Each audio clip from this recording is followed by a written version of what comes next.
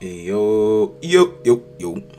We is back, man. Hold on, let's wait till this shit load up real quick.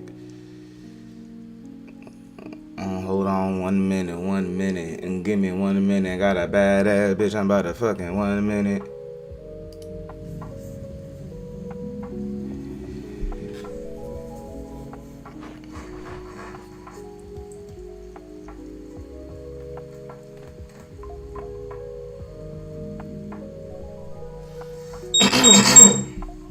Yo. We is back, man. Yeah. Audio seeming like it's on point. Ooh, woo. Shine. Woo. Shine.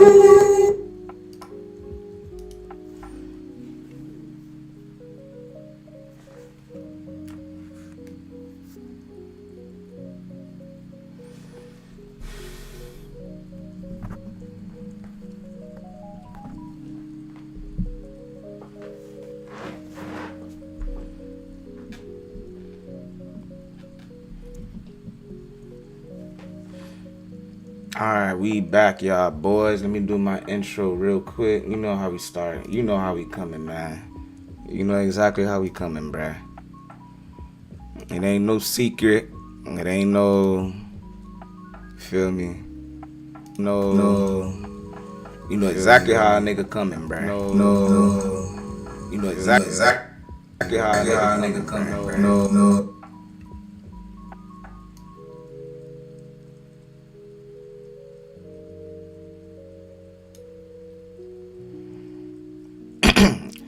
Alright, mic test 1 2 real quick.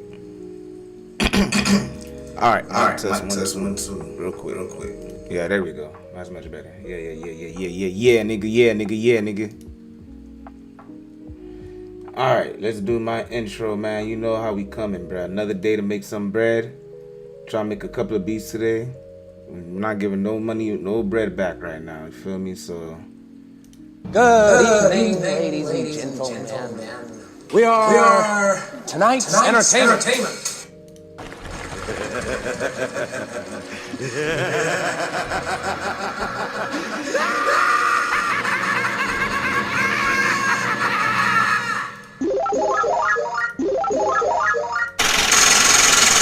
run that shit up, nigga. Run that shit up, man. Market open. Wake your ass up.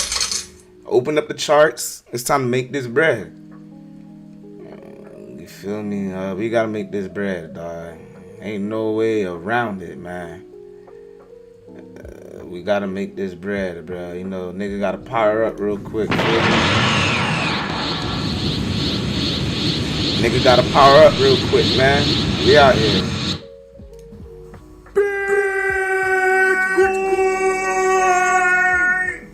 I'm not gonna lie, I'm feeling good today. Matter of fact, I need to power up to Super Saiyan 2 on some power level shit, man. We powered up, nigga. We powered up. Ready to make this bread. Touchdown from TrillPlanet305, nigga. Touchdown from TrillPlanet305. We powered up. We ready to go. The nigga ready to make some bread. You feel me? It's early in the day. Gotta make this play. Okay. Yeah. Nah, but we vibing though. So for now, let's listen to some audio. It is 8:14. We got about an hour and 15 minutes to market open. So we got some times. Let me go get ready. Give me about a few minutes to get this shit ready, and we're gonna go over some quick charting before market opens. Go over some quick news, shit like that, you feel me? On some of this day working. But I want to just touch on Bitcoin here real quick because we did get a few questions on, what's going on with Bitcoin today? Why is Bitcoin? Ain't no way around it. Thoughts on Bitcoin here this morning, Triple D. Killer gonna be a killer. Gonna be a hoe. Alright, let me hurry. Let me see what the audio looking like here. We talked about the show yesterday morning. That continues. So now we get a breakout to the upside, a relief rally. I mean, Bitcoin's a massively oversold. It's consolidating here. So I don't buy it. Like I said yesterday, All right, mic check, 1 give it 2. a shot. Shot myself out the lows of 35. You could have bought IBIT yesterday at 37.80 it was. Closed at 38.70. Now it's at 40.48. So you're up almost 3 points here on the IBIT in 1 day since we talked about it yesterday. So, you know, I'm building it and adding to it here? No, because I buy the dip, sell the real market. So I'd probably be selling into this trade. So if you had Bitcoin, I own it on a long-term account. But if you All right, mic check, 1 2. We vibing, bro. because it's the market where you take the gains. Mic check, 1 2. Say that again. That was great. In a contrarian market, you take your gains, or the market takes them from you. What does that mean? Your gains eventually run away and start to back down. That's the type of market that we're in. I think that market continues, folks. I think we're set up to continue in that market. So I have not the belief that this market is going to explode higher, and this is going to be the biggest bull market we've ever seen. The uncertainty with AI, which we aren't even talking about this week because the board trade is gone. But the uncertainty with AI still remains, which brings us to, like last night, once again, another headline. OpenAI headline here, Friendster, comes out, you know, just flying under the radar because, again, we're talking about board trade. But OpenAI is in early stages of developing its own code repository, with completion still months away. Companies considering making it available to OpenAI customers for ChatGPT in direct combination with Microsoft. There's also was another headline, I'm not sure that was it, but working on something with GitHub, if that was all tied in there, Breadster. But if you saw GitLab here last night and this morning, down significantly. That is off the OpenAI headline. Frog, which also has a relationship with GitLab and GitHub, which is Microsoft's product, is down 4% here this morning. Microsoft trading slightly down, was and has turned higher, but Microsoft's so diversified it's a drop in the bucket for them. But a direct attack on GitLab. So, I mean, we keep continuing to see AI disruption.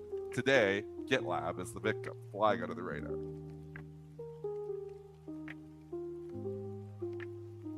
Redster, you're on mute. Want to just pull up a little chart of IGV here because this, of course, has been the main way that we've been watching the AI disruption story, and you know, getting just a little bit of relief here this morning. You want to get to earnings, Triple D? Yeah, and again, I apologize for the nasally voice. It's this voice, or I took last week off trying to get better. I have no idea if my health, folks. I'm trying my hardest here, but my immune system completely agree. Just sucks. I can't fight anything off. Who in the chat is making Everybody's fun of your mad that I'm nasal voice? nasally. Oh my gosh, you sound fine, Dennis. It's got to be worse for you than it is for us. I've blown my nose. Honestly, I went through 2 tissue boxes yesterday, so that's 200 nose blows. So I'm blowing it just there again. Just completely plugged up. Ears are plugged, can't hear, nose is plugged. But you know what? The show must go on. So I want to give commentary for you guys. I want to give you trading ideas. I feel like I give you good trading ideas. So that's why I'm here to give you the trading ideas. You're going to have to ignore my nasally voice. All right, mic check, 1 2. Twice, try to figure me out, but it is what it is. This poor guy. It's like COVID is what it is. I've been sick for like 2 years. I just basically got long COVID. I just fight through it. ADP just came out. This poor guy is here battling sickness to give y'all. I'm not gonna lie, you're just gonna leave it on here. Who will give him some credit? Chat.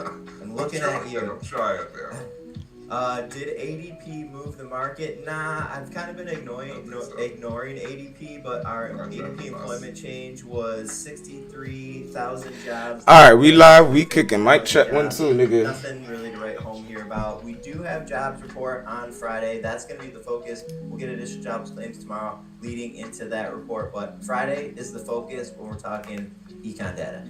I have the CrowdStrike. Mic check, 1 2, nigga. The CrowdStrike results.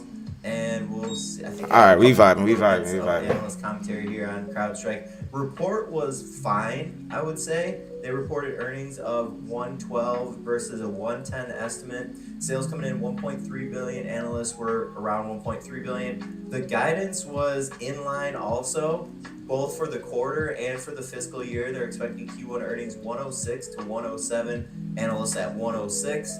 And for 2027, they're expecting earnings 478 to 490.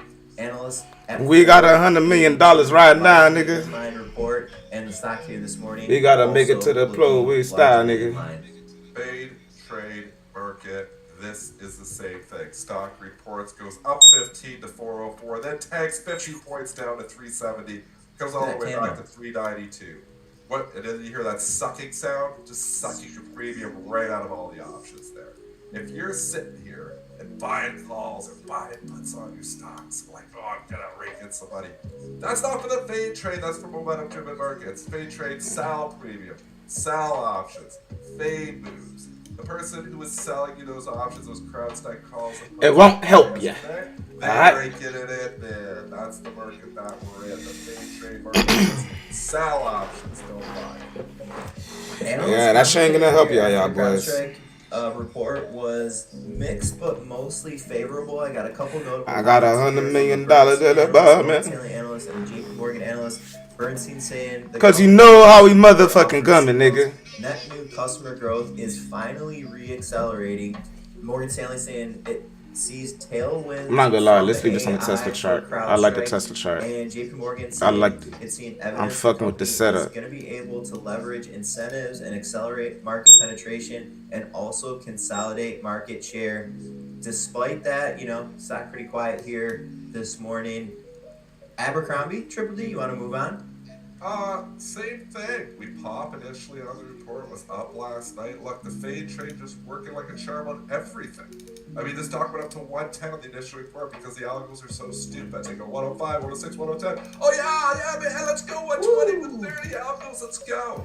Stupid algos aren't programmed to fade right now. They're programmed to continue. So they're wrong. Sell them. And you know what? 110, 108, 106, 104, 102, 94. Now they're like, oh my god, why are we losing so much money? This was a good report.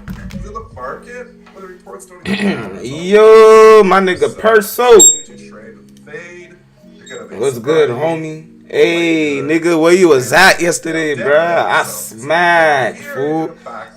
I made 700 on some Q puts, Brody. Down there, probably find some support there, but yeah, nigga, we here, man. Not chase in this market. Yeah, word, bruh. Word to your mother, word to your father, word to your sister, nigga. I made the money, nigga. Nah, I'm fucking with you, but yeah. It's a little something, bruh. Fine. That's fine. Yeah, it's a little better. You know, today we looking for another day trade. Guidance was in line also. But what you looking at, bro? You always got some fire little watch trades you watching, bro. What you looking at? 5 billion ish, and analysts around 5.49 billion. So report was decent. Guidance was in line. Oh, all your deposits. Okay, I'm looking at CRWD. Okay. Let's take a look at that.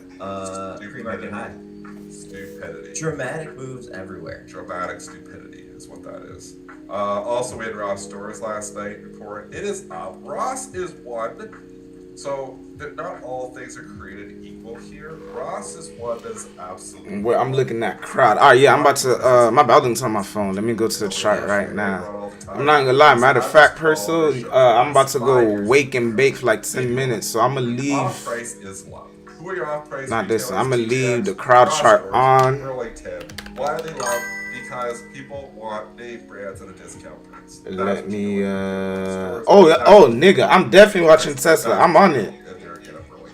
I got all levels ready, bro. Take a look. Those stocks are. Matter of fact, I think it'll be better if I leave this chart up here for you. Almost always are buying opportunities. This right here, bruh. No, but I don't know if I'm gonna necessarily. I'm on it, bruh. I am waiting. All I gotta do is wait for the alerts and wait for some confirmation. Whether it goes up or down, person, I'm getting it. If he wants to short and break this level, I'm shorting that bitch all the way down to this level right here. Right here. Yeah, but I'm on that shit, bruh. Like when you go into like, you ready for the upside and the downside? And you are looking through a ton of shirts. Yeah. They're all different. And you're like, what the hell? Why am I looking through this? And then you pull one out. And you're like, this is a nice shirt. Score. This is $15. Heck yeah! I just won. So there is, something to that experience besides just the fact. Oh yeah, it's called it perfect. We using this shit. I think so. Like people, drifting's gonna continue to be a thing because I really truly. Yep. It's probably like a half a second off of delay, but it's straight. Yeah, we on the person, but hey, I'm about to go wake and bake. You feel me? I'm about to go wake and bake and chief real quick, so give me like 10 minutes, homie, and I'll be back on the charts. So what white collar can you push down? Give me like 10 little minutes, dog. Hold on. Gotta get it right.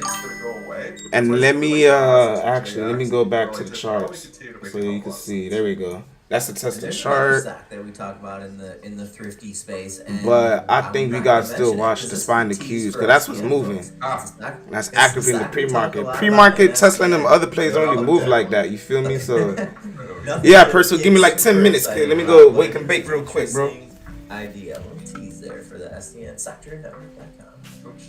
Come give us a try. You know, let's try test it out there. We try to give you as much trading ideas as we can. All that is that's their think tank. We're just trying to give continuous trading ideas from all kinds of different people. Money Mitch, obviously, up there. Chris Venture, obviously Joel, Sal, you know, Jim Sony comes in. I mean, there's so many regulars that are in there. Trader Prad just kills it in there as well. So I mean, so many great traders that we have in there all the time. CC, so. of course. CC. Liquidator, We have options team, unchained. We have options unchained. Yeah, absolutely, Dennis. We have options unchained today, Wednesdays at 1:30 p.m. But also CC has like a special guest spot on Fridays. It's just for the STN. Get a little bit more intimate. Get to ask him some more questions. And Michael Feehan making us a lovely earnings calendar for this week. Wanted to pull this up and take a look and get a little insight into what's going to be happening later today. Broadcom is our big name tonight, ticker AVGO. And also we're going to be in tech, Marvell tomorrow afternoon, MRVL. Triple D, any setup into Broadcom here tonight or any other earnings on the calendar Broadcom's that going you to want to drive the highlight? bus, and it has the potential to drive the bus, you know, for the overall market here. Macros for trade's going to continue, but eventually that will fade too, and then you're left with tech earnings. I mean, you know, Broadcom's one of the top 10. So, you know, it's not like an NVIDIA, but it's big.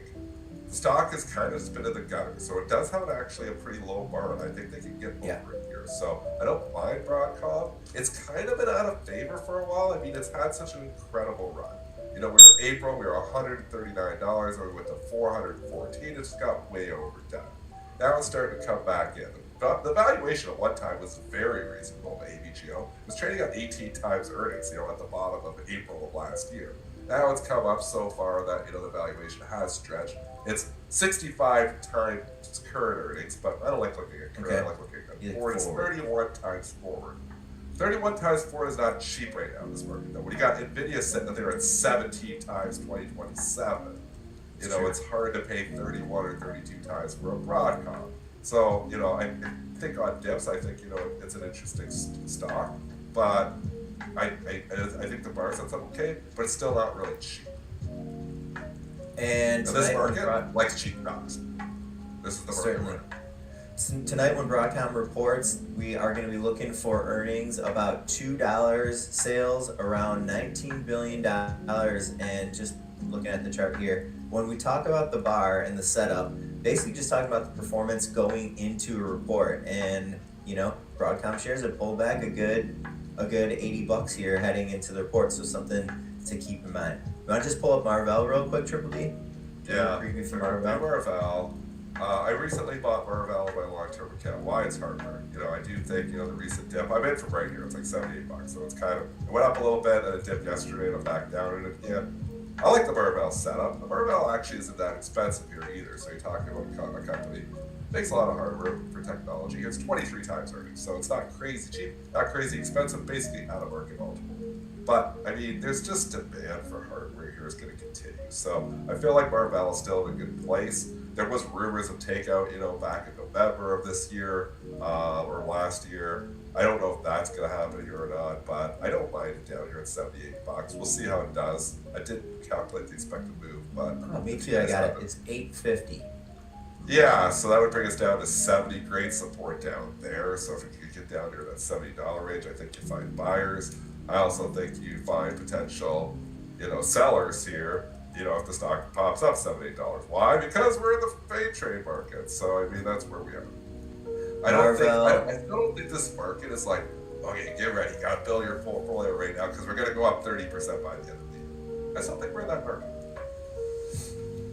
Marvell, we're looking for tonight when they report, we're looking for around 80 cents in earnings per share. We're looking for sales around 1.2 billion for Marvell. You want to go to Moderna, Triple D? Yeah, do the Moderna news because this is a big mover here this morning. Give us the headline here, Preston. Yeah. Okay, cool. Give me 1 second. Let me just pull up the chart here real quick. Okay, so last night, Moderna and a couple other companies were involved in this, resolving global patent litigation with Arbutus and Genevant. Moderna, let's see, click and open the press release. Moderna will pay $950 million with no future royalties to resolve all global litigation.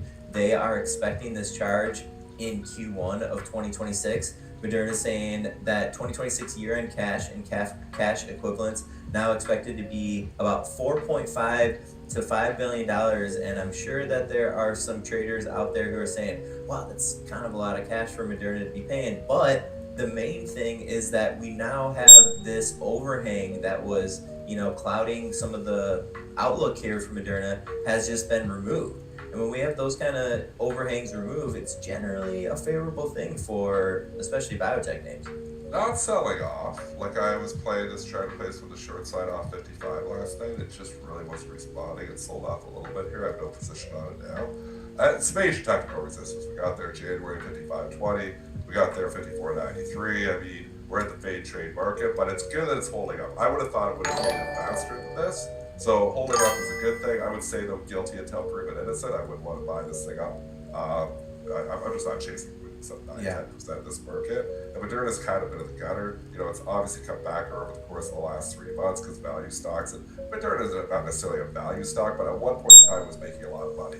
They could get back to making some money, and that's not going to happen anytime soon because the COVID vaccines was their main revenue generator. But I think that people still see this as like potential for a lot of different revenue streams and flu shots. They're working on a lot of other things as well. So I think some people do view this still as a whole value. And healthcare in itself has come back. So even though this may not be a value healthcare stock, healthcare in itself is value, and that has kind of rising tide lifted all ships. Probably help Moderna as well. I want to do Target here real quick before we go to Laura Chico. She just joined. We'll get to you in a couple minutes here, Laura. Target announcing right after its earnings report, which is kind of interesting. Target announcing that they are rolling out this strategic growth plan. Retailer, I'm going to read a little bit from the press release here. Retailer plans to invest an incremental $2 billion in 2026, including more than $1 billion in additional capex and $1 billion in additional operating investments. And their four focus items here are going to be lead with merchandising authority, elevate the customer experience, accelerate technology, where they did mention AI, and also strengthening their team and their communities. They're going to be doing things like improving the floor plan layouts. Again, they're going to be trying to find ways to leverage AI. And for a name like Target, when we get something like this, it's just like any bit of relief. This is a name that people have been, saying, is Target going to turn it around? And whether this growth initiative is favorable or not, it shows that management is at least considering it, and they're trying to do something here. This has been a name that Mitch has been really liking, and analysts are pretty favorable here this morning. The stock got a couple upgrades, not related to their earnings report. This was just related to the growth plan. Also had 4 or 5 price target raises on the heels of this. Dennis, what do you think about Target here? Well, the stock just bit dirt cheap. Like it just got too cheap. When it was down in the 80s, it was trading 10 times earnings. So I mean, unless you think Target's actually going out of business, it's hard to be a seller down there at that current evaluation. You see these stocks that had these sub 10 multiples that everyone absolutely hated in October of last year, like the Bristol Myers. We talked about that at 7 times earnings. Merck was like 11 times earnings. All those stocks have exploded. We've been in a value market. Target fits that script. UPS was another one, trading like 11 times earnings at the lows. Well, they've come back a long ways because you know what? You're in a value market. These things trading 10 times earnings are so attractive. They sell the 100 times stuff and buy the 10 times stuff, and that's what we see. And now, obviously, we've expanded here to a certain extent here into a lot of different names. Target's multiple is now up to 14 times, so it's not as cheap as it once was. But when you look at Walmart at 40 times, and Costco at 40 times, and Target at 14 times, it's not like rocket science. I think there's still probably room to the upside. So hard to get off the Target bandwagon, I would say. I'm not fully, like I haven't been on this stock, I haven't traded this stock, but I do think that there is the potential that this stock could actually continue to move higher. All right, let's go to our guest for today, folks.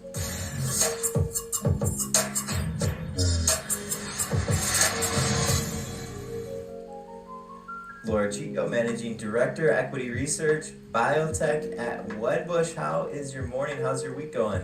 Good morning, Brent and Dennis. Always excited to be here. Going great. Thank you. Awesome. Glad to hear. Glad to hear. So let's focus on a couple names here that are under your coverage universe. First one of your top picks, Viridian, VRDN, and I'll pull up the chart here in just a sec. Yeah, and this is actually our top pick for 26 and on our best ideas list. So Viridian is actually pretty interesting. Cash, catalyst, and call options in the pipeline, I think, are the three things that I'd emphasize here. So right now, they have their lead program, Belagrodin, under review with FDA for thyroid eye disease, autoimmune disease that is really rare, but targets the inflammation around the eye. And I think this is pretty exciting. We've got a PDUFA date coming up in June, towards the end of June there. Also coming up more imminently, though, Reveal 1 phase 3 data for their next-gen asset, which is an auto-injector. This would be a little bit different, also thyroid eye disease, but something that you can take at home every month or every other month, depending on how the data looks. And I think this is really exciting. So right now we've got Tepezza that's approved in the market, kind of at about a $2 billion run rate. Thyroid eye disease products from Viridian would hopefully change a little bit how we're treating those patients today. Right now, Tepezza is administered IV every 3 weeks. With the Viridian programs here, you're looking at a shorter infusion time for the first one. And then, like I said, auto-injector, kind of an Ozempic-like pen device coming out would be about a year later. So I think you've got a couple catalysts coming up. As I mentioned, they've got a good cash runway here. And then there's additional things in the pipeline that's really not factored in the valuation right now. Laura, can you explain PDUFA day for, a lot of obviously who don't follow the biotech sector? Yes, sure, Brett. Great question. Yeah, I think PDUFA date means this is the day that FDA is going to issue a regulatory decision. So right now, the FDA is reviewing the application, and then on June 30th, by that date, FDA will either give them a thumbs up or thumbs down for approval. And we kind of have Tepezza from Amgen as a good proxy here. The filing from Viridian looks very similar to what Tepezza used. And I think the fact that they got priority review, that means a shorter review time from FDA. I think that's also encouraging to see. So basically, that's kind of a firm flag in the ground there. Now, FDA has been a bit of a wild card this year in the past 12 months or so. Sure. But that being said, I think we take a lot of solace in the fact that Tepezza did get approved with a similar package here. I don't know if we've ever asked you this before, Laura, but like in the realm of FDA trialing and phases, how important is a PDUFA date for a stock? Is this more important than, different example in the other way, but getting a CRL, we know that is very usually negative for a name. How important is a PDUFA date for a stock? Very, very critical, obviously, for the biotechs. It's in many instances you're transitioning from a development stage company to a full-fledged commercial entity, which could happen with Viridian. And I think, we've seen this trend in terms of PDUFA dates more recently. Unfortunately, the way that we track it is you can have one of three outcomes happen. You get approved, you get a rejection or a complete response letter, or you could get a delay. And we've seen this happen a little bit more frequently on the delay side, where something called a major amendment happens and FDA extends that deadline by 90 days. Great example, we saw this happen in January with Travere, TVTX. And unfortunately, you see the stock kind of whipsaw down and then came back up. Yeah. So very critical moments for many of these companies.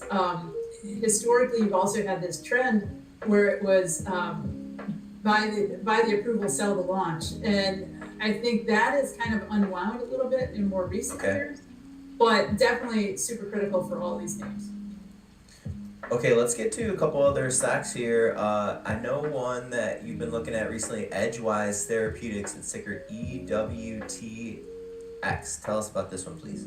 Yeah, and this is probably another SMID cap you've not heard of, but this is the $3 billion, we call it the 1-2 punch. Both muscle-focused programs, so one on skeletal muscle and one on cardiac. And I think probably the one on the cardiac side of the house is more in focus for investors right now.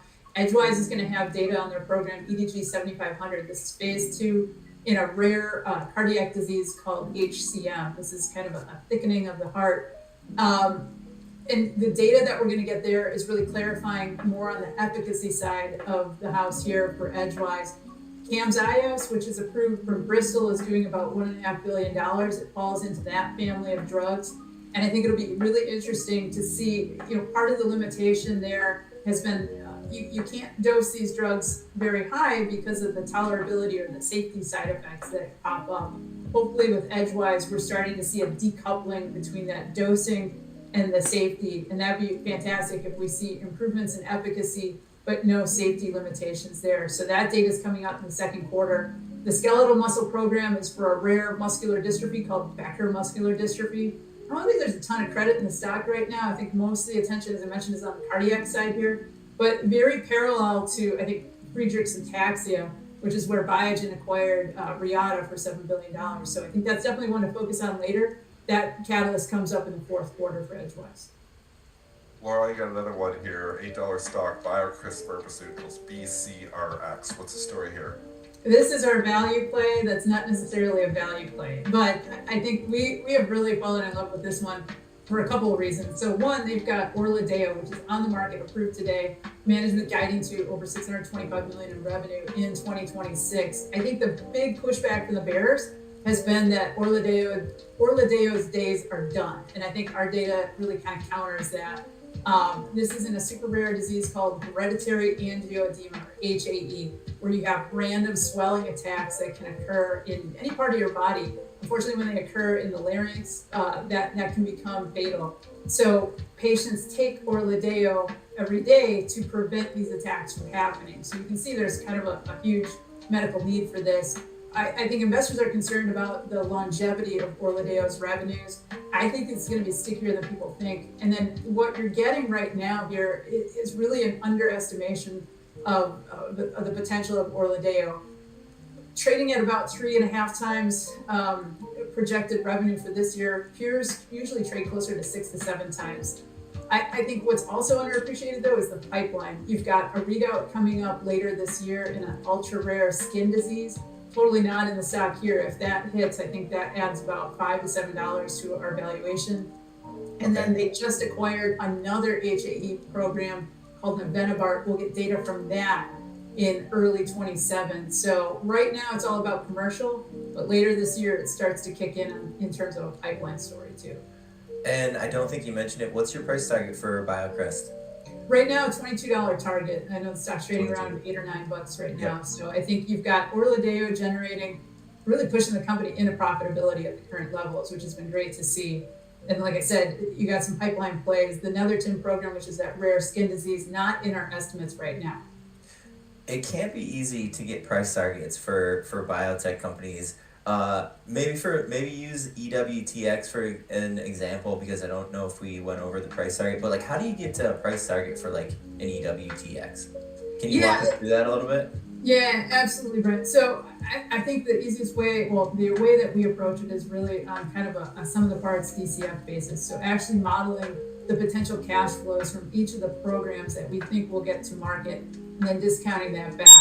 I think at least in the case of Edgewise, you have a good example with Camzyos, as I mentioned, for Bristol, that's been approved.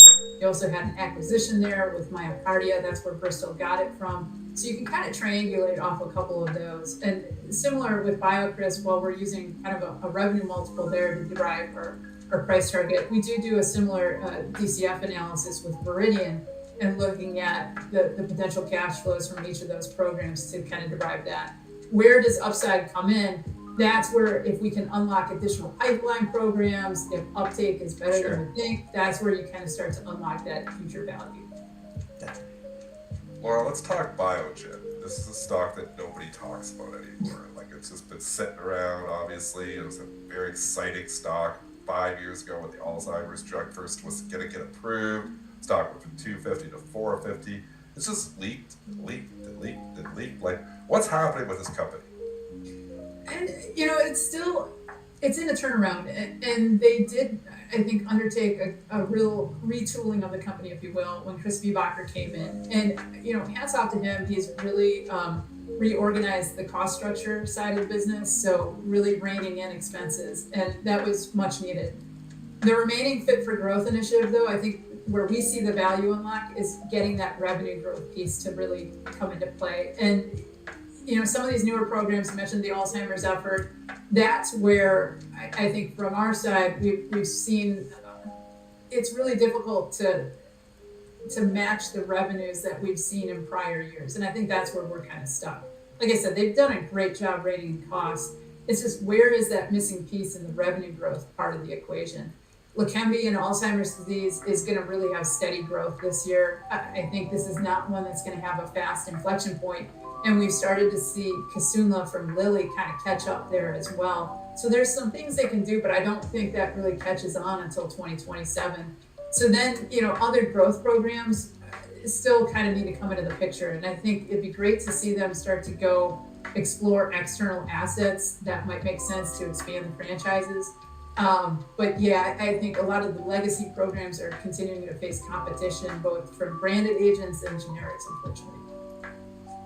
All right, Laura Chico, we always appreciate your monthly or so updates in biotech. Laura Chico, Managing Director at Wedbush for Biotech. Thanks for joining us today. Thanks, guys. Appreciate it.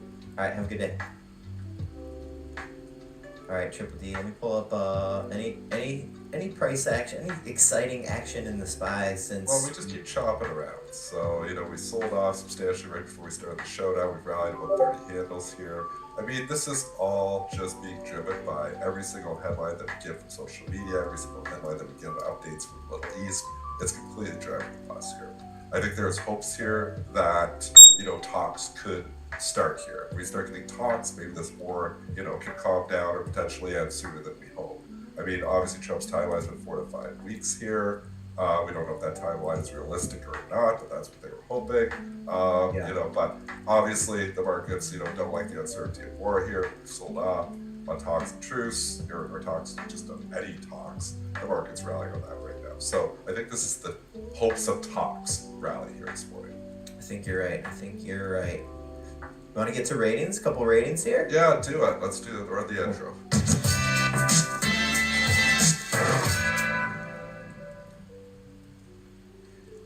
All right, I'm gonna pull up my flat platform here and we'll get a little bit of color, but I wanna serve one up to you here to start. Dow Chemical getting upgraded to buy at KeyBank. We have a couple people in the background, Buck Feehan, myself, Joel is usually contributing, Dennis loves the pop-in ratings, and this was the one that your mind went right to, Triple D. Why were you so intrigued by a Dow Chemical upgrade? It's a fair question, right? I mean, it's a value stock, 4.47% dividends kind of market. It's had a check back here. So, meaning it's had a pretty good run up, but we have pulled back in the recent last couple of weeks here from 34 down to 29. So I do think this is the check back that should be bought. I think the rating's an A. I think actually I do like this rating. I think I would be a buyer of Dow Chemical here. Value market continues, 4.47% dividend. I think Dow Chemical's a decent spot to be. Let me read a little color here from the note, thanks to Fly. $38 price target here by the KeyBank analyst. The firm adjusted ratings in the chemical space. Okay, so this was like maybe related to a sector-wide note. As part of an Iran war commodities playbook, KeyBank sees the war as a positive catalyst for U.S. petrochemicals. It sees upside risk to commodity margins over the next few quarters as rising crude oil prices lift the global cost curve.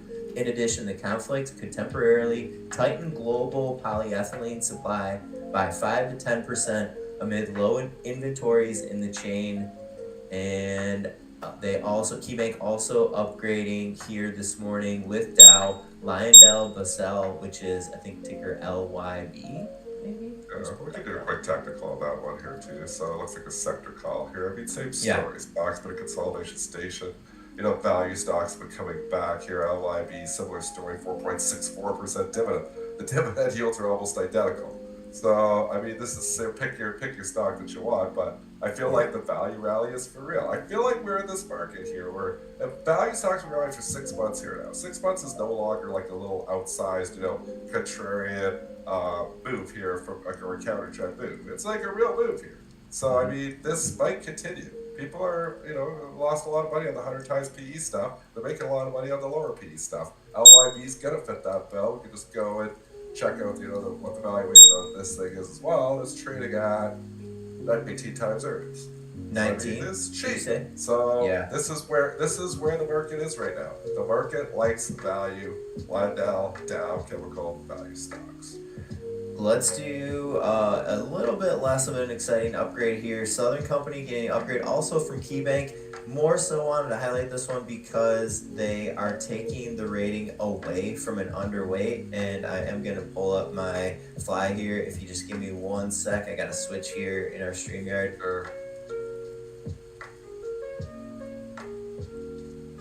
All right, Which so stock are you going to? SO. Oh, Southern. I believe it's Yeah. neutral. Yeah, yeah, from. So we get these. Yeah. So. Go ahead.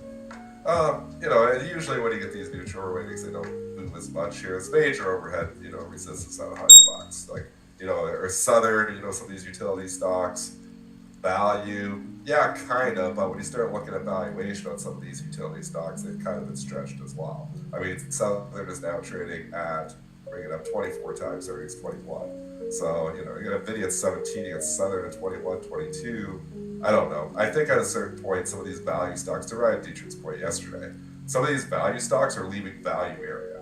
So, I mean, you don't want to be paying 40 times earnings for your value stocks, which is why I don't know lower. Yeah, sure. At a certain point, I'm in no longer value stocks. Let me read a little color here from the KeyBank analyst. The stock has underperformed its peers as shares have seen historical valuation premium largely disappear. The recent earnings growth outlook revision and the constructive news flow should further support Southern shares. So yeah, just kind of like okay, things aren't as bad as they were. One more here, at least one more. Maybe got one hanging out, Triple D. But last night I was looking around. I saw the stock moving pretty substantially last night. LegalZoom, LZ. Right. And I was wondering why. And it got it down. I learned this morning that Barclays downgraded the stock to the equivalent of a sell rating, underweight rating. Read a little bit here. Way late to the party. I mean, the stock's just been killed. AI disruption going to happen all over the place here. I'm not buying the stock. I'm not saying, it's just time to buy a LegalZoom here. I think this is a company that obviously everybody knows is getting disrupted by AI, which is why the stock has been trading down from $40 a share back in 2021 with $6 here now. Does this continue to go down? I think you're going to have rallies. I think you're going to have relief pops. I think that's possible, but I think those rallies are to be sold. Not a fan of LegalZoom. And at least the Barclays analyst is mentioning this here. The company faces risks that AI native tools may remove friction and make it easier for demand to move online to other services. Barclays finds it's less clear how LegalZoom's current market leadership will perform against the backdrop. In addition, the firm believes the company's growth slowdown and step down in customer growth in 2026 is likely to be a headwind for shares. So, especially in these legal kind of stocks, we've seen a couple pieces of defense from within the industry or within the sell side. Not really the case here for LegalZoom. As far as AI concerns on the legal front, I think this is pretty much kind of like ground zero here.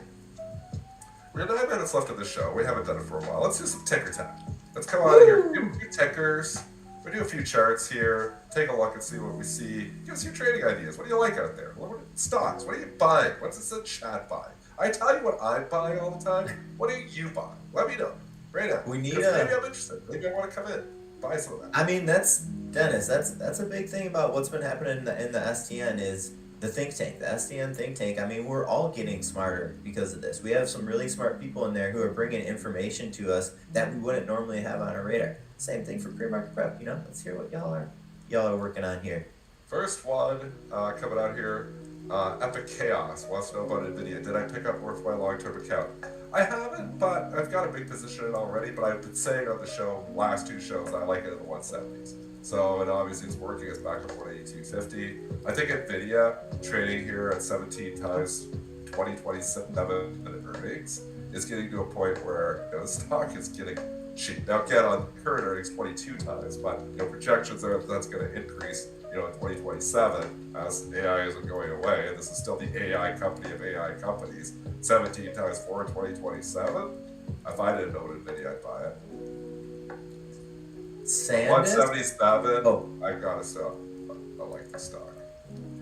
Let's do SanDisk here for Annie Hilario. I think I seen her asking a stock that majorly in focus the last good few months here, and it's taking a little bit of a backseat here, as you can see. Definitely just a little bit of a consolidation area. Kind of crazy to call like a 100-point range consolidation, but that's what happens when you're a $700 stock. Any thoughts on SanDisk? Good trade on this in the STN room last night. We talked about that they were presenting. All right, we back with it, bruh. The Tech Media Telecom, it was like 7:30. It was 7:45 last night. We told everybody in the room that they were presenting. I bought the clothes that I bought for a dip last night. Rewarded for that, obviously. All right, we back. We ready to go, man.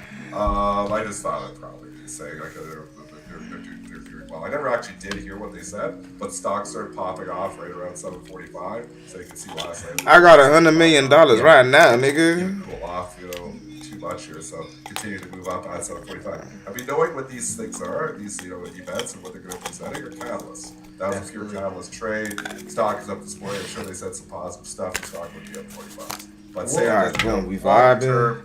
Values and Got my valuations tea ready. but again, it's all depending on where price is going. It's all about memory.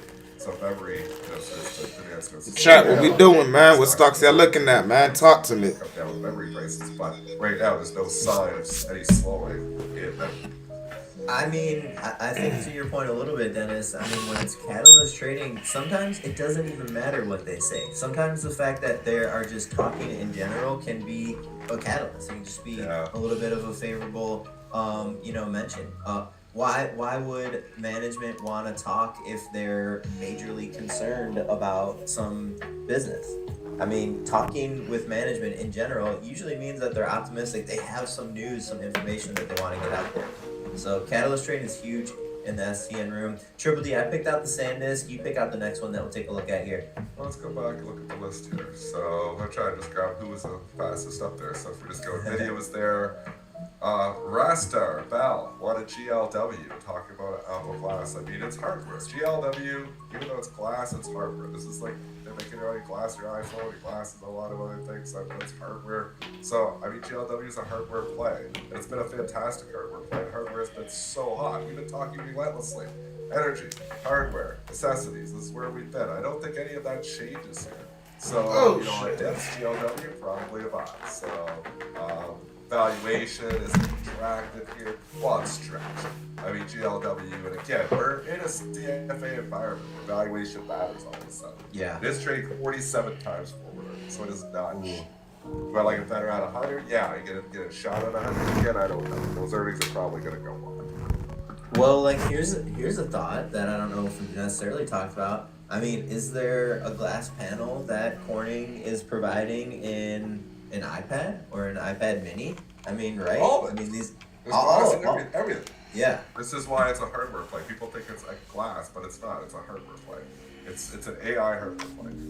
So that's there's so many of them. It's like just go into your Gemini. We've done this exercise before. Go with ChatGPT, whatever you want, and type in hardware AI stocks. And you start getting them. Software, they've been out of favor. Can software have a relief rally? Yeah, maybe I should just bring, ServiceNow into the equation here. It's so quietly wants to hire a bill to determine buy stock. He said he was going to buy stock. Believes his company is tremendously undervalued. Says the stock will re-rate higher. It's, moved up 15% from the lows. Software has bottomed. Now, is that the bottom of all bottoms, or does it get disrupted again and something else happen? That's still to be determined. But overall, am I investing heavily in software here? Probably not. Am I trading stocks on the upside? As long as ServiceNow again last night. So, I mean, I'm doing these trades, and obviously we take them, if we're looking at the STN room, I try to post all the ones that I do at the close. There we go. Just looking at opportunities. A little bit. Also looking at when sentiment has shifted. right now, sentiment has shifted to software. That doesn't mean these are great long-term investments, but it means they're oversold bounces that you can trade. And this is Triple D. This is your reminder to do, and also a little tease for SDN. This is your reminder to do the hedges tonight when you post the word. Well, right? yeah. So I always hedge, but I sometimes don't put the actual. So what we do at SDN is, I do these closing trades, overnight trades, stocks that I like. Sandisk was one of the ones, like Catalyst, and I just post the ones that I'm doing. I always trade market neutral, so I short some Qs or short some SPYs against these positions, especially in a wartime environment. Of course. So, but sometimes in the SDN room, I don't post the hedge. I just assume you know it. But some people don't realize, I'm going to kill all that thing. I'm like, well, the market's getting killed. Then you hedge. So I've always traded market neutral. It's why, like people say, how are you so consistent every month? How are you not even consistent? It's because I'm trading market neutral. What does that mean? It means I do a little bit short. So the markets implode 2% yesterday, while I've got Qs and SPY short against some stocks that I own to try to cushion the blow. A lot of people don't like trading market neutral because they just think the market goes up over time, so you're just wasting your money. What market neutral does is it smooths your earnings curve, though. You don't have I lose 10 grand, then I make 10 grand, then I lose 10 grand, then I make 10 grand. It's smoothing that earnings curve and trying to just extract the alpha out of your strategies more purely. So, try to, reduce market. I definitely got to get on that Resident Evil's game, bruh. For real. And, that capturing some of that upside because the market always goes higher. Gotta get it down to Resident Evil game. Gotta get it down to Resident Evil game. I buy something in the long-term investment account too. We've been doing My that bad. since I post all long-term buys. Some are bad. I've always said I'm a better trader than I'm a long-term investor. That's why I have the majority of my money in my trading account, but I always have, a long-term investment. Let's get it, man. You ready for the market, dog? Yeah, and these stocks long-term, you just hope we know that thesis plays out over time. I want to do one more ticker here for Milan Patel. UNH, a stock that we have not talked a ton about recently. How you been feeling about a name like a UNH recently? Alright, we're about to take off trading, bro. I saved the tough one kind of for last. I don't know. I mean, Buffett picks it up. Greg Abel's stock. Now, Greg Abel's going to be on CBC, by the way, tomorrow at 7 a.m., I believe. So, catalyst for Berkshire as well. 3% dividend. It's been really beat up. The chart looks like crap, though. Stock's been in a value market here, and it's not rallying really with value stocks here. A lot of problems at UNH. I have to say too many problems for me. I'm not going to say it's going up or down, just too many problems. Gotcha. All right, folks, we're going to wrap it up here on pre-market prep for this Wednesday. Mark Chaikin from Chaikin Analytics will be joining in an SCN room at 10 a.m. We have Mark on, I believe, it's every Wednesday, to take a look in the Chaikin Analytics and see what the power cage is doing. A reminder, folks, Options Unchained with CC Legator here on the Pre-Market Prep YouTube channel at 1:30 p.m. I'll be hopping on with CC, and we'll be seeing how he is setting up for the end of this week, folks. Thanks for tuning in here on Pre-Market Prep. We're going to be jumping over to the SDN room. Have a good day, everyone. That right now, that's the lows from December that we're dealing with right now. I think that's that we did pop up into this consolidation area, but we came right back down. We just lost 30. So this is all over the place. It's also very spready. Be very careful with this. The news on this one is that the company announced that they have an NVIDIA GPU powered compute center that they just opened or just announced in Malaysia. This is it's called the IntelliX Enterprise Large Language Model Platform. That's the reason why this is going here. The company is profitable. The NVIDIA news drop, we've seen it move these stocks before. Doing it again here still has that power. Yeah, the company's profitable. They've got 35 million shares in the float. That's after this reverse split that took place on February 25th. It just happened. And if we can get back up above 30, then 30 is looking like the big resistance area. We only briefly popped up there. We're really coming back in right now. So if we do get some support, it's probably going to be down towards, I would say, maybe 21. Be careful with this one. There might be support coming around 25, but 21 looks like it's going to provide better support. Big moves in the pre-market here, very spready, like I said. just be careful with this one. You might even want to wait for it to kind of cool off and find some kind of support. Yeah, first fair value gap in here that I see that could do anything is right around 18, right? So it's going to be right in here. Let me actually draw it here real quick. I'm not even sure. I'm just not so sure about it. I think being careful here are really the good plan. But we'll see. Quick peek at the short interest on this. I don't think I heard you cover it there. No. 1% with 1 day to cover, so fairly negligible. On average, this thing's a ghost town. So if you're going to trade this today, I think it's probably best to be out of it by the end of the day. We'll see. All right. Next, you ready for the next one? I am. Can Fight Biopharma. We've traded this one a number of times before. Can Fight Biopharma shares are trading higher after the company announced that its phase 2A study evaluating namodenoson for advanced pancreatic ductal adenocarcinoma met its primary endpoint. So good data here out of CanF. We actually traded up to 14. Come back in. We've retraced a lot of this move. We're still holding higher by 81% though. Let's take a look at the short interest here. 6.89% of the float shorted with 1.15 days to cover. On average, the stock trades 45,000 shares. Done 26 million here today. 1.3 million in the float. What do you think here, CanF?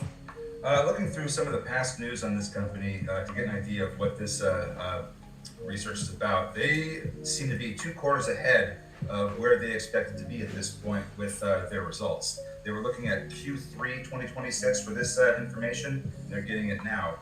So I think that's a very good sign. This is just one of a few different clinical trials going on for namodenoson. And there's another one for liver cancer. That's already gone through phase 3, and they're meeting with the FDA and EMA, so that's ongoing. It's also for MASH. I'm not exactly sure what MASH was, but that's phase 2B that's also ongoing. They also have a couple of drugs that they're working on, but we're not going to get into that. The company is, got some clinical trials that they're working on still. They're trying to get some drugs brought to market. Fortunately, that's going to require a lot of cash, which the company does not have a whole bunch of. So they are going to need cash at some point. They did do a 1 for 3,000 reverse split back in December, which was sizable. That resulted in a 1.3 million share float. And then I was looking at where this may end up providing some support. I think I was looking at somewhere around 950 as a support area. We've lost that. So down we continue to go. We might get some support closer to 750, 775, but we have been going sideways for about 20 minutes now. So we'll see if we get some support going into the open here. But if we can turn around, I have VWAP at about 1047.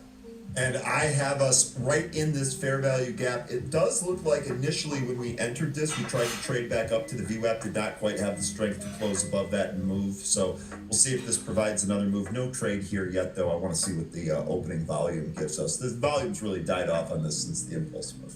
Yep. Okay, next here I've got DLXY. This is Delixi Holdings. This spiked in the after hours yesterday. 250 looks to be the high there. It's come back in. What do we have on this one? Nothing. I got nothing on this. Looks like we got a Form 6. That was this morning. I think that's what it's moving on. This started moving yesterday. So is someone new?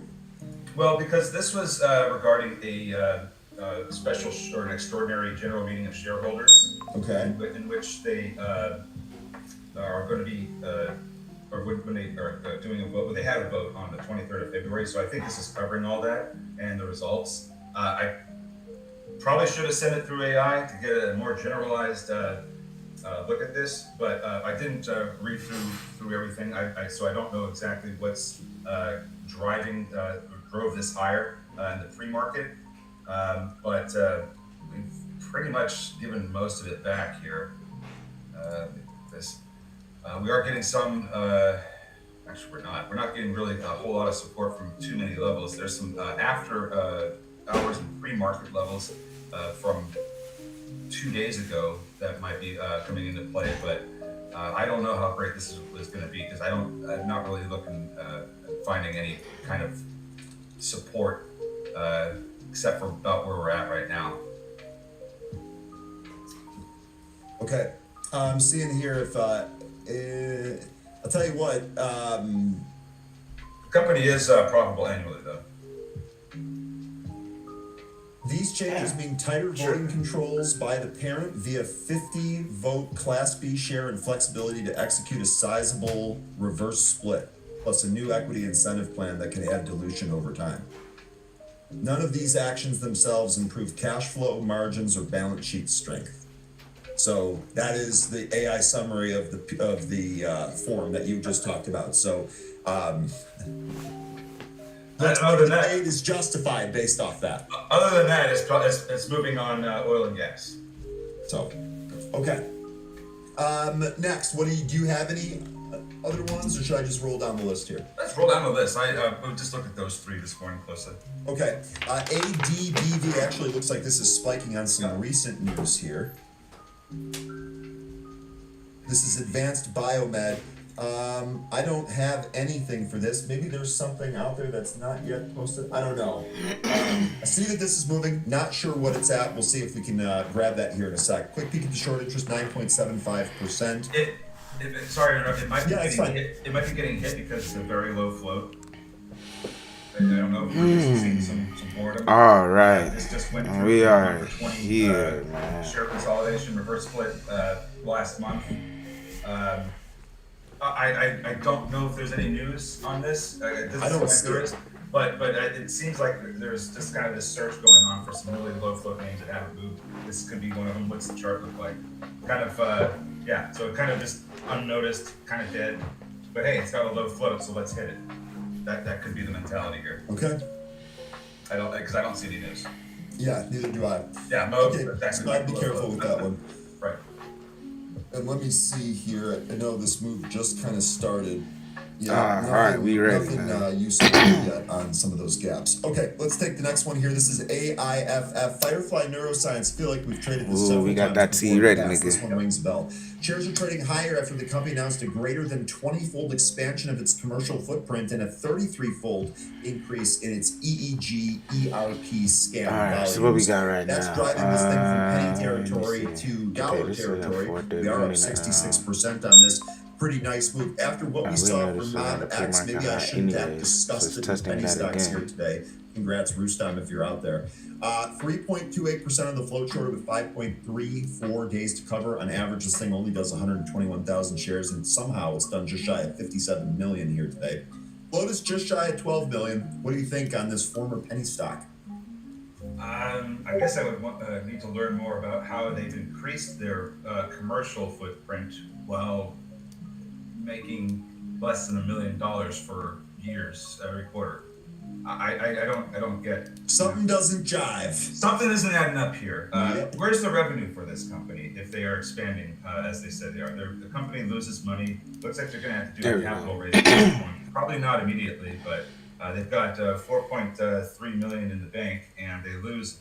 They have a net loss of about 1.5 to 2.5 million every quarter. Looks like that number has come down from higher losses in the past. So we need to do some more looking into on this. I don't know if they've got a capital raise. This isn't shown up on the balance sheet because they haven't had earnings yet. Looks like, okay, so here we go. They filed for a 250 million mixed security shelf back in December. I don't know if this was ever executed, but they are looking to raise capital because they need it. Okay. We'll see what happens there with AIFF. Next here is going to be BW, Babcock and Wilcox. Now, this has been a big winner for our show here, right? This one, I feel like, has been a really good mover. There were a number of you folks that were trading this last. That was almost a double, right. basically 6 to 11 in fairly short order. I got $100 million Shares are trading right higher now. after the company reported Q4 financial results. Company announced it received I got notice to $100 proceed million on a $2.4 right billion now. design build agreement with Base Electron. Looks like it's coming up to some resistance here at 10. Quick peek at the short interest on this name, 4.72% of the float shorted with 1.23 days to cover. On average, it trades 2.89 million shares. It's all actually done just shy here. Bombs of over about 700,000 shares. Baghdad. Float on this one's a little bit thicker at 7. And then say, and then got my son, and then say. This might be moving with this. Applied Digital, since this news covers, this very news covers working on their AI factory campuses. So I don't know if that's moving or not. I haven't looked, but what's the ticker again? I'll check it out. APLD might be up like 5 or 6%, I think. Yeah, 6%. Oh, So maybe that's another one yeah. to keep an eye on. Okay, in other words, this is APLD. Ooh, it's testing the golden zone on the Yeah, APLD. I think And why is not the my earnings, alert on alerting me this? I don't think that's the big news here. I think the bigger news is that 2.4 billion design. I think that's probably more what we're seeing the movement on. Floating this 78 million shares. And we're coming up here. Don't see really any heavy short interest, so this is all on the news. Seems like 10 might be a bit of a resistance area, but I don't want to say that we can't break through it. Let's see. The next visit, I think, was going to tell us whether or not we get through 10 or not. No, and actually, look, if you look the last time that we've come up Bro, to this it area, came we all the have way gone down, through and it. now It's it's just testing we've the. consolidated around it, and I would imagine. I'm not gonna lie, this could similar bounce. this APLD could keep going and bouncing. Back from earlier this decade, that with a lot of kind of That's topping out if it gets over the break of this 1030s. candle right here. So if we do go to over 10, that would be the next spot of We resistance. might have and if, something, and to then be after that, honest, we have with the APLD. 57 high from last month. Okay. It doesn't look like it's ready to break down. It looks like it's going to try and push. It actually does. Yeah, it actually does look like it's got some strength there. And Joe, I got that Joe. That's a good one. We were talking about Firefly. Yeah, you like the series and obviously the name of the company, so that makes a lot of sense. All right, next one here, or the only two that I have left here. We can cover whatever else you want. This one is going to be Apparently in the golden zone. JZXN. This is Juicy Holdings. We've traded this one before, or at least we've covered this one before. This looks like it's spiked up to 160 there. Let's see. Holding the 90 and on the 5 minute. Electric vehicles in Southeast Asia. They had some news here today. Announced a groundbreaking $1 billion plan to A acquire move to $30 is about 9%. strategic That's possible for APLD, to be That's Michael honest. Saylor unloading his hoard. Just kidding. To be honest, that's very They're going to try possible. and get 10,000 Bitcoin here. Stock's up 20% on that. What do you think about that? What's the short interest on this one? 19.21%. There you go. And it's a small float too. Yeah. So you could, I don't know how great this company is. I think when we looked at it, we determined that this. Be careful if you're going to touch this. This is probably isn't one that you're going to want to end up holding on to at all. Just trade it and then be done. I get the sense that this was also another one of those junk names that, as soon as the trading happened, this went right back down. I haven't looked at the stock. Oh wow, SPX bounce off this right here. But Oh wow. I don't know. Bitcoin. Wow, that's a we nice just talked book, about okay. how that there could be, there could be a case about how it's overtaken by Ethereum the next time it does maybe in the months That's significant. rally following their next halving, which is going to probably result in mining Bitcoin being not that profitable anymore. So I don't know how great that's going to be, but with regard to this, this thing, ever since that drop in December, this thing just hasn't been able to recover. This is a no touch for me. I'll just make it easy. Yeah. That's probably I the don't know best about way. you. This is a no touch for me. There's plenty of other good stuff out there. That's probably the best way to look at this. I mean, I don't know that we go too far into the $1 handle, to be honest. Okay, next one here is going to be Beat. This is Heartbeam. This is another one that we've traded here before. This actually traded up towards 180. Oh, before coming my back in. Still God. holding higher here at 12.25%. The daily Heartbeam chart announces on the this one first looks commercial crazy. customer Look at is this clear major cardiology, bullpen right groundbreaking here 12 off of support ECG resistance. technology, Wow. high-growth preventative cardiology market. Guess if this works really well, this could be even better. Stock's up here about 12.25%. Quick peek at the short interest, 6.53%, 4.28 days to cover. So I don't think there's going to be Wow, much kid. going on I'm there. not gonna On lie. average, it trades 11.2 million shares, done just over 650,000 here today. Floats just shy of 30 million. Weekly What chart. do you think here on Beat Heartbeam? I think they need to raise cash. Okay, that's probably that's- next. Probably why the stock is where it is right now. Yeah, what's the float? 29. Okay, so It's very wiki I mean, on the I'm not weekly. sure if Wow. they're going to need to do a reverse That's split. interesting. They may, but more than anything, That's not good. They're not going to have enough cash to really go a whole lot further with their business. So I don't think this is a good chart on the weekly. So yeah, I think I'd be careful with this one. It's, sounds great, like the news, but those finances don't look too appealing. Not too great. Okay, there were several other. That's all I had from the movers list. Did you have anything else that you wanted to do? Team? No. I love to take a look at what everybody else wants to look at, but I'm not gonna lie, this is not We're gonna do good. SSRM. Rejected, We're gonna do Ondas, rejected, and we're gonna do rejected. MBOX here. Major So volume we're rejection start with again. Ondas. Nice Here under was on the order here 20 today. I noticed EMA on that the is weekly. trading higher. Barely This holding news on onto came the after I VWAP on the started, so I weekly. didn't go through it yet. Ondas receives a $20 million initial Oh, purchase that's order not as a good. prime contractor under a strategic national Oh, autonomous that's border not protection. okay. So this is Got a to better develop understanding of and the chart deploy now. multi-year autonomous border protection systems. This is exactly what we've been talking about and expecting, and we are getting that. Ondas higher here by 4.25% in the pre-market. Giddy up. I don't really know that there's much else I need to talk about here. We want to see these orders keep coming through. We want to see these orders move to the bottom line. We want to see this company be higher this company can go if that's the case. This is a good piece of news that really fits nicely into the long-term thesis that I have for the stock. I guess several of you are on the same thesis now, so the ones that we have for the stock. I view this as great. I'll see here if let me see if AI can pull out anything that I might be missing there from the actual release itself. Well, I am seeing that more shorts are trying to come into this thing. This is the highest short interest it's ever had now. All right, what's the Q's Q's doing? still, Okay. pretty low, but Interesting. Q's is at 0.6%. Okay, it's made a its third move of the flow is pre-market. shorted. That's never happened with this stock. So I think when it comes to news, you're going to see some potentially outsized moves because of short covering. Let's see, nothing else in here, yeah. Nothing else, no other bullets in here that we didn't really get. Scalable sovereign defense capabilities with continuous AI-driven operation. Marks Ondas's evolution into a national defense prime contractor following its December 2025 selection for that program. So this is fully entering defense Oh, here. This speaking is of exactly which, what what's we want to see. It's look just at Bitcoin another real quick. milestone in the long-term thesis that we have. Oh, We'll see how Bitcoin it at trades here 71K today. now. Okay. But good stuff. Okay. And that's Next exactly one why was I wanted to put Bitcoin in this. Look like That was Bitcoin's from, trying to break out. JP, right? Jamaican SP, excuse me.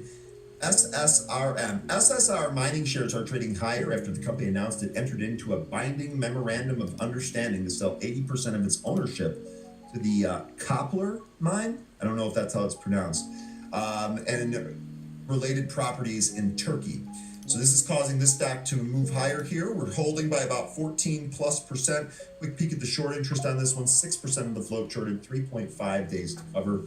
On average, stock trades just 3.6 million shares. Only done 200,000 here today. So kind of low volume for a move here. 202 million in the float. What do you think, 13? Company's profitable, has good revenue. There you go, Bitcoin. Let me look and see what kind of. Damn, I have no alerts on Bitcoin. Whoa. And actually, really quick, while you're Well, going let's- through that, let's- step away. I'll be right back. Okay. Yeah, I mean, this company doesn't look like it's too bad at all. Looks good. Okay. Balance sheet looks strong. 80% of its ownership in the Koppler mine, but they're still going to retain some ownership. And I don't know where all this is located. I'm assuming it's out there. So it is in Turkey. Okay. Let's take a look at the chart because I really don't have anything more about the companies under the hood. It seems like it's a pretty good company here. Don't want to gush more on that. Let's take a look at the chart and see what we got here. Boom. So we hit 34.20 in the pre-market here. This is pretty close to some of the highs we were hitting a couple of days ago. Let's see if I can. Okay, this thing has been on a tear. So obviously, because minerals and mining stocks have been doing well, so why wouldn't this one? Got some trend lines here. We could potentially draw. Let's see what we get from that. I mean, this could, continue going higher. Let me see if I can find something on a larger time frame. because we're at some 52-week highs here. As a matter of fact, we're probably more like multi-year highs, maybe over a decade high. We're coming up to some areas of resistance from 2011 here. Maybe 33. Oh, we're at 33. 33 and change. 34 possibly might also be a resistance area. All right, so we It's got also an area that. of consolidation back from 2007. Oh yeah, we got all alerts So we're really ready to history here with go. SSRM. We have not been at these levels for a very long time. Am I we are ready looking at some to historical go? resistance back from 2011 and 2007, 2008. So The thing maybe is, we go Bitcoin is a little still bit, maybe we under go to 200 34. EMA If we go a now. little bit higher, I'm not sure we're going to go a I whole lot think that higher it than, wants I would to say, 37 test and a the half, 200 EMA, which is Okay. about a 20% move, Okay, good stuff there. 25% move. SSRM, good breakdown. And maybe we do If go this past breakout that, can over continue out time, of this but pattern. for today, with the excitement, I don't know that we go a whole lot higher than those levels. Okay. Sean, Ryan, not to retract, but you're dropping more on us at 15 or upping that? All right, I'm we not got doing that. I have about no 4 orders out minutes for until Ondas. market opens. I've Where's already the sold cues at? enough of Okay. it to really kind of make myself comfortable with how much risk I still have left on the table given this huge run. And actually, my other trading's been pretty good right now, so I don't feel the need to raise any more cash. I have a good amount of cash in case the market rolls over, which is kind of what we've been waiting for. So Sean, as of right now, 0 orders to sell Ondas. I can wait out next several years. All right, keep here. in mind that we still I got do the Iran think war eventually, looming in the years down the road, background, but at this the is going to same be time, exponentially higher than where it is. That is not market is financial trying advice, to, and I am I don't know not if telling market's you trying to buy the bounce stock, just to be green clear. or... But I feel real good about where my position's at, and I'm in no hurry to sell more. I'd rather hold on to it and have it keep appreciating. Yeah, Lion, I think that's what I'm looking at here too. This thing is pretty extended, especially when you look at a monthly chart. Since August last year, this thing has been on a pretty good run. Had some consolidation in Q4, and then we started going some more. So we could continue higher, but I don't know if that's going to happen. All right, man. Y'all boys get ready, Kennard dog. asking, what are you holding? 3 What minutes else are you till holding market long term? open. Well, of course, Apple. That was one of my bigger positions, and of course, Starwood, ticker STWD. That's my biggest position. That one pays a dividend. But I'm also holding Costco long term. I'm holding GRNT long term. I'm holding IDAI long term. Unfortunately, I was kind of hoping that would be a little bit faster, but in no hurry to sell that. Telomere, X-ray, and CGC. He said telomere, would be some of X-ray. my other speculative long-term holdings. Another long-term holding that's not speculative is going to be GEV, but that's small. It's not as big of an investment as some others. I am hoping, because I've been raising cash over the last several months, I am hoping to deploy and add new long-term investment positions. But presently, I've just been added to the ones I already feel good about. And I'm looking for some too. We were talking last night. I'm looking for some stuff. I'm looking for some stuff too. 13, I love the battery theme. I don't have enough exposure to that. I feel like right now, we talked about lithium earlier. I feel like kicking myself for missing the Albemarle move last, so I'd be looking to get back into that at some point. I know we've talked about shipbuilders recently. There's been a lot of other stuff here. I just I haven't really dove into that for the long term yet. Really what I'm hoping and waiting for here, like tactically, I'm waiting for kind of a move down. Maybe something like we had last year. I think so. Yeah, It might be. we had a great I'm gonna catch conversation that though. about, If it is gonna this happen. upcoming I'm gonna run them racks up. company that's going to be having their autonomous ships produced. They're starting to get built this month by Don't do nothing what was that stupid. company's name? You got capital. It's a shipyard that's out in Louisiana. They've got Alright, shipyards you in see what you Louisiana did and Texas. wrong. This is not Huntington Ingalls, is it? No. Remember I using texted very little you capital. yesterday. It's an OTC, unfortunately. But Yo, top paper 8. think that really Shout out to matters a you, lot. Brody. It's been Thanks for the an follow, absolute tear. bruh. Appreciate it, That man. was CNRD. That was That's it. Conrad. Conrad, that's it. That's what it was. Yeah, they're Here, let building. me pull that up. I know it's OTC, but All let's see right, what we man. got Less than for a it. minute to market open. We see that the SPY is starting to pull Yeah, back. so this thing has been on a tear. We see the ever Q since, want to pull back, but you the know, what VWAP was the right other there one want to since, hold it that up. Liberation Day Interesting. endpoint. And, It is after up that, it's good. Now, I'm 0.42% not on the interested in day, this so right now it because could it be kind a of looks like it's bullish choppy. move. But this is If you building could capture this 10, move 20 right here, shifts that's for, lovely. I'm not gonna we lie. gotta go fast because we have less than 30 How much seconds. was This is this building move shifts go for for? Blue From Water's here? autonomy.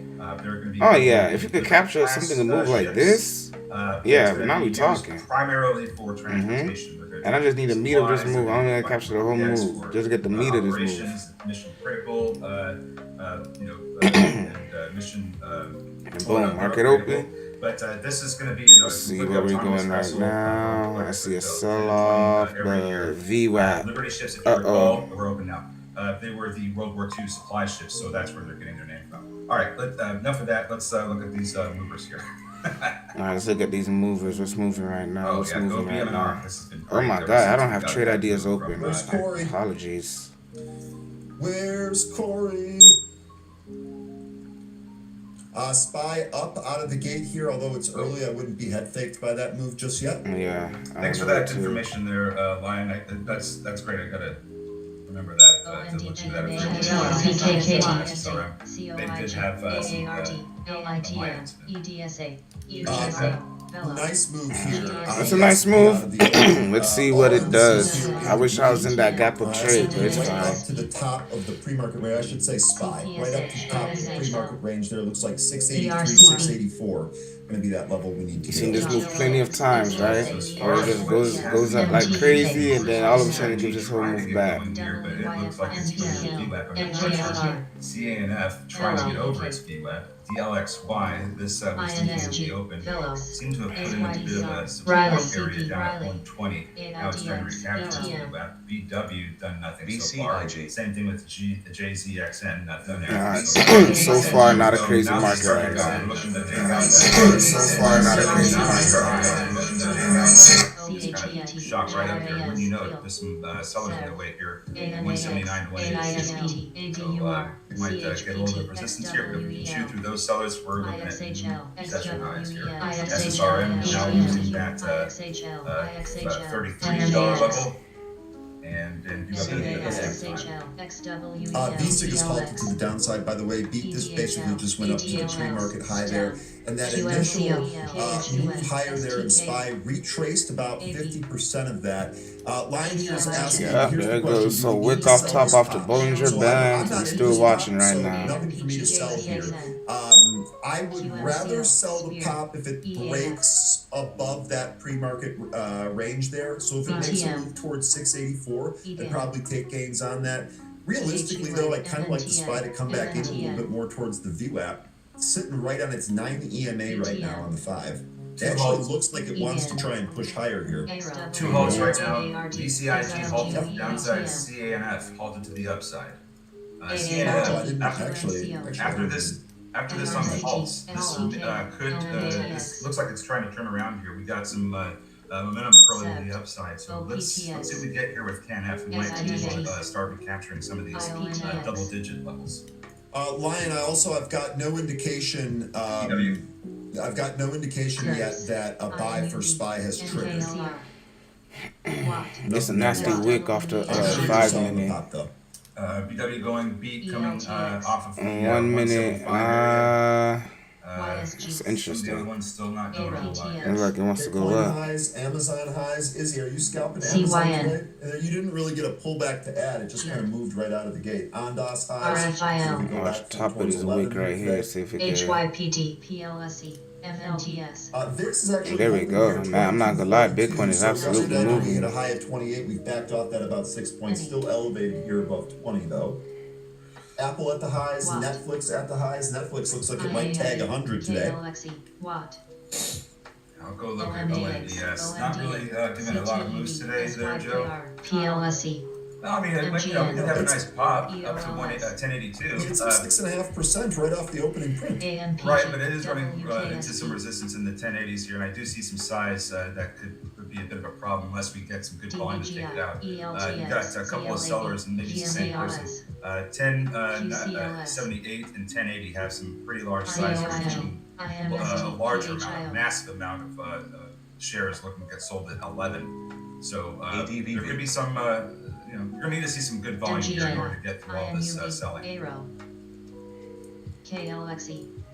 Looks like we had a nice little pop there out of the open. SHMT. Tracing some of that at the moment. This is when the news dropped. We dropped when the price was down at about 10.25. SYPR. BW is trying to come up to that high from last month. Looks like 11 is going to be next. SHMT Potentially by the 1157 high from February. Rule. Nice little continuation move out of the open here on BW. Grats to all of you that were traded this one. I know we talked about this earlier. Day trader, grats if you're still on this one. I don't know if you traded it. I know you were mentioning it. Not sure. JCSE, MBRX. ASTS, let's take a look there. INUV, APPX. It's back over 100, coming up to some DBGI, resistance. We climbed over the 20 and 50-day SMAs. Yesterday we rejected that dip. So we're above the 50 now. This has been consolidating for pretty much half the month of February. Trying to put in a base here. It's coming back up. We did just have earnings, I think, as I recall. Come on, load up. There we go. Yeah, so we just had earnings. The company's still not profitable. They missed on EPS, but they it seems like their revenue is increasing. Or seeing some of that contract revenue show up on their. That's not good on the 5 minute. Wow, what a flush. We just wow. Price action around this. I mean, I feel like last time didn't we? Yeah, the last time. Yeah, this on the way back up. And that's why I was lying to rush to buy. Continued to trade higher. The old me, I would have bought. I probably wouldn't have sold. Now I've been like, fuck, dog, this shit be tripping. Damn, bro, I know they're manipulating. Nah, we gonna watch. Nah, nigga, we gonna watch. We gonna wait. So it's resistance there. Then the second time it came up here in January this year, we broke over it. We used this as support for BRCB. it looks like a couple of weeks, and then we lost it again. So I'm looking at this as a support resistance area. We could get rejected by this, but if we manage to meaningfully shoot over this $100 area and close above it, if we backtrack and come back in, I'd be looking at $100 as support at that point. Now, I think that there could be some resistance in the 115 area if we get up there pretty soon. VSIG is open. Sorry for interrupting. No problem. VSIG not doing a whole lot just yet. I know it's trying to get above its VWAP, but it can't do it yet.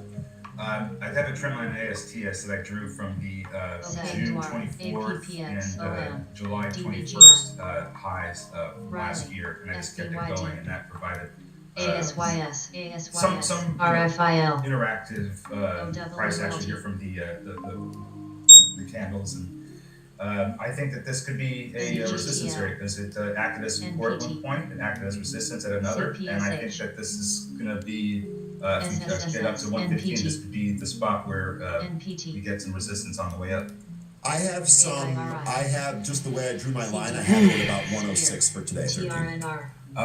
G-Man has also got some resistance at 102.79. Riley. Okay, so you're basing this off of the high from October 2025. And that's another reason why I'm looking at that particular area at the $100 area as support resistance, because we don't have any close from that time above $100. We tested it, we traded above it, couldn't close above it. So yeah, I agree with that area being resistant, but I also like the solid $100 level of resistance since we have no close above that from that time. VSIG turned around, so as soon as it opened, it looked like it was going to try and bounce. Let's to RW resume some of the selling. Looks like SPY is coming in a little bit as well. Netflix going right for 100, and CrowdStrike, which basically was flat post earnings, is rolling. Oh shit! KNF, right? Yep, KNF higher, unhalted. This is trying to push in further. Netflix buy entry is almost like there, there bro. some resistance. There might be some at 11, but I see some pretty tough resistance. EDSA, EDSA, CANF. Looks like we're about to halt again. Airs, ANPA, JZXN, If we are patient with Netflix, we can do something, man. Is anyone on that? I don't want to. I'm gonna wait this time. I'm not getting burned again. Mentioned it. I'll wait this time, bro. But this is providing some trades here. This looks like I don't want to make any promises, but the MACD is curling up. It looks like we're getting some momentum to the upside here. And if we can get through those areas I just mentioned that have resistance, We may end up hitting this pre-market high again. CYN. BOF. ONDS, after that pop to 1082, this is coming back in. Did you trace that whole move so far? Yes. This is again why you definitely don't want to chase these moves here. TRNR. Yeah, no chasing. CYD. ZXN, this tried to get going here. It looks like it's still moving away from Okay, the you 65 are ready. EMAs and We got the VWAP. Starting to get $100. going here. Maybe there's a trade, but understand what you're trading here. This is We got the buy slash short entry ready. a very low float, so lots of wild price action here. There is a bit of a trend line that we could probably draw. I don't know how great that's going to be. Maybe it indicates that this is going to start to get going now, but I'm not going to hold my breath on this one. I see a lot of sellers in the way to the upside, so maybe it could be great. I don't know how great it's going to be. Moderna, this is giving back some of its pop here in the pre-market. Alright, we got a Holly trade alert. I'm about to check my AI trades real quick. So it set a new high and came back in just a tad. Palantir at the highs. I'm not gonna lie, man. Come back in. Amazon Right, also bounced came back some in nicely at off the that initial 200 EMA. I would God expect dang it, I Bitcoin wish to I was kind there of to see this chop trade, around bro. a little bit as it does when it's. We still got the $100 buy entry ready to go, dog. We watching it. That typically has We are every watching 4 that. years after rallies. So now that we're down here with the It's not like we had a crazy gap up in the market where, it's not nothing crazy. So far So, that's begun. And I don't know that we're gonna, turn around anytime soon. This is look the at that. highest. Rejected area up. of That's what I'm consolidation so saying. far. It's going to do this little But, bullshit. I know what it does. Continue to see a lot of back and forth in Bitcoin before we actually turn around and start moving back up. EDSA, this basically went to the pre-market highs, Kath, and backed off of it. Matt, we didn't go over KLTO, and G-Man also wants to look at Netflix. Netflix is just a spike right out of the open. Does look like it's kind of slowing down here near 100. Here's KLTO. This is Clotho Neuroscience. This actually back above the VWAP here. Penny stock doing its best to hold this. I guess after what we saw with MobX yesterday, maybe this is your penny runner for today, Matt. How? Retro here saying ride Bitcoin coattails Ethereum. We actually had a lengthy discussion yesterday on Happy Hour about how Ethereum might actually replace Bitcoin as the dominant crypto. I don't know if any of you agree with that, folks, or with that discussion.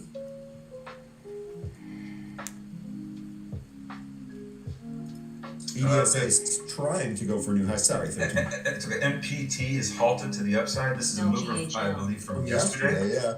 Yeah, this just started. MPT just kind of didn't do anything right out of the gate, but just a moment ago we had a spike that took us up over $13, and we're halted now. Yeah, Kevin, the ETHA or Ethereum having the better technology, that was really the crux of the discussion, and how that might take over just because of its utility. So it's a because you have Bitcoin that's on a proof of work. I'm not sure if the name of the model, I guess, whereas Ethereum is a proof of stake. Requires far less energy consumption for Ethereum, whereas Bitcoin is going to be a point where the rewards for mining it are not going to outweigh the costs. It's not just electricity costs too. You've got try to have a place to put it. You're going to have property costs. I'm a drill walker, shit talker, bad chasing Gleason ass, fucking Jwett stalker. I got niggas scamming, niggas serving Betty Crocker. I ain't cheating on my bitch with you, cause you got nothing to offer. But some pussy that my niggas been ran through. I don't fuck with niggas like I'm riding with the Klans crew. Niggas hating, bitches sucking dick, that what them bands do. You ain't talking about no cash, we don't understand you. I don't beef, but the broke me, that's my main art. Keep a dick inside my glizzy, rhyme with my main thought. I'm forever drill walker, shit talker, bad chasing Gleason ass fucking. I got niggas pulling back. Andas still green because of news here this morning, but our cat talker, bad chasing gleasing ass fucking Jwett stalker. I got niggas scamming, niggas serving better Crocker. I ain't cheating on my bitch with you cause you got. And it's holding the area. But some pussy that my niggas been ran through. I don't fuck with niggas like I'm riding with the Klan's crew. Niggas hating, bitches sucking dick, that what them bands do. Drill walker, shit talker, bad chasing gleasing ass fucking Jwett stalker. I got niggas scamming, niggas serving better Crocker. I ain't cheating on my bitch with you cause you got nothing to offer. But some pussy that my niggas been ran through. I don't fuck with niggas like I'm riding with the Klan's crew. Niggas hating, bitches sucking dick, that what them bands do. Drill walker, shit talker, bad chasing gleasing ass. I'm not sure which ones are gonna do well and which ones aren't. I'd like to see a little bit of an emergence here with some of these names as to what the clear winners are. Oh, you got Bitcoin breaking out right now. Still got stays at 71K now. To the same This direction. was all the fear when it was going down and shit. Came into this pattern, broke out. Got some good volume behind it. That was the first clue right there. So no, I haven't. They get over this shit right here, over 74K. We could get a move all the way to what? To about it's unhalted now. So 90K, 25% move. So we should see Can F. Had them setting up. Oversold, Right now, RSI. SPY, I should say, right at 680 as we speak. So that's pulled back It's off the that pound. initial Just letting y'all know though. This is the levels I'm See watching. if 680 holds. I would say next And I'm you're watching probably looking at 93K, then I'm watching 679. 100K. I know it's only a point lower, but that was another pre-market low where we turned around. Microsoft still flat here today. Folks saying that I'm a drill walker, shit talker, bad chasing that all sounds much better. And I was just looking at breaking out right now. Bitcoin charts. Yeah, it seems like every time that we have these breakouts past the same direction, rather than too much into this pattern. less each time by about a third. And I'm wondering, well, Right there. the next one I had They get over this shit right here over 74K. He said, yeah, indeed, this is going to be the this is it's unhalted now. So it has halted twice today. all-time highs. And we should see Can F roughly 100. Market right now is SPY, I should say, right at 680 as we speak. So that's pulled back off that initial move. Seems to me like See if 680 holds. I would say next you're probably looking at 680. CoreWeave news that Billy is talking about here. CoreWeave actually is trading back down. It's still up by just about 4%. CoreWeave was trading higher after the company announced a multi-year pressure trying to replace inference workloads on CoreWeave. Pattern.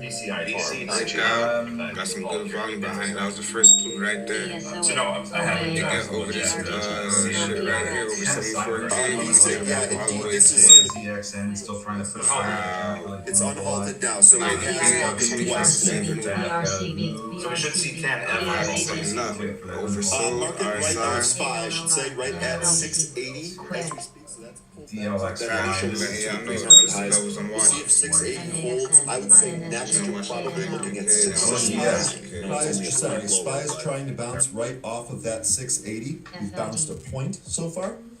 ONDS went down to some of the pre-market lows, getting some support there. Oh, I see that. It's underneath the 65 and the 200 EMA. Oh, that's nice. Off the Bollinger Band. That's nice. That's very nice. Back above it, so I would say. UNCY. Okay. Producer, if you're ready, we do have an all access here, 13. It's only 5 minutes. It's real short, so I feel This like is we a can perfect probably teaser do that top right here. Let's go ahead, producer. Let's run Perfect that all teaser top. access. Oh, that's crazy. Made me huge first. So it's safe to say what's that?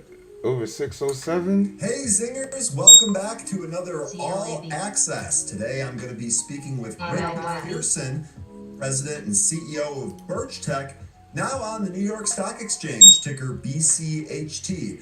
Birch Tech develops activated carbon technologies and provides consulting services to remove the mercury from the air that we breathe and forever chemicals from the water that we drink. All access starts right now. Quick.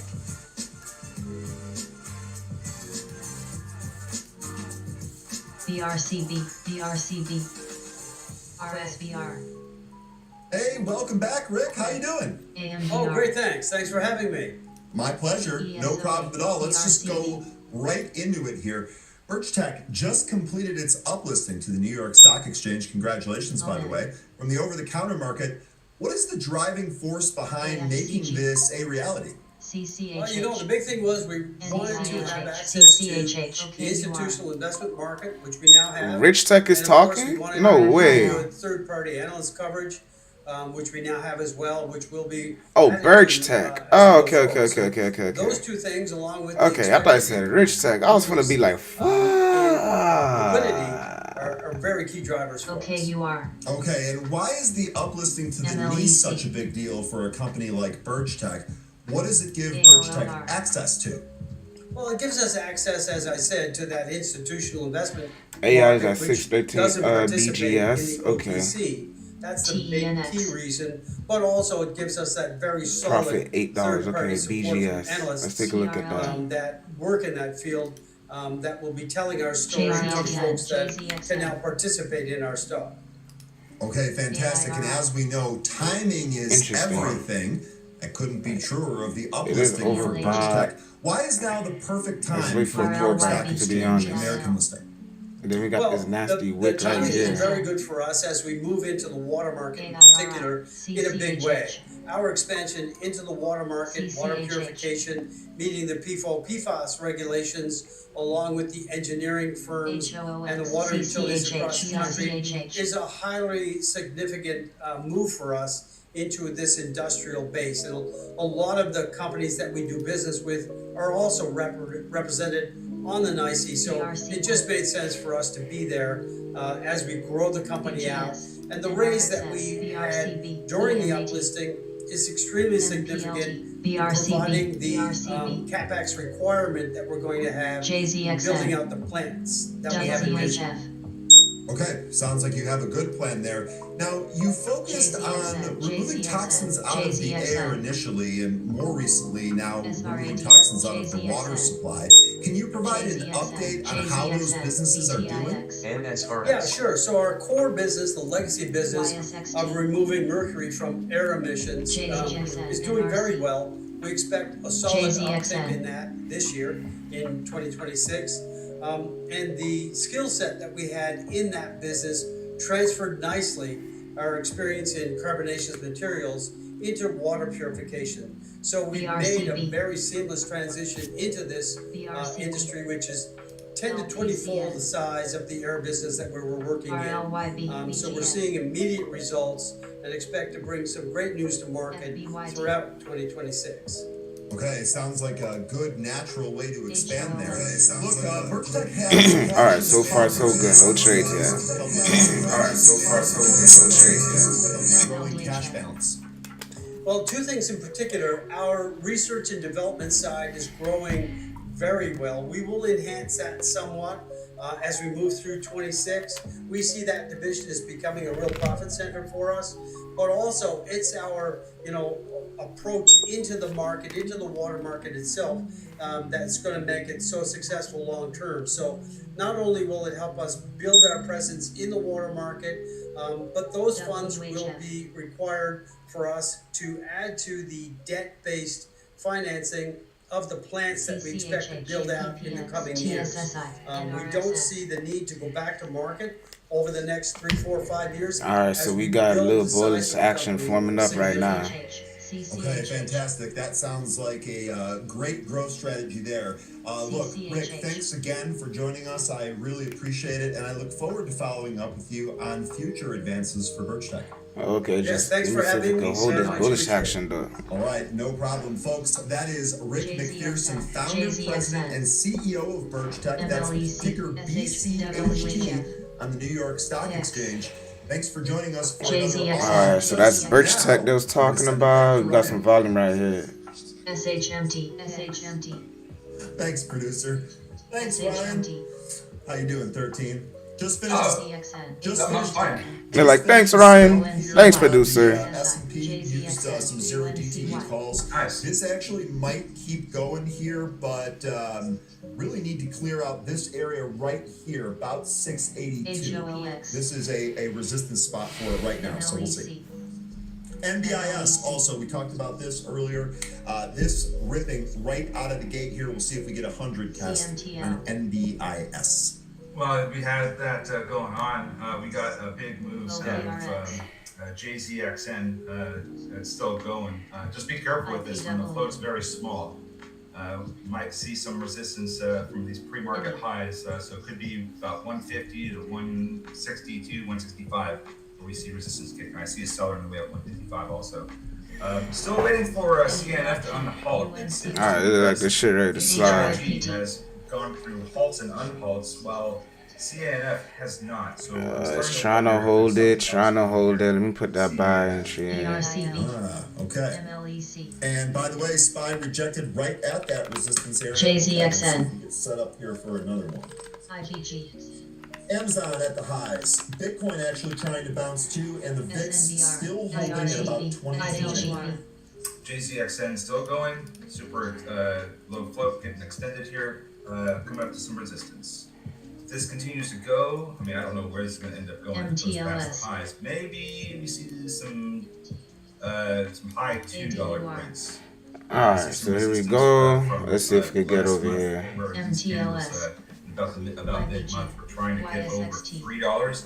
Couldn't get past 290. It looks like. Maybe that's a potential area if this continues higher.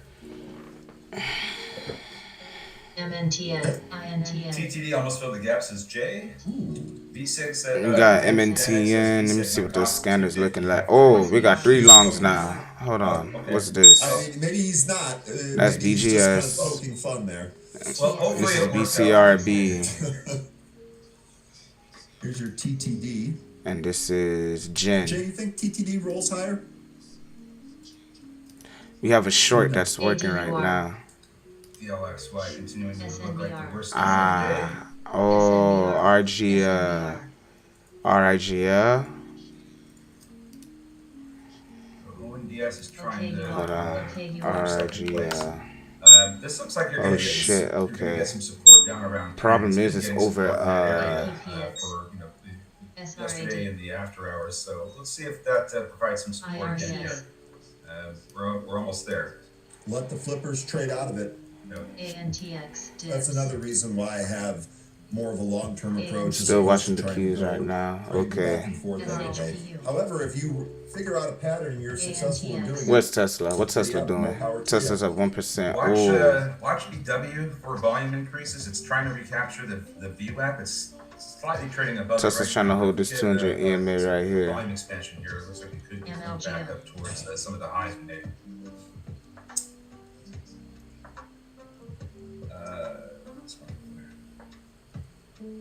Yeah, I guess maybe. I'm not making a trade off that line. Not sure the CEO's smart guy. He may have did what Intel kitchen sink guide on the last report. Okay. So you don't necessarily Oh my God, Palantir. read that, Jay. You think there is more upside? NBIL. Blaze Rhino, that was what 13 was just kind of wondering about. Maybe there's another reason. Bruh, I'm I tripping. didn't have any notification that it was halted. I'm for sure tripping. Let me take a quick look at the news feed and see. JD, they can, because you've got a circuit breaker, it said. There's, you've got. Bruh, I'm for sure tripping on that one, dog. Let me see. Different, some different regulations. I think The thing is, I want to wait until I get over this moving average right here.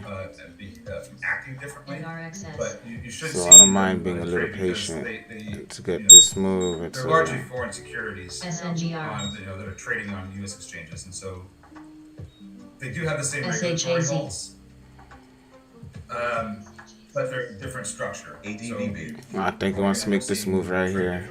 Because of that. Yes, I will get it over that moving average. Okay, what's the break of this candle? Really good trades that we made on Intel. There were two really good ones. You're saying that maybe if it has an Intel like guide, it can continue to go higher. I don't like TTD personally. 155. SHAZ. I mentioned a SPAC yesterday that's been keeping an eye on. SBIV, that's starting to get a little bit of attention here. It's still very thinly traded, but just watching this one because I think when they announce a company, Boom. So the break over this candle right here, we could take this trade. Pretty good price action, so I think it's worth keeping this one on your radar. We've seen how these have traded in the past. Once it clearly gets over this moving average and gets right to that, I think this is just going to be a good trade when they announce psychological level. ADVD halted to the downside. TENX. What we were looking at today? I think it was. I can bring it up though. ADVV. VB. No, VB. Okay. Advanced Biomed. I've got it wrong there. Got the ticker wrong there. So this one did have a nice run up in the pre-market, and then it gave everything back almost by the time it opened. Now we're sitting here at pretty much. There you go. Prices. Boom, 155. So now we know we got a little range right here between 144.85 and 155. Sorry to interrupt here. AIFF, just very quickly recaptured the VWAP, is still trying to push higher here. I would imagine 120. Alright, so once that go over this 50 EMA. 135. And then Webcoin saying that the Cloudflare news is interesting. That's ticker net. SPY, darn it. Was just a little too slow. About a 21% move to about 188. There, SPY looks like it's going to try and go back towards that. Alright, Bitcoin pushing up, trying to get to 72K. Webcoin, let me see what the news was here on Cloudflare. You gotta be names. Oh, okay. Webcoin. I got okay, we talking. Let's switch to the 1 minute now. In the Spanish football probe. Which I'm not even sure what this is, Webcoin. Doesn't sound good though. It's paywalled here. So this is a little high resistance right there. Legal football broadcasting for Cloudflare. Oh shit, it's time to break it. Alright, this could be a buy this is entry. something tied to like those pirate sites. Oh no, it has like a Cloudflare like authorization to get through. Not that I would know. I was thinking this is more of a retaliatory issue with the administration. Now that's speculative, but I know that they've. Oh, what a fake out! I was getting ready to buy too. Hold on. Hold on. Hold on. Let's see if it can hold it. Let's see if it can hold these levels now. They don't want to be used. Those airfields to be used for strikes against Iran. So I wonder if this is some kind of retaliation.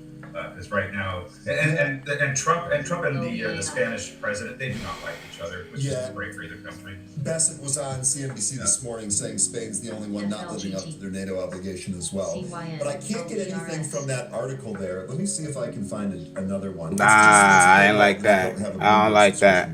Let's see if I can find it at a different site. I don't like how it just got rejected like that. I think I would probably lean more on yeah, being the case. level still stands. Sure, because this is a new article, haven't read it, but I know what I know because of what we've already discussed. Because of what else is going on there, yeah. Yeah, actually, that might have been a Bloomberg only. I'm not finding that on any other outlet. I'll let you know if we get anything more on that, though. I could probably also ask our news desk. Still gonna continue to maintains caution about this stock, but JCXN might be trying to set up to push higher.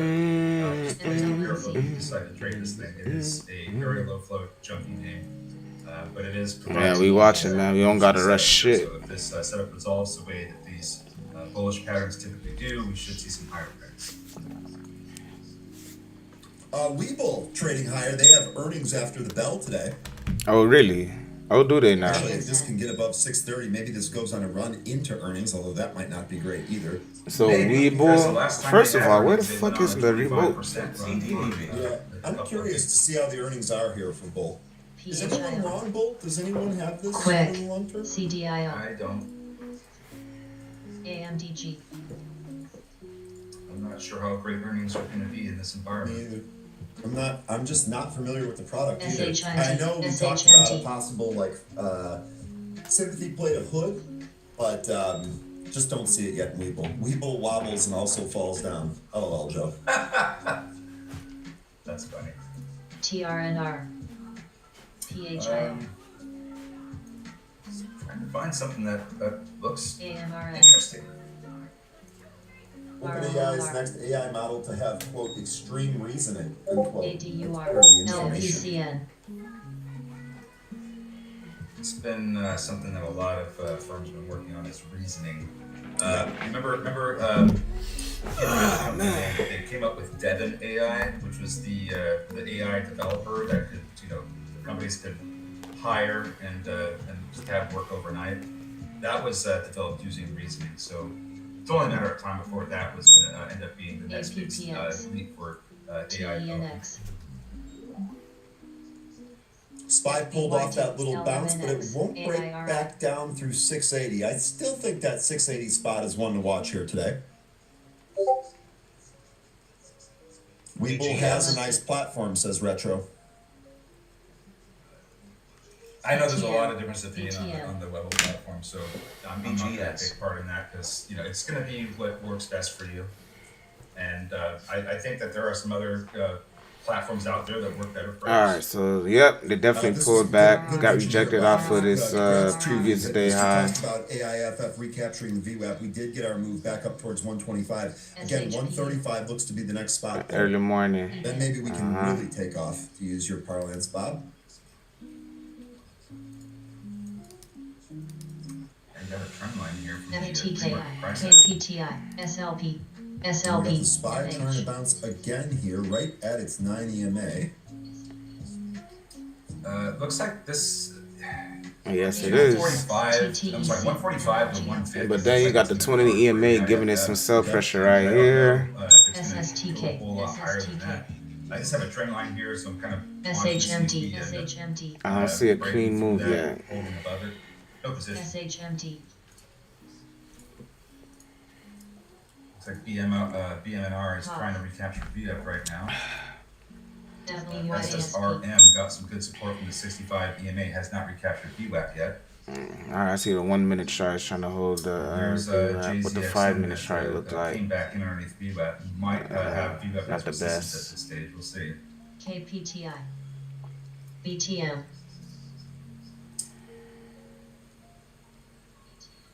If ONDS gets another contract or two, you got to think it's a major SHMT, short squeeze BTM. potential. Volume is too high though.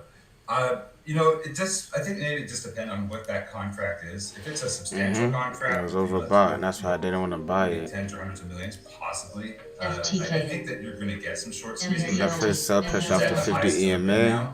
SHMT. Potential short entry below. Let me see. Your stocks off news. Maybe below this candle right here. Squeeze that he's outlining there, which I don't disagree with here. By the way, SPY bouncing here. Boom, caught another one. Sorry, let me manage this trade here real quick. DRMA. This keeps going. Let me actually just put a stop in here so I can go back to it. Yeah, let me just put a stop in here on these calls. Okay.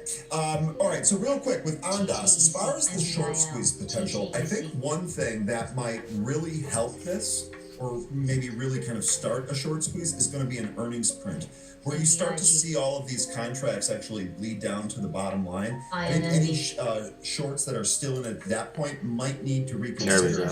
We've seen on some of these contract PRs that what happens is it just pulls back. It almost feels like it's getting shorted right after that as it spikes back up. I would think that earnings would probably be the tougher driver for it. That would be my gut. All right, man. So far, no trades yet. It's been about 30 minutes since the market opened. We continue to move higher here. Jay, yeah, it is a pretty large. You feel me? Ain't nothing shaking right now, man. The Jwett is stagnant. So it's now 447. Jwett stagnant, man. Jwett stagnant, dog. Outstanding, basically. 4.5 billion market cap too with that. CONLTENX. So like I said, I would think that it would need something a little bit more than just a PR. We'll see. That SPY bounce continuing here. Is SPY bounce continuing? Oh, it is. Nokia got a defense contract. Oh. I know that Nokia is going to be heavily involved in Communications Network, or, I think this the bounce. European Union. I think this is the bounce right here. Hold on. CIFG. Oh, okay. No, this is news from this morning. Dibs. Nokia Federal Solutions awarded U.S. Missile Defense Agency a SEAL contract with 151 billion ceiling value. Yeah, this is it. Spy. Sorry, 13. Nice job. Sorry, 13. It's okay. ONDS is supposed to report next sometime in mid-March. ARTV, Carl. Yeah, I can get you the exact date on that. AIFF, right to that 135 spot that we just talked about. Whoever's trading AIFF, Bob, are you still in that? Great call on that one. AIFF, new highs there, 139. It's pulling off that new high, but it went right to that pre-market area that we were talking about. Let me pull that earnings date here for Ondas. It's unconfirmed for the 16th. So see if that ends up happening, which is fantastic, because that's the day that everybody comes back from spring break, or at least all the schools. Lion here, we need to think about attention for defense stocks. So one thing, I'm already doing that. Like I said, I'm actually long that. Still, I did take gains at 100% on DFEN because they were short-dated calls. But the ITA ones here that go into April, still holding those. Those are the 260. All right, chat. I just got into 2 calls for the QQQs. The one thing that I will mention, though, Lion, is that this is not like a new thing. Right? Like these have already been moving. So what you're talking about there about the depleted weapons, that's something that's already been addressed or starting to address. So I'm with you though, and I think that these are still good plays. This and oil. By the way, S&P looks to break to new highs right here, trying to. Right, Joe. Yeah, it might be the 18th. That's why we've got unconfirmed for the 16th. So we don't have it. But hey, they'll announce it soon. Yo. Yeah, our team might be able to confirm Yeah. it too. All right, so we were just talking about AIFF. I don't know if you drew the trend. I don't know. I've been smoking the other one. That shit got me zoot right now. I ain't smoked the Apple yet. Seller blocking the price down. DCBO. But CDIO. 145, 150. The Apple? I ain't tried the Apple yet. I've been trying the other one. Chart here, 13. This does give us. I'm about to try the Apple today. Take out that pre-market high, or that Yeah. target, I guess you could say. So this was a nice recapture of the VWAP, moved right up to 120, 125, and then right to 135. I don't know what is going on with CanF, but that is still halted from the same halt. The second one. Nah, I didn't smoke the Apple yet. I'm about to smoke it today, though. I hadn't seen any yet. BTM. It just says that they were halted on a circuit breaker. Yeah, I'm gonna slide later. Probably like in the afternoon. I'm gonna slide. So, not sure what's going on here with this one. You know, with this. Oh yeah, I got you. With this being up 100%. I got you. Trust me. Maybe all right, yo. It's possible. This was TBCH. This was. That's just speculation. That is just speculation. Well, this is one of the ones that needs cash. Let's see if the 90 make a hold and try to bounce. December, so they're going through, and I'm not sure that they needed to achieve. Remember last time you was doing all this hoopling and hoppling and bounced off the 90 MA. Don't be shy now, bruh. Don't be shy now. March 3rd, special don't be shy. Feel me? committee non-compliance. Take your ass to the top. Maybe that's one of the reasons why you're seeing some of the. I just need me about a 15 to 20% move. I'll take profits. Clinical trial. Feel me? But yeah, I would be very careful. It's nice, decent volume coming in too. Like I mentioned, that they could raise capital as they need it.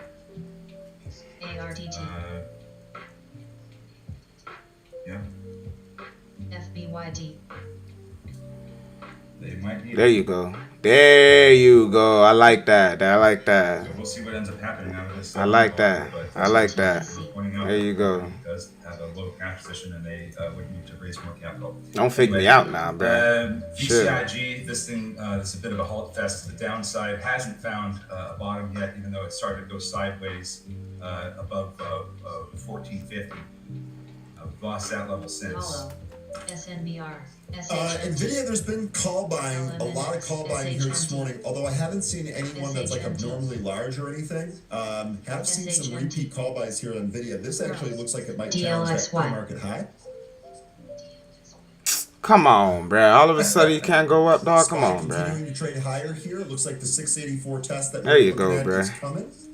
Wish I was still in those calls. Damn, I ran from that a little too early. SHMT. Threw a stop up there in profit, ran from it a little too early, unfortunately. Oh my god, bro. Nah, it wants to start playing games. What the lesson was after we're done. The lesson that he said you're gonna review your trades and you're gonna figure out what you did right and what you did wrong. SHMT. That's what the lesson was for 0. Now all of a sudden, so yesterday you could hold the 9 EMA through the bear market. Now you can't hold it. For that is that I was like, I'm going to be looking away from this. Now you're struggling, right? Now, oh, it's hard to struggle. You can't hold it now. Get the fuck out of here, bruh. Either a 30-second or a 1-minute chart, so each individual tick is going to be important. I said, I'm going to put my stop here in profit in case it comes back in so I can talk about Ondas, and that's when I got stopped out. But again, not going to complain about being stopped out for gains. DLXY getting a rise here all the way back up to the 200 EMA.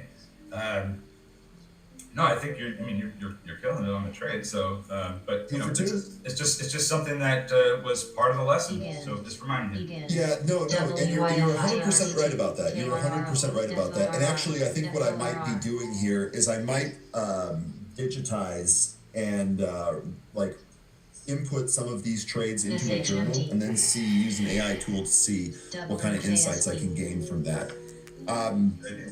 Yeah, that's probably the next thing here. 684 on the SPY though. Look for that one. Breadth is green across the board here today. SPY momentum, at least on the 1-minute time frame, a bit choppy right now. ROLR.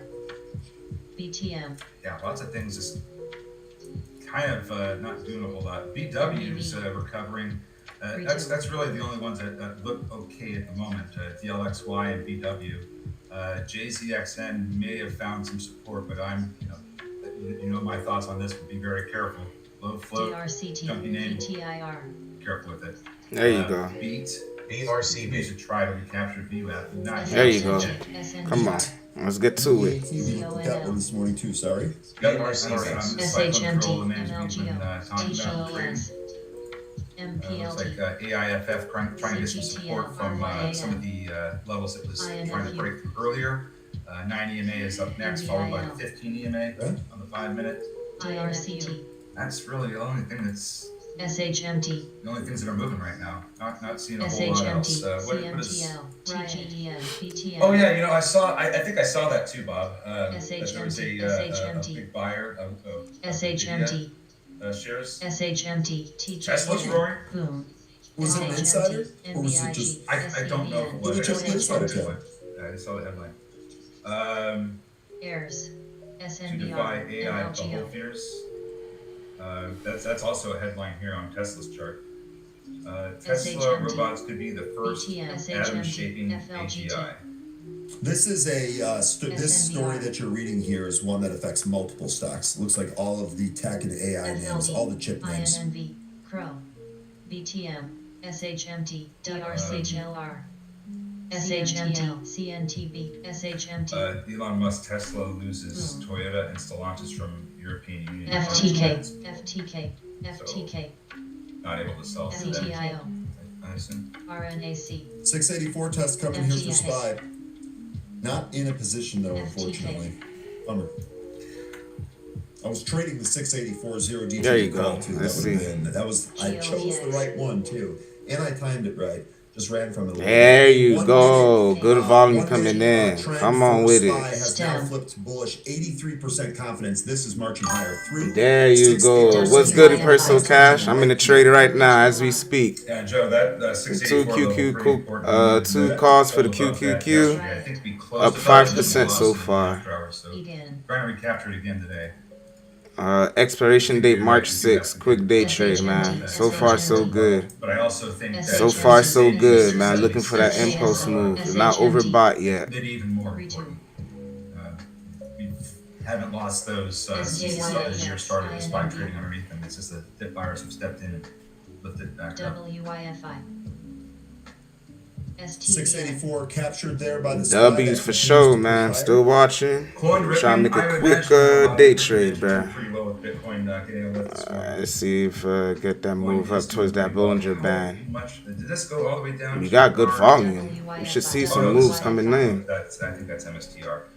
So this one, so this back tested a trend line, which it should have been rejected today, but I think because of the boost Bitcoin's getting, it's broken past that. Now it's getting resistance from the 50-day SMA, which since we lost it back in October, have not been able to recapture. So this will be an interesting case here for coin if we can get a close above that 50-day SMA today. LFBN. Okay. VCIG. We are having a really crowded. Come on. Good job, Qs. Come on. We got bullish volume right now, right in the 9 EMA. So far, so good. Goes on longer, it's probably going to put more pressure on the market. So There you go. There you go. There you go. I know this is not a popular. There you go, nigga. Here, but there you go. Over this week, really, markets trading like this is not going to be a long conflict. Now, maybe that's wrong, but the market. There you go, man. There you go, my nigga. That's what looks like so far. Motherfucking W's. 684.50 now. What a move up to that 684 level and a nice break through it too. Man, oh man. COIG. TRNR. Pretty dead. I don't know about you guys, but I'm going all in on VC. Oh, Panda. TRNR. Now, Yes. Come on, Qs. Come on. What, a trade or is this Bullish action. Come on. There you go, Qs. Come on. Come on, Qs. Yeah. You tell me what you're playing. Yeah, nigga. Yeah, yeah. Jay, I miss our Yeah. cashing in with our cashing. That's my favorite segment of the day. Stop playing with a nigga like me, dude. Stop playing with a nigga. Trying to scalp. Stop. Oh, man, those were the good old days. The ice cubes don't stand a chance, Jay. RFIL. Yeah, nigga. PTIR. Yeah, nigga. CTEV. Move not done yet. Move not done yet. Hold on. Definitely ran from that a little bit. Move not done yet. Hold on. 13, one of the There you go. We in our profit zone strike. There you go. Look at that bullish move, baby. Look at that bullish move, baby. MRAM. This up a little bit tomorrow. Yeah, pretty down. This is not a great open here, but you know, it's still a full day, and we could see I'm some out. stuff, I'll take two. I'm out. I No, wait. TRNR. There you go. Hold on. Here you go. We're not done yet. We're not done yet. Hold on. It's about to be done yet. Well, if there is going to be a SpaceX IPO, There you go. There you go. I think that's right. We are getting that, right? I haven't heard anything to the contrary. But I could see this going higher over the next 12 months if I'm selling. that SpaceX IPO this year, which is I'm selling. I'll take two. I don't like the ways stopping right there. Oh, you fucker. Oh, really? Dog, literally 6 seconds later. Oh, Perso, you see the shit, bruh? Oh, wow. I just had to wait 10 motherfucking seconds. Looks like it's Nigga had to wait 10 more seconds, bro. I could have booked like 150 though, but wow, bro, really? 200 DMA. We'll see what ends up happening here with BLXY. The shorts are rushing to the exit. It's all right though. I made 107 on that trade. Not bad. Not bad. 107 on that trade. Well, I mean, that would be good. You feel me? Day's not done yet. I try to go maybe one more trade if I see one more good opportunity. RNAC. Judge, take care of yourself. Oh, they motherfucking bucked me, dog. Wow, kid. FBYD. That's my fault, bruh. It's down hanging out at the 200 DMA. NF still suspended. That's my fault, bruh. I should have waited like 10 motherfucking more seconds, bruh.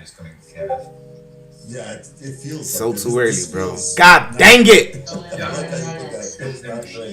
This was one that we. Sorry, guys. Sorry, guys. Not to use it in vain. My bad. I'd be surprised if this Damn, bruh, nigga had nigga had it, kid. Looking for thoughts on FTI as a long-term play. Yeah, I got that right, Kath, right? I mean, this has been, look at this chart.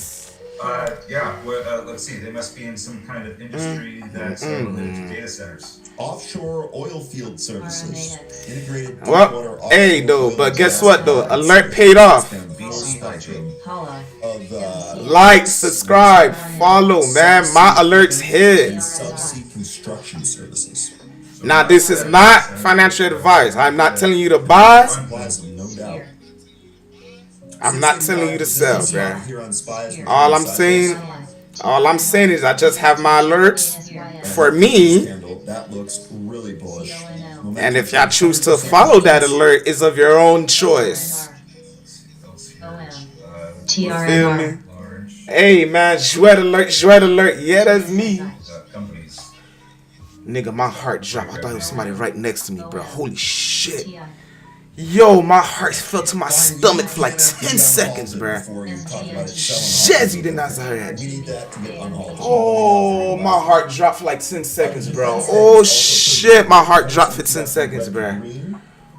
Oh, I sold too early. I could have made 2 B's. Look, I know we haven't covered that a whole lot. It didn't really give us a dip out of the open. Dog, I sold too early, bro. Let me know what kind of targets you have on Amazon. Really, I'm definitely scared to buy puts on the green day like this, even if it's overbought. Because if it sells off, it probably sells just to test its moving averages and come and sell off again and test it, and it's gonna bring the RSI lower without really going lower. Yeah, I could have sworn that they sold some of their business. I don't remember if it was air freight or not. Boom, forever ballin'. But you know what, though? I'm grateful. That was the first one that came to mind. I'm grateful for that trade. Stuck to my alert. I added bought 1 call. I see those going up. Added on strength. Continues to melt as we're feel me? So as far as FTI goes, I don't know enough about this company. We'll wait for another opportunity. I'll wait. We're watching this play right here. But yeah, man, at least I got the meat of the move, bruh. You feel me? 17. It was in my profit zone. I took 17%. I ain't tripping, bruh. I'd like to this to come back in. If it does. So far, I am 3 for 3 this week on trades. Maybe it does great. Over the long run. Oh, I folded.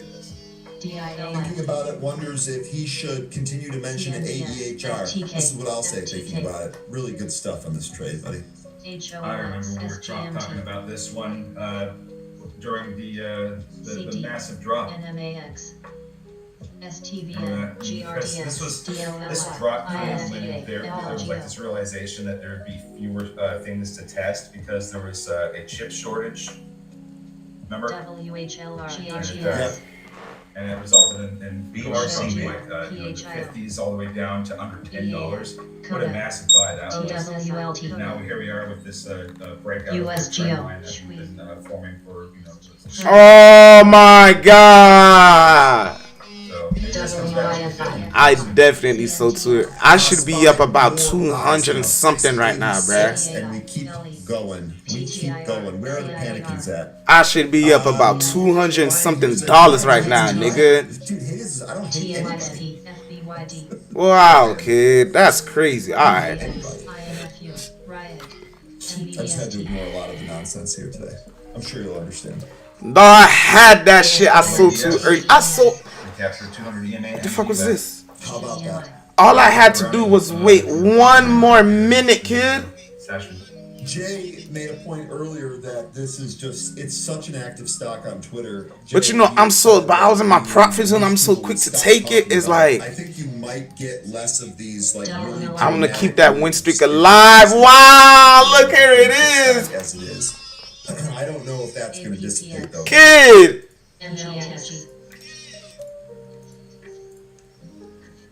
TSSI. Bro, that shit slid, bruh. Trading price action here. Coming up to some of the resistance from the pre-market though. So the chat, I love how spicy the chat is here today. We didn't get a whole lot of Wow.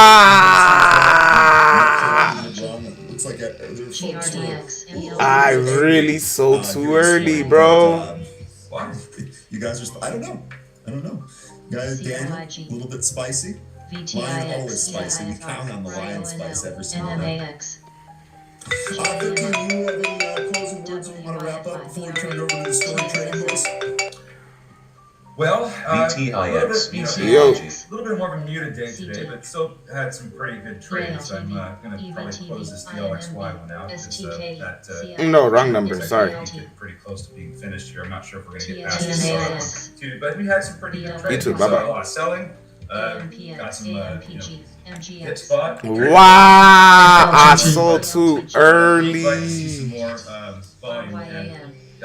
Kid, this was the move.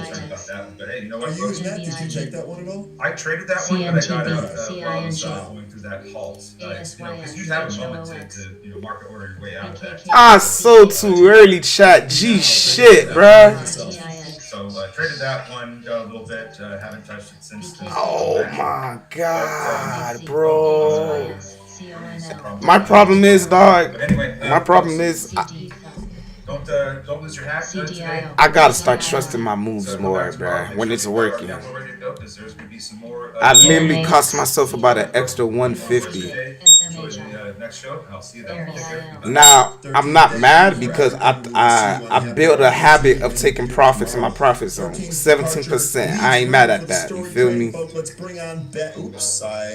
But damn it, that's my major problem in trading, bro. I be selling too early, bro. I want to maximize more of my moves, bruh. They look like nice monitors, though. And it's still going. It went through motherfucking 1, 2, 3. How you boys doing? Time out.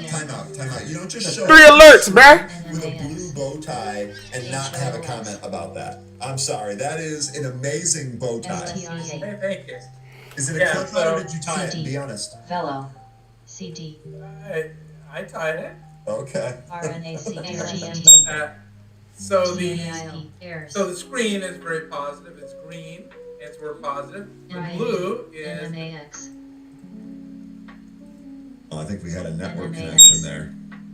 I was about to be extremely impressed that he is color coding his outfits with what the market is doing. That is a new level of dedication, I'll be honest. He is. He does try to do that. That's amazing. That's amazing. I think we got him back here. What do you guys got going on here today?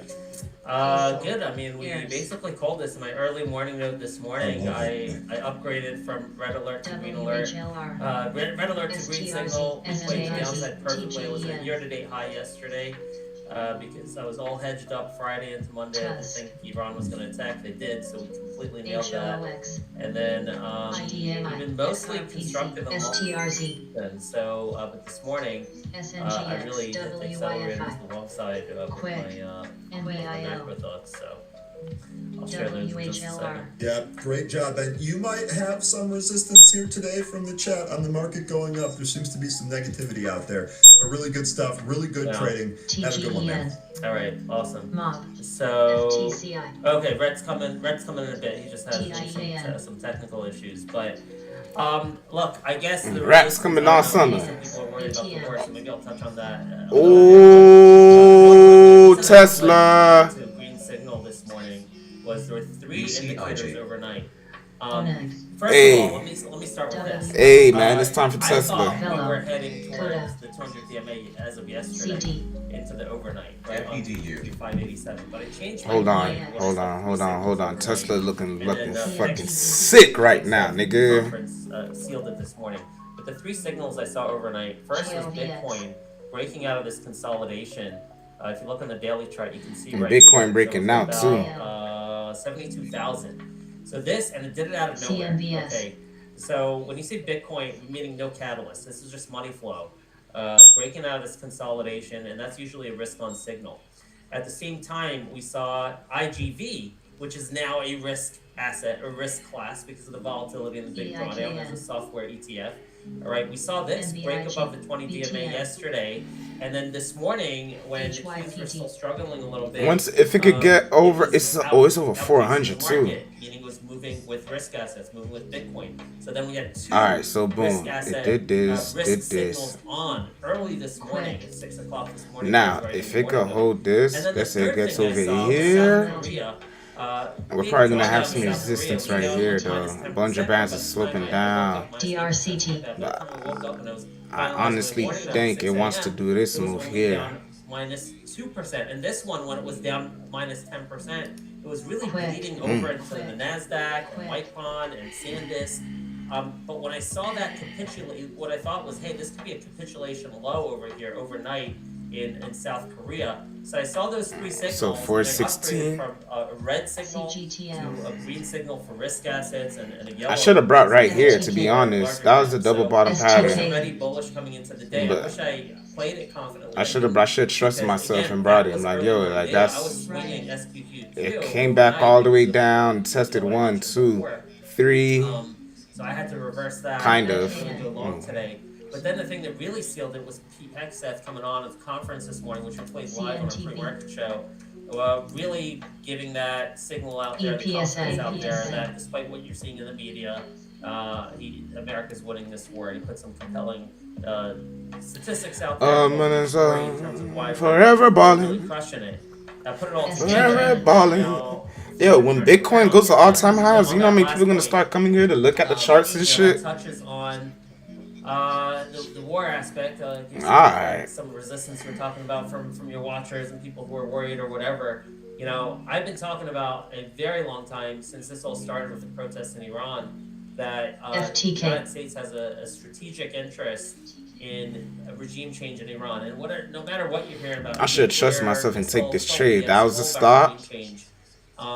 So, you know, I would have been up right now. Where's TS at? A lot to benefit from regime change in Iran when it comes to oil and China and Russia. When it comes to another trade partner in Iran. Same thing. It gets over this moving average. Now we talking. The regime does change. So there's, and I think those are the primary reasons. By the way, I think Trump is completely economically driven in terms of America first, and I think those are his main reasons. He did also kind of put himself in a corner when those protesters came out and his we have your back, and they believed them. They came out on the street. He still has now it's consolidating on this level right he here. Said that when he wasn't ready to fight. See, that's what I mean, right? Overbought and came back down. So that was another kind of moral reason I think he felt that he had to go in. Interesting. By the way, you didn't even hear me say Israel here. It has nothing to do with Israel. Israel and the United States have aligned interests, and that's why they're working together. But I almost want to try again and buy around this level right here, low key. Beneficial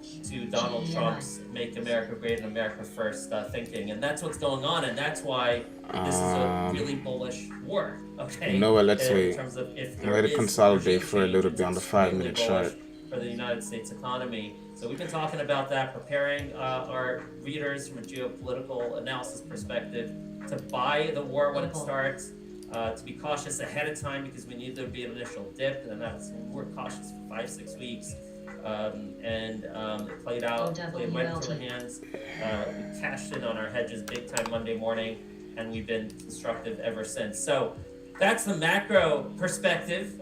Welcome, Brett. How's it going, guys? Good. What time is it? I don't know if you caught on that, but you know my thesis anyway. Laptop, any criticism, feedback on my thesis there? What are your thoughts on the macro? So first, Ben, for our viewers, pull up KORU. KORU? KORU. This is my macro barometer. Oh, this is Korea. This is Korea. Oh, okay, that's the same. Look at the huge drop, a 50% drop. Yeah, wow. Now, I've been here before. Wow, that really is. No. Oh, I was here before. OSTX. I was sitting on the floor of a library in October 1987. Airs. Going to the library to get their bearings before, because they got theirs on Saturday and mine wouldn't come Monday. The market crashed. So nice impulse move, and then now pull back a little bit inside the Bollinger Band. Nice Held support right here. And what do I want to buy? Potential golden zone buy entry. But let's wait. When I Let's saw see. this with Korea, and I know that South Korea. Ain't nothing wrong with being patient, bruh. Yes, they're oil dependent. It's a choke point for VTIX. and especially AI. But 50%. VTIX PRLD. So I went in, and I went in this overnight, and I think my cost was really low. So that's my barometer. Now, if you can go to like a 5-minute chart. Alright, made $107 today. Let's see what's good with it, man. 5-minute chart. So you can see the reversal. Wow. Overnight.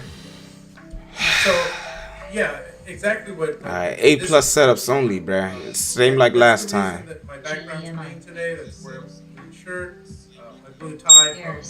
Alright, here we go. Now here it comes. Pullback is coming. Potential tweezer top right here. We give 110%, you know? I swear. Probably the same with the Qs. Now it's coming back out of the golden zone. Probably gonna test the 9 EMA. If we don't hold the 9 EMA, it's gonna hold, not hold, but probably test VWAP. Actually says 607, right on the money. There's a lot of dialogue going on with analysts and with people that have a lot of experience. But what's happened is forever balling. So when the market's down, he is an economic demon. He will do what it takes. The administration. Oh, that's MSTR trying to do a little something, something. Misfortune. Woo! Hey, here comes Bitcoin. As bad as it sounds, Donald Trump just sees dollar signs when he looks at the Middle East. Here comes Bitcoin. You know, and it's a big boost. Potentially 100 million consumers that want Western The products. Jwett is here, motherfuckers. The Jwett is here, motherfuckers. This is a very sophisticated game of chess, too. Because what has happened is we're almost making, we're almost going to get to the point where we pretty much tell Russia all them times you've been screaming Bitcoin every morning, it hurt us, man. Importantly is this is strategic against China. Venezuela. Let me say his name one more time so he can slide up. Come on. Motivation. I wrote about it, I believe, Monday morning when I was reminding people why we're going to try the number one motivation for Trump, I believe, is China. There's all about that. Yeah. Bitcoin up 6% right now. Good shit. Good shit. I've been making smart decisions, nigga. Smart plays. Keep doing it, Hudlo. The Hudster's here. So this is the Hudster's here. This is really economic warfare. 100%. And a big tell to that was going in Venezuela first. Hey, we slid y'all boys. Why is that going? We slid y'all boys. We slid y'all boys. Bitcoin is rising. Bitcoin up 6%. Bitcoin. Let's say the name one more time, real quick. Very much. We've been very. That drone sector has been very good, very strong for us. I remember you motherfuckers talking shit when it was coming down. I remember. Wait till this shit get over 74K. It's a fucking wrap for you niggas. It's all about energy. It's a wrap. When they get to 74K, ever since the day one, we gonna power up. Where my Super Saiyan 2 at, man? Hold on. We powering up right now, kid. Where my shit at, bruh? Rare earth minerals, right? It's energy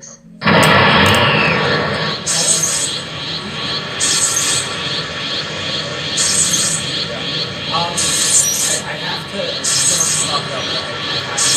get a little purchase here.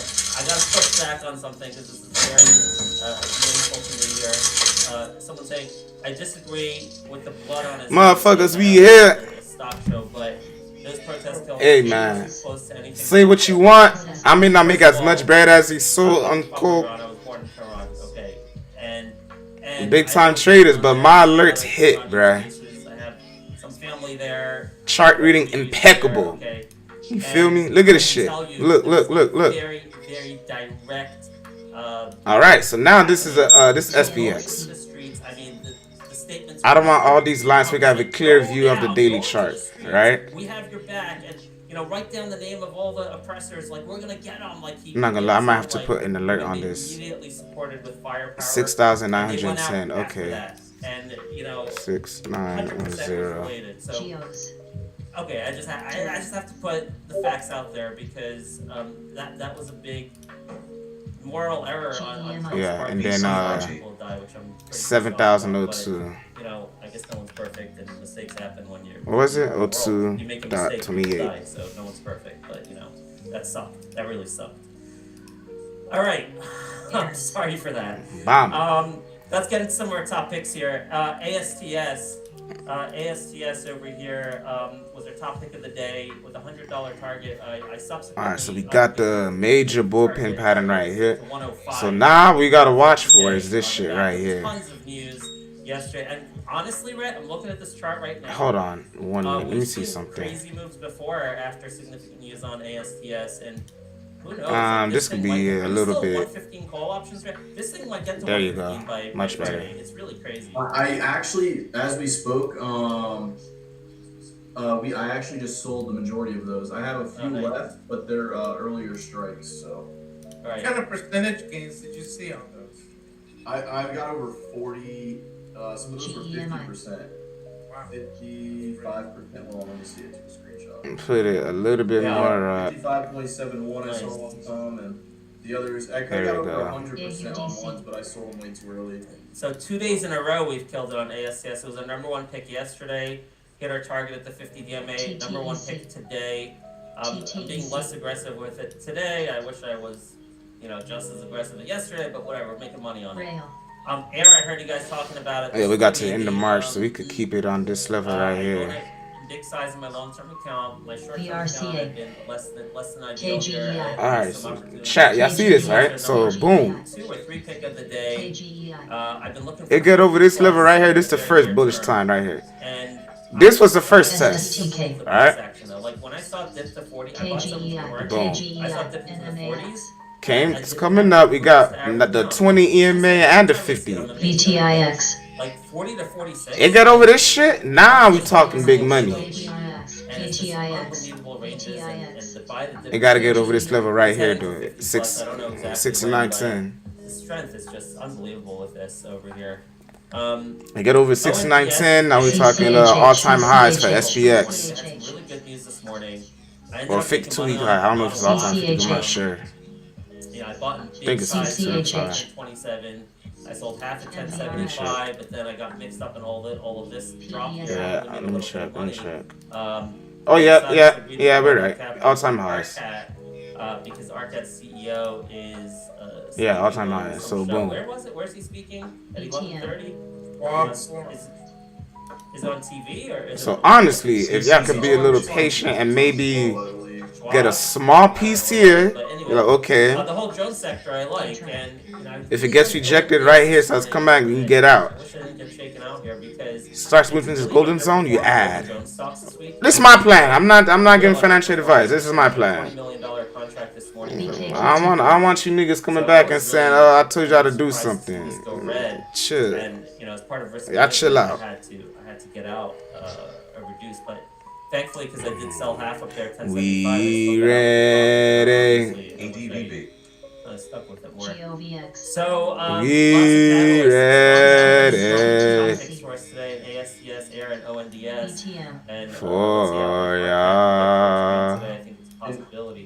Air, we gave a target today of 47 was our first target, so we almost came 71 cents away from the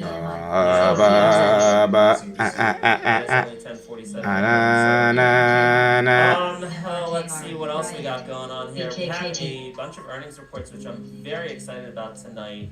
They are, where are they? AMPX. Oh, here. Okay, AMPX, Bull, and Arlo. Okay. AMPX, Bull, and Arlo, and I will be making some VR bets into the close on all three. CVRX, not gonna get the PCs of all of these right now, but they're reporting tonight. SHMD, which I don't know well, but I know a lot of people in our community know well. Had Catalyst this morning. I've been watching the whole day. I had a small scalp from up 750 to 8, and man, I wish I had a bigger size. UFC running, making back some losses after the CEO Insider All right, Buy so or pullback Insider came on the Buy 5 yesterday. minute. But what a miss on Quick. I've been coming on this show We week could after week after potentially week telling you Quick dip is by heading and towards 10. maybe And then I freaking get a dropped the quick ball. I've been scalp. holding it this whole time. They had earnings last night. I read the 0.2% press move release, from but here. I couldn't attend the whole conference call. Maybe that was Same way here. If it came back down, let's see if the it whole conference call. But I decided to get out last night because maybe I don't potential know. quick scalp to Gross here. margins. I guess that was stupid of And me. possibly here. I mean, they beat on revenue. The guy beat on revenue, but not a huge beat, just a modest beat. So I see a modest beat on revenue, and then gross margins, which was really kind of the mixed picture and not clear when they'd get to sustained profitability.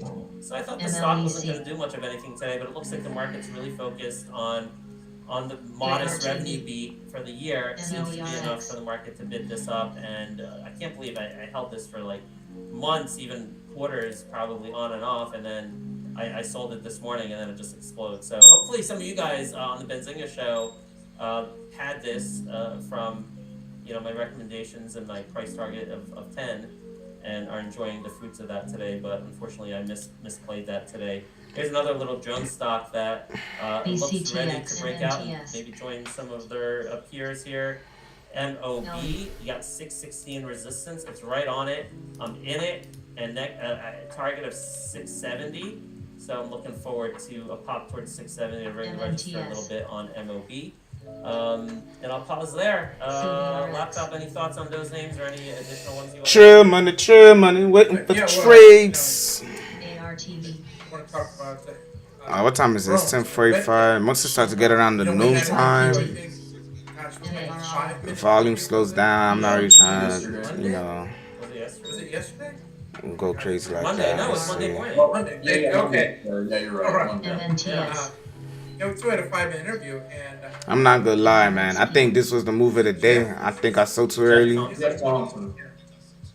Cost myself about an extra probably 100, 150. Arcat is not Possibly 200. I'm not sure, but look for huge revenue. We are focusing on but overall, and profit. pretty good day. 17%. Black Widow. Good day trade. $107. And if you look at the dip today, You feel me? without it, Not bad. and actually had dip, $607. Ben and I both jumped in at the bottom of that. Okay, ABs, not bad. Good shit, good So, shit. I mean, we're really If it sounded like I was mumbling, I was doing some calculations in my head, bruh. I ain't some weirdo, bruh. Big theme with this war. I mean, Bitcoin breakout. Oh, I like your picture, bro. Let me see. Success, and you hate to use the word success, but from their perspective, the drones are getting through. Not all. Damn, that nigga got obviously, 7 but, point a lot of Bitcoin these, bang. especially the ones hitting the Arab countries and the embassies, and also all these different places and a lot of different Arab countries are getting hit. The damage is happening with the drones. They're getting through, sometimes they're proving harder to stop than the missiles. So they're using swarm technology, or swarm patterns. I don't want to say technology. Swarm patterns. They're sending out hundreds and hundreds of drones in a single attack formation. And then they're being I told you, man, my alerts be money, bruh. Anti-aircraft, anti-drone GTL. defense weapons. Let's see if we want to get a quick scout. Shit. They're all fake. They don't care. They're just TTEC. My alerts and be then once money. been used up, then the The ballistic spy would missiles actually be the come in better and trade not because actually my be golden so zone. successful on these missiles. So one of the things we're hearing now is Hey, man, y'all can't deny what y'all can't deny, nigga. missiles and arsenal. AISP. TTEC. I got a small account, but it's gonna get to 7 figures. Big heads of defense. Yeah, I'm keeping some our Cause show me good. Oh, there you go. That shit fell. Look. That shit fell. That shit fell. And the Department of Defense budgeting, you're going to see even bigger budget. God dang it. Where's my Because we're going to do the same thing. That shit fell. We're not going to bruh. be Hold on. spending $10 million or $4 million per ballistic That shit getting poots right now, man. send up thousands of drones that cost a fraction of that, so that more of our missiles, get. Yeah. Hey, yo, what and the there's a comment here which I very much agree with. That Jeff Thompson's a bit of a pumper. Yeah, that on shit's RCAT, not And we agree with that. And by the way, we were so early in RCAT back a couple years It ain't ago. looking too based on hot, Wi-Fi. bruh. I mean, it was like low single digits, and we We rode it for like huge wins. But then when we realized That's the he was fart pumping button, man. Ain't looking too hot, man. really missing behind on promised timelines in a big way. So then That's the sound of this start getting ready to shit. into RCAT because You hear that? Day, no matter how much your presentation might suck or if you're a pumper or whatever it is, at the end of the day, it's numbers that talk. And they had pre-announced their revenue numbers. But guess what though? Trill Joker done made his money. Trill money, Trill money.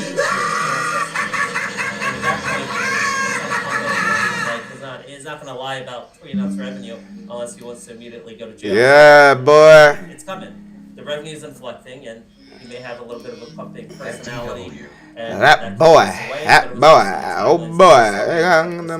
Now it seems like they're immediately inflecting to rapid revenue growth here. All right, yeah, I think we're done for the day. Let me try. So the five drone stocks I like are in no particular order. SSTK, SSTK, Spear, APOS, Kratos, ONDS, we love ONDS, Hondas, RCAT, I just mentioned RedCat, and then DPro, which is Dragonfly. Those are five. I would say, I would throw, you know, in my perspective, I would say AMPX is has to be a top drone. It's a battery company. Batteries, they're batteries for drones. You know, so the picks and shovels play here for drones. I really like this name a lot.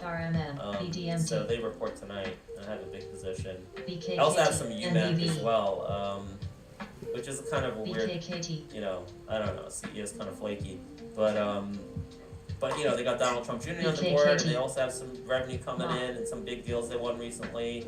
And actually, they have some decent analyst coverage with higher price targets. So, you know, I mean, the demand is so high that there's such tailwinds in the sector that even if you're a flaky CEO or a pumpy CEO, like, the money's flowing to you anyway. TTEC, BDMT, Hot sector. TENX. Yeah, RCAT, we got in, I think it was 274 is the initial ADUR, entry that we got from the Godfather. Yeah, we were so early. We were like, no one was talking about RCAT. TTEC, Those were the days. I mean, we were like completely alone on the drone trade back then.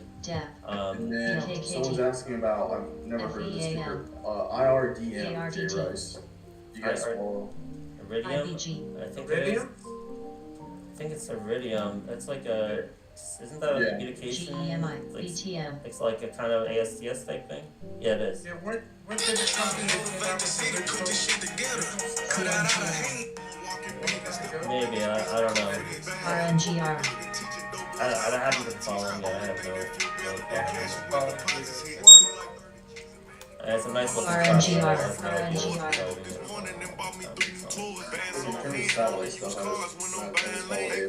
Yeah, you don't need anything more than that. So I'm in it right now. I have a 105 target today, and I don't have a sell order here yet. I'm gonna put a sell order in. But again, it might go as high as 115. Yeah, sadly, I sold on mine. I'm just some comments. I didn't enjoy. Yesterday I did calls with you guys, but today I was just some comments there. That's all I have left right now. Then sold on that way down. There we go. We're getting right to our target right now. 105. It's great. Where should I put my limit sell here? Should I just do a market order, sell half, or should I wait for closer to 105? TTEC, GRMI, RMVB. I always struggle with this. I never. This is an area I need to. I need to come up with a better like process when it comes to ringing the register. It's just very random. Like once I get near my target, I get nervous. I'm like market order, limit order. Like I don't know what to do. And because I hate it when I put a limit order and it misses the limit order by like a few pennies, and then I'm like I'm kicking myself, and I'm like limit orders suck, and I go back to like doing market orders. I'm like. Right here. So I think I'm gonna do a market order right here. 105 is the target, 104.72 is the bid. I'm selling half right here. Boom, I get it. Oh, what did I get? Fill that. 105 target hit. We keep increasing the target. I gotta say, 115's in play for Friday. I sold at 105.21. Not bad. Oh, I'm kind of regretting selling all my calls. CVRX, ADUR. Yeah, I just sold half at 105. Dude, if I kept my ASTS calls yesterday morning and bought them, you saw it live on the show. I averaged out with you on the dip. Oh, dude, you averaged out. My initial entry was on this dip right here. The thing dipped down to like 84.80. Like I litterally bottomed. like $90 call options, or what strike was it? Do you remember? 92. I think it was your 95. Alright, 95. Okay. I had the 90. They're $10 now, over $10, Oh, yeah. and I probably bought them at like $2, right, or something. Oh well. BCTX. I sold them literally 90 seconds later for a 60%. I'm looking at it now. I had a $83 average yesterday on $100 calls that I sold for a little over 100%. Now they're $7.85. Here comes their target on air. Oh wow. My targets. Yeah, my target's 50 plus. I know you have a 47 laptop for today. Chris was AISP. not a day target of 50. CONM. But wow, getting close to your day target of 47 here. Okay, Ben, so a couple of questions. One is from Chad is asking about OPTT. What do you think about Yeah, we used to play this back in the day. Another drone, kind of stock marine drone or whatever. I don't know. Like I just played this on News Pops. I haven't been following the fundamentals closely, and I just feel like I've enjoyed the liquidity and also the social media sentiment tailwinds of their large. Watching this little curl action right here, man. Let's see.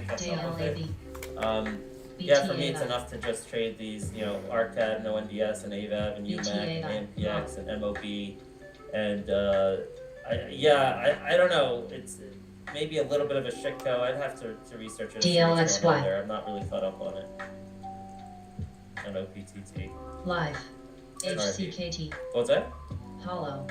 OUST. LRMN. Oh, didn't they just reported, and did I ever keep that in my long-term account? Let me every check. month I created a mortgage account with $10,000 It was like a since modest 2022. from what I can remember, and it looks like, no, I even sold it in my long-term account at some point over the past year. I'll put $10,000 in it. Since I 2022. had to sell a lot of things. You can do like, the math on I was that. going That's a crazy couple with the $100,000. I'm like, all right, perfect. I already have 3 years. Like Then I thought to myself, I bought like every put that in the S&P. Now, granted, I have a brokerage account. It's okay. The brokerage account's okay. Shout out to everybody. I still ain't got it. So yeah, that was a Into the S&P since 2022. You're talking about a year that we netted, what, 20%, 17%, 23%? I probably, and I did the calculations on it, if I would have kept that strategy. They're telling me it's imminent, like this week or next week. It's crazy. Money on that.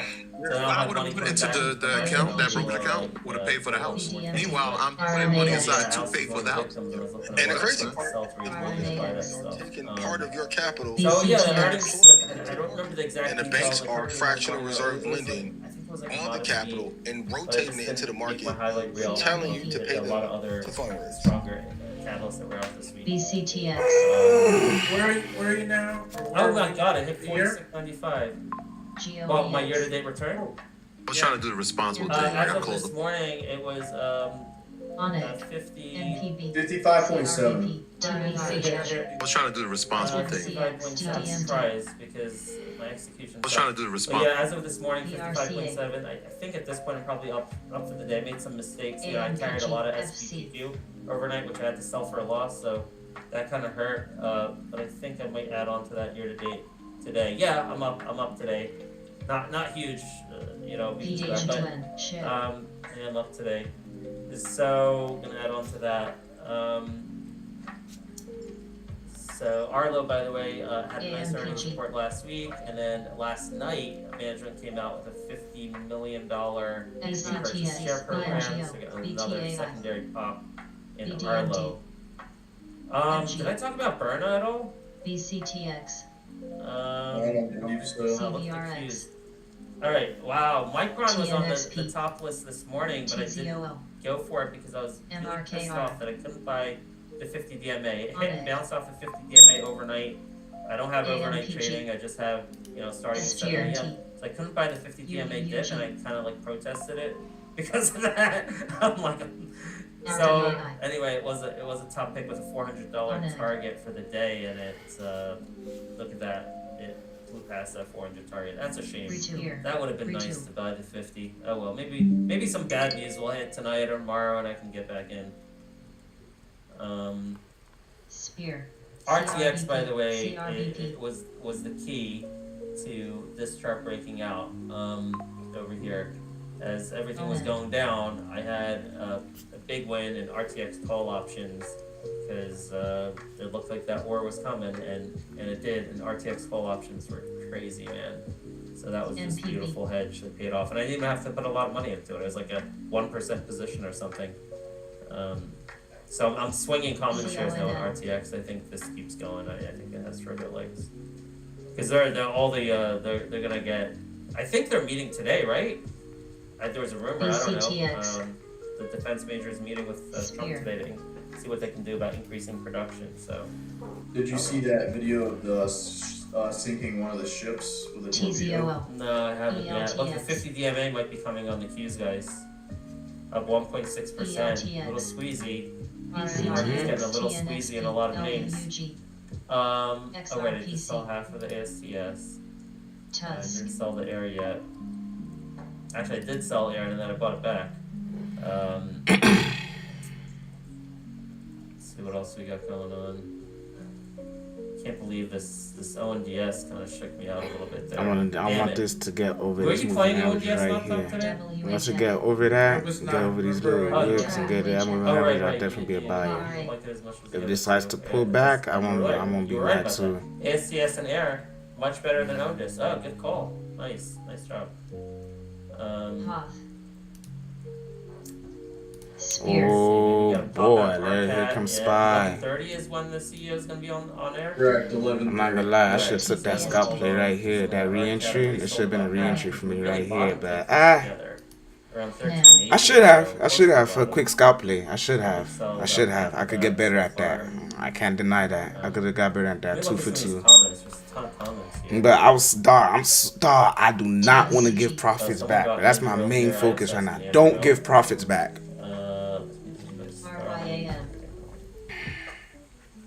Alistair, oh, that's the Alistair comment. Oh, it looks like, Brett, you're on top of all the comments. Yeah. You got everything. It looks like you got everything. All right. Yeah, I'm just rewatching this video right now on the, it looks like it's the, so people are saying it's the first submarine kill since World War II. Oh, yeah, I think I heard that. This video is crazy. I'm watching it. Yeah. I'm 23 years old. I'm up $60 on KORU. Nice. AMPG. That was nice. 60 in the share price, I mean. Is KORU, is that the same, how different is that to this other one, EWY? Oh, is it It's a 3X. Oh, it's 3X, I got it, okay, nice. And it's been, if you look at it from April of last year, I think it was in BCTX. around $21. BCTX. Good job. Let me add that to my... Hold up, does Robinhood let you buy calls before? Wait a minute. Well, yeah, I sold it around at the beginning of the Can year. you buy SPX calls on Robinhood before market opens? One basket, which was called January of that basket. That was the first 2 weeks were good, but everything just shit dead after the first 2 weeks. LVWR. Yeah, and Fun, Six Flags. Fun did. Yeah, that ended up being great. Did he stick with that? FRMM. I did. That was my pick. Yeah, it was. Yeah, that. With that one. Oh, that's I got fried on Lucid. That was the one. I'm not gonna lie. The futures market. Yeah. I'm gonna have to pay attention to the futures market. I'm gonna be real. But Redwire was the number one. Yeah, Redwire was the top pick for the January effect, and actually I even made out in bull with my short-term January call options. It did have a good month over 5 days or so, but shit the bed after that. Like my later July, August calls. But we'll see if they can turn around. We're gonna play that so much better. ASTS just went a new high. Right? What's that, laptop? Dogs. I said we're gonna play it so much better. Dogs. 2026. LVWR. Look, WHF. you know, we looked at the data. Alright, so CCHH. It's a real effect, and it works almost every year, but it's like a 5 to 10 session effect, and that's it. You know, there may be some winners that last longer, like Fun, but track. But you started earlier this year, I think, right? You jumped the gun on a few. I did. That's right. I jumped the gun on a few, but some of them worked out. It was Fly which worked out. I think I jumped the gun on because it had news and a technical breakout, and Bull had the news, which initially worked out on the ER. CVRX. It'll pop in Bull right now. We'll see what Bull gives us in after hours. Skill. Did he ever find that? Because you said he had found some negative information about the Bull, which I didn't see. About the subscription uptake or something. You remember that? I don't think I ever said CGTL. negative. No, so it was positive that they're trying to convert people into the premium membership. Good shit, I bought The only thing negative I ever found about Bull was when that lawsuit was filed or whatever, right? About event betting and all that, which is a minimum thing for Bull. If they didn't have it, they could still. If you're in America right now. Okay. So yeah, I'm pretty. I ain't tripping though. That's fine. We still got more opportunities later. Let's not. I can't be copying the other people's account, bro. That's the one thing you can't do. I did good today. 17%, 107. You did good, bro. But like, I don't see them because I can tell you, Hood. One of the reasons that Hood became like a very like kind of retail popular meme stock, they actually put dollars, like real dollars, behind social media marketing, and you know a lot of the. I hate to say this. But I know this for a fact, specifically with Hood. A lot of the social media influencers who have been touting Hood are actually paid by Hood. So that created, that helped create this buzz about that company. So I thought we would see that with Webull, and I haven't seen any evidence of that, which I'm a little bit disappointed in because there's it's just MTVA. I mean, Brian is right because I saw this today. He said bull fills are first word. Won't say it. First on here. Yeah. Keep it PG. I noticed that today with ASTS. Like I put it in and I did not get it even with trying to sell it. How do their fills compare? I'm on Fidelity and Fidelity. Their fills. Fidelities are the best. Absolutely extraordinary fills. Like but amazing. At the same time, it's like Hood fills are also crappy. So I think Did I share in the Discord yesterday the notification from Webull about the the legacy lagging from their third-party provider? Did I share that? What do you mean? I don't remember. I think I saw that. No. CCHH. I got a notice from Webull, and I got one again today. We apologize, but because of network traffic or something, our third-party data provider, whatever, is lagging for some reason, which affects. Because I noticed, like on ASTS, when I was not ASTS, whatever stock, I was trying to pick up calls with you guys this morning, would never fill, and I got a notice. So there is some data provider problem issues with Webull. Okay. I mean, I'm using Webull now, but I don't trade on Webull. I did in the past a little bit, but like all my money's tied up somewhere else right now. But maybe I will in the future again. But I mean, I pay them all the subscriptions. I subscribe to everything on Webull, and I use it for everything you're seeing here, and on my phone, market data, everything, and then except news. Their newsfeed sucks, so I use Benzinga Pro for that. Which, by the way, it's code Story Trading 55 or is it Story 55? I don't know.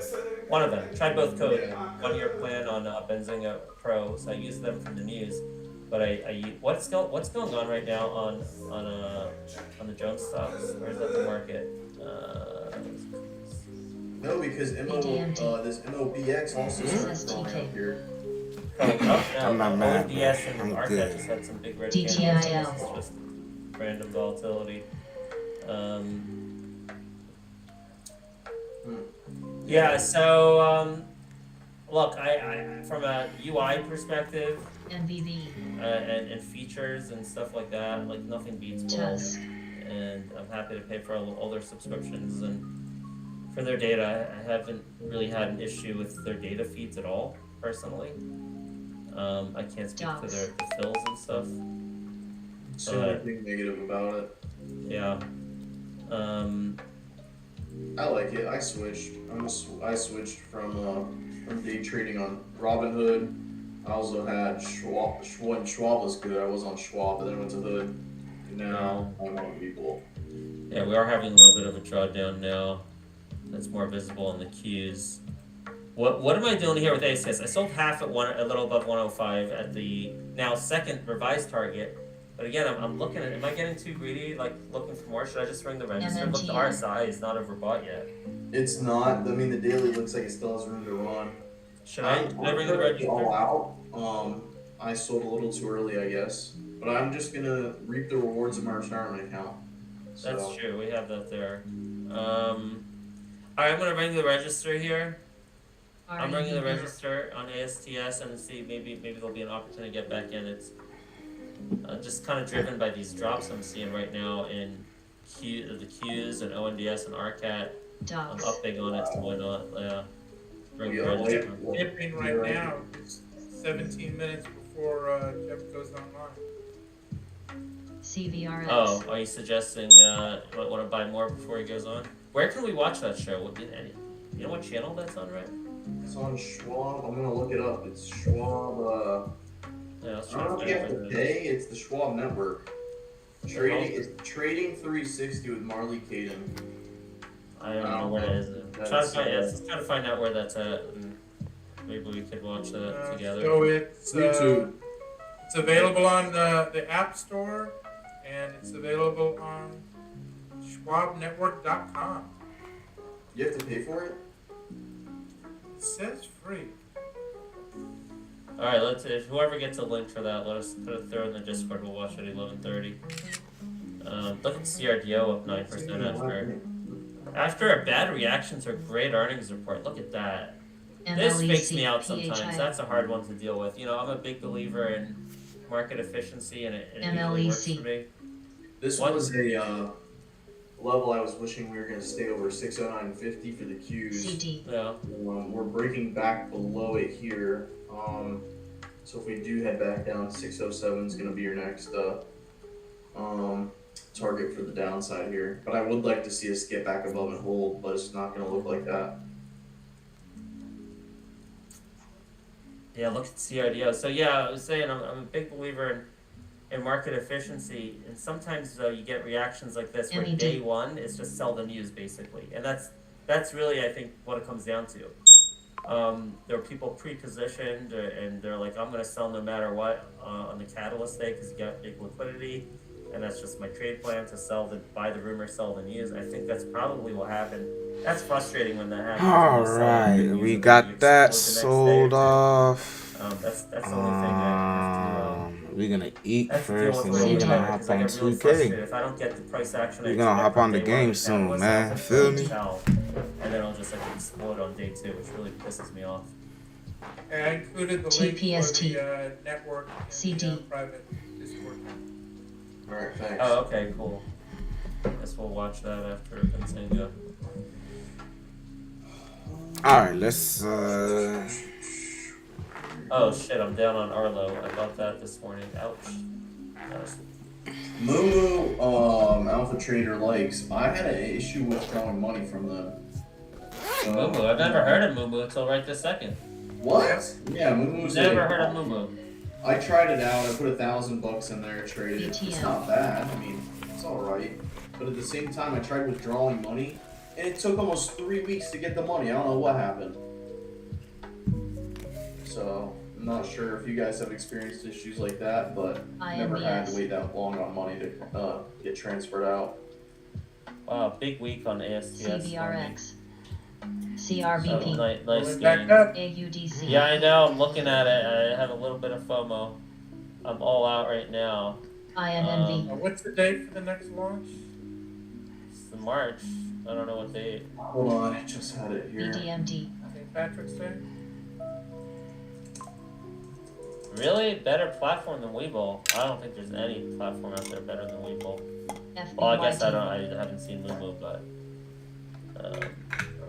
in terms of especially watch lists, I mean, they do such a great job with watch lists and charts, and the compatibility between desktop and mobile. I mean, it blows away every app I looked at. Skill. But I did not look at Moo though. MNTN. Let's try some of this apple Scotty.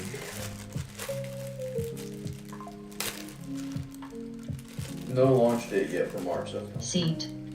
Yeah. Seat. Oh, I didn't talk about Berna. If you'd like, you can make an ER bet here. CRBP. It may work, it may not. All right, but I love the risk reward, but it might fail. We got it to 1250 call options. I alerted to my community. A bunch of people followed me into it. Most of this open interest is us buying it yesterday. 330 open interest. I'm expecting Berna to pre-announce CD revenue for Q4, I guess it is. Or the period, I don't know what they call their Qs. I think they have a different fiscal period. I'm not sure, but whatever. Whenever their last quarter ended, I think they're a month. I think they have a really weird date that their quarter ends on. But whatever. They're pre-announcing revenue. They always pre-announce as a matter of routine. So they're going to be pre-announcing the revenue probably this week. It's Wednesday. Honestly, probably tomorrow morning. Looking at the pattern, they're probably going to pre-announce revenue tomorrow morning. And based on the commentary on the conference call just a month ago, it sounded pretty bullish. So just based on that bullish commentary, I'm guessing that the revenue will come in above analyst estimates tomorrow morning. And then hopefully I'm looking at a target of 1370 to 15 tomorrow on Berna. But might fail, they might miss, it might just be in line, right? So risk reward and everything, you got to allocate properly, put in only what you're willing to lose. So I'm in 1250 call options for March with an amount I'm willing to lose if I'm wrong. But I do really like that risk reward, so pay attention to Berna on newsfeed the rest of the week. Freebie stock trade idea for you guys, for you who are not in our Discord yet. If it works out, we expect to see you in our Discord the following day, the same day, all right? TTEC. FBYD. You know what's performing nicely today is MBIS. They had news this morning. That news last night, actually. It was And it was last night. today. They received the city approval for the first gigawatt data center in Missouri. That was last night. That news was last night. Oh, I thought that was this morning. Wasn't that with the 2.5 billion offer? NVV. That was APLD. The APLD news was this morning. I mean, these data centers, so much stuff going on with data centers. That was with BW and APLD. That was this morning. NBIS was last night. Had a muted reaction last night and big reaction now. I own this in my long-term account, but I never know how to play these AI data center stocks. It's just too confusing for me. Because they're almost always paired with some sort of offering around the same time, and there's so many question marks in terms of timelines and how much money they need to raise to build it and what the margins are going to. It's just very complicated for me. So I just, aside from cores, which we all crushed because that was like the first data center play to like explode, and we were really early on this with the Godfather. But since then, since it became a popular trade and every single Bitcoin miner got into it, plus other ones that weren't even Bitcoin miners, I've just avoided it because it's very hard for me to figure out what the price action is going to be at announcement time. I can't figure it out. So like I own NBIS long term, but trying to trade them around announcements, I get very tentative. I don't know.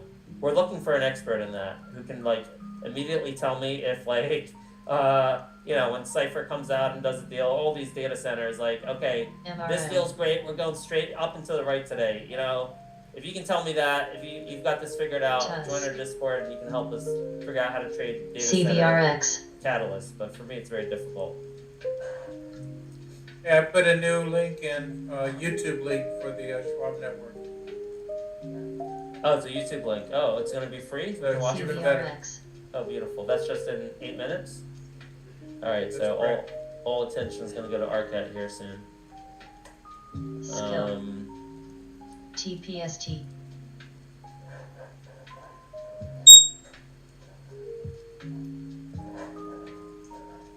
So, yeah. After ASTS, I'm not really compelled to do much today. Yeah, I made nice profits on it today. I'm all out right now. Air falling back here. Daily chart still looks pretty good. I mean, by the way, this is an active short squeeze. What you're seeing here. CGTL CNEY. The short interest, we're at 52-week highs with a short interest of what is that? It's here. Let me do the math on that. HKIT. A short interest. Oh, it's only 17%, but they're covering. They've been covering on air. You've commented, laptop, that you can kind of see that in the candles. Do you still see that in the candles? Evidence of short covering. Oh yeah.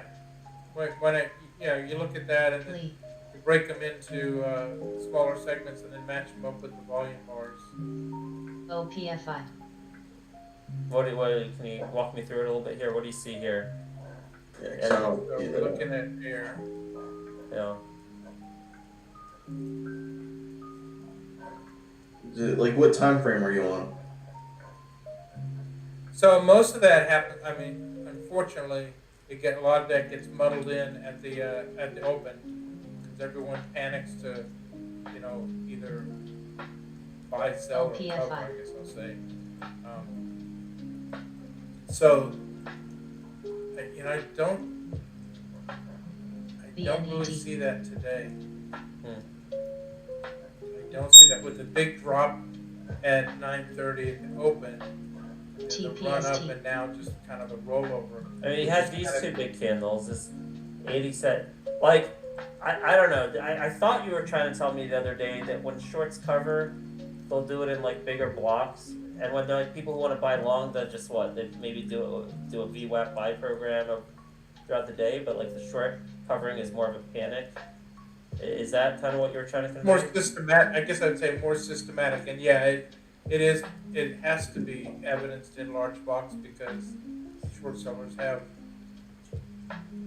especially institutional owners, have large amounts of shares that they have to unload. So yes, you see that in those block trades.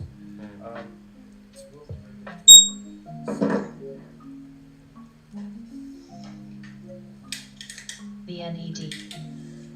I'm trying to figure out if this is I think was it 3-2 that you saw the first two 5-minute candles? Yeah, so that was 5-minute candles. Oh, right here. Look at that. 1 minute. Yeah.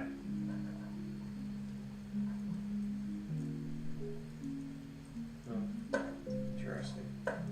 AMPG. I'm trying to figure out on the daily chart. Go ahead, Ben. No, right now in the 1 minute chart, I'm trying to figure out if it's a buy here for the day. Support area, I see that. It looks like it. The chart that's going to catch a lot of people's eyes today is going to be MBIS. Look at that, getting over the 20 and 15 DMA on the daily chart. It looks pretty good. Maybe even go to that gap fill there around 102. Yeah, let me look at that right now. MBIS. I still love that Amazon chart. OMDA.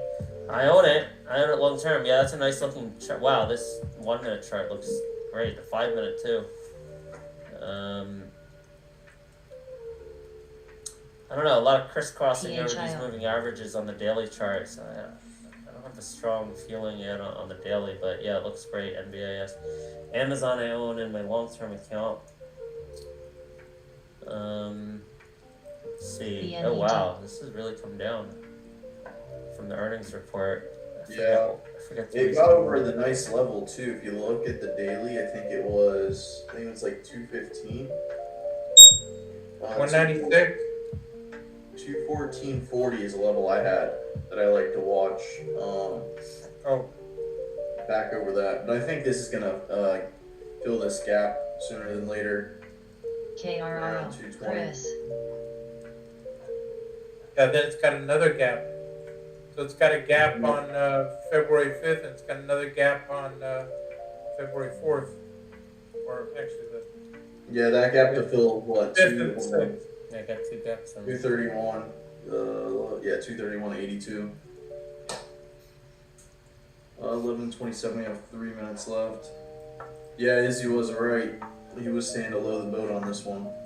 Yeah, I'm thinking of maybe I did take some profits on RCAT. earlier, so I think I'm gonna increase my position again here ahead of this interview right here, right now. Just got more Arcat. Yeah, 196 he's been in. I think he tagged me and you, Ben. Tagged this where in the Discord? Yeah, he was hopping in long Amazon.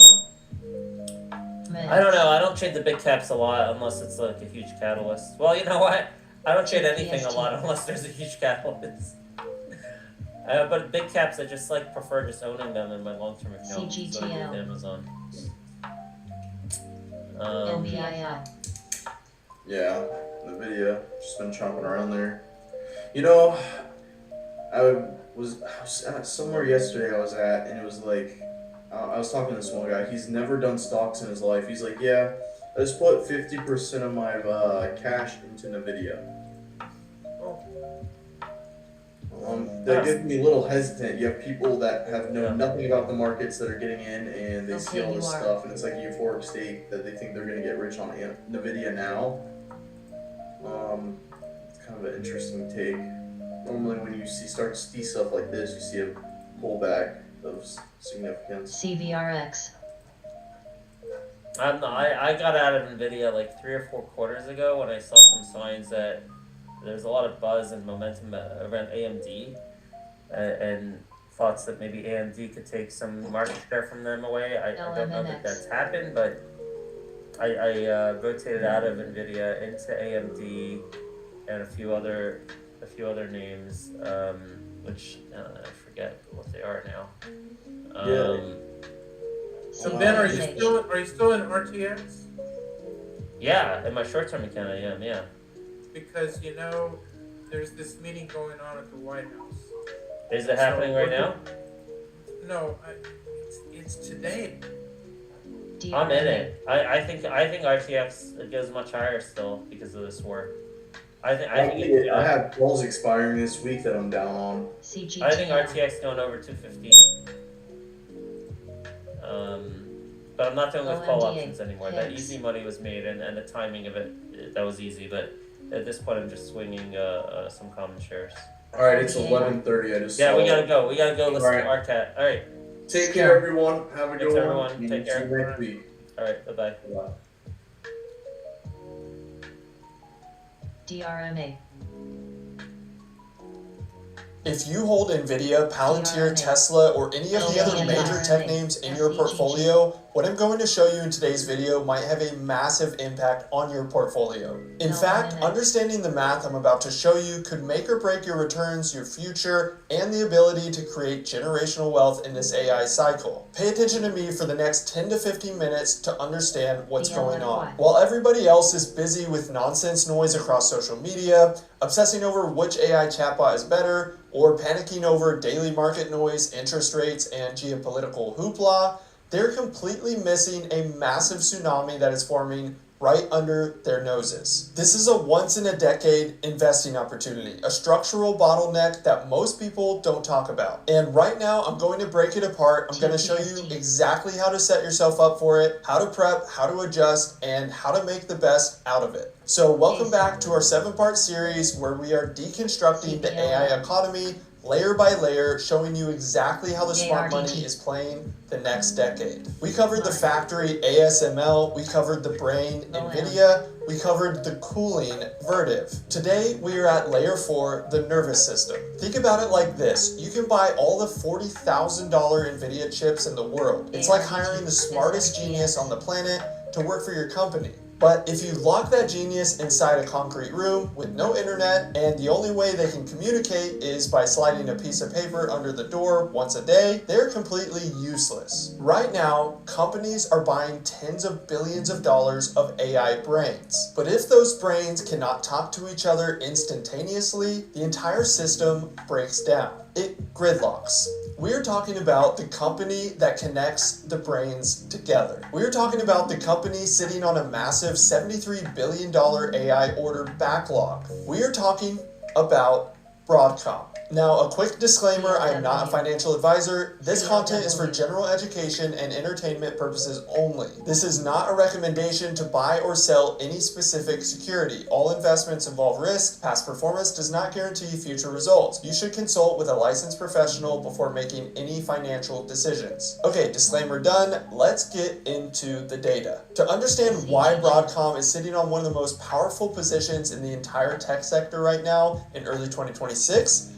you have to understand how AI is actually trained. When OpenAI trains a model like ChatGPT or when Meta trains Llama, they don't just use one computer. They use clusters of 10,000 or 50,000 or even 100,000 GPUs all working together at the exact same time to solve a massive mathematical puzzle. They chop the problem into tiny pieces, hand a piece to every single chip, and say, go. Here's where the physics problem kicks in. All of those chips have to share their answers with each other constantly. If GPU number 1 finishes its homework, it has to wait for GPU number 99,000 to finish its homework before the whole system can move forward. If the network connecting these chips is slow, the chips sit idle. In the AI world, this is called latency. And in data centers, latency is death. If your NVIDIA chip is sitting idle for even a fraction of a second, waiting for data to arrive over a cable, you're burning millions of dollars of electricity for absolutely no reason. This is where Broadcom enters the chat. Broadcom dominates the high-end networking market. They build the custom silicon, the switches, and the routers that act as the nervous system of the AI cluster. Specifically, I'm talking about their Tomahawk 6 switch, which is capable of moving an unbelievable 102 terabits of data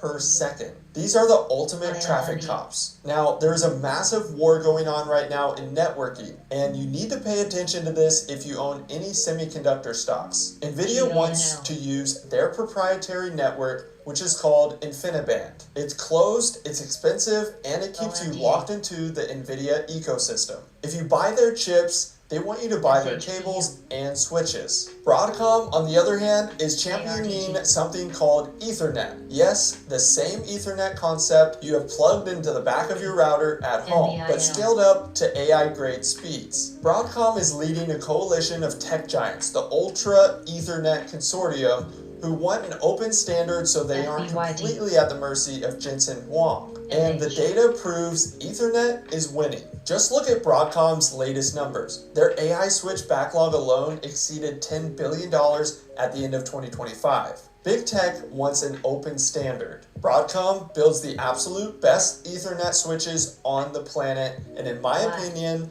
they will own the networking layer of the AI build-out for the rest of the decade.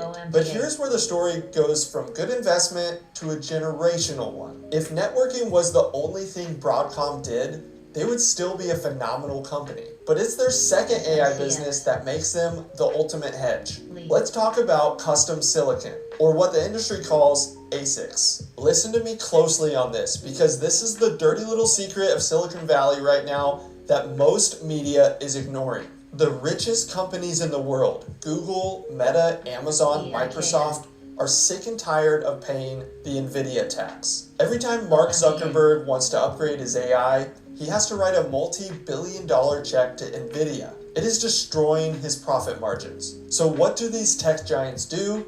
They decide to build their own chips. Google has the TPU, Meta has the MTIA, Amazon has Trainium. They want to build chips that are designed specifically for their own internal software, so they can stop buying from NVIDIA. But here's the catch. You can't just wake up one morning and decide to build a 3 nanometer AI accelerator chip. It requires decades of engineering expertise, patents, and supply chain relationships. Google knows software, Meta knows social media. They don't know hardware manufacturing at that level. So who do they call?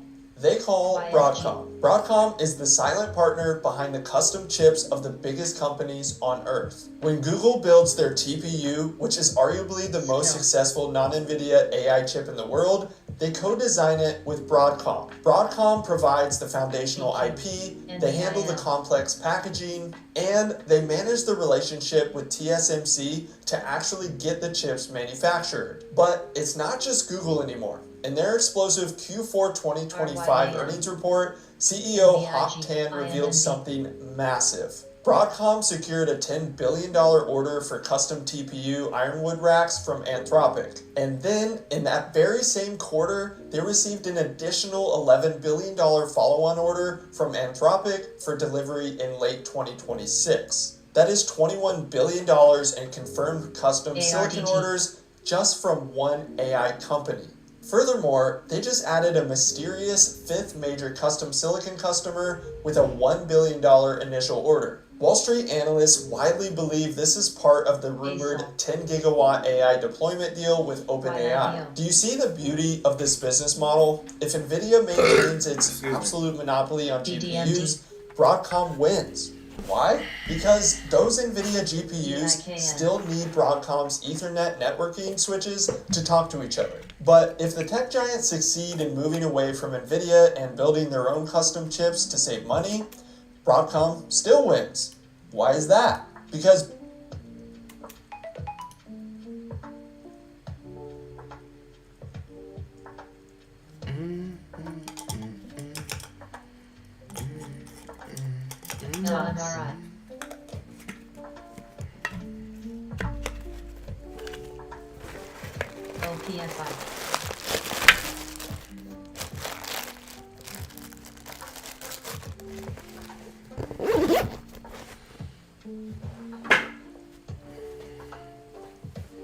STRZ, STRZ, FRMM, SUNE, NBIG.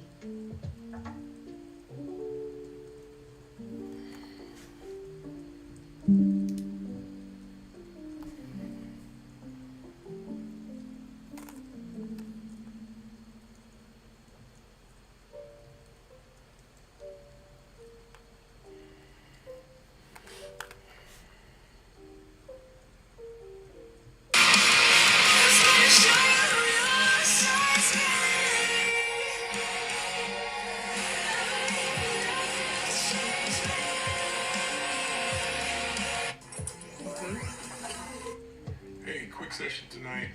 Nurse Charles here. I had the unfortunate event tonight of intubating a 17-year-old kid. That means we put a tube in his throat to breathe for him because he lost the ability to breathe. He lost consciousness.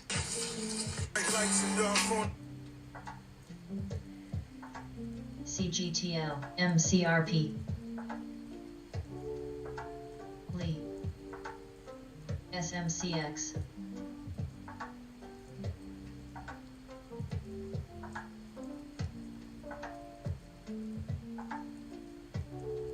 OPFI.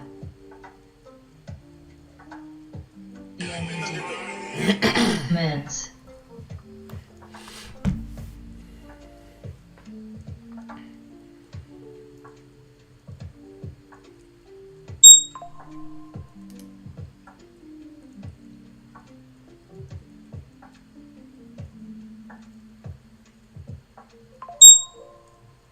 BDMD.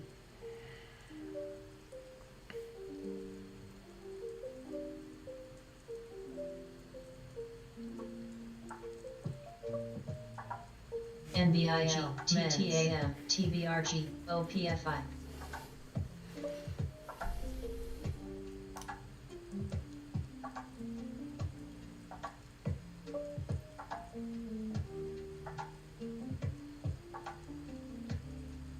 MRM.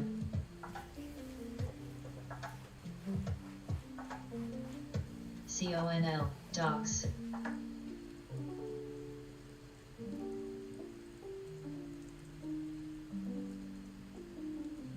SMCX, OBAI, OPRX, OBAI, BLFY, OMDA, OBAI, PIX, DOCS, UNCY, CBLY.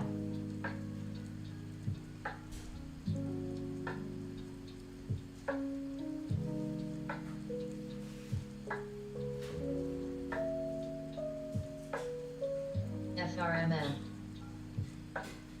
BDMD,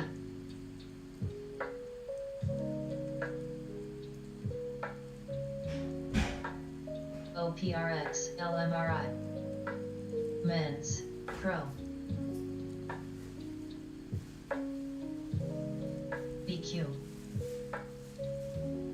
BDMD. BDMD. BDMD.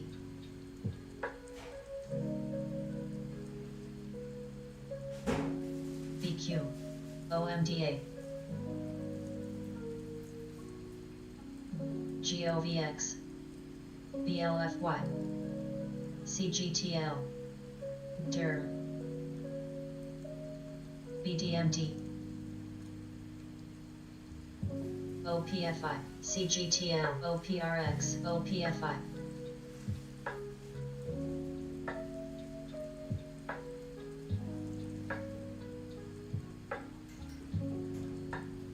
REFI. NBIL. BDMD. REFI.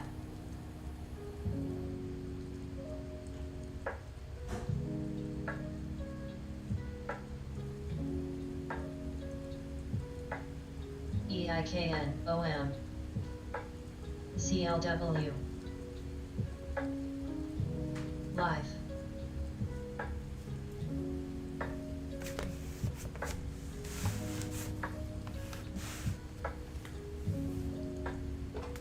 Glad. BDMD. FRST.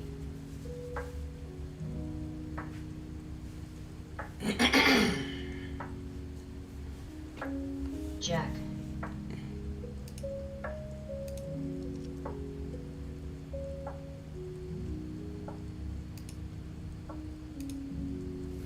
JRS. NBIL. Jack. FRST. FRST.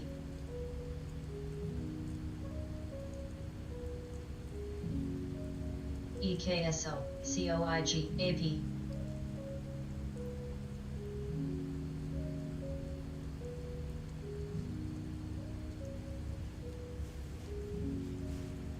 SLND.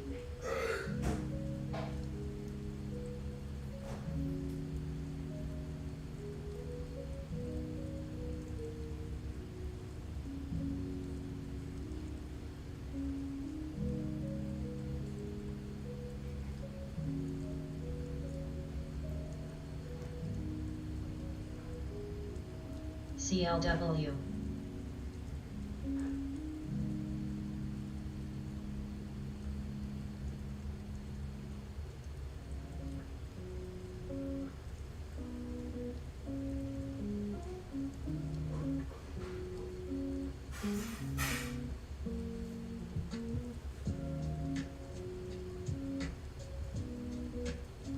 NBIL. CD. CD.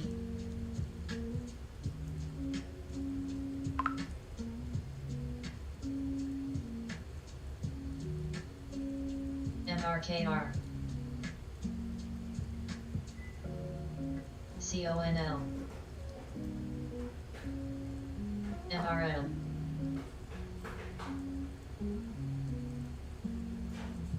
LVWR. COIG.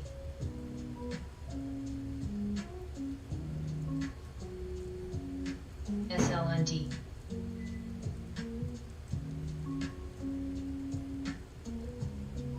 Jack.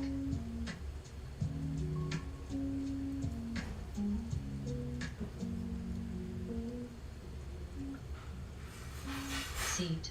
Men's. SHPU. CNEY.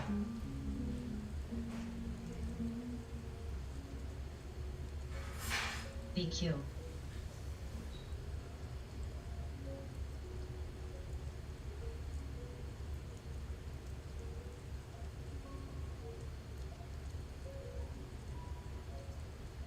NBIL. ONEW. IXHL. NBIG. BNED. IXHL. BQ. ROLR. GOVX.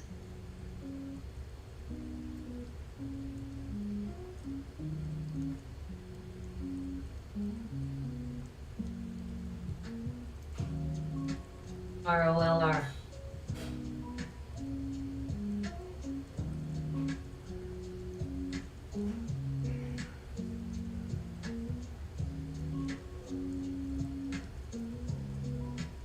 LMRI. LMRI. RYAM.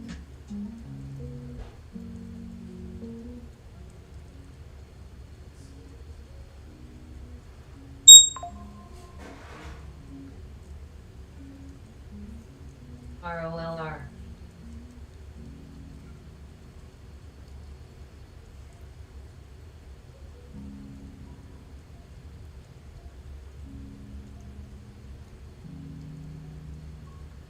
OSCR.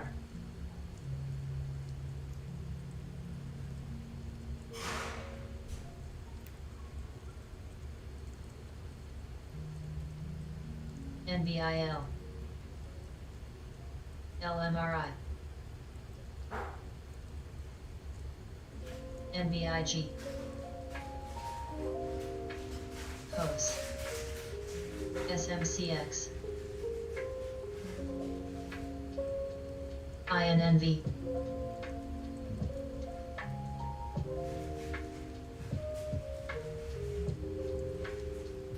SHPU.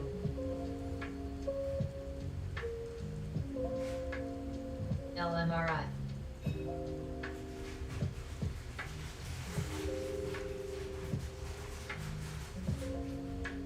SMHI, COIG. UNCY, UNCY. ARDT, ARDT.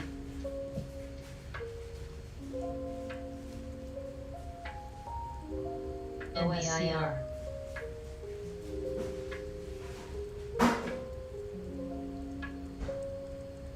GNED.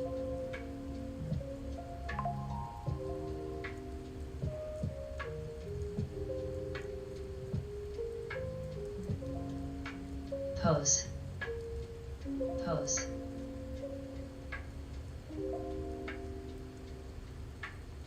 Pose. CY. Pose. INNV.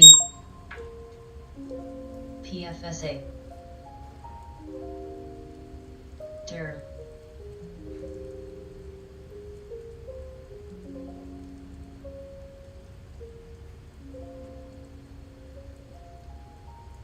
Pose. SMCX.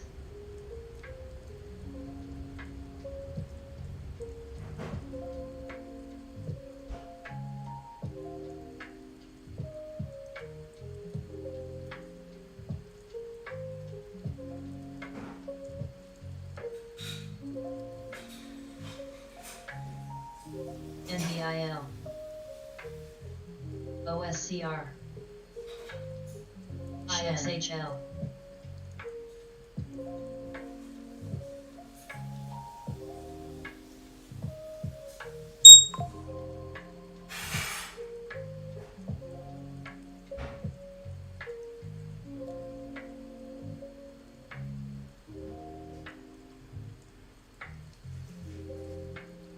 IXHL.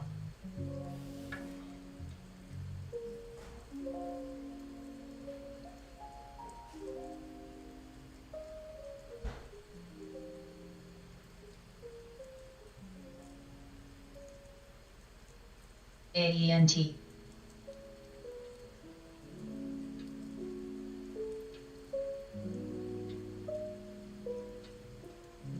NBIG.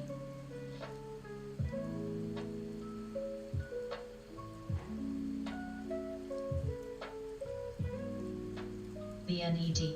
FRGT.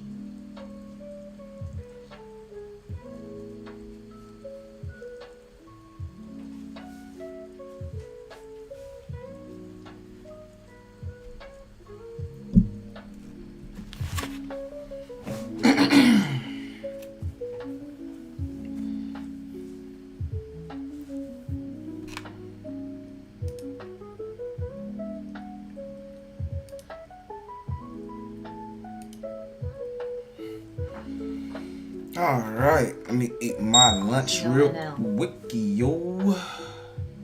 Let's What's the dilly, yo? BNED. OM. BNED.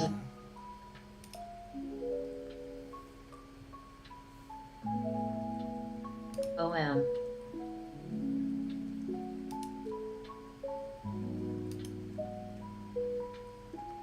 SMCX. LBWR.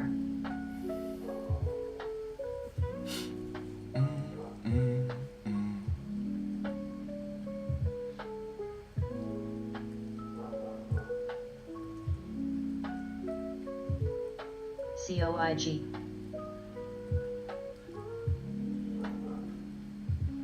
Shen. Pew.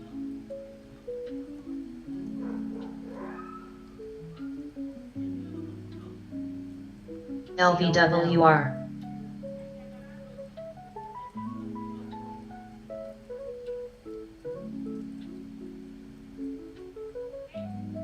OSCR.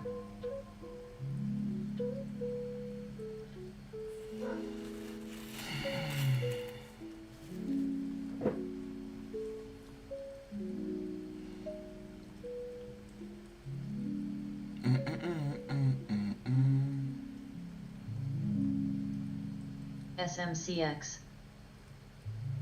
SSTK.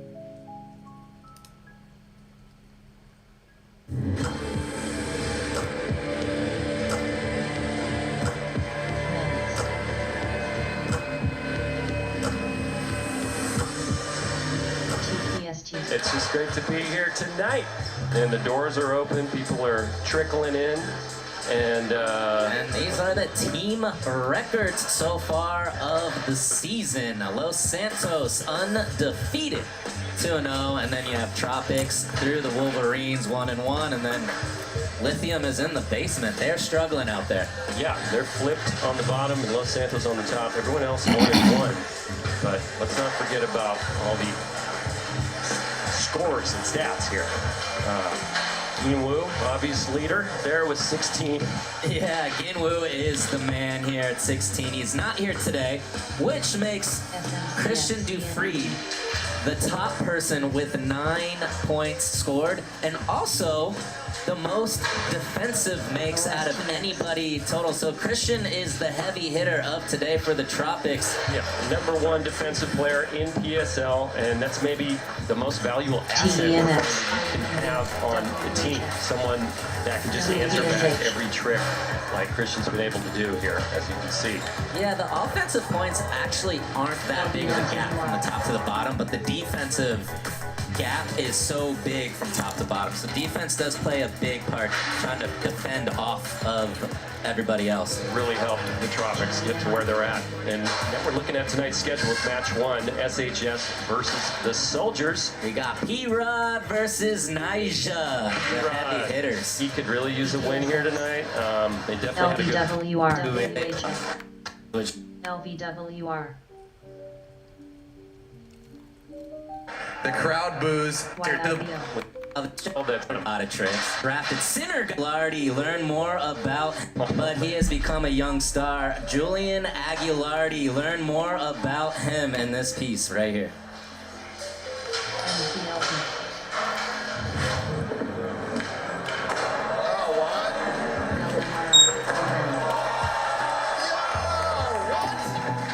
It's a dream come true, to be honest.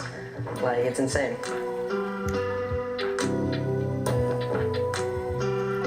You got little Julian Aguilardi, and first of all, I think he's like 15 or something like that. So he's got some legs left in him. I mean, it's sick that me and Ginwoo are the youngest. That's pretty sick. Can't lie. And I've been telling Julian since he's been this young, I was like, bro, you're the one. You're the one. I see it. He's been skating like a grown man since he was like 12 or something. He just got such a good style, such a wide variety of tricks. He can skate the stairs, he can skate the rails. And he's somebody on our team that can like be on the team for a long time, you know. He was the last pick of the last round, and I think that was a smart pick by Paul because get him while you can, man. He will be a #1 pick instead of. Die for this team, because sometimes I'm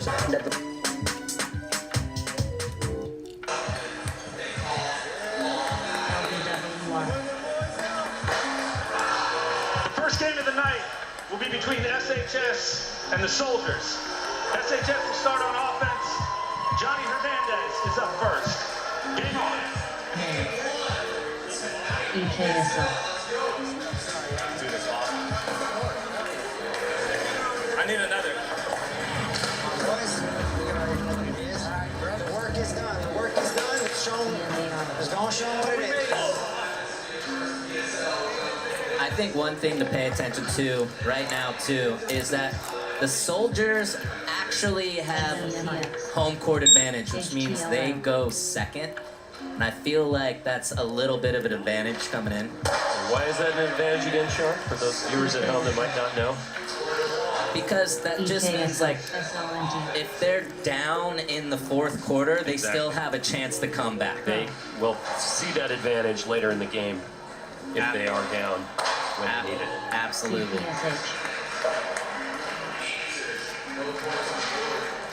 Starting out, getting the legs warm. You want us to do all the variations first? Let's like, yeah, I mean, you can warm it up as you feel, but again, go with your Julian Christensen to set the trick. All right. It's cool to see P-Rod coaching up the younger guys, too. You got it all. Definitely going some strategy this game. We saw it last week. I think he's going to implement it again. Yeah, we touched on it a little earlier, but Paul outsmarted the Wolverines. Well, he's got one of the most cohesive teams in the league, I would say. Everyone seems to be kind of right where they need to be. Good arsenal of talent. BDSX. Those Soldiers. Not that they're not cohesive, but you know, be all over the place. Or maybe I'm talking about Lithium. Oh my! Oh, that's interesting. I mean, that was the tactic they did against the Wolverines. I actually thought they used their rail wildcard tricks way too fast. They really did. You know, when I skated the rails a little bit.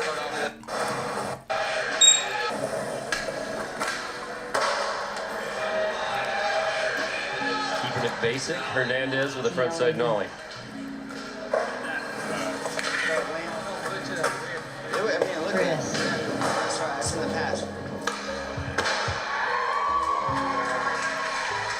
I did think the first 2 weeks so far, there was some basic tricks missed. I think everybody's kind of polishing up their game a little bit more, making sure they have the frontside half cabs, the nollie 180s. And we're stepping into more advanced tricks. Perfect switch front shove from Julian Christensen. Fuck yeah. God, he made that look good. Yeah, he did.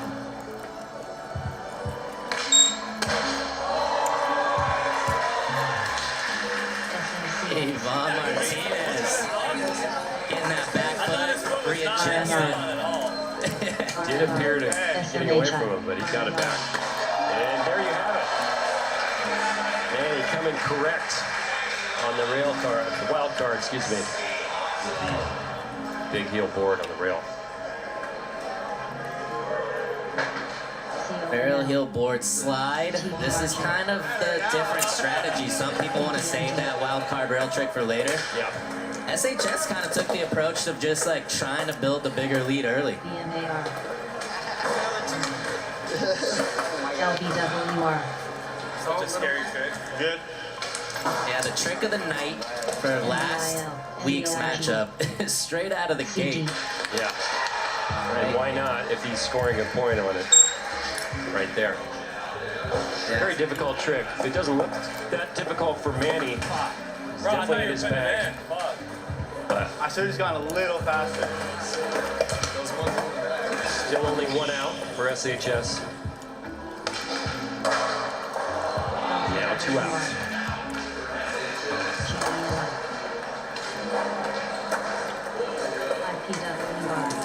Two outs, 1 to go. Really nice if they could stack a couple more points here in the first quarter. Send a Julian out, they probably will. Yeah, Julian, really good switch skater, switch heel flip.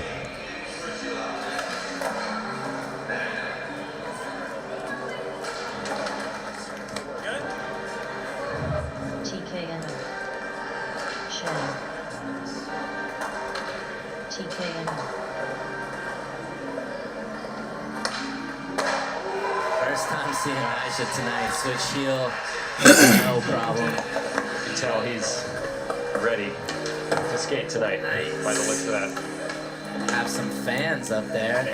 Got player circles. Never know what's going to happen on the deck for the soldiers.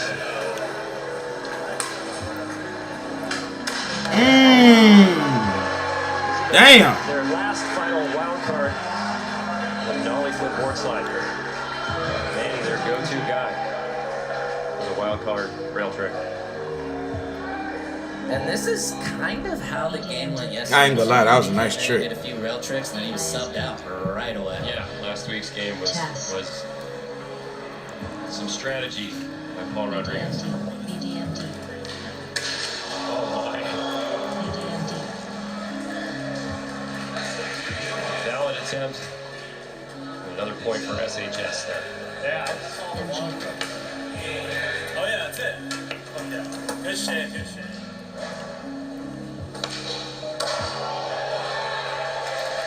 Frontside flip from John 1 of 1 Hernandez. God, finding his groove out there. That had to feel better than bailing a kickflip. Yeah. He has that. It's in the bag. Whoa, it certainly was not in the bag for the bro. If it got a little more musca, it might have worked out for him. Yeah. Yeah, I tried. Bring SHS to 20 points. Looks like they're bringing Paul Rodriguez in. They're sticking to that same game plan. Just Manny in, a few rail tricks, then sub him out, bring P-Rod in.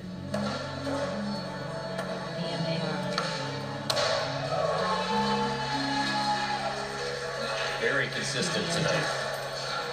Julian Christensen. Yeah, Julian Christensen is feeling it. Nollie Bixman.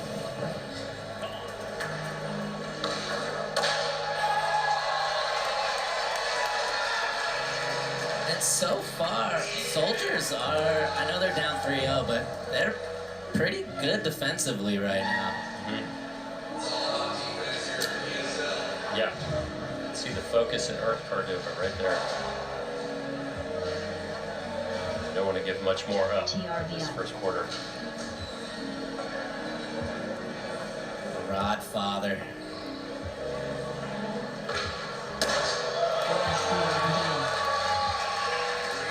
Just as smooth as ever. This textbook is you can get. Just keep track of what. Rod Father switch flip. I imagine this is art. That's a mighty swerve in. He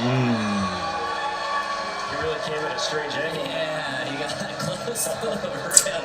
Nonetheless, switch flip, count it. Successfully defended. Yeah. Right? That's how it works, I think. Hernandez finding his groove. Yeah, SHS is throwing a lot of tricks at the Soldiers in this first quarter. Looks on the probability of 59% here. That just went up. Yeah. I think it's worth noting too, the probability isn't the trick, it's the regular attempt at it. I see. I'm going to lean on you to walk me through some of the stats tonight, Sean. Julian is just not missing.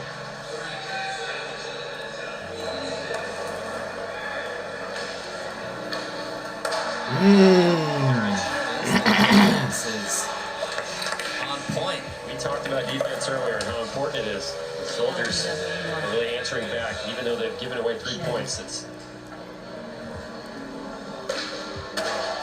And their third and final out there, just missing a switch pop shove it. Switching it over to the Soldiers in the bottom of the first. First quarter, Soldiers are on offense. Dr. Houston is up first. My bad. Thank you, Houston. That was a fluke. My bad. That was good. To set the trick. Tonight, 3 falls in a row. we saw the 3 points just get scored in the first quarter there. Hey.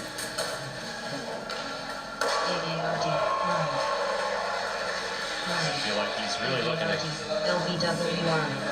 lock in at least a tie, if not get ahead right here. Yeah, let's remember, Nyjah almost died like 2 months ago.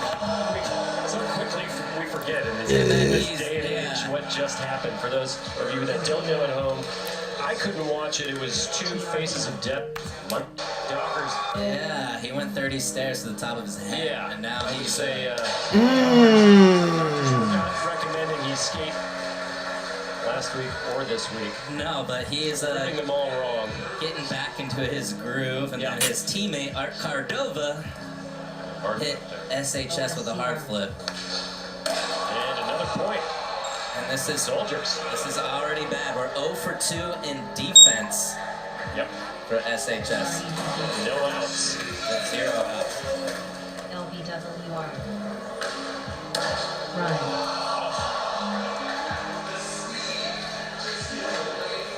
Yeah, Von Martinez just not getting all the way around on that full cab. Yep. Still the first quarter here. Finding his legs. It's like I just found his legs. Yeah. But he never left him. That was hurtful. This is what Nyjah is really good at. He just has his tricks, and he is more consistent than anybody else that does. He's able to call upon them at any time. Woo! A little shot there. Looked like he needed a little more speed. Another point tying it up for the Soldiers. 3 and 3. 2 outs to go. Very focused, Art Cardova. Perfect nollie flip down the set. Very defendable. Probability 45% on nollie. I thought it would be higher. Me too, actually. Just want I keep harkening back to this, but like in the real streets of skateboarding, you don't land everything every try. And so to have a 45% probability of landing something is very high. Absolutely. Nyjah's up there with percentages tonight. 1 bail left. That nigga slid. Wow. Switch front heel. I think this is the job for Paul Rodriguez. Yes, definitely in the bag. Paul Rodriguez. Talking about Hollywood 12. Yeah, right. Straight on angle. One of the best switch front heels ever. Really does have that. ANTX. So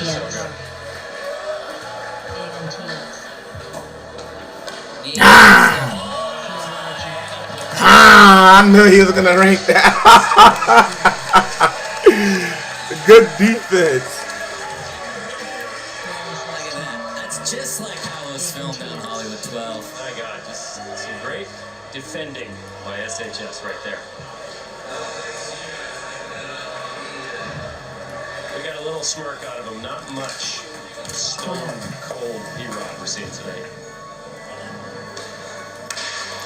And their third and final out there will bring us to the second quarter. All tied up at 3 and 3. Second, we're gonna top the second quarter. SHS is on offense. Johnny Hernandez is up first. All right, top of the second quarter. I thought both of them did a pretty good job just to slow it down to 3 points each. The second quarter is going to be a big one to see who can build a lead going into halftime. We have a perfect start to the perfect game here, all tied up.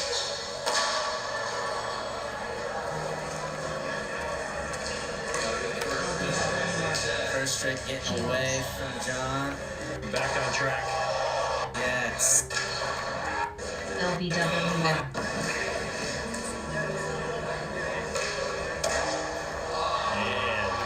Damn. Problem. The way Nyjah's skating. On offense. Yvonne Martin. Looks like Is that the nollie backside flip trick you're most confident with? Glenn? Is that the most popular trick for you? This is Gustavo's first trick in PSL. Okay. You got it. When he was here last week, there was so much skateboarding, I forgot that he didn't skate. He's just warming up. Oh, and we're gonna get our first FaceTime action for Big Cat. Due to 2 points of contact with the ground, the previous trick attempt is no good. Looks like we're not even reviewing it. A little sped up these days. You hear the crowd booing Big Cat, as we talked about earlier. I mean, like I said before, it's like pretty common sense. Look, if 2 hands touch, you can't really count that. You can brush off the haters, but you cannot brush off the floor, Sean. No, you cannot. Big Cat is down at the bottom of the set. He sees it all. Let's see what route Niger goes. Wild card. Oh my. We have not seen that trick yet. Nollie frontside curve gun. Using one of his wild cards wisely. Yeah, let's remember, SHS burned through all their rail wildcard tricks, so they're done. They can go set only, but the soldiers have 2 left, including that nollie front crib. Looks like they're sending Julian out. Just getting away from me. Look pretty confident there. Yeah, it's a little, kind of pushed it a little too forward up there. And that'll What was the last trick I just tried? put the soldiers up for the first time. 4-3. Yeah. Oh, yeah. I mean, I'd say run something you're a little more confident with first, unless you feel like you got it. I think I got this one. All right, run it.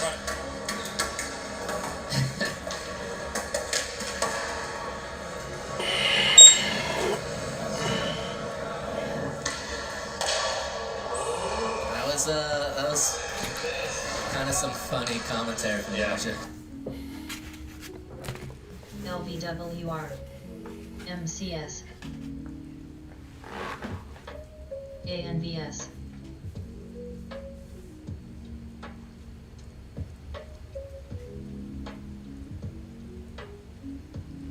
LVWR.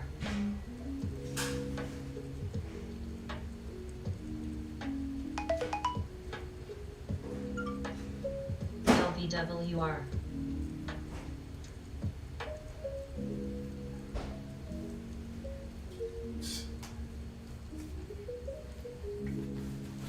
Oh man. LVWR.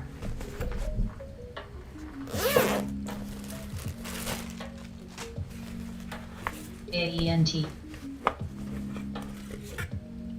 Jeed. Jeed. LVWR.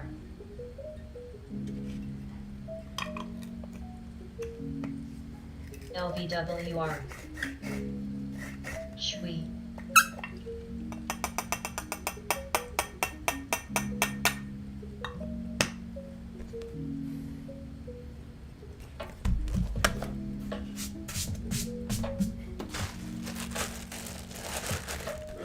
LVWR. Jeed. Looks.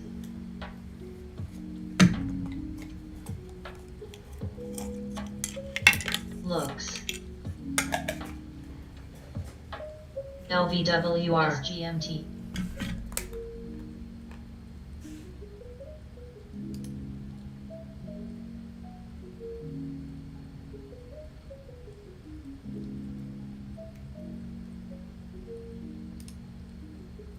The oil's still climbing, so that little last Israeli strike headline, that got it going up. Japan's coming up.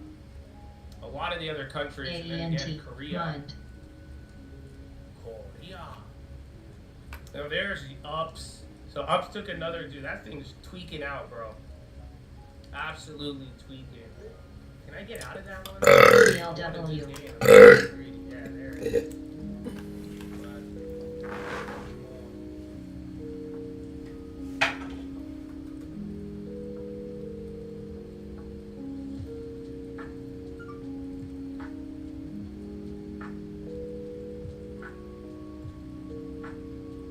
just gonna fucking hold it. I wasn't even willing to hear it. It's just there's like going up, but not really. Do long-term alerts require locked in? No. So if you're on the long-term alerts, I'll still send it out, but everybody has to wait until the video. So you could ask the guys in locked in. I didn't tell them the play. MDAI. I still have not told them what I bought. I'm not telling anybody. So the sooner you guys understand this, the better. You know, don't make me out to be the bad guy. I'm trying to teach you guys something. But at the same time, you know, everyone's gonna get it revealed at the same time. So like I'm saying, you got a little bit of a window. If you've been listening, you understand the principles, you could get an idea, but like I'm saying, the point isn't to copy me. The point is to look at your portfolio, build around it, and understand how to do this effectively. Ship. SSP, Intel chilled out. Yeah, they moved a little bit, but it's not. It's like still in this little range. It's kind of funny.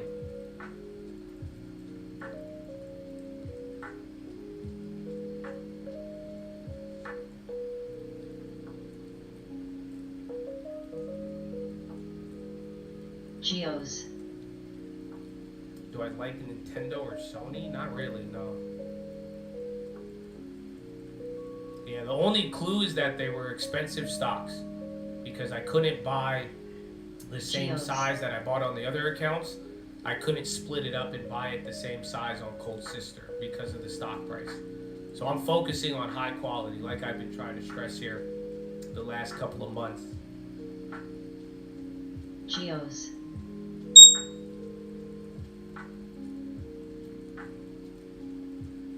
Rollo.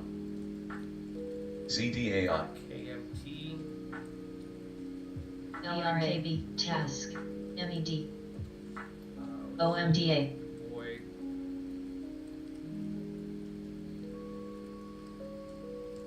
It's crazy.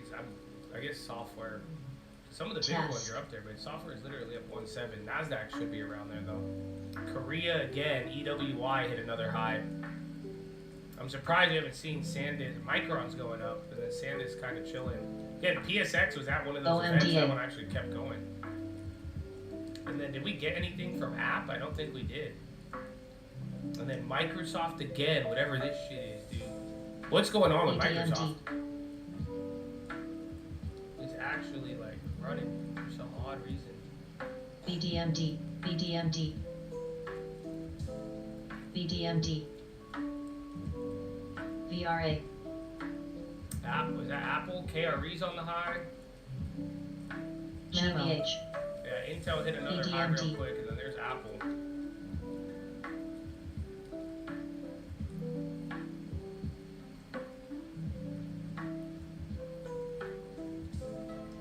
No, what was it? They had the Iraqi intercepts drones on outskirts of Baghdad.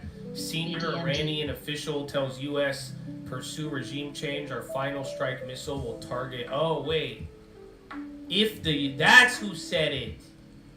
Oh, it wasn't the U.S. It was the Iranian official. So whoever it is, this again. But today's a day of rumors.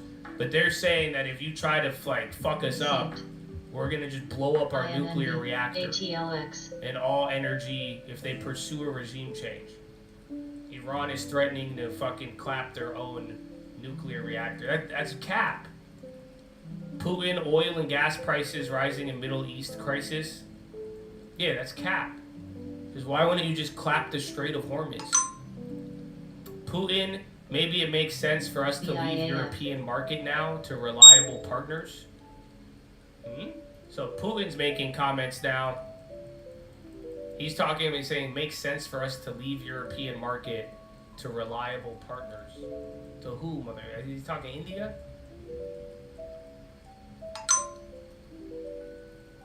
Oh, the Dimona nuclear reactor in all regional energy facilities. It's now a decision. It's not a decision yet. We'll discuss it. So yeah, getting these headlines. Oil's starting to react a little bit. Again, a lot of things even had to push. There's UPS again, but those contracts playing on. ATLX.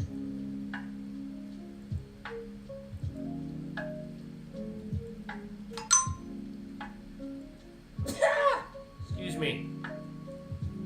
Attack on Russian LNG tanker is a terrorist attack. So yeah, now Russia's pissed. Remember they sunk one of those earlier last night or earlier today?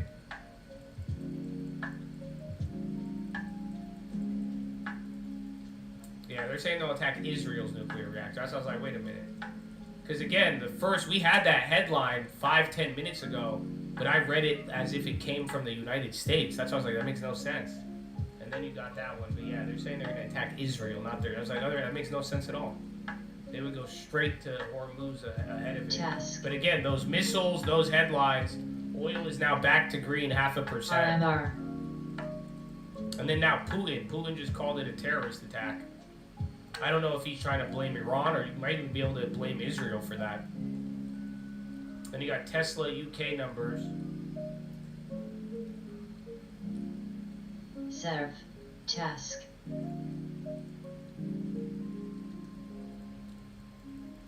Thank you. HM Honda. Whatever the hell Microsoft's doing, Honda just took a little candle. Oh yeah, new car sales coming out. Serve. And then gold liquidating. Uh-oh, hot dog. Watch if the dollar pops. Again, you have oil going up. Gold now, if the gold candle continues, we might get a little bit more volatility. Again, today is the day. U.S. Embassy tells Americans to leave Iraq. Fitch says Strait of Hormuz closure likely temporary. Oil price impact expected to be limited. So you have good news from Fitch and then U.S. Embassy getting evacuated in Iraq. Or telling them to leave. Roll. What a day, my friends. ADML. BDMD. VCI SGMT. Morning sphere on the high. SGMT. And if that GLVX. gold candle gets bigger and oil gets higher, I don't think that's a good sign. Sphere? Sphere just took $2. Mob. Serve. There's nothing cheap on Sphere.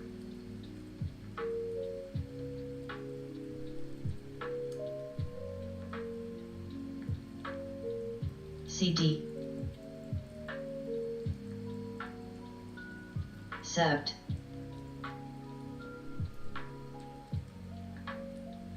Dude, Microsoft. I'll give you guys one. I'm not gonna take it. I don't want it, but I'll give you one. Has it moved yet? Oh, it moved. Ah, no. Might be your last call.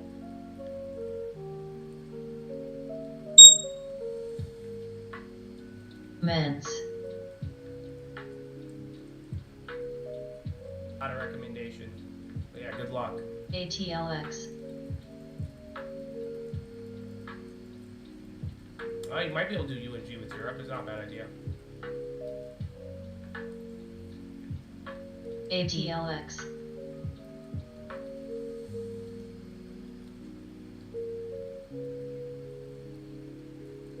Caesar's still again. Caesar's in Sphere. So these little, and Intel again actually too. Oracle was lagging a little bit. Again, started Microsoft and Oracle were moving, but then Microsoft, whatever the fuck happened there. RNGR.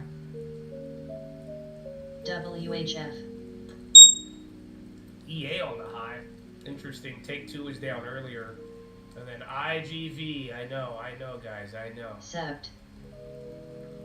Yeah, Fitch had the good comment on Strait of Hormuz. All these other headlines that brought oil up.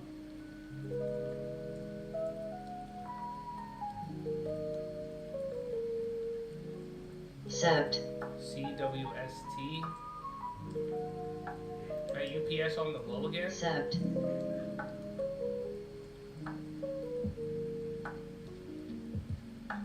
Sept.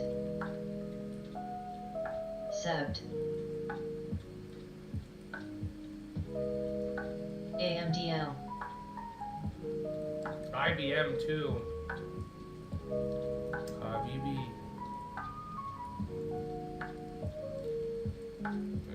What a fucking weird day. Again, it's our first good day and that's still holding, but you do have some of those bad headlines that just came out with oil, but it's not affecting equities. Again, you're still getting this rotation holding up. So Picks. And then You're just holding right below this. Sphere, damn, Sphere just took another $3. Yo, Sphere's up 3% now. That one didn't have any cheap ones, but fuck. That triggered. Yeah, Sphere is like tweaking out right now. WHF. Check news on that. That's a little too big. I don't know if it's just like a liquid or not. Maybe bringing a smaller version in Nashville.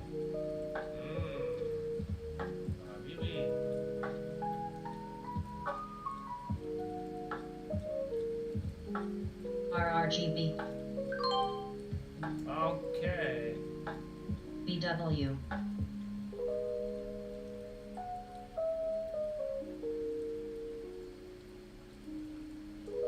Not a recommendation. I don't know if I'm not as confident, but that's again, it just moved up 7%. No, they're gonna move a smaller version in Nashville. AMDL. I didn't even think they could expand. We'll see. RRGB.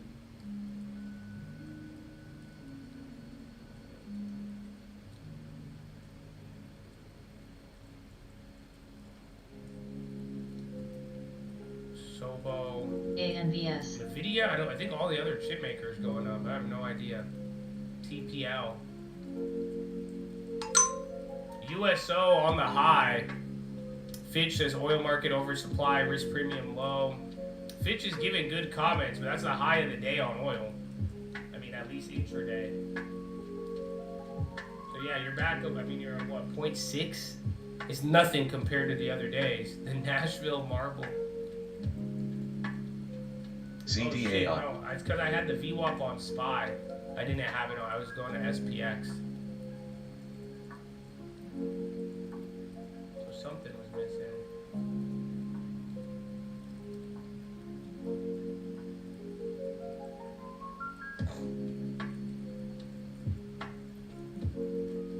Well, this is just the box. I think that's the only reason. So it's like, it's probably giving us trouble because this is still that rate. Like 69.06 was the other one. But for now, the SPY is like chilling perfectly at where we were before this began. Iran begins shift towards governing for a prolonged war. FARS. FAR, that's the Iranian news agency, I believe. AENT. Microsoft gave up the gains. This guy told you the contract, bro. That's it. They maybe just wanted liquidity. But yeah, that's why I didn't take. I didn't want it. I wanted it, but I didn't. That one just made no sense. And then UPS keeps going. The contract spreads are too. I'm up on that other shitty one now, but it just won't fucking. It's a crazy. STRZ TRVI.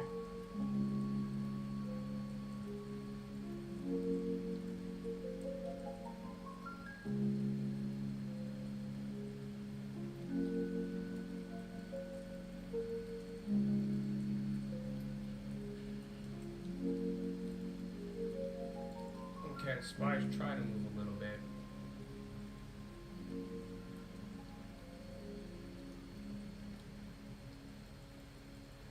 CRK. Low ticker is more active. Just watch oil. Again, the oil, like I'm saying, it's like 1.5% bottom to top. That's all we're staying in. I thought we'd be more headline sensitive. I just think you need a bigger one. But SPY is starting to come down. Anything below VWAP pretty much. Because that's what we did. Alright, now the UPS filled at 100%. Finally. I made the ups free. I got one more, but I got a small one there.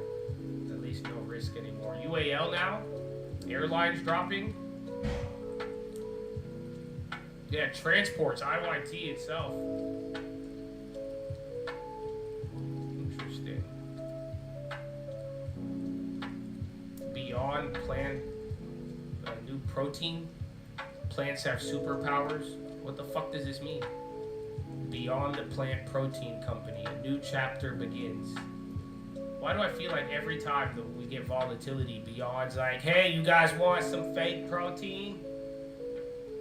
We'd love to serve you with our fake protein. Like, what?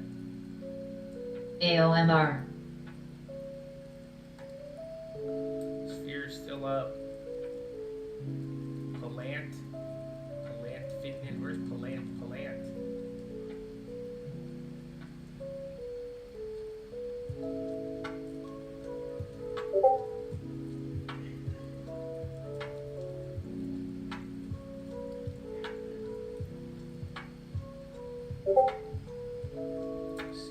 whatever UPS was, again, that was slow. That just dropped another $3. Again, made it free. I got lucky on that one. Like, damn. TRVI. And then SPY's coming down to VWAP. So again, that was the biggest oil move intraday. It's small compared to what you've dealt with, but transports are going down. That could be some of the UPS stuff. And then again, you had all these just crazy ass headlines. Secretary Rubio, we are well on our way to achieving our Iran mission objectives. Nearly 18,000 Americans exit Middle East since the war began. Again, UAL once again. RRGB, CTEV, SEPT, Wait, OSCR. is Senator Kennedy? PIX. And she's pointing to Dave. All right, I'm gonna go to the bathroom. So I'm gonna yield see my if we good bounce that friend, VWAP or if oil goes crazy again. I get to deal with this a little bit more. Follow me on Instagram at the Trade and Return. Oh, do a push-up! It's 9:30. We can't miss the second set, baby. Stand up a little bit. Oh, where are you going, Kennedy? PIX. Thank you, Mr. President. Thank you to the Senator from Pennsylvania. Thank you to the distinguished senator from Louisiana. RRGB. Mr. President, I just wanted to hear Kennedy, bro. I just wanted to hear Kennedy. Get into the president's mind, but I do think that the global oil supply glut has given this president the confidence to go out and do things like, for instance, the operation. And now we're seeing an operation in Iran. We'll see how this goes. I think most people expect that at some point this conflict will have to at least tamp down a little bit. We're not going to see prolonged closure, but it's your point is exactly right and reflects sort of the unintended consequences that come with a conflict as complicated as this. And in our final moment here, when we say prolonged closure, what time period realistically are we talking about that would get us to $110 a barrel or something in the triple digits? I mean, I think it's more about what we see on the ground. So if we do see a sustained number of attacks on vessels that are transiting the strait, that would shock oil markets and raise, the price of oil to 110 or even higher. I think Citi came out with an estimate of about 120. Now, how long that persists, I think it just depends on the confidence and whether or not we can get, commercial insurers back into the game, etc. A lot of question marks, but your analysis we so appreciate as we try to work our way through all of the implications of this conflict. Chris Kennedy, Bloomberg Economics lead for economic statecraft, here with us on Balance of Power. And we still have much more ahead. We got to talk about the fact that we had primaries yesterday. We got the results. We'll look to Texas with our political panel next, right here. AOMR. NKLR. BW. BNED.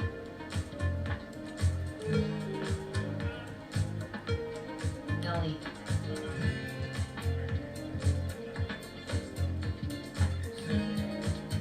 Quick 25, let's go, baby.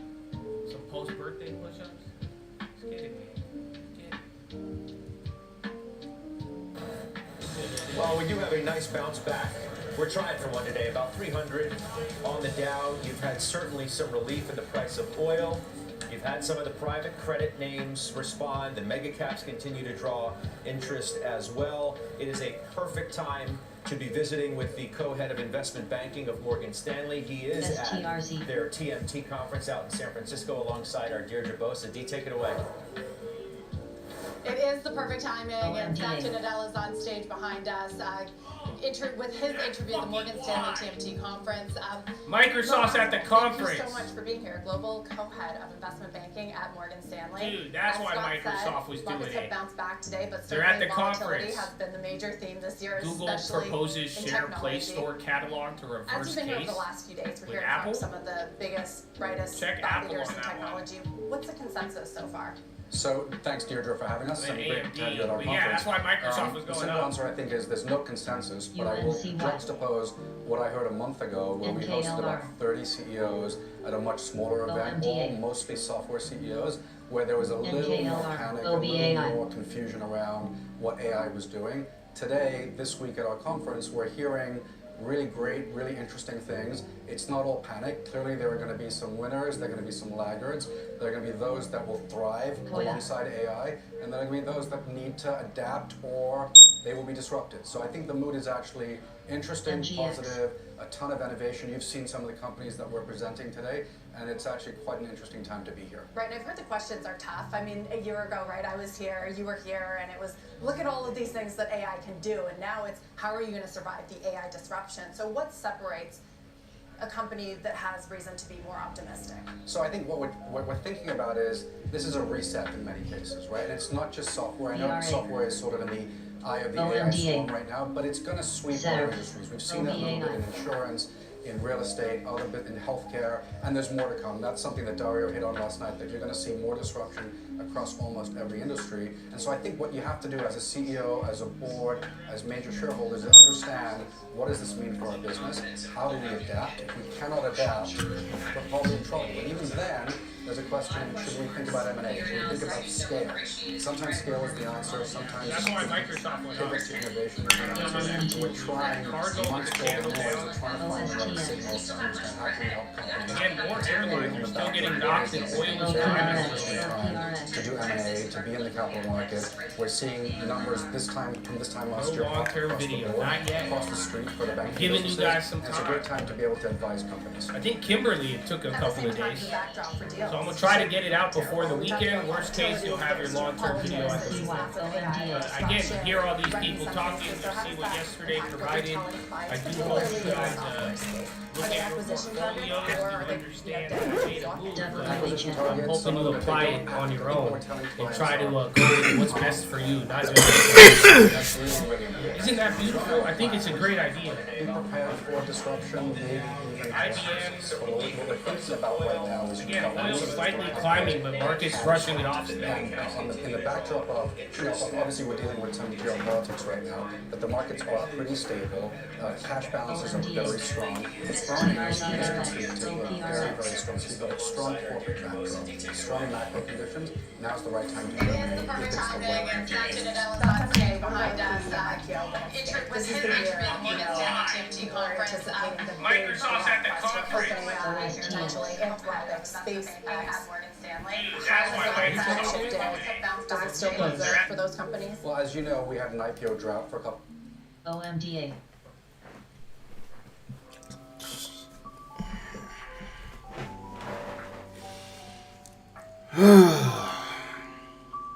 WHF.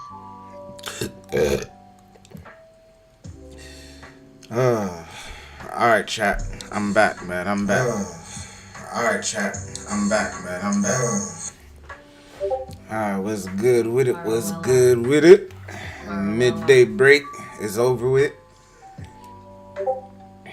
We about to do some gaming. We don't see any opportunities right now. It's still kind of in this range a little bit. It didn't really just do an impulse move here, which is good. MVV.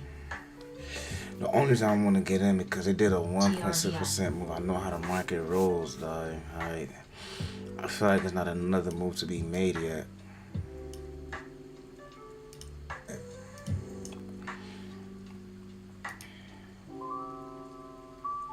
Alright, we just gotta stay on our hands and knees. I'm not gonna lie. NKLR. OPRX. Alright, hold on. Let me move this over here. MGX. OMDA. LFBN.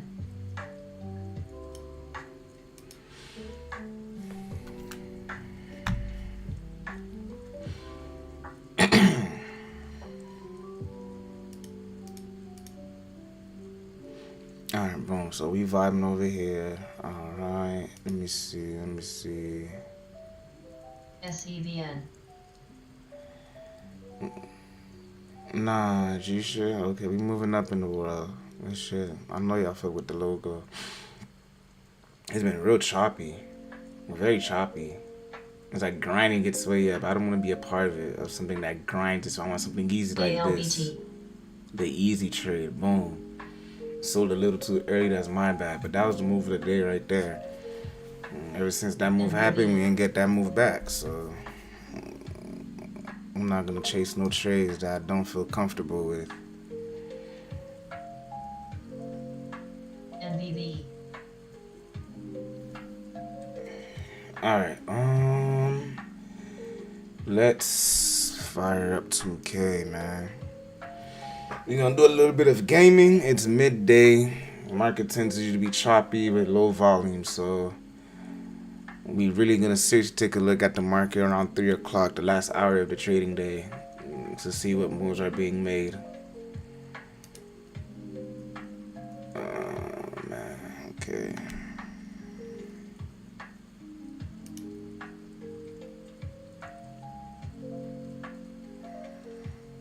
BIAF. UUUG. UUUGBIAF.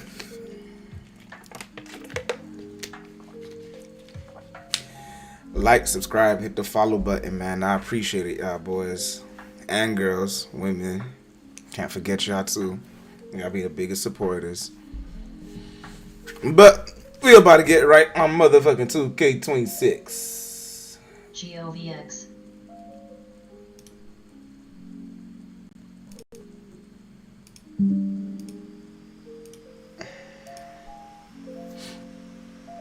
WHF.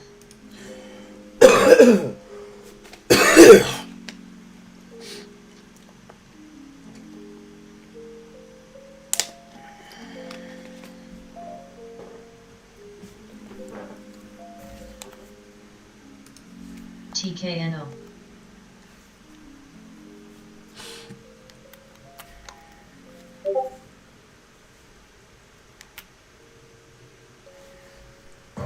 LE.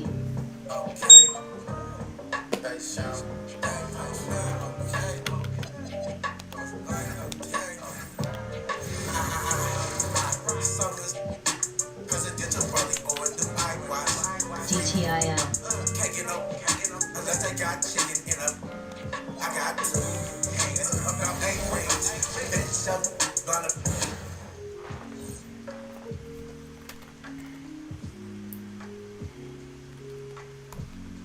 Done.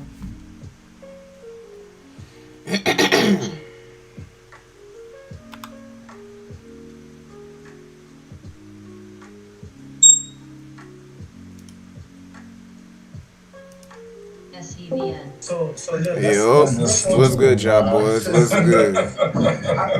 RRG. Carl, I knew nothing about that, right? Super, bro. Exactly. Yo, I knew nothing about that, right? I just joined because it was like 20 minutes, right? So I joined, right? And they weren't talking about that, so I left. As soon as I left, he texted me, "Oh, haha, you scared because they was about to start, the contest and you lost." And that's what I replied, like, "Yo, that's what you going crazy for?" Like, you know what I mean? Like, but I didn't think nothing of it. So y'all didn't see that? Them boys already talking shit. Like that. Yeah, man. CCU, I've been not trying to get in trouble with him, man. This nigga keeps saying, yo. Oh, right? Now you're not trying to get in trouble. Okay. I'm going in trouble, bro. You said what? I said, you don't want to see me in Miami, because I'm going to get you in trouble. You end up getting me in trouble if I'm in Atlanta, Miami, nigga. What? I'm never getting me in trouble, bro. Like, I don't, like,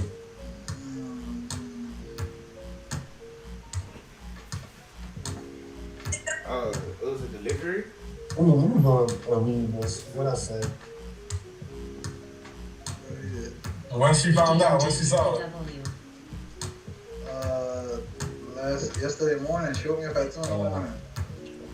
She slapped you? She woke you up and slapped you? You just be the She just slapped me. She didn't go into the so she punched you? Nah, she slapped me. So she punched you? ANVS. AVS. UUUG. What are you talking about? I don't see nothing. Around what date? What date? Oh. Let me see. Bro. You was texting me screenshots of conversations you was having with them too, bro. UNCY. None of that. TRVI. No, Jay. Dawn. BQ. NBB. Long, man. So snatch them back. See, I know he Damn, he already left? Oh, he here. Yeah, I man. still see him on here. She grabbed his ass through the phone. Oh, okay. BDMD. BDMD.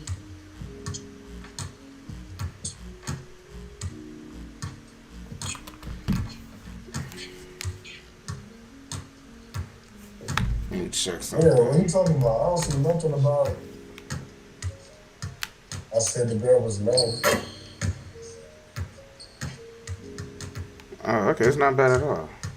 That's probably the Discord chat. When you sent the pictures in the group chat. And that's probably what she mad about too. Like, damn, this nigga fucking with crackheads. Oh, man. Oh, man. Well, bro. Remember I told you that? Like, don't move sloppy on there with a big mic over me, no. For real, bro. Don't do that. You want to move sloppy with a move sloppy. DLXY. DLXY. DLXY. MBV. RRGB. BW. Too early. Yeah, who this girl that's energy police that they using? What you mean? There's a ad of enemy police of this girl. I want to show it to you. Who the hell is that? That's AI? Shit, probably.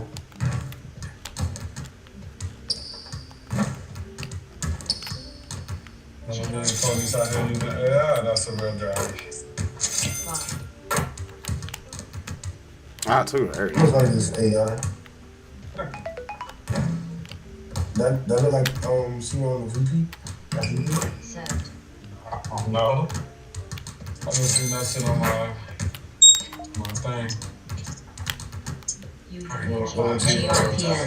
They want you to apply. Yeah, join police because of her. Like, oh shit, I'm signing up. Gonna find out the girl not real? CHPT. CTEV. ALC.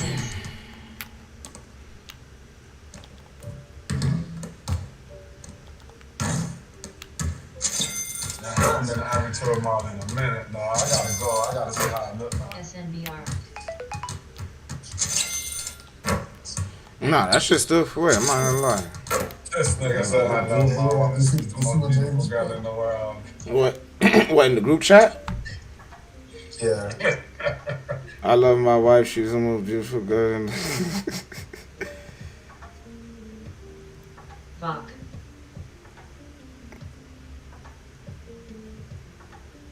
This nigga's stupid, bro.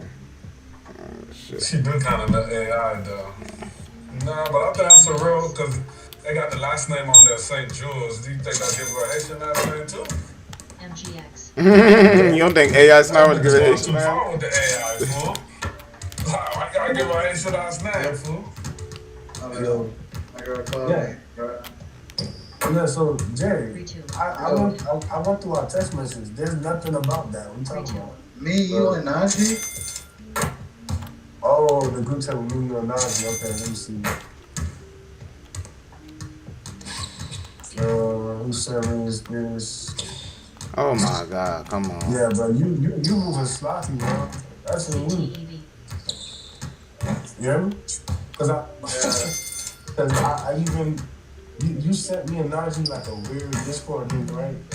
And I'm looking at it. I asked you, whose server is this? You put the naked server. Dog server. Oh, you got caught, Jerry? Yeah, man. Ah, come on, bruh. You tripping, bro. Let me see. Oh, yeah, I see it. Bruh. Was that the one you said, yo, Hudley joined it? Yes, bro. Wow, bruh. So hold on. Wait a minute. Yeah, How I did? see it, Jay. I see it. What's the story behind? You already got caught, so you might as well just say, how did you get caught? And we on stream, so it, like you already got caught, so it don't matter, bro. This nigga can't get right. That's what they gonna hold on.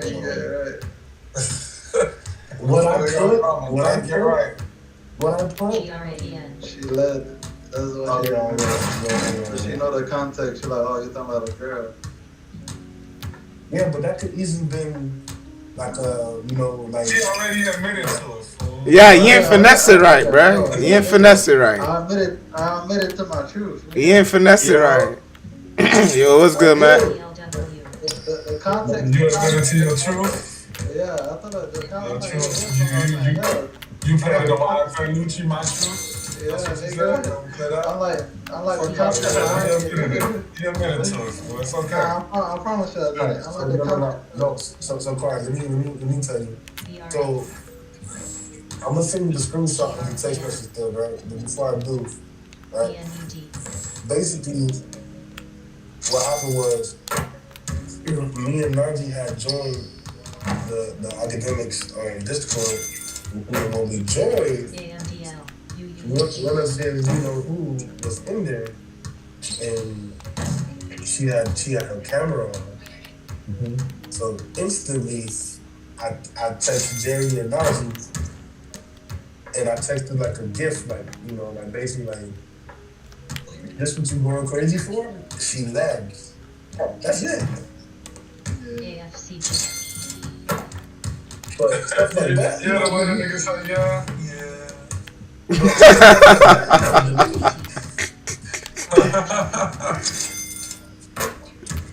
It's the part, this what you going crazy for. I really Yeah, so she's like, oh, young bitch got going crazy. FBR. And they make it. You tripping, bro. How you be getting caught all the time, dog? Jerry, delete the last thing I just said. Delete it. Nigga, I know, nigga, already on there. And niggas be worried about me. I'll be on stream. Hurley, you sit on stream, and you get caught on your own. That nigga said Jaguars dragged them to this shit. Now they're not best friends no more. You see that shit? That kind of saved me too. I'm like, yo, this fuck nigga dragged me into that. I didn't know about this shit. Yo, how you delete this shit? Why can't I delete it? Oh, no. Yeah, press hold it. And it hit more. I'm like, yo. Hit more. Oh, shit. They'll save it to your phone charger. They gotta empty your trash bin. You gotta empty that trash bin, man. You gotta empty that trash bin. Bro, I took my brother in Miami, bro. This shit had to happen. That's the first time I got plugged from the trash bin. So, Carl, you see the tripping. that I use, right? Yeah, the ugly ass. Mike said, exactly. That's how to look. And that's why you peep Najee laughing. Cause like, he was dying laughing from that. I was trying to put the dog on crying. Ooh, too late. You know, niggas saw the girl ugly. Wow, I ain't get that. That's what it is, buddy. Trying to cheat on me with other girls. It's crazy. Yeah. You good? I talk to you right now, bro? Shit, it's issue done. It's not. She said not that serious, but I don't believe it. What did you tell her though? Like how you told her I'm like, yo, we're just clowning this shit, man. It's nothing, like. It's not serious. She like, that's why I don't want you on Discord, because I knew that shit be happening. I'm like, nah, man. They have like policies. So I'm trying to get out the hood, baby. She don't believe me. Ah, fucked up the street. My bad.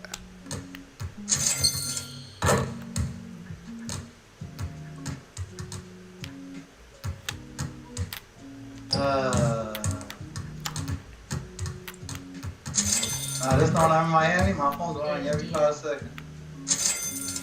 How you wanted it, right? So now you can't even go out when you come to Miami, huh? It's a wrap. No, I'm gonna go out, nigga. Just believe. I lost my charger. All that shit.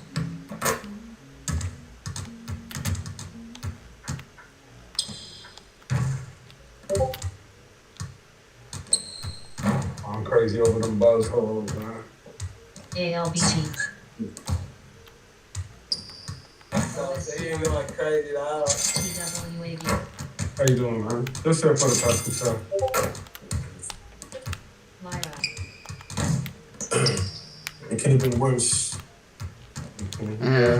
Could have. I could have been. How you doing? I could have been encouraging you. When I get home, I just delete the app when I get home. I have on my other phone my messages. Cause my inbox is crazy. See, I told you that's why he created a new profile. I peeped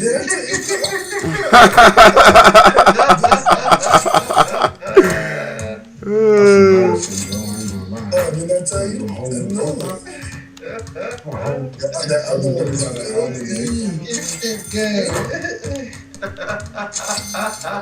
the other one is filthy. The message is filthy. Filthy draws, dog. I thought I was like in the crib, huh? Every day you gotta do that? That's annoying, bro. That's too much work, man. You too, man. You putting in too much work, man. Nah, I don't do that shit. You putting I'm the same man, bro. You put in too much work, man. I ain't listen. That's entirely too much work, man. Yeah, I'm not gonna delete that app. I could have been gotten all these little Facebook apps. Like, I think I told Jamie the other day, they invited me to like the Norland Facebook group, and I ain't even go to Norland, bro. But I know a lot of people from there. Like one of the main girls, what's her name? Chloe, I think. Oh yeah. I got on Facebook friends. Yeah, she invited me, but I know how them groups be like. Nigga be in that bitch and nah, bro. Bro, there's a new iPhone coming out already, bro. Yeah, all the time. Come out Every year. Which one is this? iPhone 18, right? That's coming out or 17? Which one? 17. Okay. 17. Oh, when they drop, that's not gonna be a serious one. Those are probably gonna be like a smaller one. Yeah, those small ones.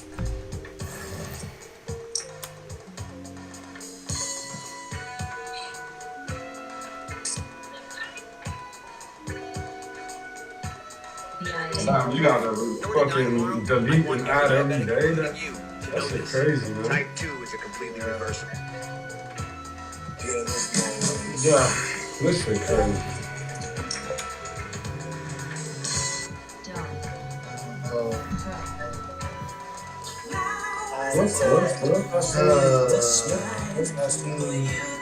Once I seen the bot said, hey, welcome this kid to the Discord, I was like, he got jammed up in the hole. I said, oh, yeah. Yeah, he got jammed up.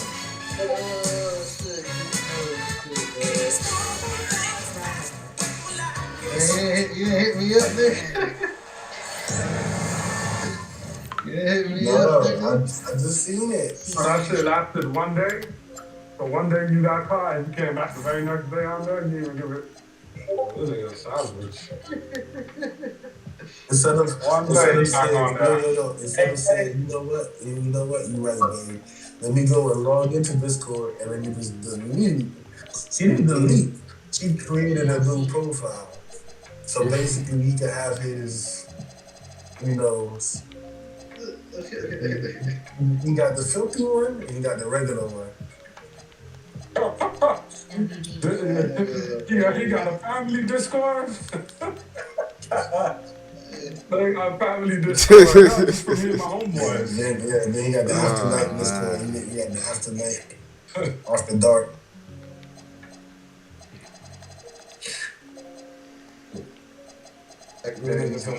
This Discord is for, men's health, wellness, sports. Fantasy football. And now the opening lineup for Boston. McHale is out there with Bird, and it's Kuzi in at the 5. And the basket by Money. Yeah, that's a good way to start the game. Nice inside bucket right there.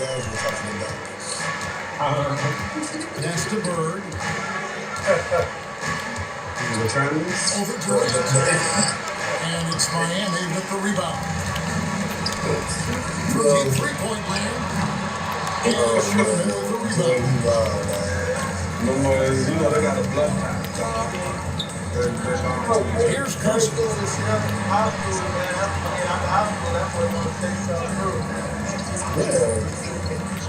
Shot clock at 6. Uses the glass to finish the layup. It's pretty crafty down there on the block. Has that sense of how to score in track. Right now, bro. Here's Money. The kick out to Adebayo. Back to Davis. And here's good defense. And up the court from the Celtics on the break. McHale passes to Kuzi. That one fall. Good Kuzi's got his second bucket. Boy, he is looking confident. Love how they're using him so far. Yeah, when he gets engaged with this early, it's bad. He can roll this start throughout the rest of the game. Here's Kaden. Bird with some nice D. On offense, here are the Celtics. Pass to Kuzi. He's going for shits and giggles. McHale gets out of the fire. And McHale gets it to go. And their post play has been really solid right off the bat. Bryant down low. And there's this one. Whoa, he really got his defender on his heels on that one. What a fantastic play back. Davis setting the pick for Bryant. It's tipped. You got to answer every time she calls. Here's Kuzi. And he drives in. Oh wow! I can't even block that. That's crazy. Ideal way to start the game. Come out of the game and knock down all but one of your first 5 shots. Money passes to Durant. Now Davis for 3. Rebounded by McHale. Oh, I seen that post. Kuzi passes to McHale. That's a foul. That is his first foul of the game. Yeah, plays in the And we're approaching about 3.5 minutes played in the first quarter. Here's Bird. Anthony Davis. That nigga got a whole fucking song. That's a bucket for him.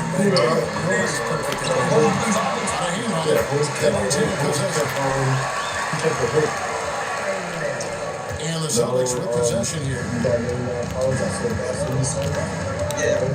Here's Kuzi. He's got 6. Sherman, the pass to Bird. But you know, They set the you know who screen. that shit sounded like? That shit sounded like Wayne.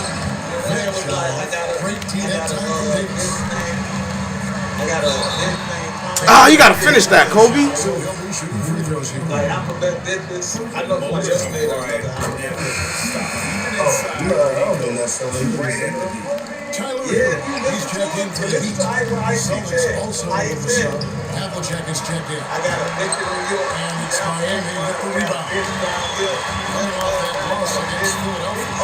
After that loss, now give credit where defense lack thereof. 2 minutes right there on that end of the floor. Solid shooting from there, but they didn't have any teeth with their defense. Need to be more active. So it's the Celtics now. Holding the score by Miami. Driving the lane. Good defense.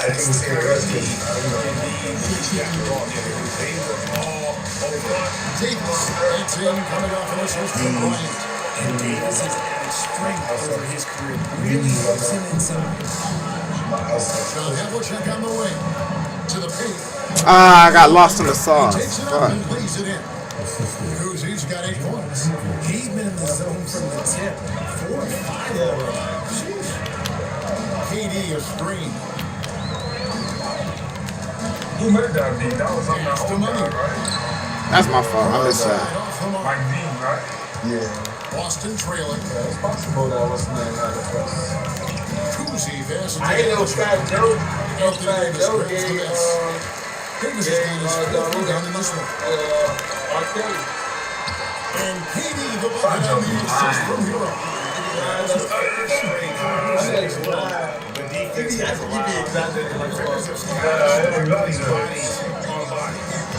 Here's Collins. No scoring in this one. That's the podcast I like best out of all of my shot clock at 5. Bullshit! That's crazy. You gotta know who you're If it's a big enough topic, I'll listen to all of it. off that sweet spot. And for Havlicek, that's anything in the mid-range area. Here's money. Outside, Davis. From outside the arc. Koozie with the rebound. Davis has gone 1 of 3 on the night. And then Here's Koozie. He's covered by Hero. Has to count. Good. And it's Bird picking up the assist. Yeah, like he was And the Celtics lead by 1. These some opposing defenses have a hard time game planning for. Another shot. Davis kicks to KD. I think he wasn't happy that the nigga was talking about him in that mark. Here's I money. think once, he probably told him to stop. Stolen by McHale. They most likely got word last day. He goes up again. The shot by Collins, no good. 1:44 left here in the opening quarter. Durant picks for bucket. Just stop Durant when he's sitting there like this. He's so well positioned to score. The Celtics call timeout. They're first. You didn't grow up in the streets, so I know niggas in that age, Some changes. Higgins comes in for Anthony Davis. And Norman Powell subbed in for Durant. Parrish is checked in for Boston. in Chicago, Here's niggas Guns talking in about for niggas Bird. dead family members. Now, here's Dead house, Havlicek. they end up dead too. I keep just getting them out the way. Outside Pierce. You know what I'm saying? Keep on talking about the They get it back. Yeah. I get that rebound, huh? And it's easy. That's what killed him. I'm not gonna lie. That's what killed him. all that, you know? And if they didn't die, they got hit. Don't use With the screen. How about ain't no consequences for talking about 59 that? seconds left to play in the first quarter. That's a real He pops in the layup off the glass. Just focusing on the task at hand. That's all you can do. Yeah, when the game is up for grabs like this one has been, it's all about the attention to detail. Now, here's Parrish. It's all good. Double check right side. You don't get your issue. Somebody's family. It's over Hero. Andrew Wiggins pulls it in. I'd like to see him a bit more efficient. He has not been great this quarter. 24 seconds left here in the first quarter. Yet Wiggins. And now a 3-point Miami lead. That is one thing that you can tell from the start of his career to the end. That the mid-range has improved and become very dependable for Wiggins. Now here's Pierce. Puts up a deep three. And the last second attempt doesn't fall. 1 quarter in the books, and it's been a close one so far. Heat lead by 3. You know what Benny Live Siegel's from Miami. dangerous. You're dangerous out here. You ain't into And we hope you're enjoying the game. Both teams tonight keeping things pretty even so far on the scoreboard. And before we move on, what do you guys think about what we've seen so far from the Heat? They use the fast break to generate some easy buckets before the defense gets set. In this league, Benny Siegel should just talk so you have to run every time you get the opportunity. So with Durant sitting on the bench, this is who Eric Spoelstra has out for. We've got Tyler Hero. High is out there with Andrew Wiggins. And there's money. And it's Jwett Wilson. 2 wild points for the I'm not everything. Pierce feeling it out again. Roman Powell with the rebound. And George Powell brings up the ball for the Miami Heat. 3-point lead. That's real close to you. He's not talking shit. Here's That's Money. what Josh said, I guess. Jovic passes to Money. Okay, so I ain't gonna touch it from across the room. Oh, you gotta finish that. Right next to you, like, it's not like having a regular conversation. I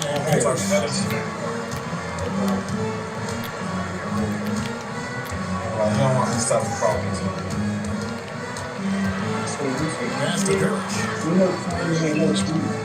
Outside, Pierce. Parrish is inside. It's hauled in by the Heat.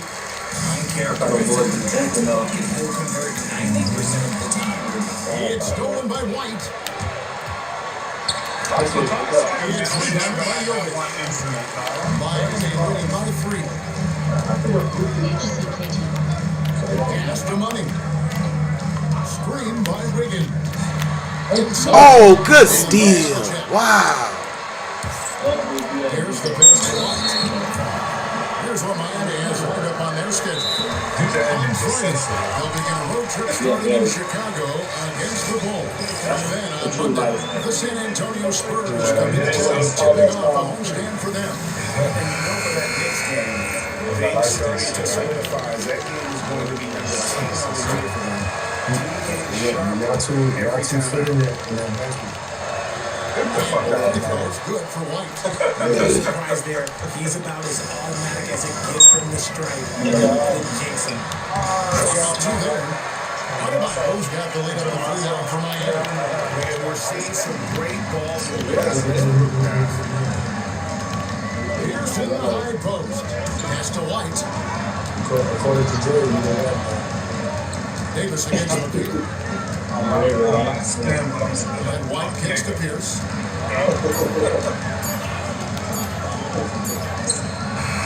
It's hauled in by Bam Adebayo. Just an ugly show for him offensively. Yep, nobody described it just ugly, and that hasn't helped.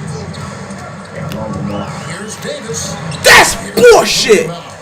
Wow, kid. Trail by 3.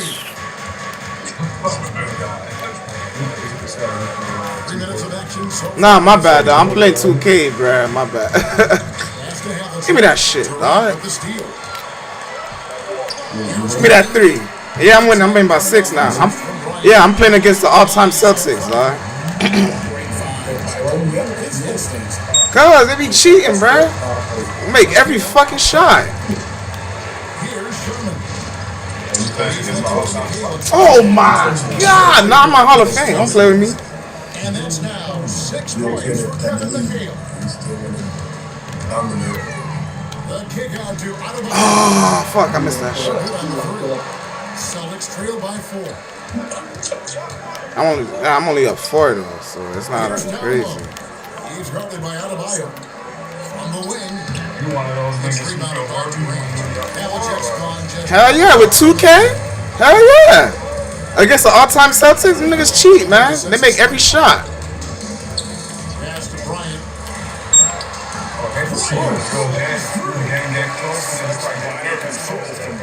Able to take some hits there on the way up. They've been looking like a sneak offensively. Hell yeah, dog. All-time Celtics, them niggas got Paul Pierce, fucking McHale, Bird. Oh my God. Oh, there you go, Kobe. Give me that shit. And 1. Wow, no foul, bruh. You said what? What, Lakers? I'm not the Lakers, I'm the Heat.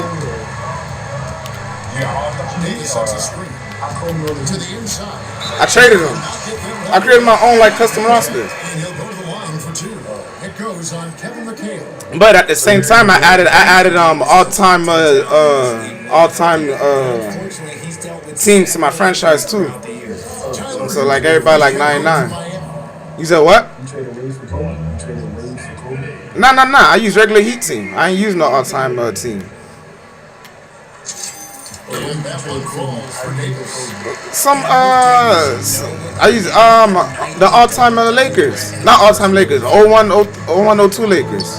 Sherman, the pass to Bird. Over Davis. And James shot. It's rebounded by Durant. And so it's I'm playing with the Heat. I traded one of the players with the Heat for Kobe. But it was like a scrub player.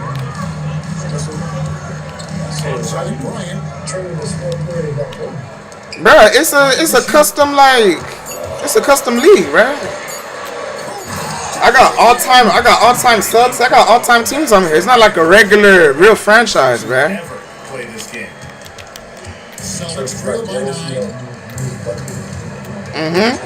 Yeah, I got old school teams, new school, and all-time teams.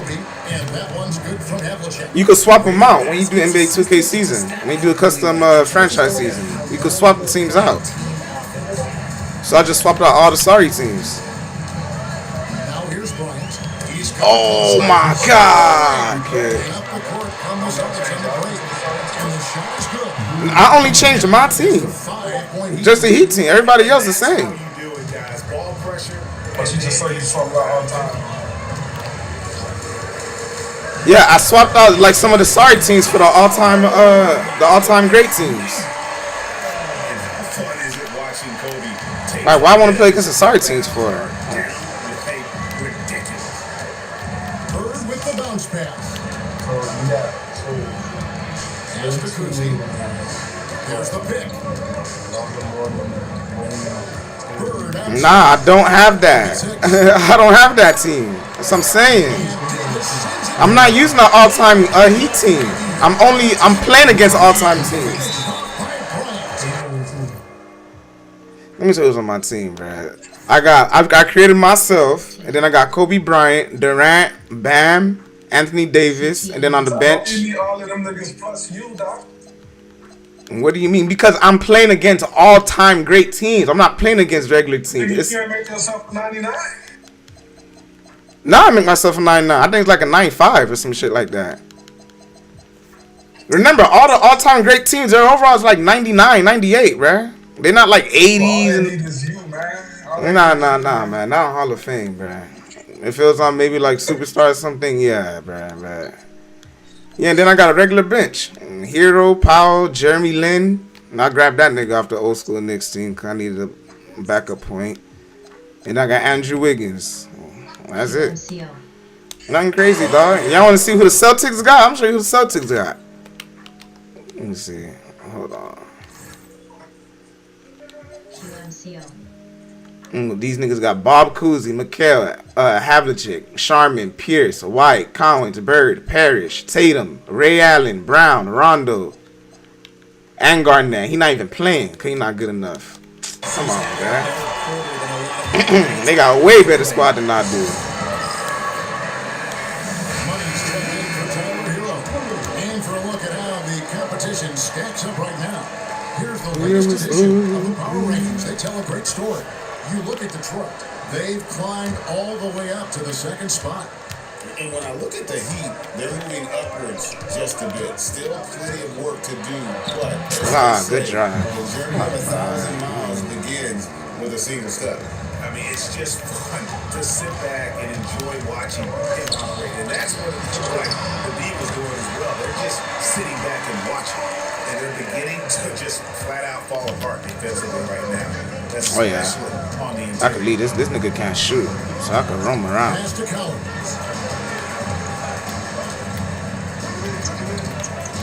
minute 20 left to play in the first half.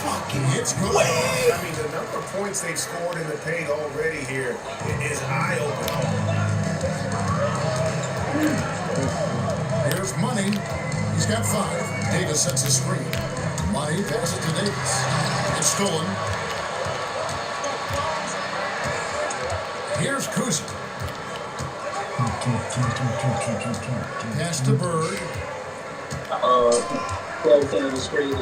Here's Kuzma.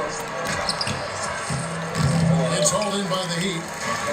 Durant's got his fourth rebound with that last one here tonight. Davis, the pass to KD. It's hauled in by Bird. I should finish that. Fuck. He's good. He's got 4 points in the quarter. And obviously his momentum from the last game is momentum right now, getting to his spots and keeping things simple. Hey, Buck, get the fuck out of here, dog. They want these niggas to come back, dog. That rebound, bitch ass nigga. He got the double digits for the quarter with 10 points total. And we've got more on 2K Sports coming your way after this break.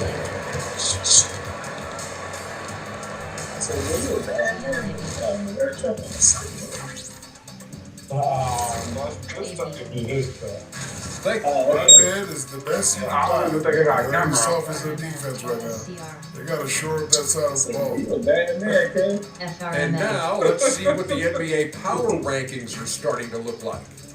Checking out the Celtics. And that's a halftime wrap. Let's get back to the second half with the call by Kevin Harlan and the crew.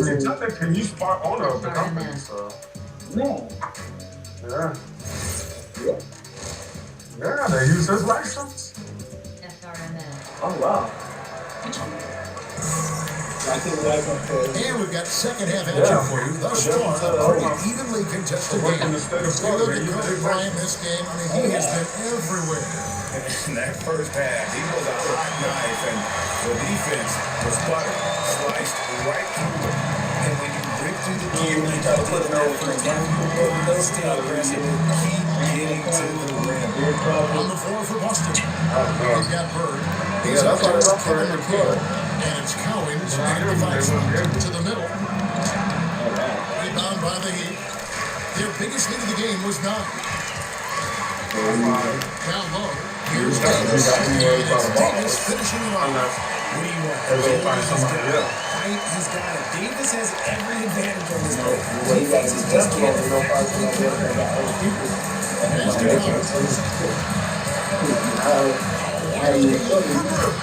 and he's good on the 3 ball.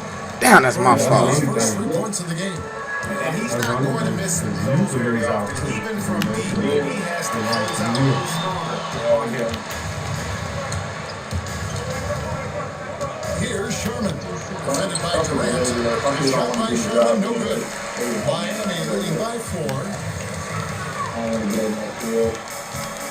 Here's Money. He has 5. Oh, oh, wow, nice charge. That is his first foul of the game. Oh, great defense. They anticipated the play. They got there first. It's 2 different times. It's real and that. Now into the second half. Here's Sherman. That's what you gonna do. The Celtics need to get a shot off from Cookin, and he tries with the glass, but it's no good. And they have been told coming out of the break, only getting one of their first 4 shots to drop this half. Gotta pick it up. And so we're exposed. Will call the timeout. He's going to have a discussion on the sideline.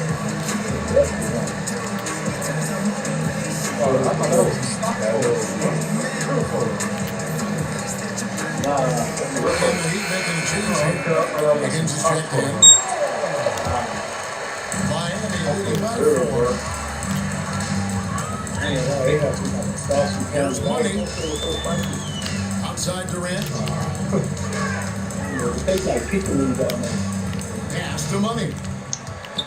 Bryant on the wing. There's Money. And the shot clock expires. 24-second violation. Good defense, man. That's what I get. Celtics trail by 4. Here's Sherman. Bird. Here's Bird with the 3. This is just what Bird does. He makes sure he's from range. Here's Money. Count it. And 1, nigga. It's on Larry Bird. I know how he got that one to fall. For Miami, this is shot 2 of 3 from the free throw line tonight. Here's Cookin. He's got 12. Yeah, it's not, but the way he's drafted is like sends it back. Yeah, you can't get the slowest guy, but it ain't always erase that shot at the rim. Just over 2.5 minutes gone by here in the second half. Remember, that's how the Lakers used to shot.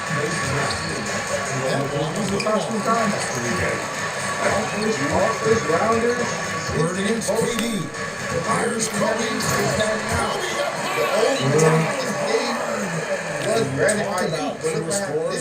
Kobe is near the top of that list.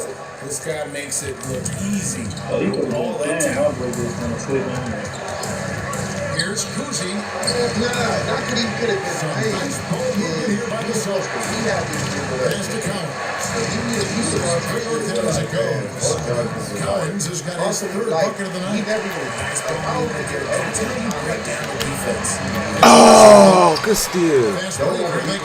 Here's Cookin. Finish off the break. Now there's a 2-point lead. And that's a sense of the IQ of Cookin right there. He just knows where to be in transition. One of the more intelligent players we have. If that's the case, why sign the third quarter with just over 3.5 minutes off the clock. Screen by Wiggins. They do it to the middle.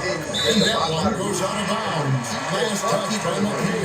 Take it away. And he made the right move on that play, but just couldn't secure the steal. In deflections, there is that. Oh, fuck! I fucked it up for Durant. Defensively. It's almost like he's trying to make things hard on himself. Like, well, he's just got to slow the game down, try to get some easy. That's tripping. Hey guys, the D has to show a little more fight on the interior than they did on that trip. Ryan the screen. And he passes to Adebayo. Yeah, for sure. And again, it's late missing. There's the Celtics with the ball. And here's the field. Here's But here's the field that he can go right through this guy. His strongest trait. And after a year with him, he goes get back to Fantastic, and realizing that this guy has an that's opportunity probably for a clean look. Oh, an aggressive and fantastic finish. trying to send a message with that slam, I think. Bird right side. Over Durant. Again, the Celtics good for two. Fantastic ball movement. They're picking them apart with their passing. Here's Kobe. I don't know. I didn't see him close. Yeah, Arizona State. And there's a foul. Oh, no way! Davis is checked in for Miami. Earl comes in for Bam Adebayo. Havlicek, he's checked in for the Celtics. Yeah, and they got a good connection too. Like I What's can't the even name played tell. over there too? What's the white boy for 49ers? We got two played over there too. Here's Cookin. 14 points for him. What he did? That one's good for How? Havlicek. How? With two people in front of him, bruh. Bullshit. Out there setting the table for one another. I didn't even think of that. Davis sets a screen. Money passes to Davis. And Collins with the rebound. Don't tell me Ricky Pierce Collins has got rebound number 5 for tonight. Don't tell me Takes it out to McHale. Pass to Bird. From past the arc. Gets the three-pointer to fall. Oh, it's a 5-point Celtic lead. This man is on fire. His team is winning, and it doesn't get better than that. Ricky Pierce off from that same team. Here's money. And first is nice.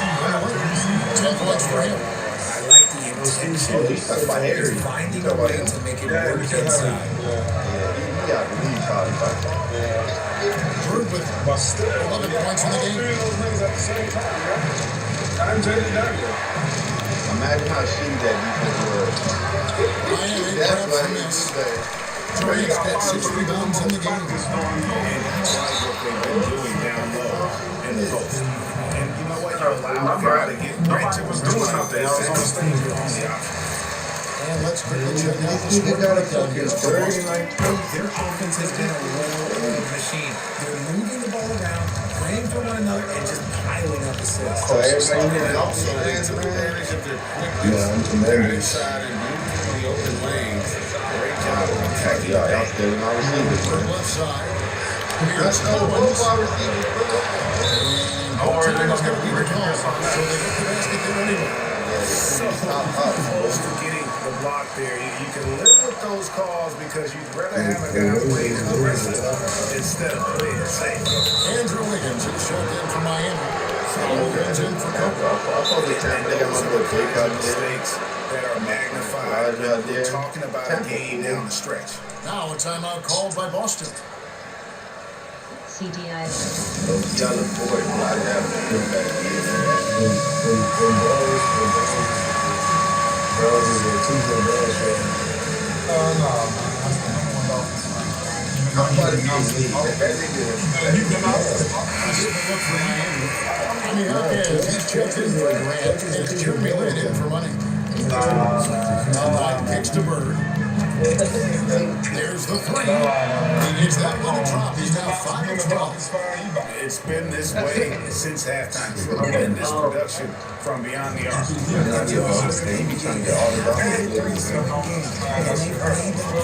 Lin finds Wiggins. Stolen by Pierce. Niggas be upset, nah. Niggas come back around. 124 left in the third quarter.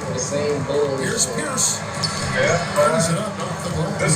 Pierce has got the lead up to 8 now for the Celtics.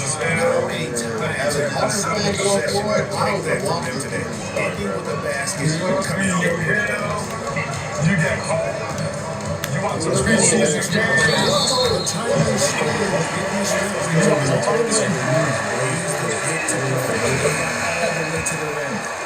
You need to practice report or two. The Heat have shot 5 of 6 of the foul You line back today. in. Yeah, 75% from line as a team a season ago. Pretty reliable in that regard. Havlicek the pass to White. Listen, everybody is who they thought they was. 18 feet out. When that shit come, when OTAs come, On the wing, Havlicek. He's covered by Hill. Bullshit,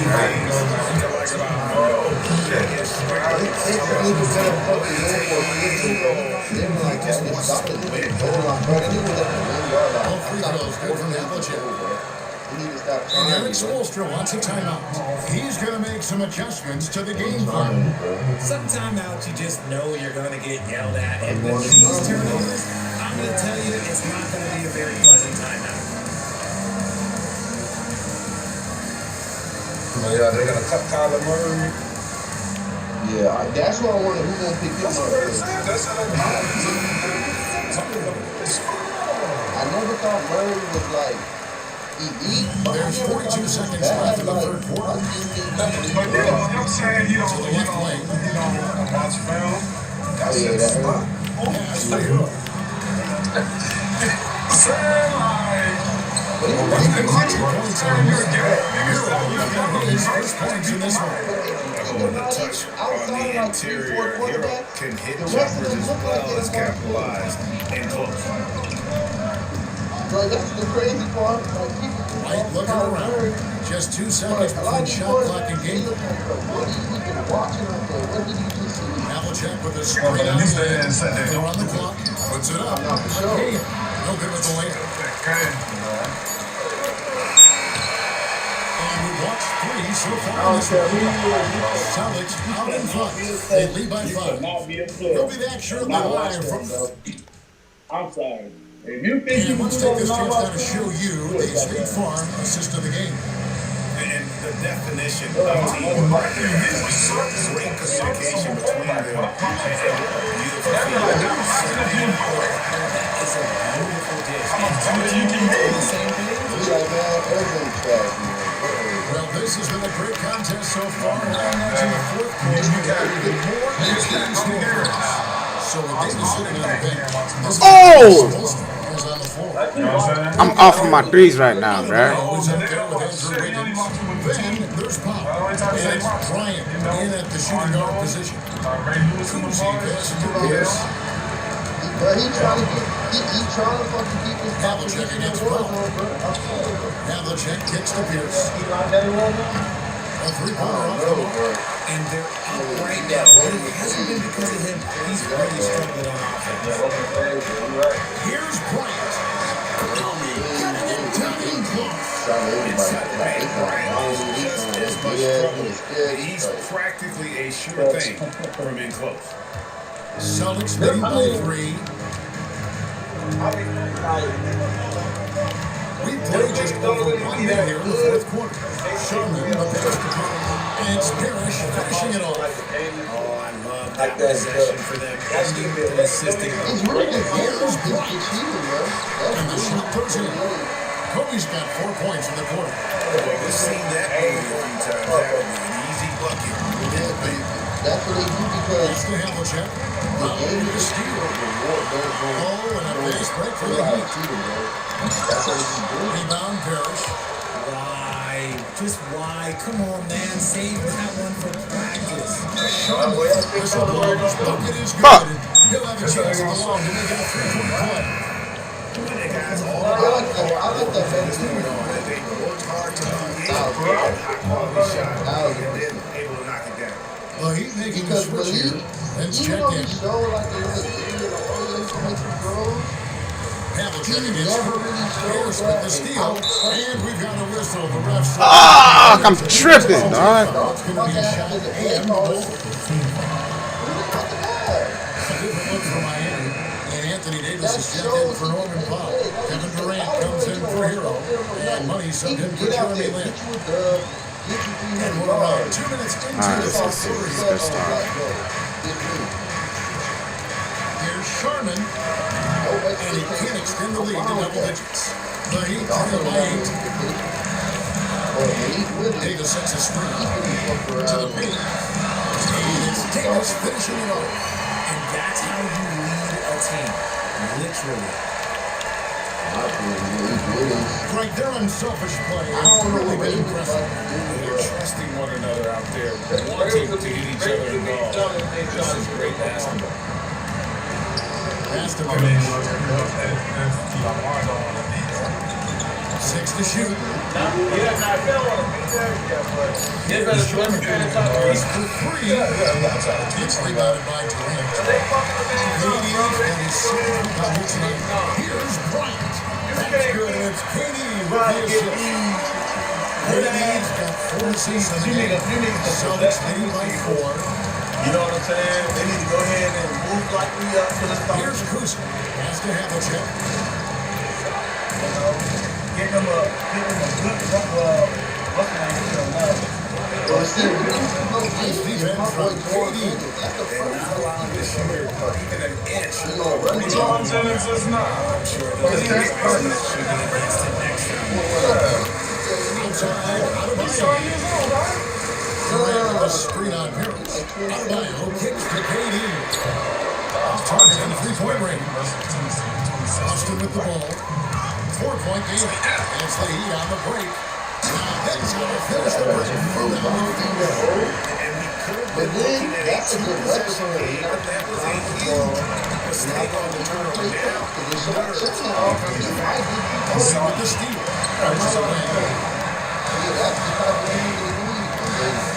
There's Money. Inside. Bullshit! Wow!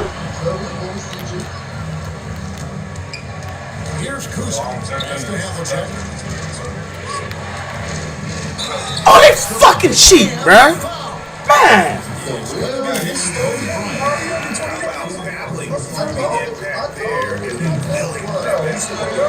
good from Havlicek. Dang, man. The Heat trail by 5. That's the guy what team should be getting out the team. Davis sets a screen. And the thing is, the real question why I want to see Buddy because Shoots from 12. Miami not good on that time either. And the Celtics with possession here. Cookin passes to Cowan. Now here's McHale. Here's Bird. And it's Miami with the rebound. Kansas got rebound number 12. You're already in the game. Stolen by Bird. That we don't know. Here's Cookin. Lost to counter. Banked in off the glass. Nah, this nigga got fucking moves like that? Fuck out of here, dog. Oh my god, bro.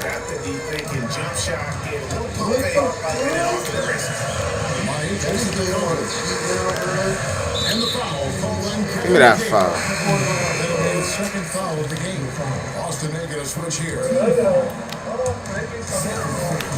Now off the inbound. And Katie burns it down. Okay, normally the guy's a sleeper, but those were 2 loud points there by Kevin Durant. Hell no, give me that shit. Hey, fuck. And they'll keep possession. Passes to Sherman.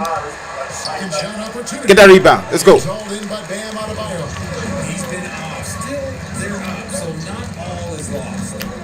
Oh, what a fucking cheat. Outside Bird. Wait to see these changes, man. Duffy went to the Rams. Oh my god. Shit, zit.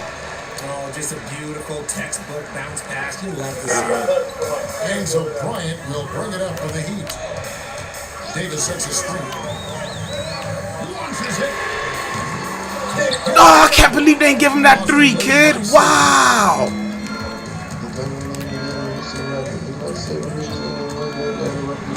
Leaves it in off the window. That's just Shit, alright. This is what you expect from him, just coming alive and dominating in effortless fashion here in the court. Let's check in now with our Allen of Fours, who's got a story for us. Allie? Well, over the break, I listened in on Eric's best to light a fire under that saying, we have to fight. Now is the moment we have to come out of this deficit swinging. Guys? Terrific, Allie. We appreciate the report. Absolutely. The hardest play in basketball executed to perfection. I don't think you get an argument there. Everybody loves the alley-oop. Wow, he's still doing this thing, bro. Man, that nigga, every time I drop that nigga, me too. Yeah, me too. Shit, let me guess. You ain't dropped him this year.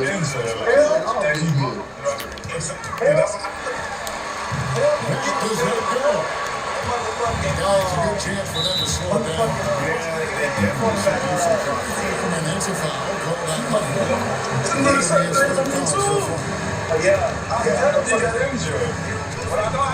Here's Kuz. Bird fires. That's just remarkable defense by Durant. Shooters definitely feel his presence when he's contesting like that. Yeah, there was definitely some contact there. He's going to be down 14. He got the biggest ball. So the first three is good, and that brings them to within 10. He makes the second free throw, and that brings them within single digits. And so he's going all 3 free throws, and that brings them within 8. One of the most accomplished players in the game. Durant's sole focus is to continue contending for titles. Here's Collins, and Davis sends it down.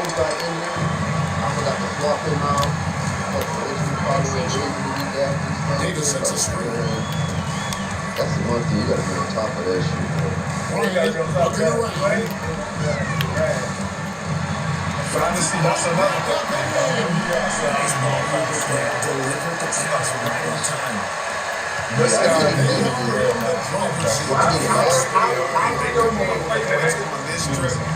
Katie, I'll run your team for you, dog. You know, you can take that spot, man. When we get to Pretty tough seconds left to play in the final quarter. we just drop it down, you can take my spot, man. You got it. He hits the first one, and that makes it a 7-point lead. Already said Kevin when I said Kevin the money, I put retirement. shoots a high clip from the field and bounces the ball well. Stolen by Bird. No, I'm number 1. I got to the Super Bowl to lose. I don't like that shit, dog. I'm number 1. Unwilling to let up, even for a moment. That's his killer instinct. Just fanning. Always plays hard until the final whistle, no matter what the situation is. I don't like that shit. I got to the Super Bowl. Yeah, You make the money back, right? Yeah, but still, fool. And the foul called on Kobe Bryant. That'll be fouled on here. And I've been playing this shit for like 10 years. That's good. Going 1-2 from the line. That will put them up by 9. Their lead will not be safe now. And the Heat call time here. Just 4 seconds left in the fourth quarter of this one. What do you think? I'm gonna go against the grain. But I don't see them making a comeback. With timeouts, it's usually And so it's Boston easily grabbing this one. Hucky, this nigga fucking won. He had the worst team. He won, fool. That's how that shit be, bro. Niggas be picking. Niggas go out there. Niggas clown them. Niggas talk all types of shit. The nigga won, bro. Yep. Best season ever, man. Best season ever, dog. Who was your first pick, Oh, what, that season? The season I won? Damn, who was my first pick? I think it was nah, that was when I first started. That was my very first season. I don't know why I keep saying Baker Mayfield. That wasn't my first season. That wasn't my first season, bruh. Oh, okay. Yeah. So you won the second year? I think it was the second year or third year, one of them. Baker Mayfield was your first? No, that was the first season I started, bruh. I'm saying, so when you won, who was your first pick? I forgot. I'm trying to remember. I don't remember, but it wasn't Baker. Oh, okay. Oh, shit. This nigga I won. fucking lost. He went 6-8 and won, okay? That's how that shit be, bro. He just got in the playoffs and won. That's how that shit be, bro. And I beat my cousin to win the championship. He was talking the most shit. That made it even more sweet. Yeah. Hey, somebody see my cousin. I'm talking shit.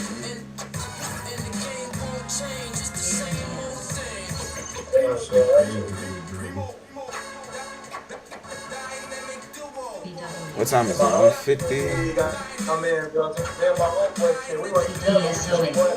You win. If I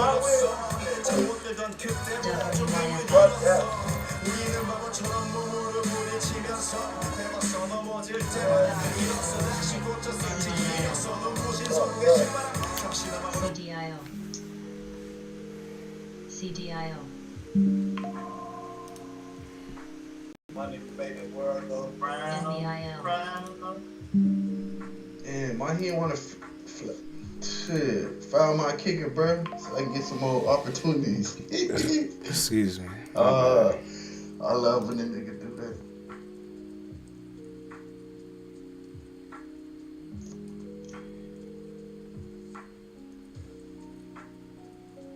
Oh, man, I think I came to this house before, bro. Let's see. Nah. I'm stalled. I don't know what the fuck you mean. AARD. AMDL.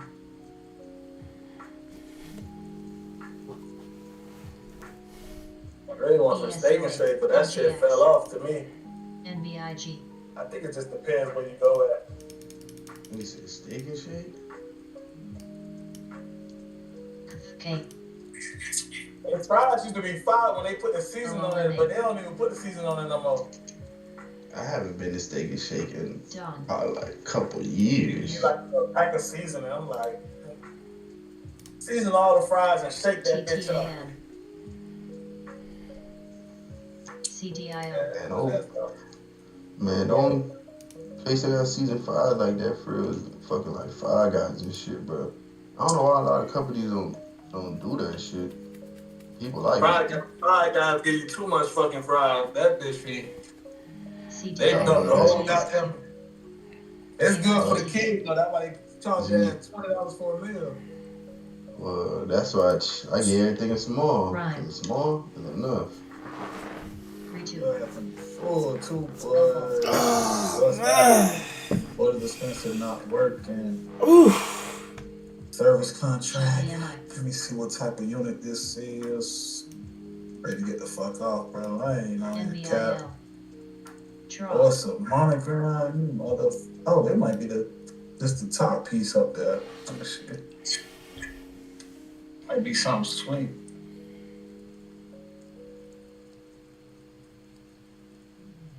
PRLD.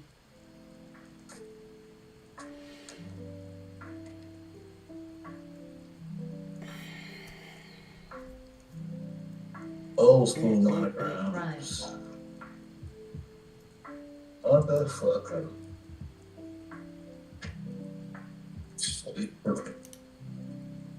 Put that shit on. Put that shit on. Put that shit on. 10420. Should I have more stuff like that? No more butter? Say less. GEMI. Let's see. Oh, yeah, I already did those. Okay, we good. First contract. Sure, let's do myself. Here's 30.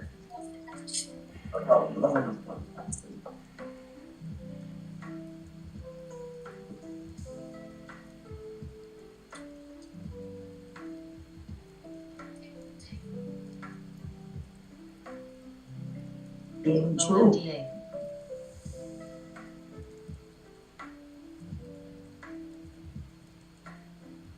RMAX.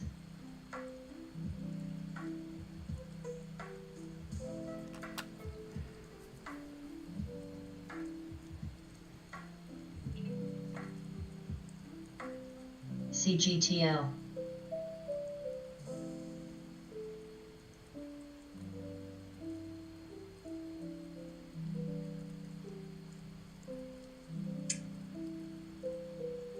GEMI.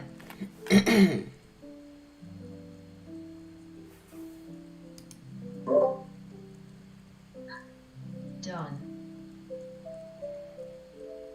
Oh, Miami got it. Yo, you heard about the Miami transfer we got, Mac?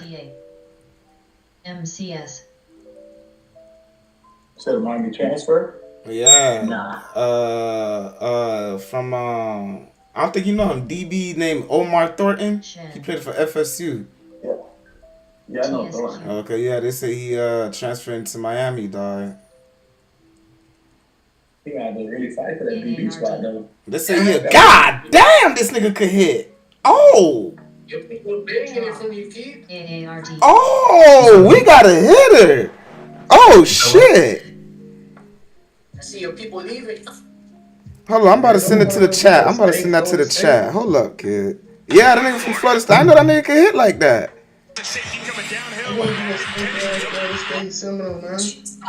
Nah, but he from the crib though. If he a FOI player, kid, anything he Miami now, so we love him.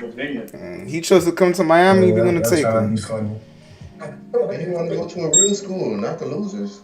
Exactly. But hey, I'm not gonna hate on that nigga. That nigga can hit, boy. Golly. Oh yeah, I like that. I like that. I like that. My bad. What you saying, Keith? My bad. I was being dumb. All losers in here. Why you say that? Nah. What you mean? Y'all wasn't even doing that, man. Y'all remember that. Oh, we the losers now, huh? Hey, we the losers now. Next year, y'all coming down here? Oh, it's gonna be a sad bus ride home. I know. Yeah, definitely the favorites right now. Of course, it's Miami. It's Miami, man. Respect. Florida State. Oh, man. That's not the reason why I'm saying that. We got it hard hit. Okay, boy. I got 25-year-olds. Don't do that. Don't do that. I don't want to hear that, bro. Nah, I didn't want to say that. Remember, hold up. Remember, the average age for Indiana was 24, bro. That's the average age. You feel me? I don't want to hear, we got a few players. That's not a The average play for them 24, bro. Not 23, not 22, not 21, 24. Come on. It was 25, 24. Nah. No, we ain't average on 25. You just doing bruh. Chill out. CDIO. Nah. Average age of a college football team should be 20. So if you're above 20, you have a whole team. I understand that, but that dang, we in mud 24. Indiana's 24. CDIO. Y'all's was like 23. Let me check. I'm about to check right now. Let me see. Bro, what is he talking about? Probably wasn't even playing on the team, bro. Them niggas on the bench. Like, what are we talking about? Y'all started middle line. Malachi Tony, nigga. Malachi Tony, nigga. Supposed to be in high school, nigga. Oh, damn. Yeah, you're right. We do have some old niggas, though. Yeah, Carl was right. 23. That's old. Exactly. I'm not gonna lie. That is old, man. I'm not gonna lie. The young bull. Yeah, that nigga. Yeah, I ain't gonna lie. That brought the average way up. That nigga cheat. Nigga 25. Not Carson back. The middle linebacker brought the average up. He going to his 8th season, bro. No, yeah, that's the one. That's when that got injured, right? Like he got injured a lot of the seasons and some shit like that. Nah, I ain't gonna lie. That's mud. Yeah, I ain't gonna lie. That's mud. That's mud. I gotta keep it real with that one. Yeah, that's crazy work, bro. 8 The only years. difference between y'all and Indiana is y'all had a lot of young guys making plays, though. Well, all of the guys for them that made plays was old. In Florida State, them niggas young. Okay, it's everyone. Okay, it says. Let me see. Like D-line, the backups were coming in and making plays and balling. They're young niggas, you know what I'm saying? Y'all wish I had these old niggas. Y'all couldn't get them. Who's y'all? I ain't no Florida State fan. Oh, then whoever it is. He's a Florida fan. Florida, that's even worse. Nah, it's not. That's not even worse. Nah, that's not. Florida State is worse. Florida State is worse. I don't actually hate Florida Gators. I hate Florida State. Nah, Florida State. Well, that's my. In my opinion, I think Florida State is worse. It's not worse. Let me tell you why it's not worse. Because I can say I watched with my own eyes that my team won a championship. I watched 2. All right. Now, how many you can say you watch with your own eyes that you watch? You see your team play. You watch your team. No, we're not talking about the reruns. We're talking about live. Yeah, bro. You can watch all 5 of those. But you ain't watch none of them live. I see a couple, nigga. How many you watch live? I was born in 97, a couple, nigga. Yeah, so give us a number. Don't say a couple. Yeah, I got the tickets still hanging up. I got the tickets still hanging up in my room, man. When they won? They won in 01, right? Yeah, that's the one I probably barely remember. So that was like in the 90s. 1991. Nah, I ain't see that. That's the only one that was 01, You bro. can see a couple. That's what we were. And I barely remember that one, so I was too young back then. You probably wasn't watching it. Yeah, I wasn't watching it like I was a grown man now, you feel me? But I was like, I had eyes on the TV watching it. So Yeah, what y'all? Y'all ain't doing nothing. Y'all got guys like exactly. Y'all got dudes like Anthony Richardson, fucking trash. Ain't nothing y'all doing. Lane way about to bang it. These niggas said Anthony Richardson, bruh. Oh shit. Blackway gone, man. He ain't about to bang it. He gone. You have fake Cam. He didn't do nothing. Anthony Richardson, like he trash, bro. I like the Blackway ain't do nothing. Yeah, but Miami, man. We got a future, man. BTGO, MPB. This man, a couple of years, they start puffing out their chest. Then they go dormant. I done been through it a million times. It sounds good, but y'all but this time we actually made it to the championship game, man. Yeah, you said Putz Coach, but this time we actually made it to the championship game. Feel me? So. Past 15 years, bro. Nah, if you take Florida Gators last 15 years against Miami's last 15 years, Florida's last 15 years is better. What you talking about? Cap, bro. Cap. No. No. Cap. Yeah. In the last 15 years, we take the last 15 years. Okay. And we beat y'all in 2019. Y'all won 2 years in a row. But we're saying the last 15 years. Yeah, 1 to 2. Okay, it's 1 to 2. But you saying the last 15 years. Y'all last irrelevant. 15 years. Yeah, y'all are irrelevant. Nobody. We had our record in the last 15 years is better than yours. In Florida football. Name me a relevant In the last moment. 15 years, we won the Orange Bowl, the Sugar Bowl. I mean, you probably weren't watching college football at that time, so I don't know. But in the last 15 years, you've been more relevant. Oh, God. This nigga could hit. It sounds good, bro.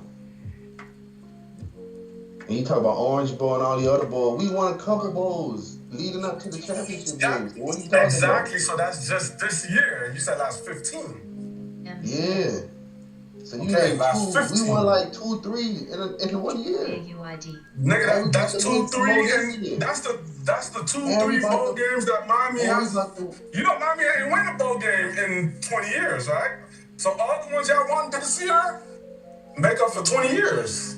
Yeah.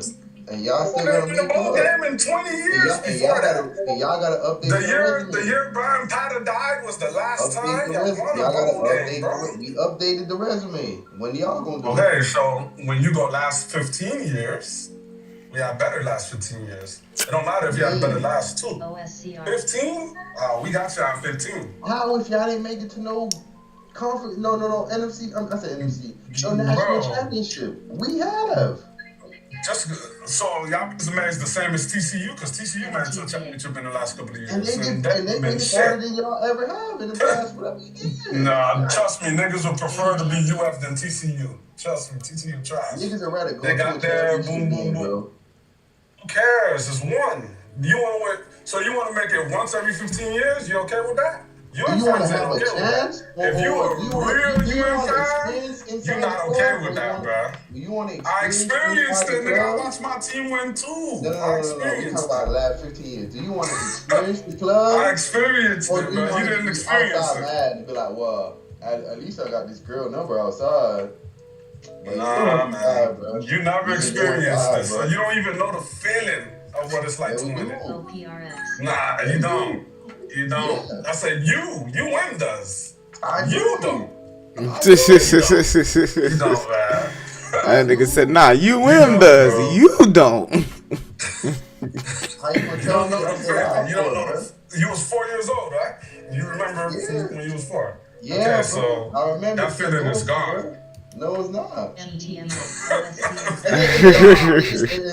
said, the feeling is gone. No, we just revitalized the program, so I got the feeling. But you didn't win. Y'all didn't get the feeling. No, I got the feeling. I won twice, 2 and 3 years. I got the feeling. I know what it's like to win. I wasn't 4. Like you got to remember what it looked like. No. Yours is old. Yours is not even an HD. Your rings is super rusty. I seen it perfectly still, bro. Nah, your shit grainy.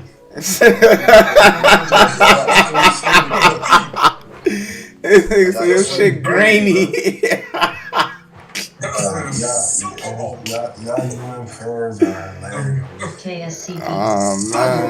just know the 2 niggas saying we hilarious is the 2 niggas a team we whoop their asses here. That's the funny part. Look, all I know, even for FSU fans, they won in 2013. You know what I'm saying? Niggas know the feeling. Hey, and you know what's funny? That's why all the UN fans is disappointed because it was close. They always got to click up. Florida State trying to click up whatever it's I'll never click up with Florida State, man. You tripping. You said at least they did this. Y'all click it up. At least they got the feeling. Y'all don't have the feeling. Y'all don't know what it's like. I know y'all thought that night it was going to happen, but it didn't. We know what it's like. We beat y'all too. We beat y'all ass on good. Win a cup, what, like 5 We beat y'all in 2019, yeah. We beat y'all. It's not like we play every year. I lived the 2. We don't care about that. I lived the 2 when we beat Vic. Don't worry, man. This year we looking right this year, man. Niggas didn't get the feeling. Niggas didn't get it. We looking right this year. Don't worry, man. Hey, we looking right. When you have a winner, when we won the national championship, we won it. Guess where we won our last national championship? In Miami. What, 20 years ago? No, it's not 20 years yet. It's not 20 years yet. It was well, I just know it was in the past and everybody forgot about it. Yeah, not 20. No, so imagine Miami's. But you talk about a championship when Cam Newton Imagine Miami. was on the Imagine team, bro. 2001. Imagine before that 1991. You go back about a championship with Cam Newton was on That, the bench, bro. hey, but we still won it though. Cam You Newton just on the said bench, bro. you just Now he's felt out Ken the Dorsey league, won. bro. You said you Now remember. he's out the I think league. everybody should be out the league from 2016, fool, from Now 2008. he's out I'll the be league, honest bro. with you. Like, I think everybody should be out of the I don't league. create I some don't new think history, nobody in some the new league stars. at that time. All we get is Anthony Richardson and Ricky Pearsall. That's all we get. Damn. That's all y'all got. What Miami got? Malachi Tony, better than anything. He's still in college. You crazy. Better than Malachi Tony's still in college, Better bro. than anything that's seen Florida over the last 15 years. 15 years? Yes, I said it. 16 years. 16, 15, whatever you want to. You think Malachi Tony's a better college player than Percy Harvin? Oh, I don't know, boy. Nah. I don't know about that one, dog. Malachi Tony is better than anything. Well, to be honest, I think nah. It's too early. I think the Percy Harvin's a better comparison, Carl. But right now, it's too early. Do you think he's a better player than Percy Harvin? Right now, no. No, I'm gonna be honest. No, Percy Harvin, dog. Percy Harvin was that nigga, bruh. I love watching that nigga play. Freshman year. Percy Harvin had a great freshman year too. He won national championship as a freshman. Yeah, I ain't gonna lie, Jax. Percy Harvin was that nigga, bruh. Okay, he wasn't better than Malachi Tony his freshman year. Sorry. He was. Trust me, he was. Age. That nigga was like fucking 19, 20, nigga. Malachi Tony's supposed to be in high school, nigga. Let's talk about age. You said the player. You said the player. We're not talking about age. You said the player. Now you switching it to players. Yeah. So let me use what you like to say. You're moving the goalposts. You said player. Nah, because y'all care so much about age. Y'all care about age. He didn't say nothing about age, Jax. You brought it up. No. That was talking about Miami team is old. You moving the goalposts. You moving the goalposts. You moving the goalposts, bro. You moving the goalposts. Nah. Is Malachi Tony a freshman? Yes or no? He's a freshman, right? You're a freshman. Yeah. Who's supposed to be in high school? That's all we could go by. No, you going by age too, because you care about age. You're moving the goalposts, man. You're moving the goalposts, man. You can't use that, man. You don't care about age. You can't use that. You can't use that, bro. You say you bro. don't care about age no more, and I agree. Bruh, nobody talking about age about nothing with this. You brought the comparison. I gave you a player, not that you want to use age. You're moving the goalposts. Alright, but you don't care about age You're no more. moving That's all the it goalposts. is. You brought a player, now you want to talk about age. Come on, man. I thought we cared about age. I thought that's the reason why they're playing good. We wasn't talking about it with this argument, though. We wasn't talking about it with this argument. We was not talking about it with this argument.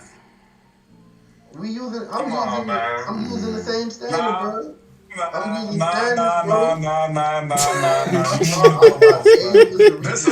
Carl, you funny right now, bro. You got caught in your shit, bro. I ain't gonna lie. You got caught, bro. It's okay, bro. All I asked was his age. All I asked was the age. That's all. Hey, somebody just tell me his age? What was the age freshman? That's all I wanted to know. Percy Harvin? Yeah. I don't know. I don't remember. That's what I wanted to know. All I asked. He was a true freshman, so it doesn't matter. He was a freshman. But yeah, freshman's a freshman though. Like that's All right, Percy Harvin. He was 18. He was 18, Jax. All right, cool. All right, and we had juniors. It don't matter if there was 25 or 30. Jax, he was 18 as a true freshman. I just googled it. So what does that have to do with the comparison between the two players that you brought a player, I gave you a player, and you switched it? Malachi stayed better and he was better. I mean, so I guess he was like a couple of months older, I guess. Alfonso and Andrea. I ain't gonna lie, bro. Yeah, dog, that's what I'm saying. Dog, I ain't gonna lie, fool. I'm playing junior year, comparing freshman years. How much yards did he have? How many touchdowns? That's what I'm going by. Percy Malachi's not a Harvin, junior. I can't compare Percy sophomore year Harvin to as a junior. I freshman can only was compare a freshman. beast, bro. Okay, so what's the numbers? All I just hear he was a beast. Don't worry about the numbers. Remember, they Don't only worry played about the 12 games numbers. back then. How are you gonna make a comparison? Numbers don't matter. Age don't matter. If you No see numbers them matter. play, When it comes to Florida, the numbers don't matter no more. You see you how they see move them the play, goalposts. you Now we moving the goalposts. Yards don't matter. Touchdowns don't matter. When it comes to Florida, numbers don't matter no more. You see what you're doing? Hey man, you already lost, man. Let it go, man. Now I'm finished my game. I'm about to pull up the numbers. So it's a different time. Now we moving the goalposts. It's a different time. No. So your argument about who's going to be better is about who produced the more stats. MNTN. No, I'm comparing freshman year for freshman year because that's all I can't compare junior year to freshman year. I can't do that. I said he was better than anything that came out of Florida over the last 15 years. That was my statement. That was my statement. Okay, but let me tell you this. I don't know offhand. I don't know his stats. I'm about to pull it up. That's from like from what I saw. Bro, he didn't watch it, so he doesn't know. Percy was a game changer. Anytime he touched the ball, it was a touchdown. I never said he wasn't. Did that come out my mouth? I just said Malachi Tony was better. They're both game changers. I never said he was an ass. I just said Malachi Tony was better. When you say that Malachi is better, yeah, you can't. So now anybody's gonna think like, what? We're not just gonna think about Percy's freshman career only, season only. We looking at the totality of the player. You say he's better. You gotta say he had a better freshman season. You can say that, but he's not better as a player. OMDA. You can say he had a better. In my opinion, he is. Okay, no problem with that. That's your opinion. Yeah. You know who brought up the age and all of them. Who brought those things up? Percy Harvin. He have a better freshman season. Percy Harvin, freshman year. Receiving yards, 427 receiving yards with 2 touchdowns. Wow. And then you gotta look at the rushing yards, bro. You gotta look at the rushing yards. Look at the rushing yards as well. He played 128, 3 TDs. So, oh my God, he had 800 yards. Let's do a party. I mean, Malachi. I'm not gonna lie. I like Malachi Tony too, Jax, but Malachi Tony only had 1,000. Jax, you do realize he only had like 1,000, bro. It's not that much more. Like Malachi Tony. I didn't say nothing. I just read off the stats like you just wanted me to. Rushing and receiving. Now let's go to Malachi Tony. I love doing this. Well, I just keep clicking on players, Tony. What the fuck? This bum ass nigga. And that's another Florida bum. Kadarius Tony. But that's neither here nor there. You feel me? It's not sidetrack. Malachi Tony, right? Receiving yards, 1,211. And how many games?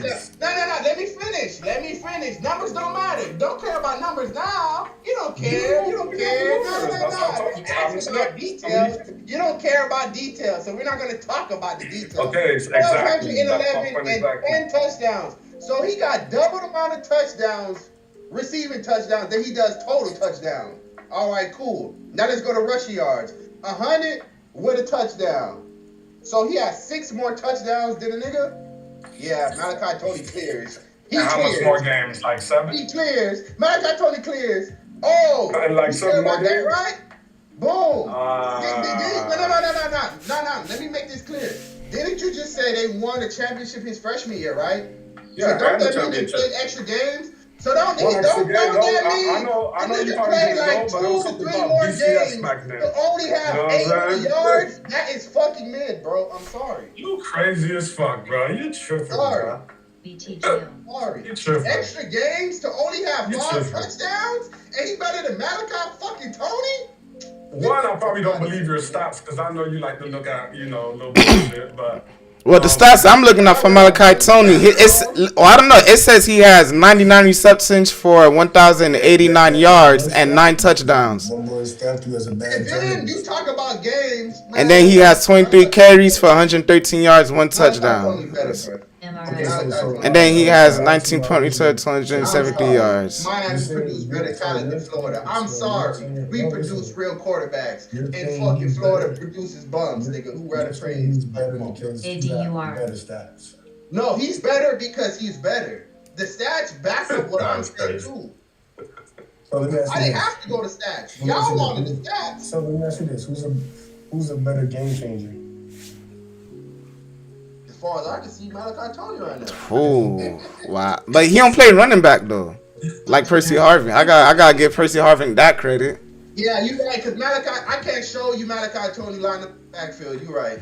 It's not that, but I'm saying Percy Harvin actually produced like 400 yards. Malachi Tony only got 100 something yards. Well, he could be receiver. He could be running back. He could be tight. He could be quarter. He could be wherever the fuck he want. He still got less yards. Malachi Tony playing quarterback, running back, kick return, punt return, everything. Come on, man. Malachi Tony clears, bro. But not in the running aspect though. Percy Harvin better than him at running back. Baby Jesus. What the fuck we call Percy Harvin, nigga? The nigga who fucking 19 years old and he damn near all nigga? The fuck? Get this ugly ass nigga up out of here, man. Malachi Tony clears, nigga. Crazy, man. I know you didn't watch back then, so. I did. I'm sorry, man. I know you didn't. You missed out, bro. Yeah, I'm not gonna lie, you. Dog, that fuck nigga, he really was different. He's different, bro. That's what I'm saying. Like that's you can't just look. I understand this. No, that's what I'm saying. Sometimes I know the women lie, men lie, numbers don't, but sometimes numbers do lie, bro. Like it don't tell the full story all the time. DBGI. DBGI. Alright, I'm not gonna lie. I'm a Miami. Listen, I'm a Miami fan for real, but Percy Harvin was that nigga, bro. I'm not even gonna hold the candle, bro. Like, you feel me, like. Alright, so let's go down the line. We went one receiver for one receiver. Are you gonna name another player, or what are we gonna do? Oh, now that's a different argument. I was just my Percy Harvin. That y'all can have that argument. I don't know about that one. For the Florida guy, you brought up Percy Harvin, like, oh, you. Clear that. Okay, you want to compare them to Tony? Who's that? The only person, and I'm gonna give you this before I even fucking continue. The only person y'all clear of everything is the quarterback position, Tim Tebow. I'll give you that. I'll give you that. Tim Tebow? Like a better quarterback. I'll give him that. Yeah, college. Yeah, I guess. Yeah, college quarterback. Yeah. And act like he the best quarterback in college football, in my opinion. That's how I know you didn't watch back then, bro. This nigga said Tony the best quarterback, bro. In my opinion, yeah. Watch, bro. CDIO. Didn't was Vince Young playing with Tim Tebow back then or nah? I'm tripping. Yeah, that was in the same time. Yeah, so I was gonna say Vince Young was better than Tim Tebow's in my opinion, but you know. Yeah, bro. You can say that. Nah, I ain't gonna. Did you watch? Yo, Jax, did you watch that Vince Young championship game, bro? It's a reason why I'm saying that, bro. Did you watch Tim Tebow? Nah. Listen. And did you watch Tim Tebow say, "I'm not fucking losing again," and he never fucking lost? I'm not talking about the speech, bro. I'm not talking about the speech. I'm talking about the actual gameplay on the field. That championship game, bro. The actual gameplay after that shit, Tim Tebow went crazy, bro. You talk about one game. I'm talking about a full fucking season, bro. Nah, I ain't gonna lie, bro. I'm gonna have to give it to him. That's what I'm saying, bro. Like that. Tim Tebow didn't win no championship. But nobody playing like the way Vince Young played. That's what I'm trying to say. If you watched it back then, bro, you have to watch the game, bro. It's like. He put his team on his back, bro. The way he did, if you watched it, bro, you would have understand why I said Vince, bro. Like. What Tebow did? He was just bullshitting? We didn't say that. He was great. What we're saying is what Vince did. Like, it was a little more like. You gotta remember, he was going against the U.S. If anything, I rate what Cam Newton did over Vince Young, in my opinion. Yeah, that was harder. Yeah, I wouldn't argue that. You bringing up Vince Young, It's niggas who better than him and play better than him. So if you want to have a real argument, bring up a nigga like Cam Newton. Then we can have that argument. Track. He did the shit with less, no talent for real. You not gonna tell me a nigga who went to Texas and be like, oh, he carried a fucking team like Texas ain't have. No, he carried them in that game. And we talking about the game, bro. You keep saying we talking about the game. Okay, I'm talking about a full season, though. When you brought a first one, you talking about his whole career. You brought a Vince Young. You talking about one game. You bring a Vince Young. You like putting words in people's mouth. You like to move goalposts, like I said. No, y'all brought a Vince Young, and only talking about one game. Calvin career, not one time. I thought his freshman season. What are you talking about? Yeah, I'm saying, when y'all brought up Vince Young, y'all talk about the one game. Yeah, championships matter. Okay, nobody's saying they don't. But it's a whole season. It's a whole everything, bro. But you still got to perform in the game. Yeah, Vince Young had a good season that year. He did have a good season, and in that game, that shit hold weight. Nigga. Yeah, I gotta watch that game, man. You don't understand. You had to watch that. Yeah, you had to watch that game live, bro. I watched that shit live, bro. That shit was different. Best team of all time going into the game. It never was. I don't care what some people talk about. The fact is, the best team is 0-1 Miami. So you talk about watching shit. Nigga, you must ain't see the 0-1 Miami team. If you talk about you definitely didn't see 0-1 Miami. But you ain't see it. If you think another team is better than people were saying this team, USC was 34 straight. 5 years ago they said LSU was the best team. I don't care what the narrative is. We know the truth. LSU never won 34 straight though. I'm talking about the narrative. Damn, they won. Hold up. USC won 34 straight. I didn't know that shit. That's the best college team. Oh, USC won like they won like 27 how much games they won. That was the narrative. The same thing with USC. But the truth is, the 0-1 Miami is the greatest college football team. Period. Okay, whatever. We're talking about that time. Something you can't talk about. We're talking about that time. I can talk about it. And just like how I can talk about how Tim Tebow's better than Vince Young all time as a college quarterback. No matter what you like or not. Other players say the same thing, bro. I'm going to take the people who were actually on the field consideration more than you. DVGI. Okay, that's your opinion. Nobody knocking you for your opinion. You're knocking us for saying Vince Young. Like, what are you talking about? No, I'm not. I'm just saying. It's the opinion, bro. What you talking about? Nobody's saying you're wrong. Nigga said somebody else. I ain't say you're wrong. I'm just saying y'all could have came through with a better argument than Vince Young. Vince Young is one of the best quarterbacks to ever play. All right, Cam Newton, and Tim Tebow is the best quarterback to ever play college football. And I'm a Gators fan. I'll say no. He's the most accomplished probably when it comes to winning 2 titles and like most dominant, most honest, everything, bro. Best number uno, bro. Everybody don't say best college quarterback ever. Tim Tebow's one, bro.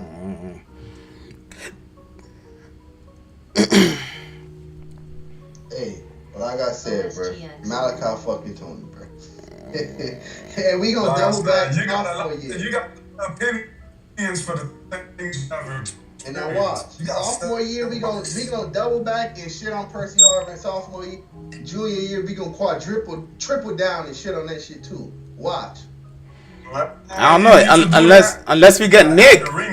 If you get Nick, they might have to spread that ball around. That nigga from that receiver from the West, cause that nigga like that too. Cause that nigga like that too. If that nigga come to Miami, bruh, shit, they gonna have to spread that ball around, bruh. Man, he gonna be fucking waiting his turn. We got you can't say that, bruh. Nick like that, bruh. That nigga from the West, bruh, he like that. Right, cool, you can't just make him wait. He's not better than Joshua Moore right now. I like Joshua Moore over him. I don't know. I like talking Nick, about bro. watching the games. Yeah, I'm watching the games. I don't know. Like, I feel like Nick's route running's elite, bruh. Like, I like the way he run his routes, fool. Like, we had a route running. What happened? Nigga couldn't get on the field, bro. They on the field. JoJo Trader, bro. These niggas who will make plays, bro. What Joshua Moore is, 6'4" receiver. Every time he stepped on the field, whether it be for the 1 or 2 plays he was in, always made a catch, always made a play. And they got to figure out, is he going to play offense or defense, man? He's not a receiver, man. That's what I'm saying. I ain't gonna lie, bro. If nigga come on there, bro, he getting the ball, bro. I'm gonna be real. I'm not gonna let that nigga just sit on the bench, bro. He too good. He not gonna have no Malachi Tony impact. That's what I know. Why you say that? Did you see him play, bro? He's raw. Because we got Malachi Tony still, and he's not going to be getting more production over him. That's why. It's not about having more production, but you said impact. He could still have a great impact, bro. Like that's what I'm trying to say. Like the nigga raw. Like if a team keys in on Malachi Tony and they start triple team Malachi Tony, bro, we gotta have somebody else too, bro. We got Joshua Moore. We got Elijah Lofton, who was injured last year. He's about to be back next year. We got man, give us Nick, bro. Give us Nick. Put him on the field, dog. G shit, nah, I'm not gonna lie, bro. I said give us Nick, man. He not with the hype. Like, come on. Give us Malachi Tony. He don't gotta be Malachi Tony, bro. As long as he's a great player, he can make an impact. In the touches, he don't. Yeah, he need to be. We not just rolling out any freshman and giving them 80+ targets, bro. He don't have to get 80+ targets. That's what I'm saying. He just gotta when he get on, he just gotta make that impact. He don't have to have 80 targets like Malachi Tony did. That's what I'm saying, bro. He don't gotta be Malachi Tony. CDIO.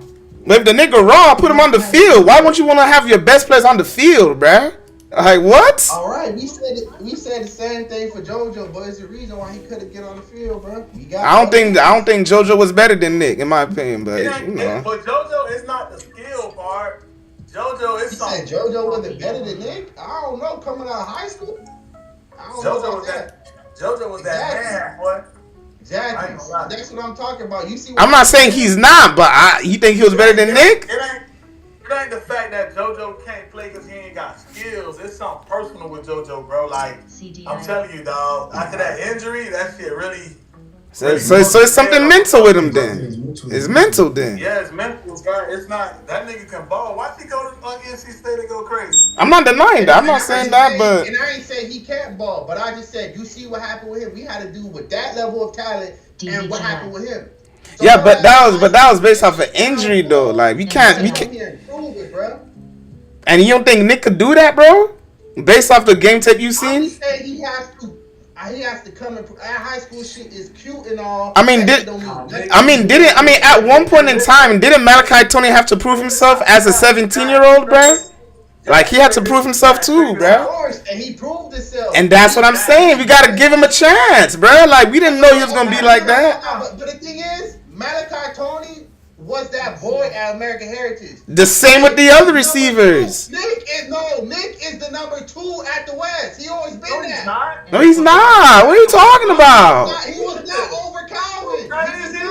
He was not over Calvin, bro. He's not. You crazy? Yeah, bro. You crazy right now, bro? Calvin, bro. You crazy? You know Nick a dual player, right? Okay, he can be dual all he wants. He's not better than Calvin. What does that mean? Bro, you crazy. Calvin just had height. Calvin couldn't run routes. Yeah, Nick Routledge. I say Nick Routledge's elite, bro. You got, bro, like, yo, dog, you tripping, dog. You see how we talk about Malachi, bro? Nick has been that nigga since he played with Lauderdale Lions. That nigga used to whoop shit like all that Golden Army and all that shit. That nigga used to beat them by himself. And Nick's always been that nigga, bro. Nick is gonna be a great. Nick gonna be him. He gonna be him in college too. That's what I'm saying. Jax. I promise you, if you get Nick, you'll love that nigga, dog. First 5 plays, bro. Trust, dog. Like you said, Nate. What do you mean, Nate? Oh, I thought you said Nate. My bad. I misheard. My bad. All my Miami players. That's okay, but that's what I'm saying. No, but that's what I'm saying, bruh. We know Malachi Tony, but give hat nigga, he'll make an impact, bruh. I know he gonna make an impact, dog. Trust. You feel me, dog? Like any school, if Nick would have went to Heritage, Nick would have started at Heritage. If Nick went to Chaminade, Nick probably would have started at Chaminade. He would have been the number 2 to Malachi Tony. I don't know about that, man. I don't know about that, dog. Y'all don't have to know, it's a fact, bro. No, listen to me, bro. Nick was a better receiver going into high school than Malachi Tony. He was, bro. That was Nick's main position. Remember, Malachi always played quarterback. Malachi switched to receiver. He switched to receiver because he was pretty good at it. You know what I'm saying? But it's a difference between playing at Heritage and then playing in the city. It's a difference, bro. Yeah. Don't let that shit fool you. Everybody can't handle that city shit, bro. Yeah, nigga dog too, bro. I ain't gonna lie. I like the way Nick. The thing is, You know why he left? You know why he left? Because they did that shit to Teddy. Yeah. And then they got rid of the other head coach that they had. Well, he left though. Everybody can't handle it. Because Teddy, it's not because of that. It's that coaching shit, bro. Now it's the reason, bro. That's the reason. Now he's justifying it, bro. Everybody can't handle it, but he left, bro. TTAN. That's the reason he left, bro. I'm telling you. I know, but it just sounds like a contradiction. Everybody can't handle it, but he left. No, what I'm saying is the culture, bro. So what it is if you get somebody, if you get rid of somebody that was actually helping the team and taking care of the team, and he's a quarterback-minded coach and offensive coach, and then you just get rid of him when a nigga was really doing this shit for free. You get what I'm saying? So when the going get tough, we go join it. You feel me? Somebody else. That's what I'm hearing, bro. That's everywhere. That's what I'm hearing. Why you think players be saying, yo, I want to trade or get me out of here, things like that? Same shit. Malachi ain't do that. Quarterback ended. I'm gonna go play quarterback. I'm gonna do this. Like, come on. The going get tough. That guy wasn't even playing that game when the quarterback got injured. He wasn't gonna play that game. He came in halftime and played and scrapped up and played. He wasn't gonna play because he was trying to reclass. When the going get tough, nigga ain't run. You say coulda, woulda, shoulda, but he played. Bro, Malachi played for Heritage, bro. They got top 5 recruits everywhere, bro. You know that, right? So it makes it easier. Don't get me wrong, Malachi's a gangster. Okay. He's a real gangster. It still was a contradiction, though, bro. You said everybody can't deal with the city shit, bro. He left, bro. That's all I'm saying. When everything was on the up and up, we got top recruit quarterbacks, another top recruit receiver. He stayed. As soon as they start leaving whatever, he bounced, bro. That's all I heard. That's the reason why Malachi reclassed, bro. Their quarterback was gone. He was leaving. He got. Like I said. That's why he reclassed. Okay, but whatchamacallit did leave though. That's what we do know. Malachi left too. Malachi went to he went to college. Yeah. You know, we talking about Diabell? Yeah, he went up to another level. I understand that. Whatchamacallit said, I'm going somewhere else where it could be easier. With more talent around me, bro. Bro, he left. He still left though. Just like Nick left. Everybody can't handle the city shit, bro. Nick always right, bro. Nick always been that nigga, bro. Wait, isn't Nick going to Carroll City? Yeah, he always been. So he just went from one hood to another. It's like he went to like the fucking suburbs. What the fuck? He just went from one hood to another. He said everybody can't take the city shit, and I'm saying as soon as shit started crumbling, he left. So it sounds like he can't take it either. That's all I'm saying. You gotta think about this, right? You don't know who your quarterback is gonna be, right? You don't know who your quarterback. It's your senior year. You don't know who your quarterback gonna be, right? As a receiver, where you want to go? Somewhere with a fucking quarterback. Because this is your last year. I want to stay loyal to the grade. Or no. You know what it is? I got one thing clear. You got a problem with quarterback? We got a problem with quarterback? I'm going to go to the next level and show him like that got Tony. Fucking talking about that. What? I ain't gonna lie, man. This man just I don't even know. I'm going to college, nigga. It didn't make sense for him to go to the next level, bro. I'm going to the next level, nigga. Nick said, man, I'm going to just play high school somewhere else. Like you said, bro. Everybody can't handle the city shit, bro. It ain't sense for niggas to go to the next level, bro. You get what I'm saying? Why not? He that boy. You just say he that boy. He did. What's the debate? What's the debate? He better than What we talking Malachi about? Tony. So why he can't go straight out of high school, bro? Like Malachi, why he can't go? I said he was a better receiver coming out of Optimus than Malachi Tony. He was. So he should be able to graduate early and go to college like Malachi Tony. You know the difference. You know the difference is, bro. When you lose a national championship versus a team like Reign that went and put 22 seniors on their team, and you lose that, right? Malachi Tony won his Malachi Tony won his state championship. So you had an excuse. Oh, I want to go back to school and win. He want to win that. He want to win a state championship before he. Trust me, we got bigger fish to fry, man. We worry about national championship, man. He can have a little high school, little shit. That shit cute and all, man. That shit don't mean nothing at the next level. I mean, niggas gonna be a dog. Yeah, listen. At one point, Malachi Tony had to prove himself too, bruh. As a 17-year-old, you feel me? If he come to Miami, I hope so. But until I see it, hey, he's just another dude with a little bit of promise. He did A little bit, nah. He got a lot of promise, He did the right man. thing going to Carol City because one thing Nick wanted to do was put muscle on. You get what I'm saying?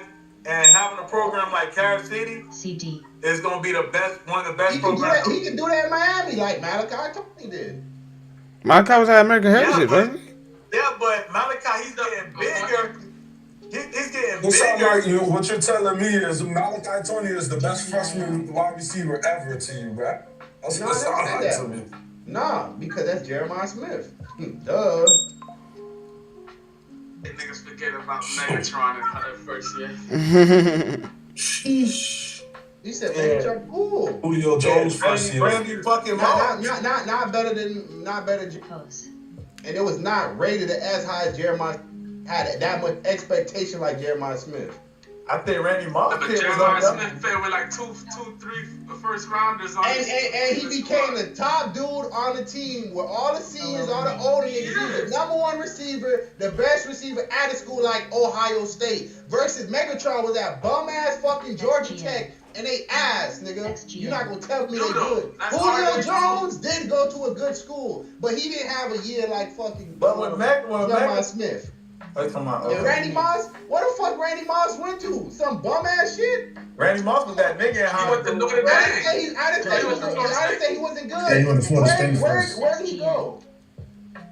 Bobby Brown ain't trust him. He went to Florida State but got kicked out. Okay, cool. He got kicked out. Where did he go after? He went to Marshall, I think, right? Marshall. Okay, a bum ass school nobody give a fuck about. Jeremiah dominated at Ohio State. What are we talking about, bro? What are we talking about? You talk about dominating bum ass niggas. Who the fuck Marshall played? The same bum ass niggas Alabama schedule on week 2 and they blow out by 100 points. You think Jeremiah still better than Randy Moss? I think Jeremiah Smith went up against tougher competition and produced against tougher competition. Huh? Yes. The dogs? Yeah, put them inside. Do you know who Marshall played? Do you know?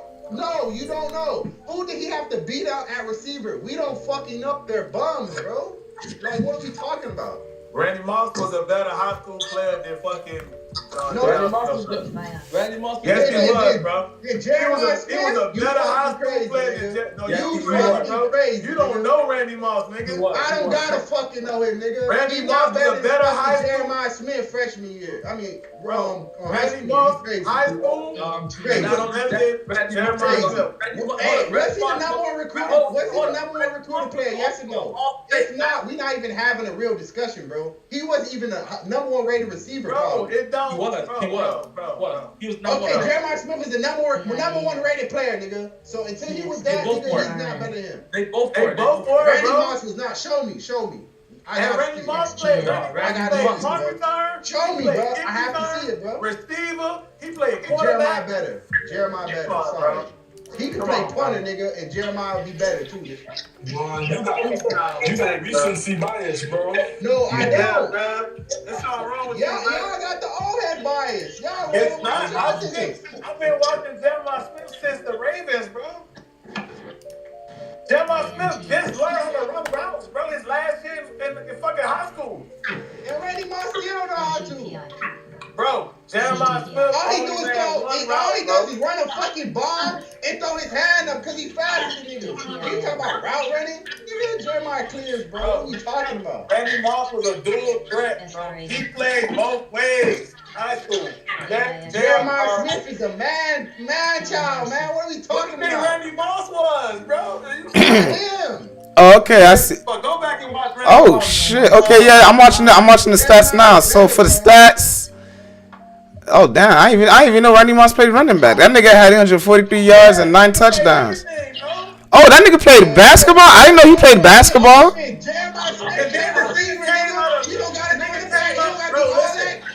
Yo. He said line up outside, throw that bitch up, and I'm getting it, nigga. True freshman shit, nigga. What are you talking about, nigga? Then he came out of a little ass town. He getting locked up, bro.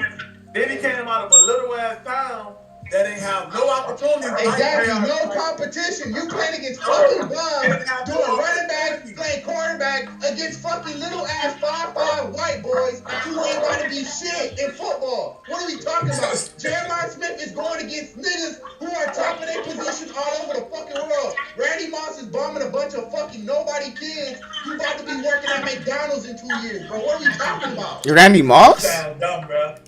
Okay, he still went on to do it in the league, though. If he going against a bunch of nobodies, he went to a bum ass school, dominated a bunch of nobodies. How is he better, bro? Jeremiah, top level of the top competition. After the day, bro. What are you talking about?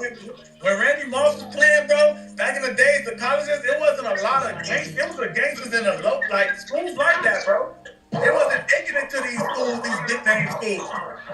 Yeah. So name the competition you was going against. Please tell me. Remind me. Since you watched it, since you know it all, tell me who was Marshall playing against that was like that. Name the team. All right. Well, I will say this, Randy. That's who the fuck they play. Well, listen, I will say this. Randy Moss is definitely a better athlete. That nigga averaged 30 points his senior year for basketball. And then that nigga ran a 10-9 for state championships for track. I didn't even know that shit. Oh, he can run fast. Cool. For his size, do you see how tall that nigga is, bro? He won a 10-9? Bro, that's very impressive, bro. Oh, cool. Yeah, he can run fast. You say he can. But Jeremiah still better, bro. I'm sorry, bro. You said still better, but the stats don't show that he's better, bro. No. Let me get this clear. So when I brought up Malachi Tony and Percy Harvin stats don't matter. But when we talk about Randy Moss and Jeremiah Smith, stats matter all of a sudden, right? That's what you're telling me. Didn't matter. So now stats matter. I never said stats didn't matter. Oh, now stats matter, man. Come on, man. I think you need to just go back and watch some older film, bro. Get your mind right. Cause I think you stuck in the future, bro. It ain't nothing wrong with it, but at the same time, like I'll tell you, really didn't watch it or see it, bro. Or go back and watch it. You can't really have no concerns about it, bro. What about Larry Fitzgerald freshman? Oh. Let me check that one. Larry Fitzgerald freshman He was year. nice too. But like I said, I still got JJ in the morning. Freshman college year, Larry Fitzgerald. And he went up against more tough competition than Randy Moss because he in the ACC. Marshall, I don't even know who the fuck they. I only know one nigga who went to Marshall, and that was my dog, who I used to fucking, I don't know about to live with, but he used to stay by me, bro. Marquise Couch, I want to say his name is. Shout out to my boy Marquise. That's the only nigga outside of Randy I know that went to Marshall, bro. Nobody else. All right, so freshman year. He only went to Marshall because he got in trouble, bro. Yeah, nigga, they whooped his ass out Florida State, nigga. Nah, he only went because he got in trouble, bro. Remember, he was, you know. And then if he didn't get in trouble, Miami's gonna be locking that nigga up. Nigga, what the fuck is we talking about, nigga? I don't know, bro. It would have been him and Peter Ward. That would have been crazy. Locking that shit up, nigga. You, Peter Ward, Peter Dunn, Peter whatever, nigga. You, Peter Paul, gonna pay Pecker, nigga. Miami 5, nigga. Locking that shit up, man. What are we talking about? I still don't know who Marshall played against, bro. Yo, you being too theatric, bro. You're not being reasonable, bro. But when I asked for reason, like who did Marshall play? Everybody goes quiet. So I gotta go theatrical. LFBN. If we can't, you know what I mean? Nobody knows who Marshall played, so we might as well just have some fun. So we can't even talk about the facts. Nobody knows who Marshall you was Randy Moss will do this shit to He was supposed any to go to Notre fucking Dame. He team, bro. signed with Notre Dame. He got in trouble. Then Florida State took him. He got in trouble again. That's how he ended up at Marshall. Because he had 2 chances, and the nigga was on his last start. So he had to go. And he already had some trouble back in Virginia that they heard about.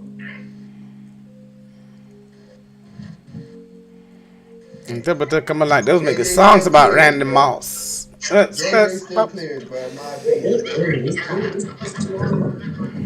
a lot of freshman receivers though that had crazy years though. So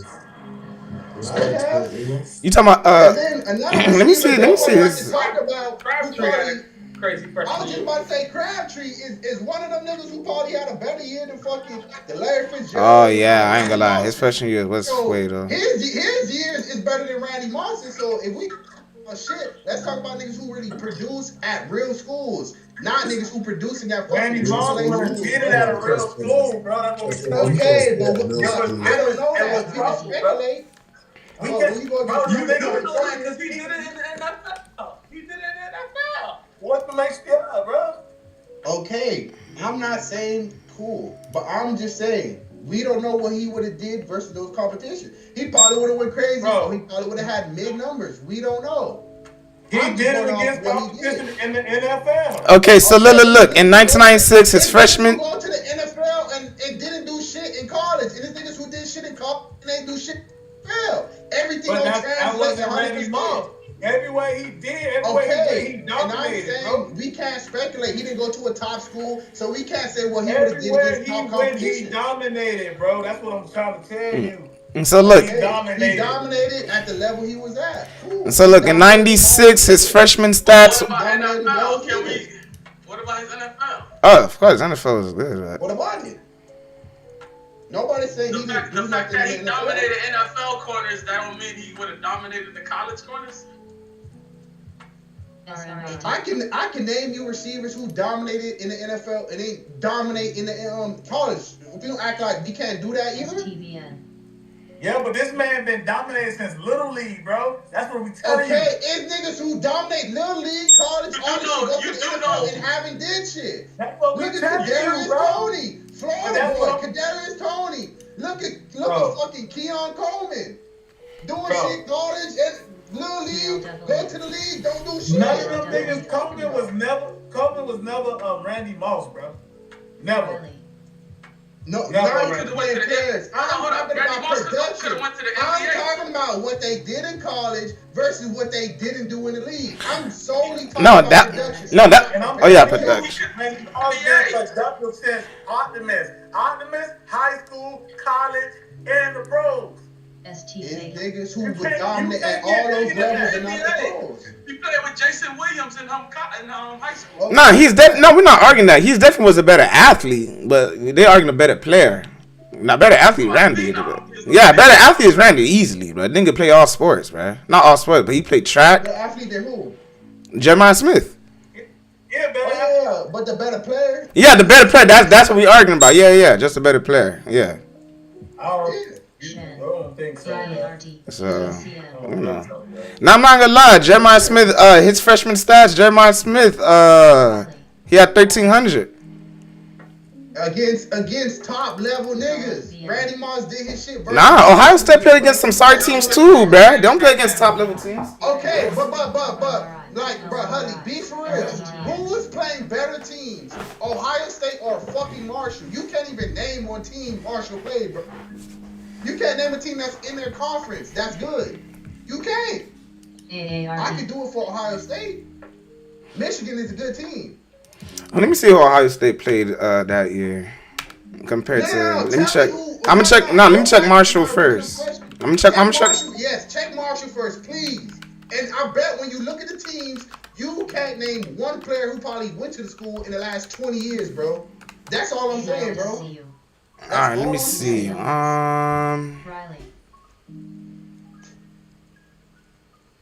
You gonna hear a bunch of fucking Marshall A&M, Marshall State. You gonna hear a whole bunch of shit you never even thought that was a school, bro. What you trying to make? Because Rodney Moss dominating Travis. NFL. Like, That's what I'm saying. That's what I told him. Travis Kelce ain't playing against nobody either, right? We're comparing. Travis Kelce played in Cincinnati. Yeah, I know. We're comparing college careers, and I'm saying you can't compare these niggas' numbers equivalent because JJ is going against top level competition, and Randy Moss just isn't. Listen.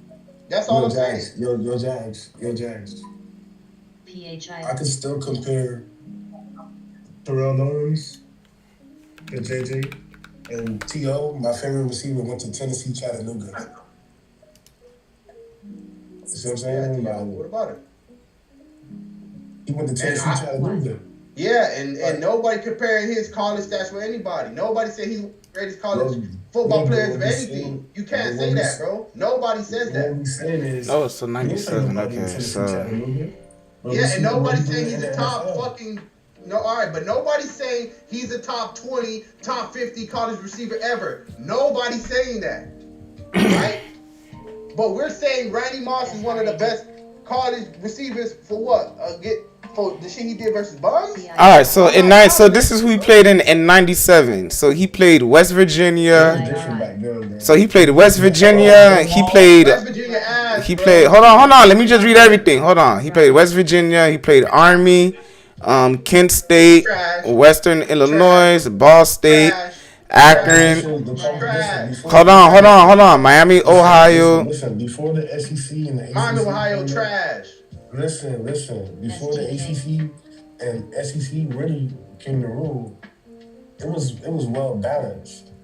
That's what I'm trying to name me the players on the team. You heard? Name me the players that was on that team. I know that was in the Big East. No. Don't move the goalposts. You said there was whatever. Ain't no moving the goalposts.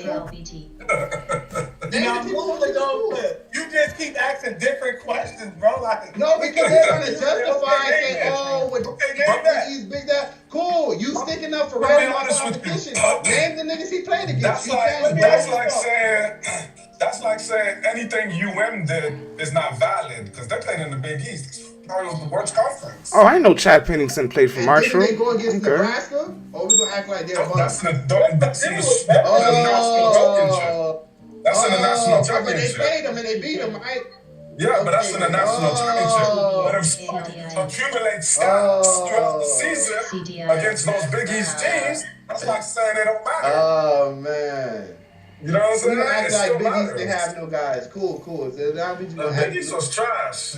Kevin, let them know, man. All right, now let me check Ohio State 2024 schedule. And he's trying to make the comparison that Marshall was playing against Valley. But he can't name one nigga on the teams, bro. What, Big Ten was probably the best conference? Big East had what? Yeah, Big Ten was the best conference. Big East had Syracuse, Temple. Yeah, they had niggas coming out. They had Donovan McNabb. They had Michael Vick. Hold up. Michael Vick, Donovan McNabb, Peter Warwick. It was niggas in the Big East, dog. But let him tell it. Marshall was playing against Valley, though. It was the ACC. My bad. Marshall. All right, so this was Ohio State 2024 schedule. They played Akron, Western Michigan, Marshall, Michigan State, Iowa, Oregon, Nebraska, Penn State, Purdue, Northwestern, Indiana, and Michigan. Okay, what about Braylon Edwards? What about Braylon Edwards, who played at Michigan, but he sucked in the NFL? He balled at Michigan and killed everybody. Y'all helping me make my point. We can't always say, well, because what he did here, he can do it next level, or because he was good in Optimus, he can do it in college. That shit don't mean shit, nigga. You have to show it, bro. We're giving you, buddy, that Randy Moss did it in college and then went on to do it in the NFL. Okay, but like I just told you, you taking away credit from him because of where he played and who he played. No. I'm not taking away credit. I'm saying if you're gonna compare the two receivers, you gotta put in the context about the level of competition they're playing against. Yeah, well, yeah. Miami, for example, I'm gonna give you an example. Miami youth football is way better. Just give it to me. Virginia or wherever the fuck Randy Moss from in football, bro. Same thing with high school football. Miami high school football is better than high school football than wherever the fuck Randy Moss is from. Yeah, they only played. Ohio State football is better football than Yeah, Ohio State. But to be fair, and wherever the fuck he from, bro. to be fair, Ohio State only played like only 3 good teams, really. Just Michigan, and Indiana. Marshall never played a good team, and if they did, they got their and ass Oregon. whooped, nigga. That's all I'm saying, bro. That's all. Nobody saying Randy Moss is trash. He didn't have a good NFL career. I'm just saying the competition that he played in college was ass. Simple. Y'all trying to justify, trying to say, oh, it was good niggas at this, other niggas is ass, bro. Sorry.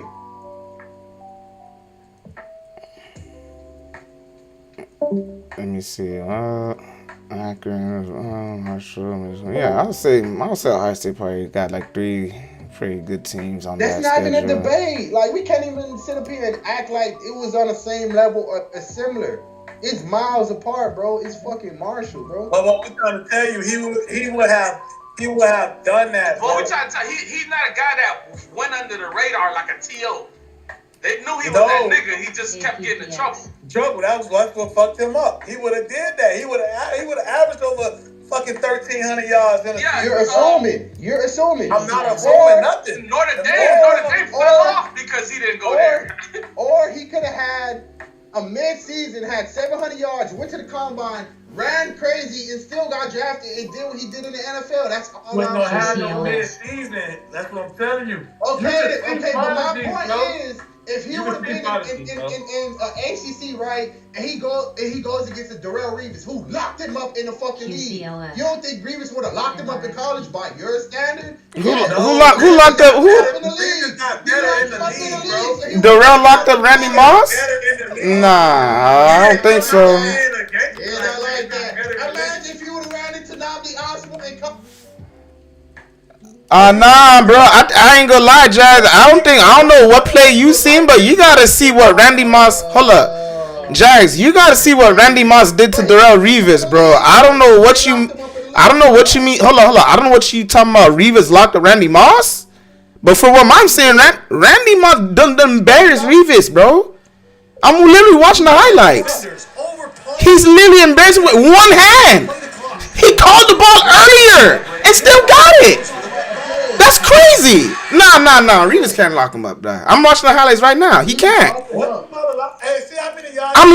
Drags. I'm literally watching the NFL highlights right now. Revis can't guard him, bruh. You're talking about 1 year after Revis embarrassed him, bro. No, but what I'm trying to tell you, Jack, you can tell what a Randy Moss what he would have did, bro. Trust me. No, you can't do that, bro. You can't tell, bro. And it's not just one play, bro. It's multiple plays, Jags. Bro, he's one of those. It's multiple plays, not one, kid. This is the second time he embarrassed Revis right here, bro. I knew Jay was gonna be like that because of high school. The nigga Randy Moss called for it before he even passed Revis, bruh. The nigga already calling for the ball.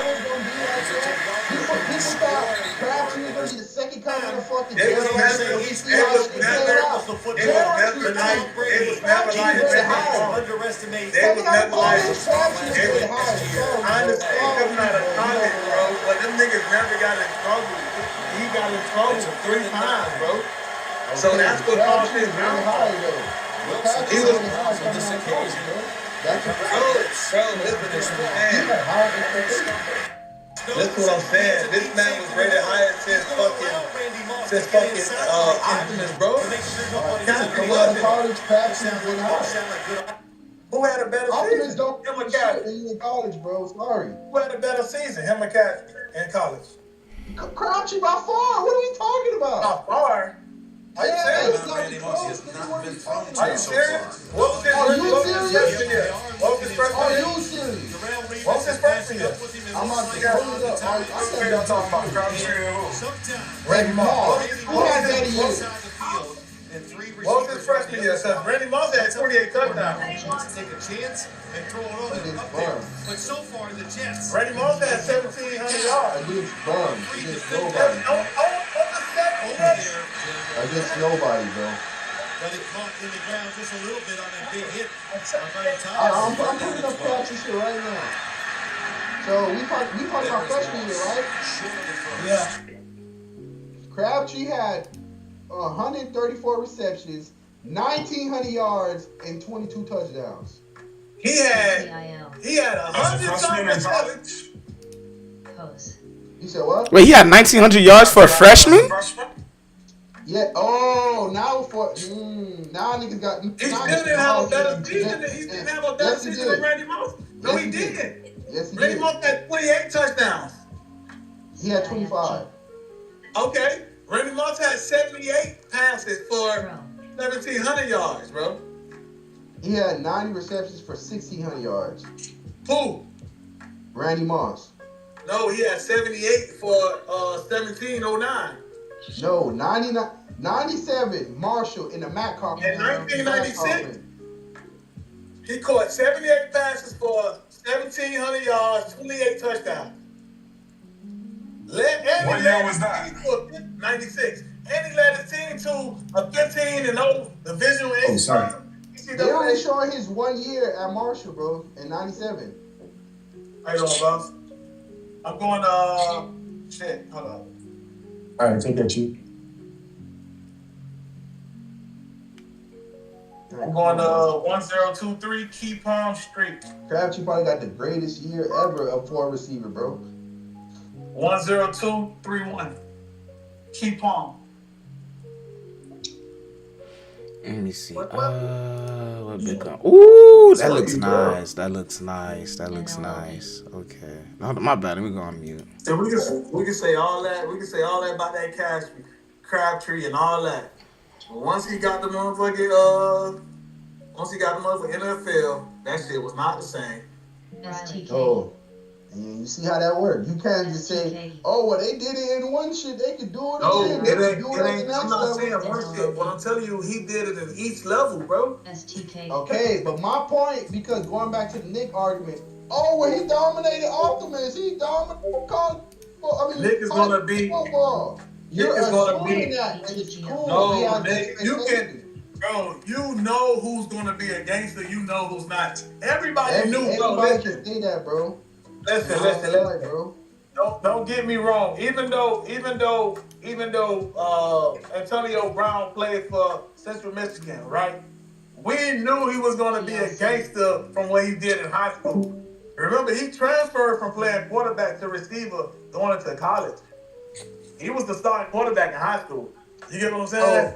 So let me ask you, who's the gangster receiver that's coming out? If you could tell who's going to be the gangster receiver coming out this draft, that's all I want to know. If we can tell, who's the gangster?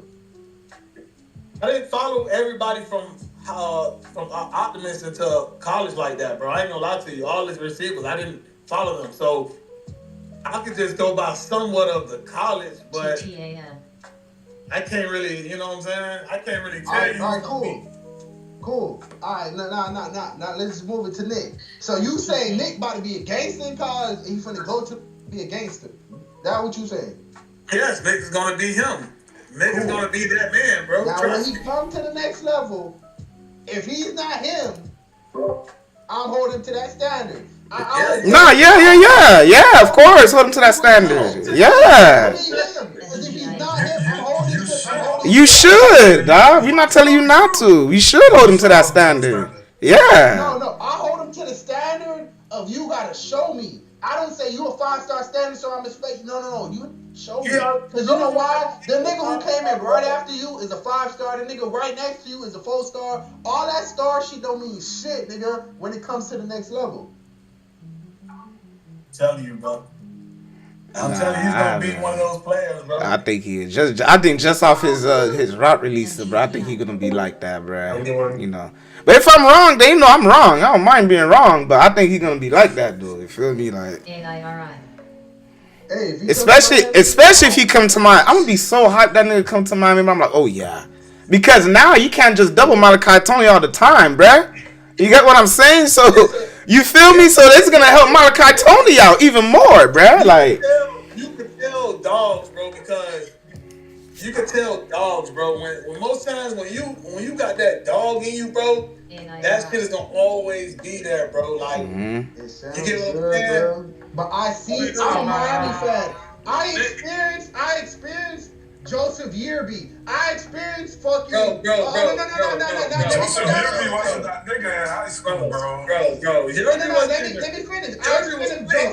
I experienced what's the nigga? Ja'Cory Harris. I experienced Joseph Harris. Oh god. Who's that guy, but came there and wasn't. Listen. Tell me go by high school. The reason why Ja'Cory Harris was like that is because, like you said, he never like that in college. No, what I'm saying in high school. Oh, high school. The West was the first. The West was really the first to open up the spread offense, bro. So niggas did when Ja'Cory Harris was the quarterback, niggas wasn't running spread offense. Niggas had linebackers thinking fucking Tommy Freeman, 6'5" and Darius Johnson. It sounds good in hindsight, though. It sounds good in hindsight. 15 catches for the game, for the year. Yeah, well, you can say that in hindsight, bro. Like, afterwards, like, cool. But at the time being, niggas thought Ja'Cory Harris was going to be him inside Miami, bro. But he wasn't. Niggas thought that about Joseph Yearby, but he wasn't, bro. Nobody thought Joseph Yearby was going to be that nigga. You tripping. Joseph Yearby was going to be that nigga. Remember, he split Yearby was exactly what we thought he was. Everybody know what you was getting with Joseph Yearby. You ain't got that. Jags, dog. Listen, Jags. Have some faith in that nigga, bruh. I'm telling you, dog. Just have an open mind about that nigga, especially if you come to Miami, kid. Like, he's not gonna take nothing away from Malachi Tony. I know you love that nigga, but he's gonna help him, bruh. Because now the defense can't just triple and double team Tony. You get what I'm saying? They gotta respect Nick. I know that. But you feel me? Like, he not coming to Miami and just jumping the depth chart. We got why not? Why not though? We got niggas ahead of him. Nah, I don't know, man. But that's my argument. I think he will jump that depth chart, bruh. That's my argument. I think I disagree on that point. Josh Moore is receiver number 2 right now, man. In my opinion, bro. Just cause his height? Just cause he tall? No, because every time we walked on the field, it could have been for 2 plays. He made a catch and he makes a touchdown. He doesn't drop the ball every time. It could be they trot him out in the third quarter and he's gonna make that 3rd and 12 or whatever. He's gonna make a play, bro. That's what we tell you about Nick. That's what we saying about dog. He's gonna have that impact. That impact you talking, he's gonna have that, bruh. What he did to the All-American shit, bro? Nick a baller. He is, bruh.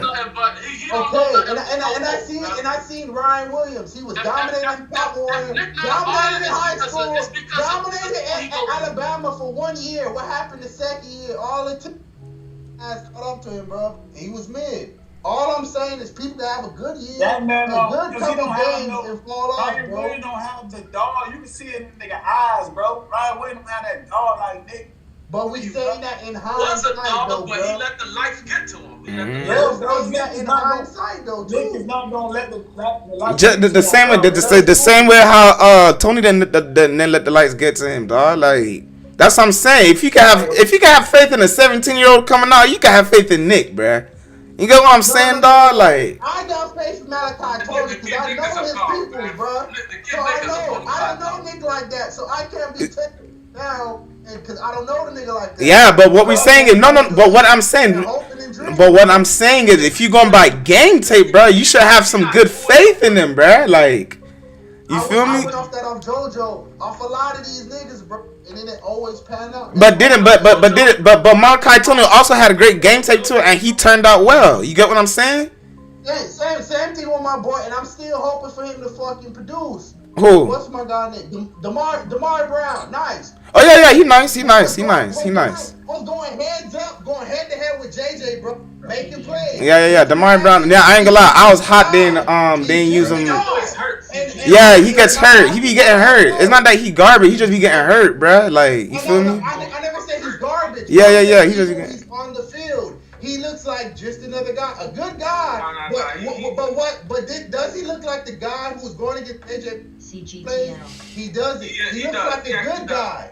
No, he actually does. Remember, he plays cornerback. When you don't, I know. When you play cornerback, that means he's doing something right. You know what I'm saying? Like I said, even when the ball's around him, like I said, he looks like a good guy. But does he look like the guy that I was thinking, oh yeah, he's going to make shut him down? No, that's all I'm saying. He wasn't what I thought. He's good, but what I thought, not as much. That's all. So let me ask you a question. Did you think Malachi Tone was gonna be that guy before he stepped foot on the field? Or you didn't know he was gonna have this quick of an impact. Okay, I respect that. I'll take that. I respect that. I agree with you on that one. I don't because even to this day, I still have it hard calling him a better freshman than Duke Johnson, bro. You say it again, Kevin? Johnson every game. They didn't expect Malachi Tony to be that. Yeah, nobody did. That's what I'm saying. You know. They told them no, so they had to play Malachi. They was going after a whole bunch of slot receiver. They just kept getting rejected, so they had no choice but to play Malachi. No, it was really Ray Joseph for him. Then Ray Joseph was ass. So yeah, he got outperformed. Yeah. Ray Joseph was a higher receiver. The number one for Georgia, the slot receiver, they tried to get him. They tried to get the nigga from Syracuse. They tried to get a whole bunch of niggas to play slot. My opinion, my question is, wasn't Ray higher rate for the Malachi coming out? Was a top 150 player, yeah. Okay, what happened to Ray? Barely can get on the field, early producer, right? So all that high school shit, like I fucking said, you gonna have to prove it when you come over here. That's all. Okay, that's you legit fake. That's not an unreasonable take. Nah, we're not disagreeing at that point. I'm just a little more optimistic than you. That's it. Yeah, that's what I'm saying. I'm more optimistic a little bit. Like I feel like he's not in his books, and he's not putting in the extra work to get on the same page as the quarterback. Shit like that. That's why JoJo ain't making. Yeah. Okay. Yeah. That's a good point too. Make it here, but I think JoJo is gonna be good at NC State though. I think so too. He ain't getting grind mode like Malachi did.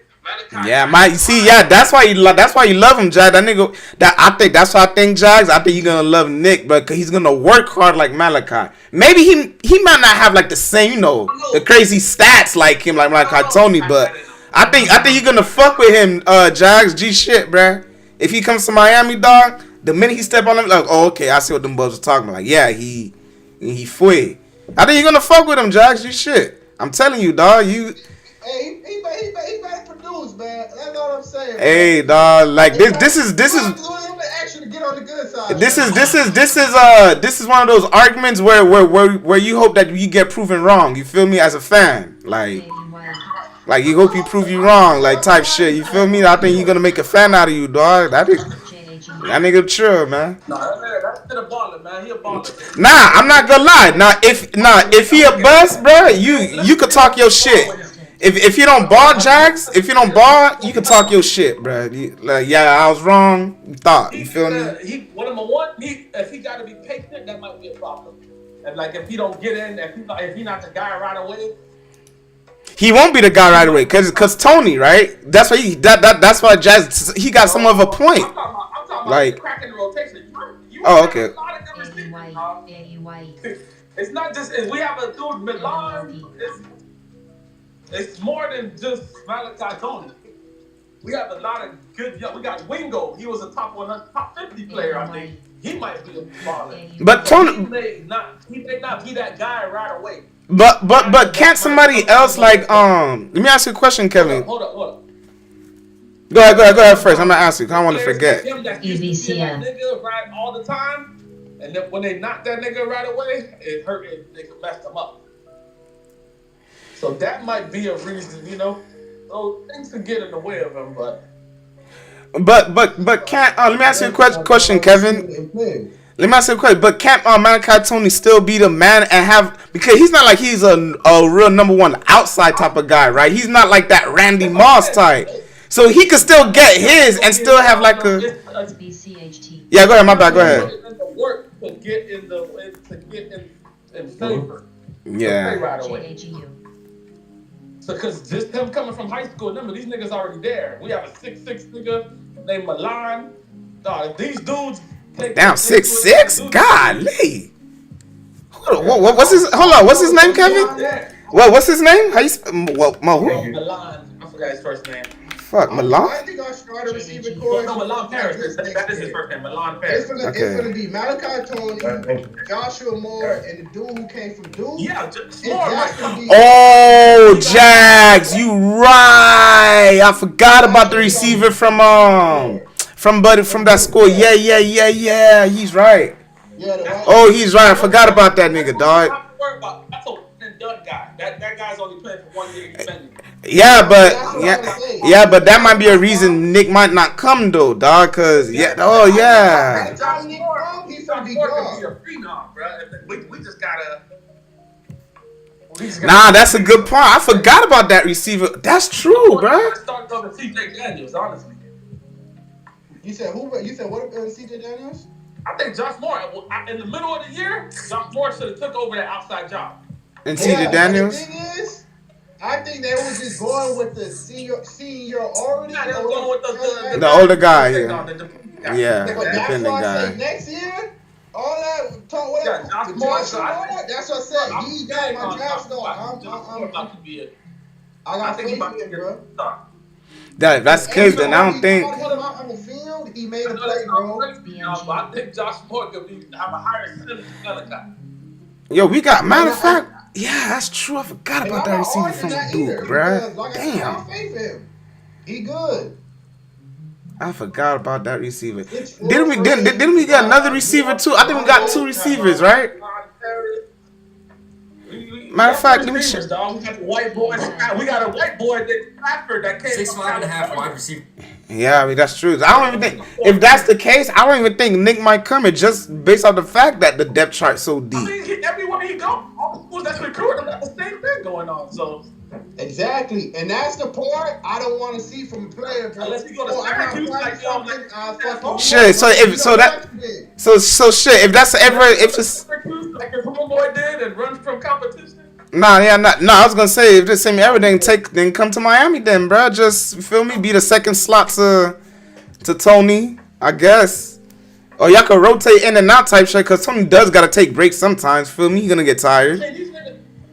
All right. They gotta get back to the way. It's gonna be like no way where you gotta wait your turn, bro. Not everybody's gonna be right away. Nah, but Kevin, but certain players are that they so good that you gotta put them on the field, bro. It's not about let me wait your turn, cause if they're that good, it will show their game. And that's on just like Malachi Tony, he was that good they had to put him on the field. I think Nick could be that. Maybe not as good as Tony, but close is what I'm saying. Maybe not as good as him, but close. Like like close to that impact where he gotta be on the field, or at least in rotation. I'll say he's in heavy rotation. I'll say that, like he's in the mix. You gonna see, but what happens if it's neck to neck and the dude who's a senior, you on the same level? They gonna go with the senior. So are you gonna fucking pout on the sideline? Nah, but Josh Moore is a different type though because he that 6'4", the outside type. Nick could get his like. He's a young, promising receiver, and he only. Nick is like he's like yeah, but Kevin Nick like 6, but Kevin Nick like 6 feet though. Joshua Moore like 6'4". The other nigga you said 6'6". And 150 pounds too. You could be a Nah. I ain't gonna lie, Jax. He ain't that skinny, bro. This nigga say 150. That nigga like probably like 170, 180, I think right now. I think like 170 right now. No. He's 6 feet like one. Yeah, 170. He's like 170. 170, 175, I think. Outside receiver Miami, like, come on, bro. We put you at the slot. We put you in the weight room, bro. Nah, I think he'll do better in the slot. That's what I'm. Well, I don't know. In mind, the way he run around, I feel like he'll be fully in the slot, bro. But you know, I feel like he could jump the depth chart and like make immediate impact on the field. I really think he can. If Miami get him, that's if he goes to Miami, you know, that's a if. Then I was wrong. I'll admit that I was wrong. Shit. I don't think he'll leave. Nah, I don't think he'll leave, but we don't know. I didn't think Joshua Jojo Trader leave. He left. Jojo Trader got pushed out. I don't think he wanted to leave. Well, yeah, I ain't gonna lie. I don't really know about that situation like that, so I don't really know. Where he was. But yeah, and that's where I think Nick can. You feel me? Again, I'm not saying he's gonna be next Malachi Tony immediate, but I do think he gonna make a great impact off the bat, though, bruh. Like, yo, talent is talent, bruh. Like, just put that nigga on the field, bruh. Nigga, just get. I'm not gonna lie, bruh. He don't even gotta be in the depth chart. Just give the nigga like maybe like 4 touches a game, bruh. Nothing crazy. Maybe like 4 touches a game. Just get him involved, bruh. You feel me? Like, Joshua Moore better 4 touches a game, bruh. Nah, but he's gonna get more touches now, though. You feel me? Like, obviously, he's gonna be that guy next up. Because why? We gave you what could, and you didn't complain. You made every catch we threw at you, so now we know we can trust you. Nah, get nigga on the field, dog. I don't give a fuck. Get that nigga on the field, bro. You gonna be jumping for joy, kid. Man, imagine if you had a nigga on the field last season, bro. Well, I ain't gonna lie. Carson Beck, you know, I ain't gonna lie. You would have been tripping Carson Beck either way. I don't know about that. I was gonna say, yo, man, if you had, it would have made a difference, but that quarterback play, bro. It's, you know, it don't matter who we had, bro. I don't think we was gonna win with that quarterback, bro. I'm gonna be real. It don't matter what players we had, bro.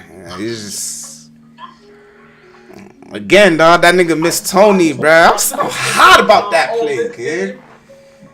I just watched the Ole Miss game with the if you watch it with the Sky Cam, you see how much fucking balls that fucking bench is, bro. Wide open niggas running down the fucking field. This nigga don't throw the fucking ball. He's throwing check downs. Bro, Beck was... Oh, Beck pissed me off. Dog, that nigga pissed me off national championship game, bruh.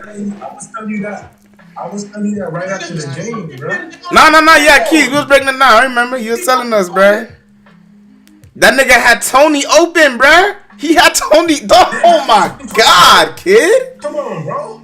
This nigga had him open and you couldn't. Oh my God, bruh. Yo, I'm not gonna lie. I'm gonna be real. Tony could have had a lot better freshman year if he had a better quarterback. Way better freshman. It's safe to say that, bro.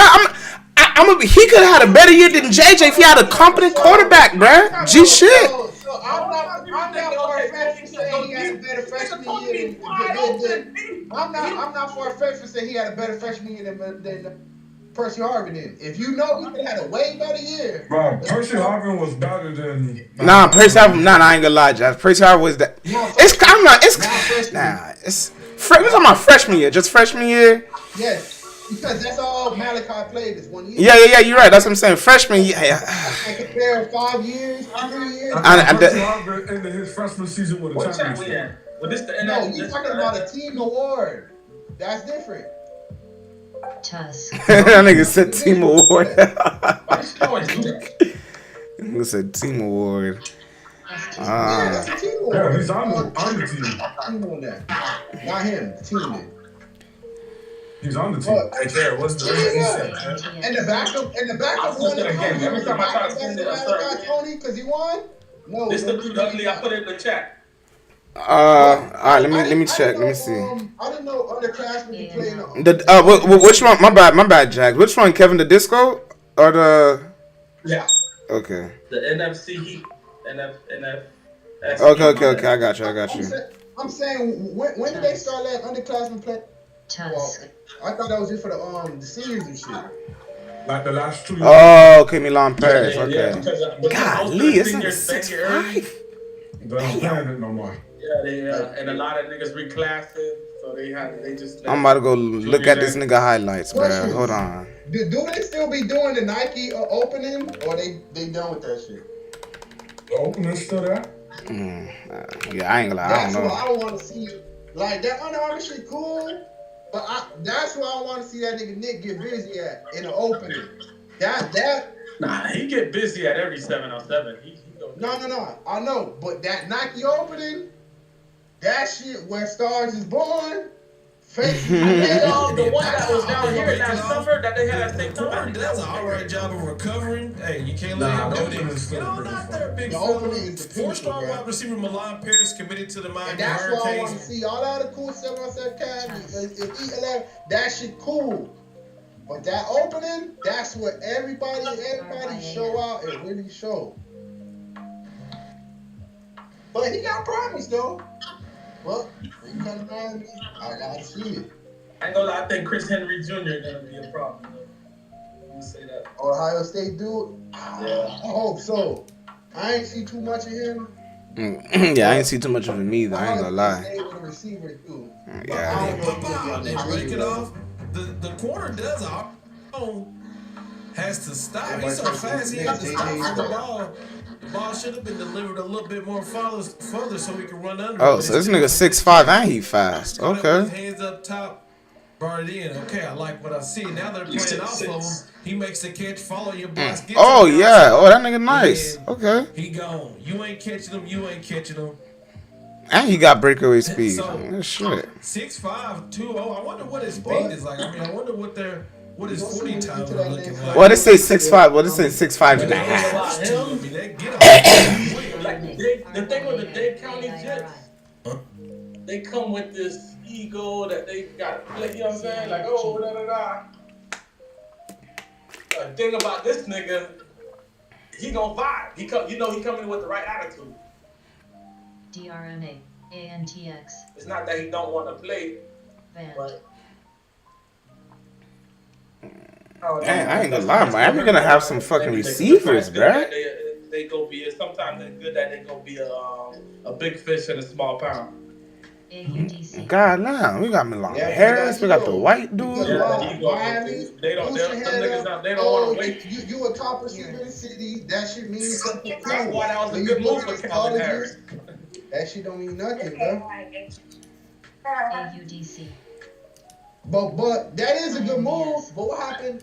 Like I said, when you get to another level, the NFL and shit, like everything ain't gonna be called towards you.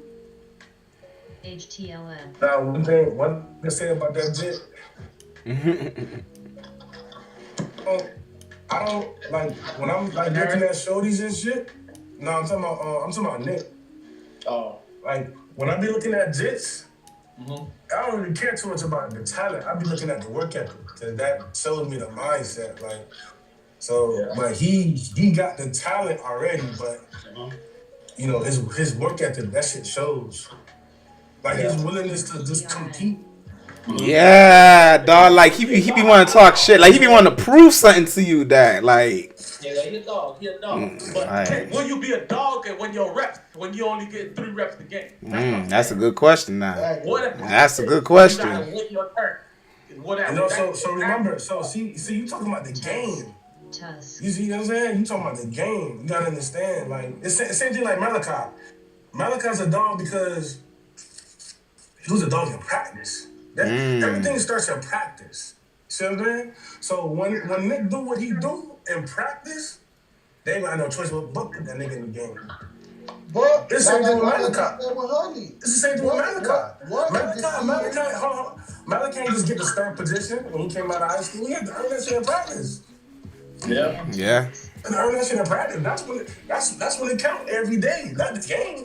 The game is gonna be easy. Cause them niggas it's gonna be whoever put the work in on Mondays through Fridays. It's who putting the work in. And Malachi put more work in than what's her name? That went to NC State. Trader.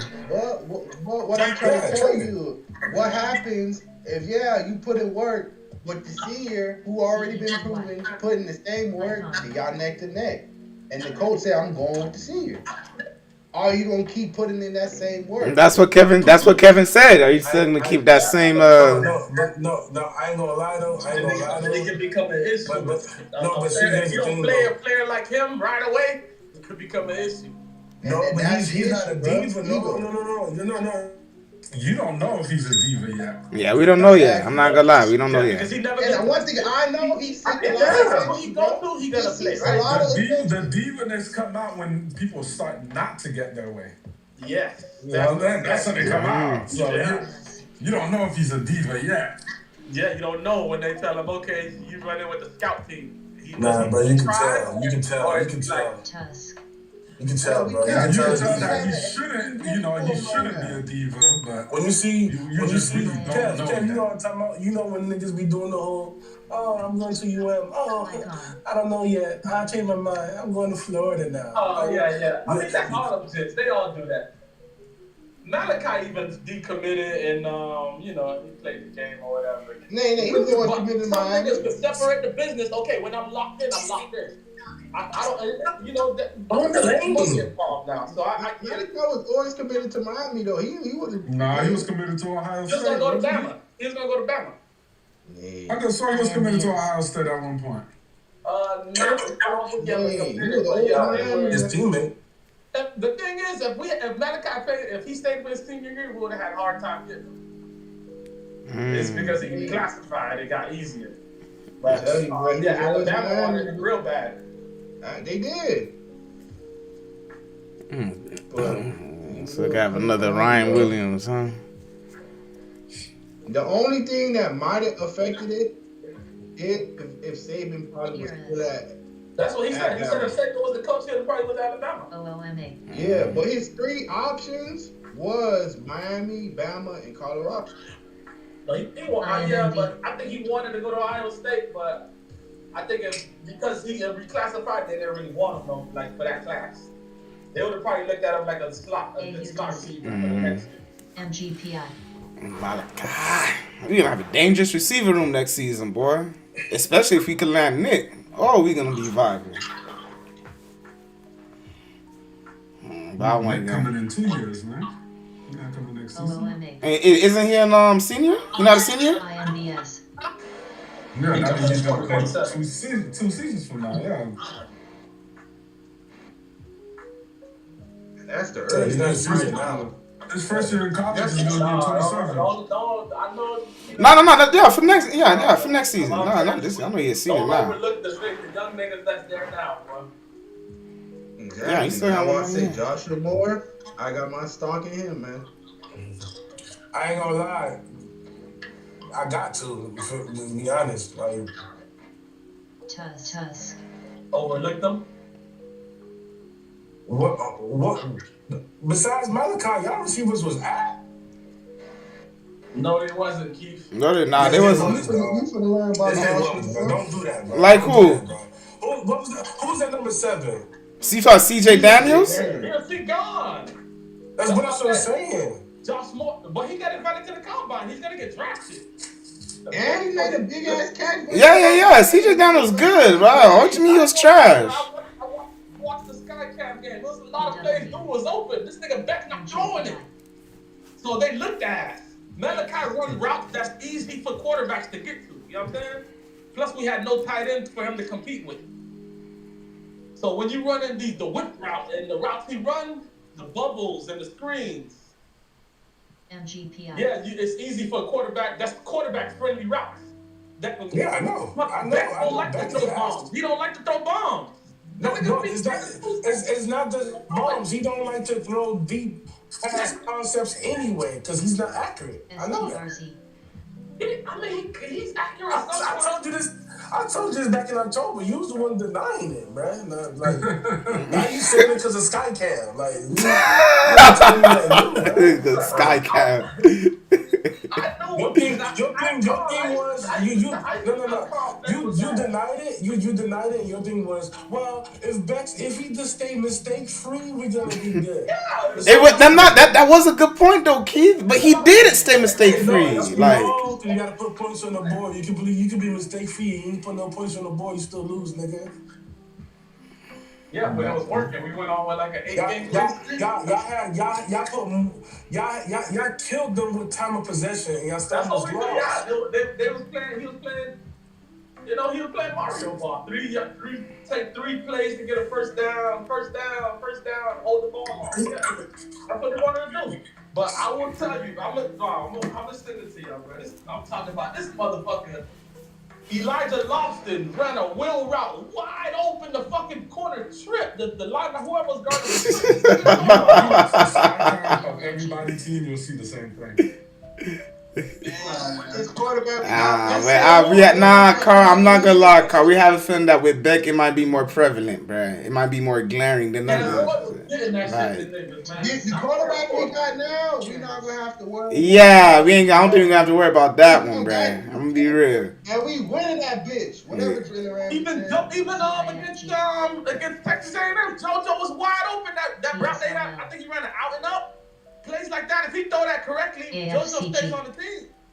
This nigga throwing. I don't know. I know it's windy, but you talking about the infamous rap when we was telling you it was back, you blamed it on the win, nigga. You said the win. We told you that was back. It was That nigga Kevin, you said the win, bro. It was the win. The win was going crazy. Kevin said it was only windy when you had the ball. It was. I swear it was, bro. The win wasn't affecting them niggas at all. We missed on a lot of things. Hopefully this. We did, bro. We definitely did, though. I'm not gonna lie. He is better. Trust me, we got a nigga named Josh Moore, bro. Just look out. That's my guy right there, man. I'll look him up. Niggas they bringing in the transfers. Yeah, look him up right now. We put all that receiver talk. Josh Moore. Because like all that. I don't be fooled by, the whole. You don't have to be fooled. He made plays. He made plays. I'm talking about far as we call that shit like when the portal, because it can low key be a thing. Niggas go dropping the portal because they ain't getting no PT over here. So BRN. Maybe he's just not that guy. Man, he holding him down. Who you talking about? You talking about CJ Daniel? STRC. Who's really the guy, or you running because I get you they can't face that comp. Nah, but BRN. Y'all don't know who Josh Moore is. Limited our offense big time, bro. We should have way more explosive plays. Definitely. And I think we're going to have that this season. Yeah, I think we are this season. Push the ball down the field. And we got a quarterback that can get it down there now. And he don't turn the ball over. Watch. And plus, he got his receiver that he comfortable with. He got a receiver. He gonna be right. Yeah, he got his comfortable receiver from Duke. He got his white boy. He gonna be his number. You feel me? The number 2 probably. Outside, we have more, you feel me? And then probably Malachi in the slot permanently. Or just, you feel me, just moving around. Malachi, the joker of the offense, man. You don't know what you're getting out of him. That's the joker card right there. Quarterback we got. I got faith in him, boy. EBCM. I got a lot of faith in that quarterback. And then, like I said, Josh Moore, this the year to step up. I like Milan Purse too. That 6'6" nigga. I didn't know he was good like that. BW. Ask Carl how many times I text him during the game. Unleash Josh Moore. Still ain't unleashed him. They will this season. Why you gotta unleash? What do you mean? Why? He a freshman, so they trying to like give him more than he That's why. That's kind of They basically bird feeding him. Like, okay, why? He was the last guy to find his contract. Usually, when you a dog, you don't be chained up. You ever seen a pit bull on chains? Huh? Like. What you say? Yeah, I see it all the time. Why is he on change? Nah, sometimes He's saying unchanged. you know, sometimes the coaching staff could get it wrong. Sometimes, you know. What I think it was, them niggas know if remember they already got to pay Malachi big time for 2 more years at least. They didn't want to do that with 2 players, so I think they tried to like coming up with the craziest things. Yeah, Bro, I'm telling you, that's what these niggas fucking Albert Einstein with these theories. That Joshua had 9 touchdowns, 1,100 yards. They would have to pay that nigga for 2 more. I ain't gonna lie. If I need a story, boy, I'm gonna just ask Kevin, boy. He gonna give me one, that shit up real quick. For real, nah. Just say. Y'all think Joshua could get a y'all think he could get a ban in receiving yards this season? ESOA. Hell yeah. You a full-time starter? Okay. They bought a nigga from West Virginia. Where is that nigga, man? The nigga from West Virginia. That's what it was, Kevin. Thank you. That's what I was trying to think it was another him. That's what it was. Yeah. The nigga from South Carolina. Okay, I get it. He's a deep threat. I get it. He's a speedster. But the nigga from West Virginia, we ain't need him. We have plenty of receivers like that already. Yeah, that deep there, the South Carolina guy and the West Virginia guy. I knew we had others. I couldn't think of that shit. These niggas not playing. That's what they did to the dude from Cincinnati that they got. And now we about to find. That's another dude that wanted to take this spot, the slot spot. When Malachi beat him out, that dog wasn't playing. I don't know if he got another year eligibility or what, but he was filled to that bench. Who you talking about? The nigga from Cincinnati. Then we got a slot receiver from Cincinnati. Johnson? Yeah. He had like 8 touchdowns for Cincinnati. It's a cold world out here, man. I just hope we get some dogs at corner that merge, dog. We need a fucking tight end. That's what we need. No. We got Elijah Love. But like I said, we need them corners to step up. The way, yep, I just seen it on my notifications. Yeah, I just said it. Who got released? The way I seen our corners get dog versus Indiana on back shoulder face, bro, is no fucking way. No, you gotta remember, Jags, we were down 3 corners. We had, what's his name? I know, but it just don't make no sense. And then we could have had Lucas in the game, but kept that fucking Wallace, whatever the fuck his name was. No, Lucas was on the other side. They kept going. They see 24 couldn't guard it, so they kept going at him. Man, task. I hope he's not even in Miami, bro. He made a lot of plays.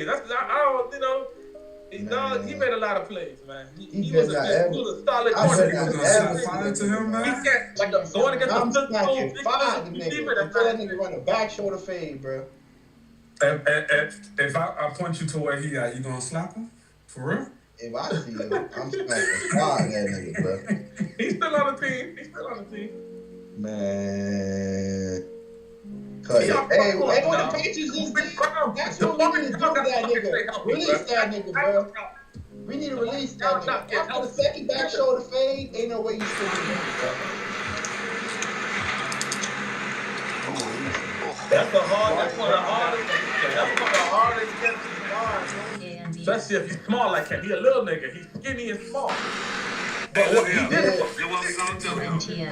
It's hard to guard it when the ball is thrown. It's hard to guard it when the ball is thrown perfect, but 9 times out of 10, it's not. And a lot of the times, if the DB were to just get their head turned around, a lot of times it will be a pick. That's easier said than done. Yeah, because they don't turn their head around. So that's why it's hard, because a lot of niggas not on point. But if they were, they could make it. Oh, damn, I'm getting sleepy. You see that all the time, bro. A nigga fucking underthrow a ball. A DB don't even have their head turned around, but it's YSG. If they just turn around, pig. That shit is hard to guard, bro. big time. So It's one of those. Yeah, then he a big receiver. That's why they didn't throw that to Lucas. Lucas, that's more his thing. He's a tall, long corner. So he was able to defend that. They didn't throw that to him. They threw it at him. Buddy, they tried to throw that at him. That's a part of the DC. If we know it's third down, and the last couple thirds down, It was all we had. It was all we had. We ain't had no more corners. We'd have to put a two freshmen. Lucas. So switch him. Switch corners. You know the corner. You don't switch like that in the national game, bro. Somebody that you've been dealing with the whole season, you don't switch like that, bro. Nah, you don't switch in that easy. Corner is a hard position, dog. So niggas like that, bro. I feel like he was scared he was gonna get beat over top because dog was fast as fuck too. He was. So you'll take the at least you live to fight another day with the back shoulder. That last back shoulder catch, bro, was like he was there. You. That's it. The bad. But you could tell he was low key rattled a little bit because he was rattled. Once they got his ass like 2-3 times, he was out of it. Yeah, then if he would have caught that pick and should have been to the house, if he would have got the pick, that changes everything. Cause he a real shit talker too. Yeah. He the one that Ennis. He got cleared. He got cleared the week of though. That week to play. Who, Damari? Yeah. They faked it, man. Mario like to play those games, act like a nigga practicing, just so you won't know who playing. And then, like I said, the shit with Lucas, he wasn't even on that.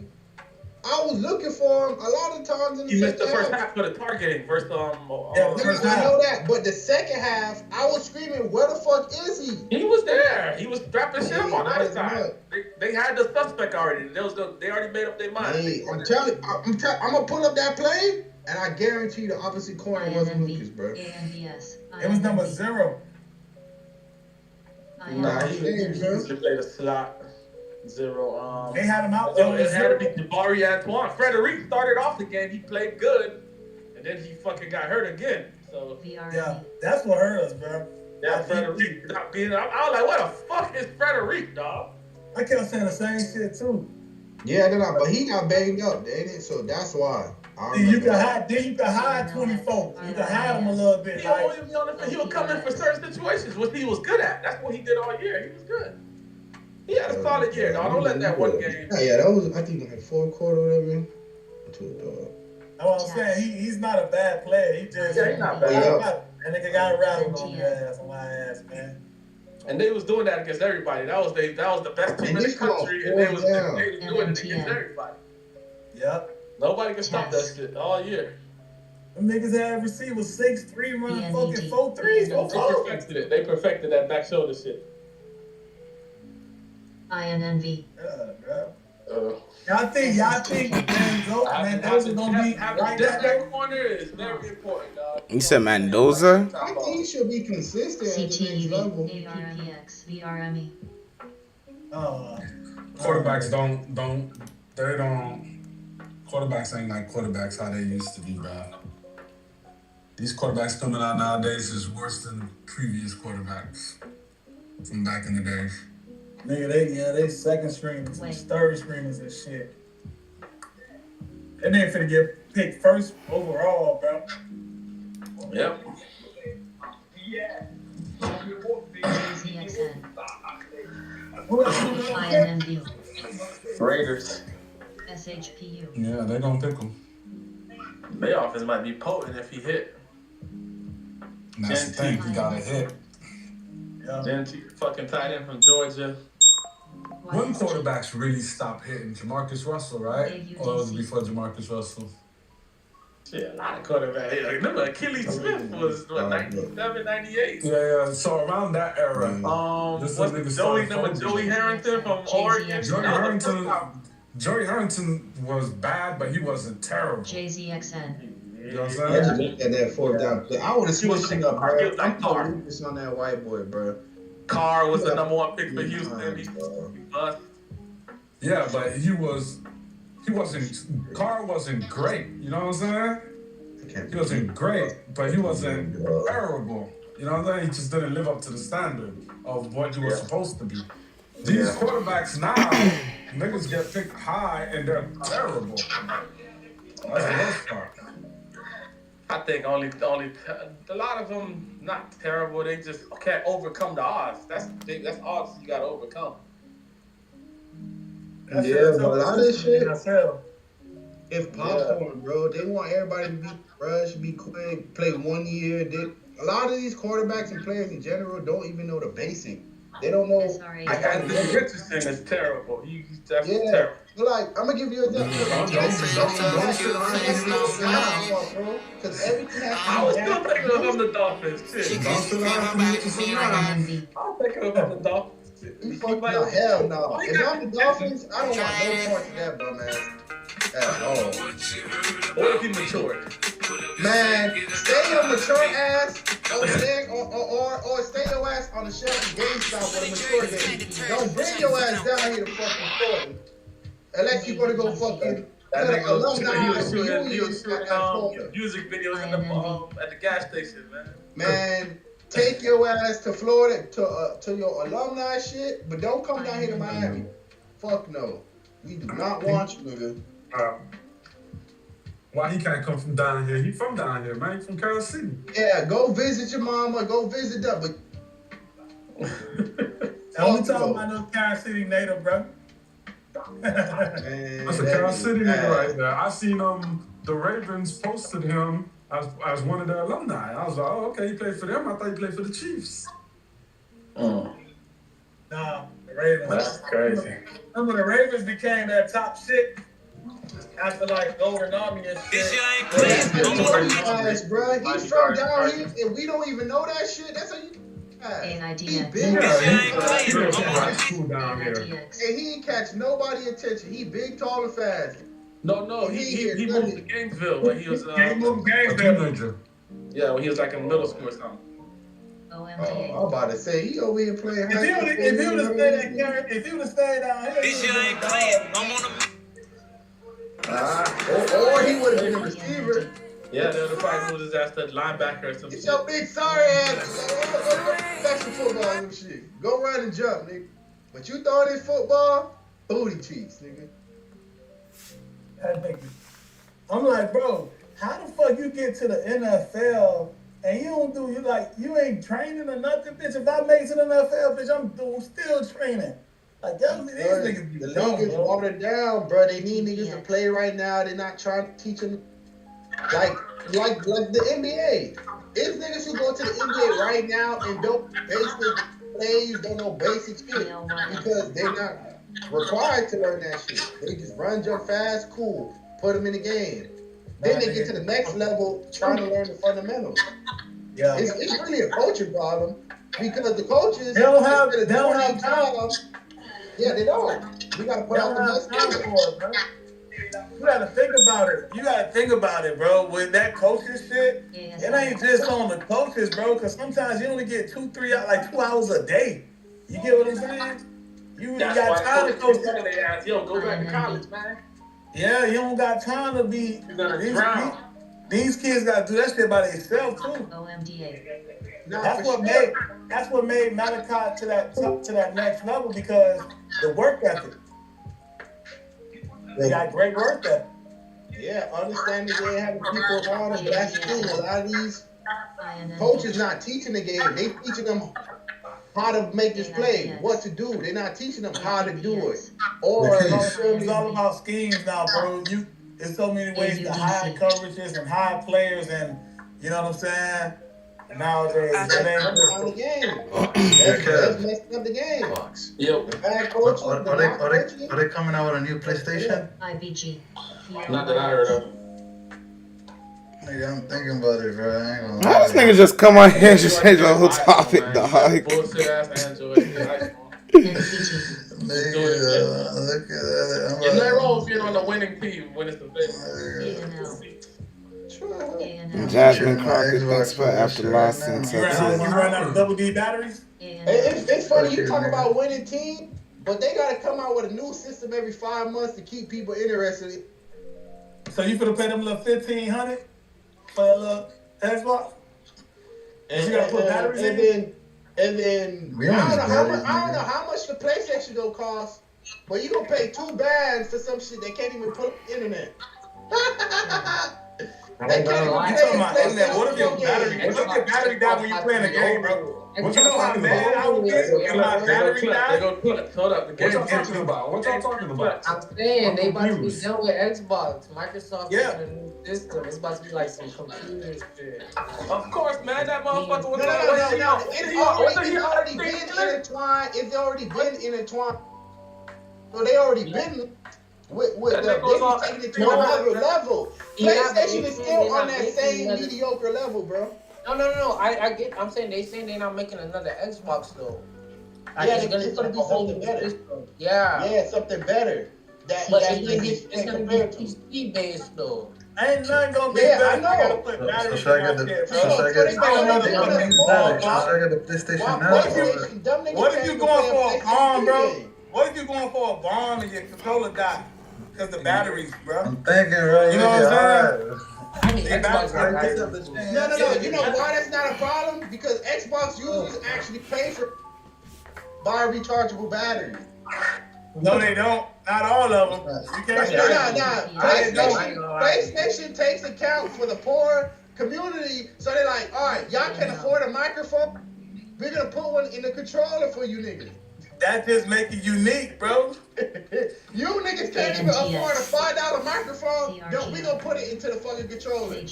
Next thing you know, they gonna put a screen. They gonna put a screen on the controller so you niggas can play and double A outside. batteries, bro. PJ be like, what, you see you got double A batteries? I'll be like, no, you better go find them shits. That shit be under his bed. You know what I'm saying? Soon they gonna put a screen on the controllers. Play portable because niggas can't even afford the portable shit. Is this one here? ANTX. You why you switching to a PlayStation? ANTX. You said what? I never could see your videos. So. Jeremy, why you switching to PlayStation? All that shit that nigga used to talk about PlayStation, now he wanna switch. Xbox didn't have party chat. There are games I want to play. I ain't gonna lie. I want to play Spider-Man. Oh, yeah, I'm almost done with Spider-Man 2, boy. PlayStation still have a copy. Like, you know, before Xbox, if we were all in the same party, we could watch a Netflix movie together. You know that, right? Hey, listen, man. What I gotta do with a game, bro? No, it has features that PlayStation don't have. Back up. Right. Gameplay, Y'all baby. still using batteries. Don't talk to me until y'all switch that, bro. You using batteries, bro. Like you got a fucking control card, bro. But PlayStation uses about a PlayStation 5 to go play Fortnite and Warzone. It's not the same, bro. We don't use batteries, Mac. What you talking about? What is he talking about? Where you get that from? Why you keep saying that? He got the same kind of battery as a PlayStation controller. Yeah, what's this nigga talking about? PlayStation controller don't have battery? We don't got batteries, bro. We just could use all of our Y'all controllers. boys, y'all have a built-in battery. Bro, listen. We don't have double A batteries in my controller. You don't have to change out the battery like it's the fucking remote for Xbox don't got that TV. shit no more. Yeah, they do, bro. You can still use it if you want to, but it depends. I got a rechargeable battery, so I ain't even. Yeah, like we got That's my point. Xbox users of. have money to buy rechargeable batteries. PlayStation users, they can't even afford a mic, so they put a mic in a fucking controller. Nobody plays y'all on niggas that don't mic. buy mics. Y'all niggas don't buy shit. Y'all niggas play the free games, Warzone. Come on, bro. Xbox users actually pay for the experience, bro. PlayStation, as soon as they said y'all have to pay for internet, a whole bunch of PlayStation niggas still have Fortnite and Warzone, bro. They not paying for that shit. Oh, what can't you debate about, Jack? He's mad. He's mad sometimes. This nigga debate. He mad. He be missing a battery sometimes. That shit fall out of control. I don't. I got rechargeable. What are we talking about? Everybody ain't got rechargeable. I know a lot. Okay, and everybody don't got access to the internet with their gaming. Oh wait, that's just PlayStation. That's just PlayStation. My bad. My bad. Hey, listen, my TV got access to the internet, so I'm good. Oh, so you gotta switch the channel. You gotta switch the channel. Hey, I don't need to go, but you got actually get out of the game to go. Hey, I can play Fight Night right now versus Clutch. Can you play Fight Night versus another PlayStation? without going to his house, and having to buy a PlayStation 2. I can play Madden. I can play Call of Duty. I can play Madden. I can play Madden 10 on this shit versus Clutch. Can you, without buying a PlayStation 2, have to go to his house? Who would want to play Madden 10, bro? Really? I have the option though. You don't. Who's going back and playing Madden 10? No, we played Fight Night though. Playing Matt Stafford. We played Fight Night Champion though. You can't do it. You put it in the freezer when your battery dies? This nigga said the freezer. Y'all can't play no old game. Regenerate the battery.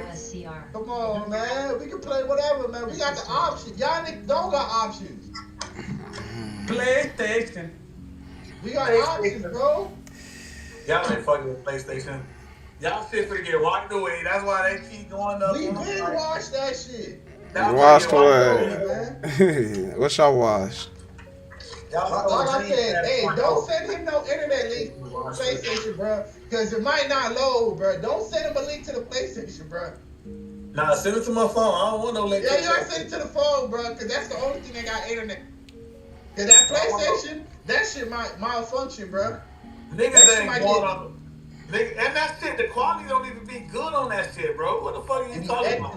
Excellent. That shit don't be no excellent, bro. Excelente, nigga. This shit be buffery as fuck. Excelente, man.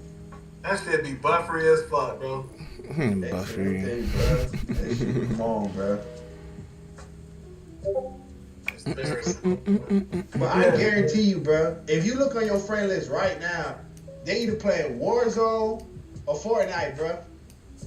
Only play Warzone, man, really. I don't play nothing else. It probably need for speed. No. I said the friend list. I said you look on your friend list. Yeah, they all play games. They playing Arc Raiders. Yeah, I was gonna say they on Arc Raiders. They on Battlefield. PlayStation niggas finally spent. They saved up for 5 years about. They playing Mortal Kombat. SMCX. So okay, when they got free, you fuck with Xbox because they're American. No. I used to be a PlayStation nigga. The thing that changed my mind is when,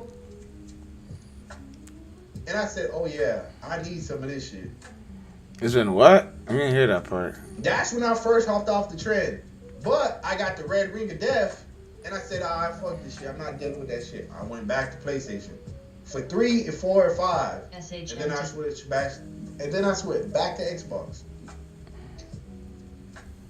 But Xbox clears.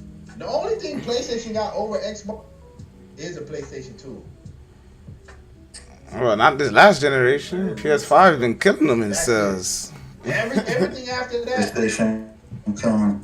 Xbox One. PS5 was way better than the PlayStation 3, bro. I'm sorry, bro. CONLWYFI. PlayStation 3 had internet, bro. Yeah. It did have internet. And now y'all went backwards. Okay. Now y'all went backwards. So we see how we're going forward. Xbox goes forward. PlayStation goes backwards. Backwards. Oh, yeah, internet. Let's take it away. It's not gonna be Xbox no more. It's gonna be fucking some shit for $2,000. All right, so it says as of hold on. It says as of November 2025, right? It says They're gonna come go ahead and pay that little $600 get the PS. Hold up. So it says as of November 2025, it says PS5 held 71.6% of market share compared to 28.4% for Xbox Series. So that should tell you something right there, man. All right, and then talk about how they only play Fortnite and Wolf. That's the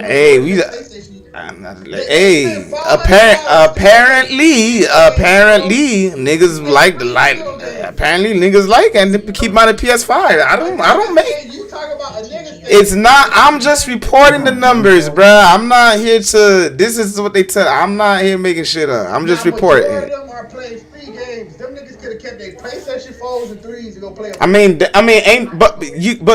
Jazz, y'all literally created Xbox Game Pass.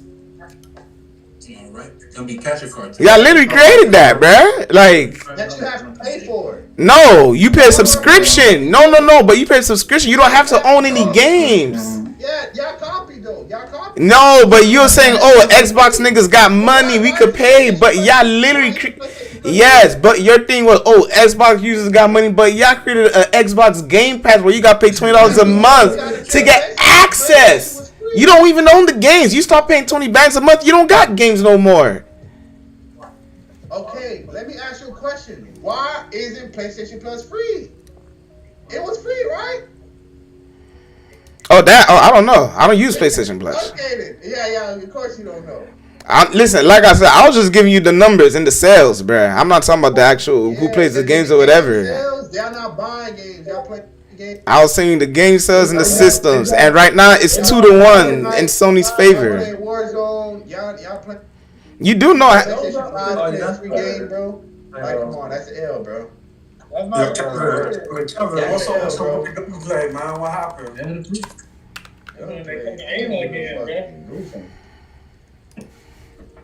How you like? What happened with your boy Gunplay, Kevin?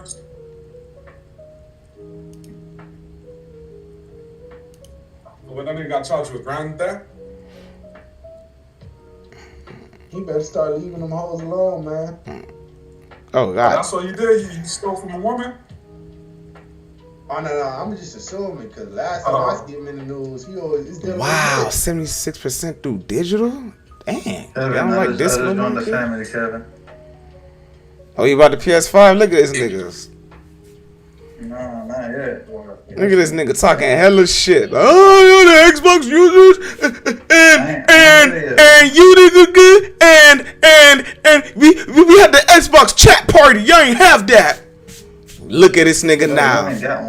Look at this nigga now, wiggling his way to the other side, huh? What are you talking about? You only got one. What are you talking about? I do got one. Nigga, you don't got a PlayStation or Xbox. What are you talking about? I do got one, man. I got one. Yeah, you got I got the PS5 controller. That's what I use, man. Nigga, that shit. I'm still PS5 nigga. I just use PC. Let's see, that shit's on layaway, nigga. That nigga says on layaway. It comes with, it's a PS5, comes with a 55-inch TV. That shit's on layaway, nigga. What TV though? Don't be fucked. You know some TVs. No. Listen, I'm not even trying to talk shit. No, listen. Some TVs they don't. I just want the PS5. Fuck the TV. Oh, okay. I was gonna say, sell the TV then, or do something, because that TV, if it can't run 120 frames, it's buzz. $350 for everything. Controller, everything, the TV. Yeah. What? Fortnite? $50 frame for Fortnite? What are you talking about, bruh? There's other games. I don't know why you keep saying Fortnite and all this other same thing, right? And now when PlayStation niggas play the free games, they don't buy games. Nah, bruh, they have other games they play, bro. I don't know what you're talking about. The majority of the games PlayStation niggas play, I bet is the free games. I mean, can't you say the same about Xbox? No. They buy games. We pay for games. So y'all pay to be on Fortnite? No. Okay. Don't be on Fortnite. So what games y'all be playing then? What games do Xbox even have? The games you have to buy, not the free shit. But like what games though? What FUE games Xbox got?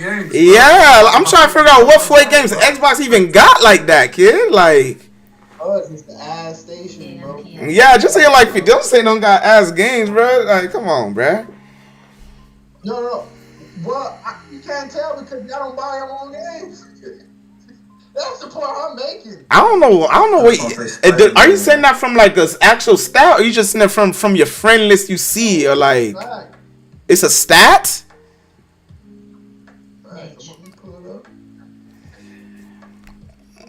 Well, however you want to slice it, the more people own the PS5 than the Xbox, bruh. So if niggas want to play Fortnite, that's their business. They fuck with Fortnite. Who am I to say that Fortnite not good when they want to keep playing it?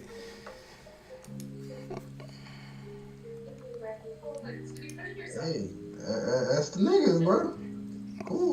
That's what they want to play, but there's other games too. You can play God of War, Helldivers, Gran Turismo, Horizon Forbidden West, Ghost of Yeti, Final Fantasy, Ratchet and Clank, Stellar Blade. You got The Last of Us.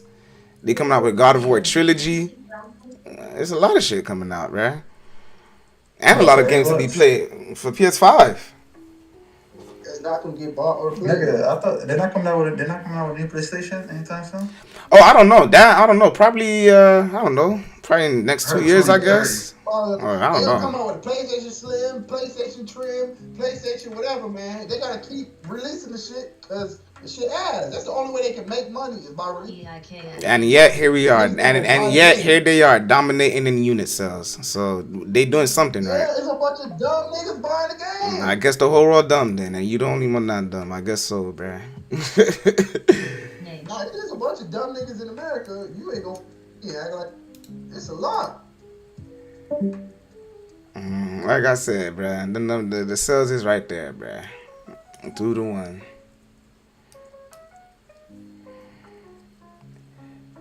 I got $100 million right now. Oh, let me see. It's 411. Yeah, let me get ready to slide.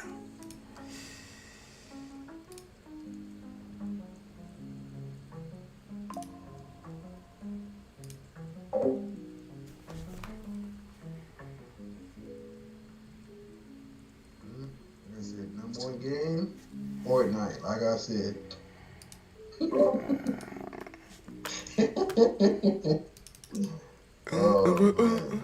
I mean, you do realize Fortnite been out since before the PS5, right, bro? And y'all niggas still play. And the same with Xbox, bro. It's a free thing. They're gonna play, bro. I understand, especially with crossplay. Like, yeah, they're gonna play. Like, if niggas is having fun playing Fortnite, bro, they having fun playing it. Who am I to say not to have fun? Niggas still on GTA 6, what, 20 years later? GTA 5, 20 years later, they still playing that shit. Well, at 4:15, that shit about to close. Hold on. Alright.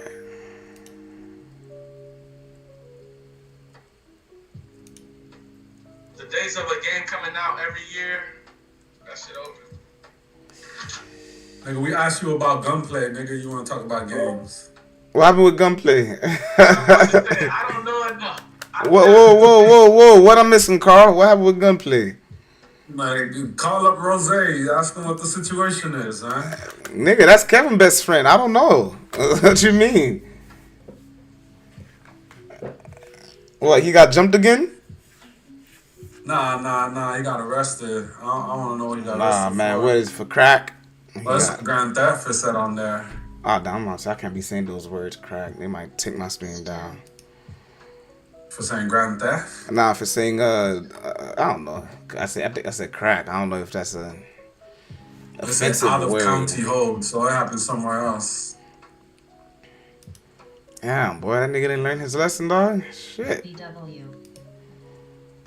Where's Rose? Man, Rose should be saving that nigga, man. Like, I still man's, dog. He shouldn't even be seen this. It's only $2,500. So exactly. You only have to pay $250. Yeah. Oh, so he must have done something petty then. Like, what he was doing? Being belligerent with an officer or something? $750 or more or less than $5,000. Most likely done stole a bitch phone or something like that. Oh, okay, he probably did some dumb petty shit out of emotion. Okay, I mean, took her phone, don't want to give it back. Shit like that. Man out here stealing phones. He trying to pawn it. What he trying to do, man? Nah, you know, he trying to pawn it. You said what, Jax? You said what, Jax? Nah, I said, you know how that shit go. Like, you hold a bitch, somebody get my phone, and then that is considered stealing or whatever. Yeah. You take this property or holding it too long, bitch could just cry, oh yeah, you took my shit. And that's low-key valid in the eyes of the law. Yeah, I was gonna say that, yeah. And the law, you know, quote unquote, it's valid. You feel me? Man, come on, gunplay. You can't be getting caught up like this, bruh. You too grown for this shit, bruh. At one point in time, you gotta hang it up, my nigga, man. Exactly, 40. Come on, bro. Like 46. Bro, That's both his parents is Chicos, man. Both of them. he Jamaican. I heard he half Jamaican. No. I thought he was like half Puerto Rican and half Jamaican. He full Puerto Rican? He just Puerto Rican. Oh, okay. I ain't a Puerto Rican, huh? Ross, they'll put him in the forefront. He advertised him as a nigga. That's what happened. That's what went wrong.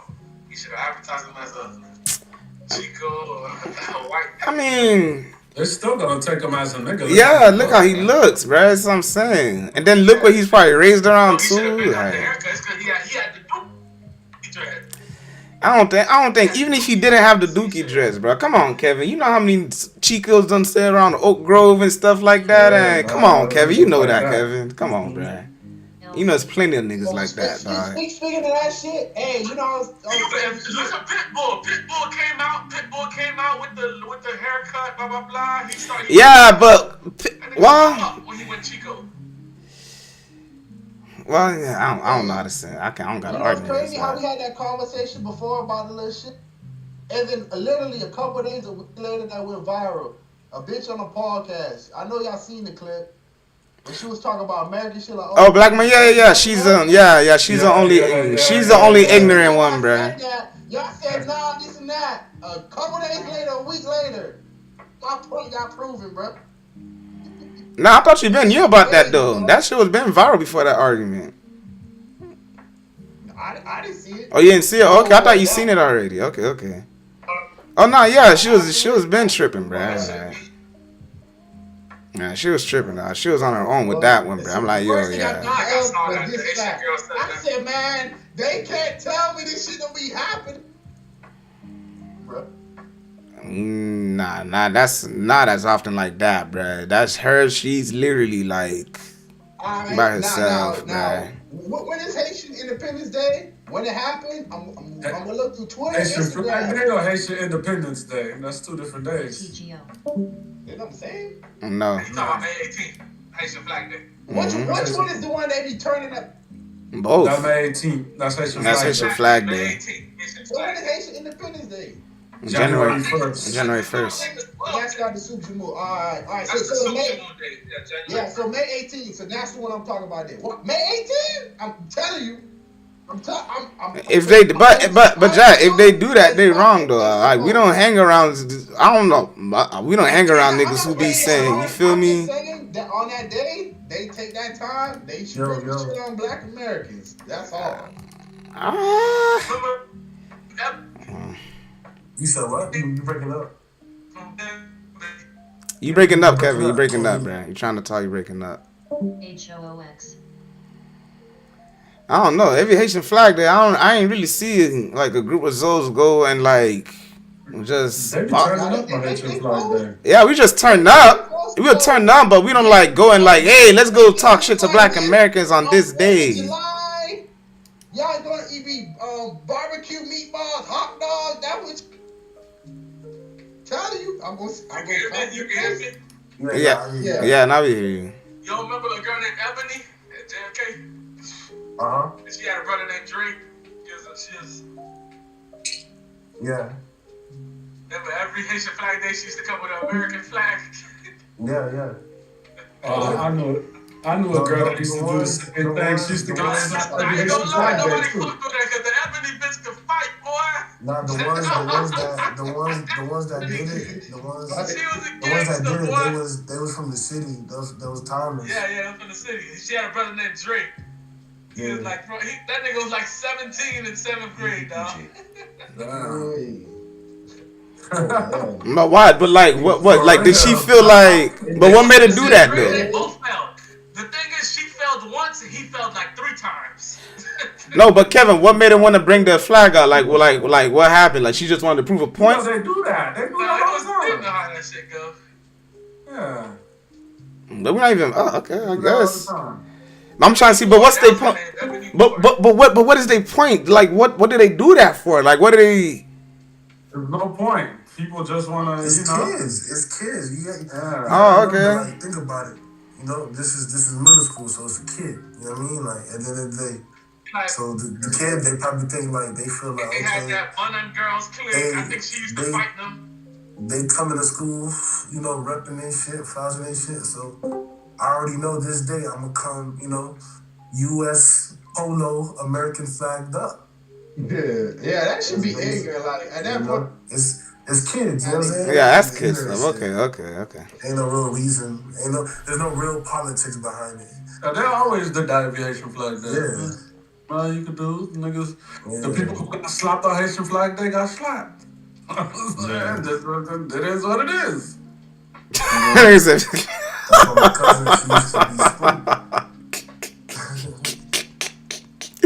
Say it is what it is. If you got slapped, you got slapped. Yeah, niggas felt it was too disrespectful. Niggas got at you. If they didn't think nothing of it, they didn't think nothing of it. There was some people that was still cool with the Zoes, and they wore their shit. Like, okay, it's nothing, you know? Yeah. But then there's those people who do They the looked at it as rep your flag day, but it was Haitian. Yeah. But then there was people who did it to antagonize. That's different. Yeah, okay, that's You know what I'm different. Yeah. But I think there is a such thing as flag day, like where you're supposed to rep just whatever flag you. But they don't. Nobody celebrates that day. They just want to do it on Haitian flag day. Jamaicans are coming with the Jamaican flags.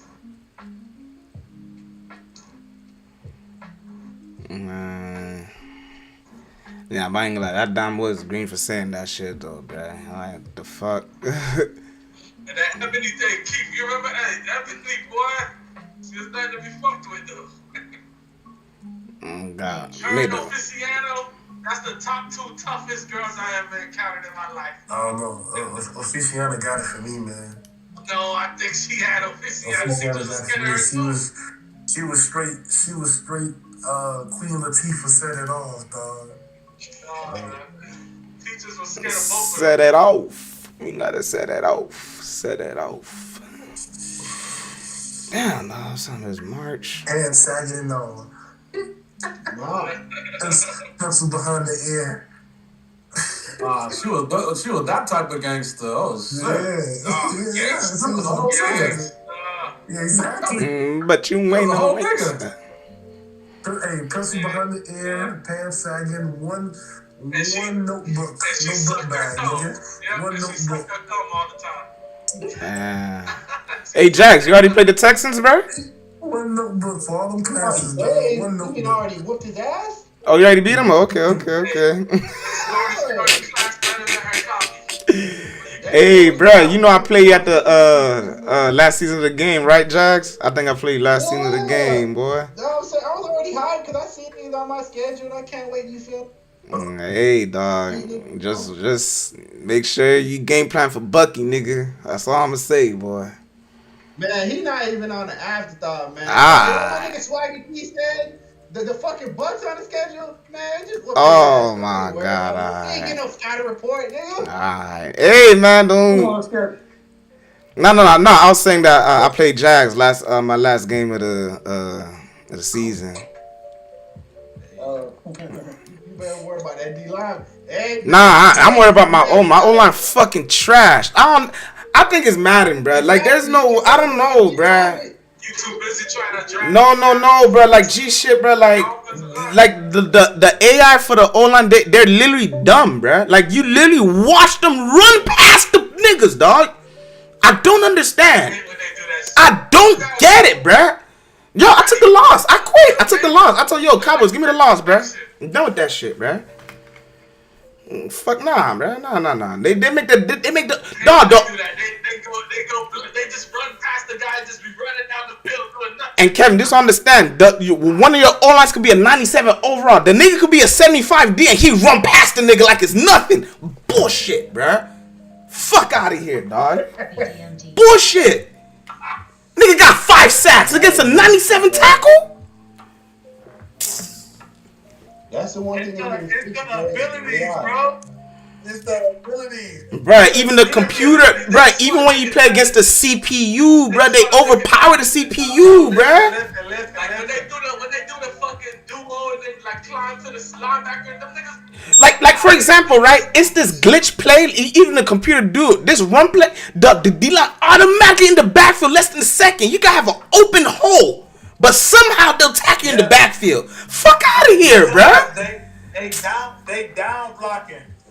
That's the design. So the DN is coming straight in. He's supposed to outrun him, but they don't never let him outrun him, bro. Never, dog. No type of chip, nothing. Oh, that shit got me hot, bruh. Man is a motherfucker now, bro. Nah, I think the biggest. Nah, my bad. Go ahead, man. Go first. Nigga could be a 70 overall, and that nigga unlocked Island Kings for his head coach and his DC. And that bitch unlock that and get that bitch. Now that bitch plus 24. Gee, bruh. Gee. Oh, a nigga that's like a 70 something overall. So just imagine 70 to 90. Nah, like I think you could. Yeah. I think you could still be a 70, Kevin. But like when you look at the deadline, the bid is gonna say like your shit went up. Like I don't know, bro. It's weird. Like. Yeah, bro, that shit crazy. Yeah, it's weird, bro. But that's why I was telling you, kid, you should play that shit because you gotta learn that bitch, bro. And you know what's funny? Be like, yo, how the fuck is he? Yo, this guy is 90. Yo, how is he getting jammed? No, I had the bullshit. On some, you know what's crazy, Mac? On some G shit, I didn't even know until I think until Keith, the one of y'all told me yes about the Island King thing. I didn't even know you could double up like that. I'm like, you could what? Yeah. I'm like, no. I'm like, no wonder these niggas cornerbacks just be. I'm like, bruh. That shit got me hot when I'm like, really, bruh? That's what I've been. But the thing is, it's like if you already got a corners or they're like already pretty good. Stacking and tripling makes no sense. It's only good like if against the sorry players. See the video I sent you, Kevin? You know any of them from Walker Elementary? Wait, hold on, y'all, boy. I gotta go on mute real quick. Hold up. Oh, Walker got the holes, boy. I just sent you the video, Walker Elementary. Okay. You said Walker had the holes.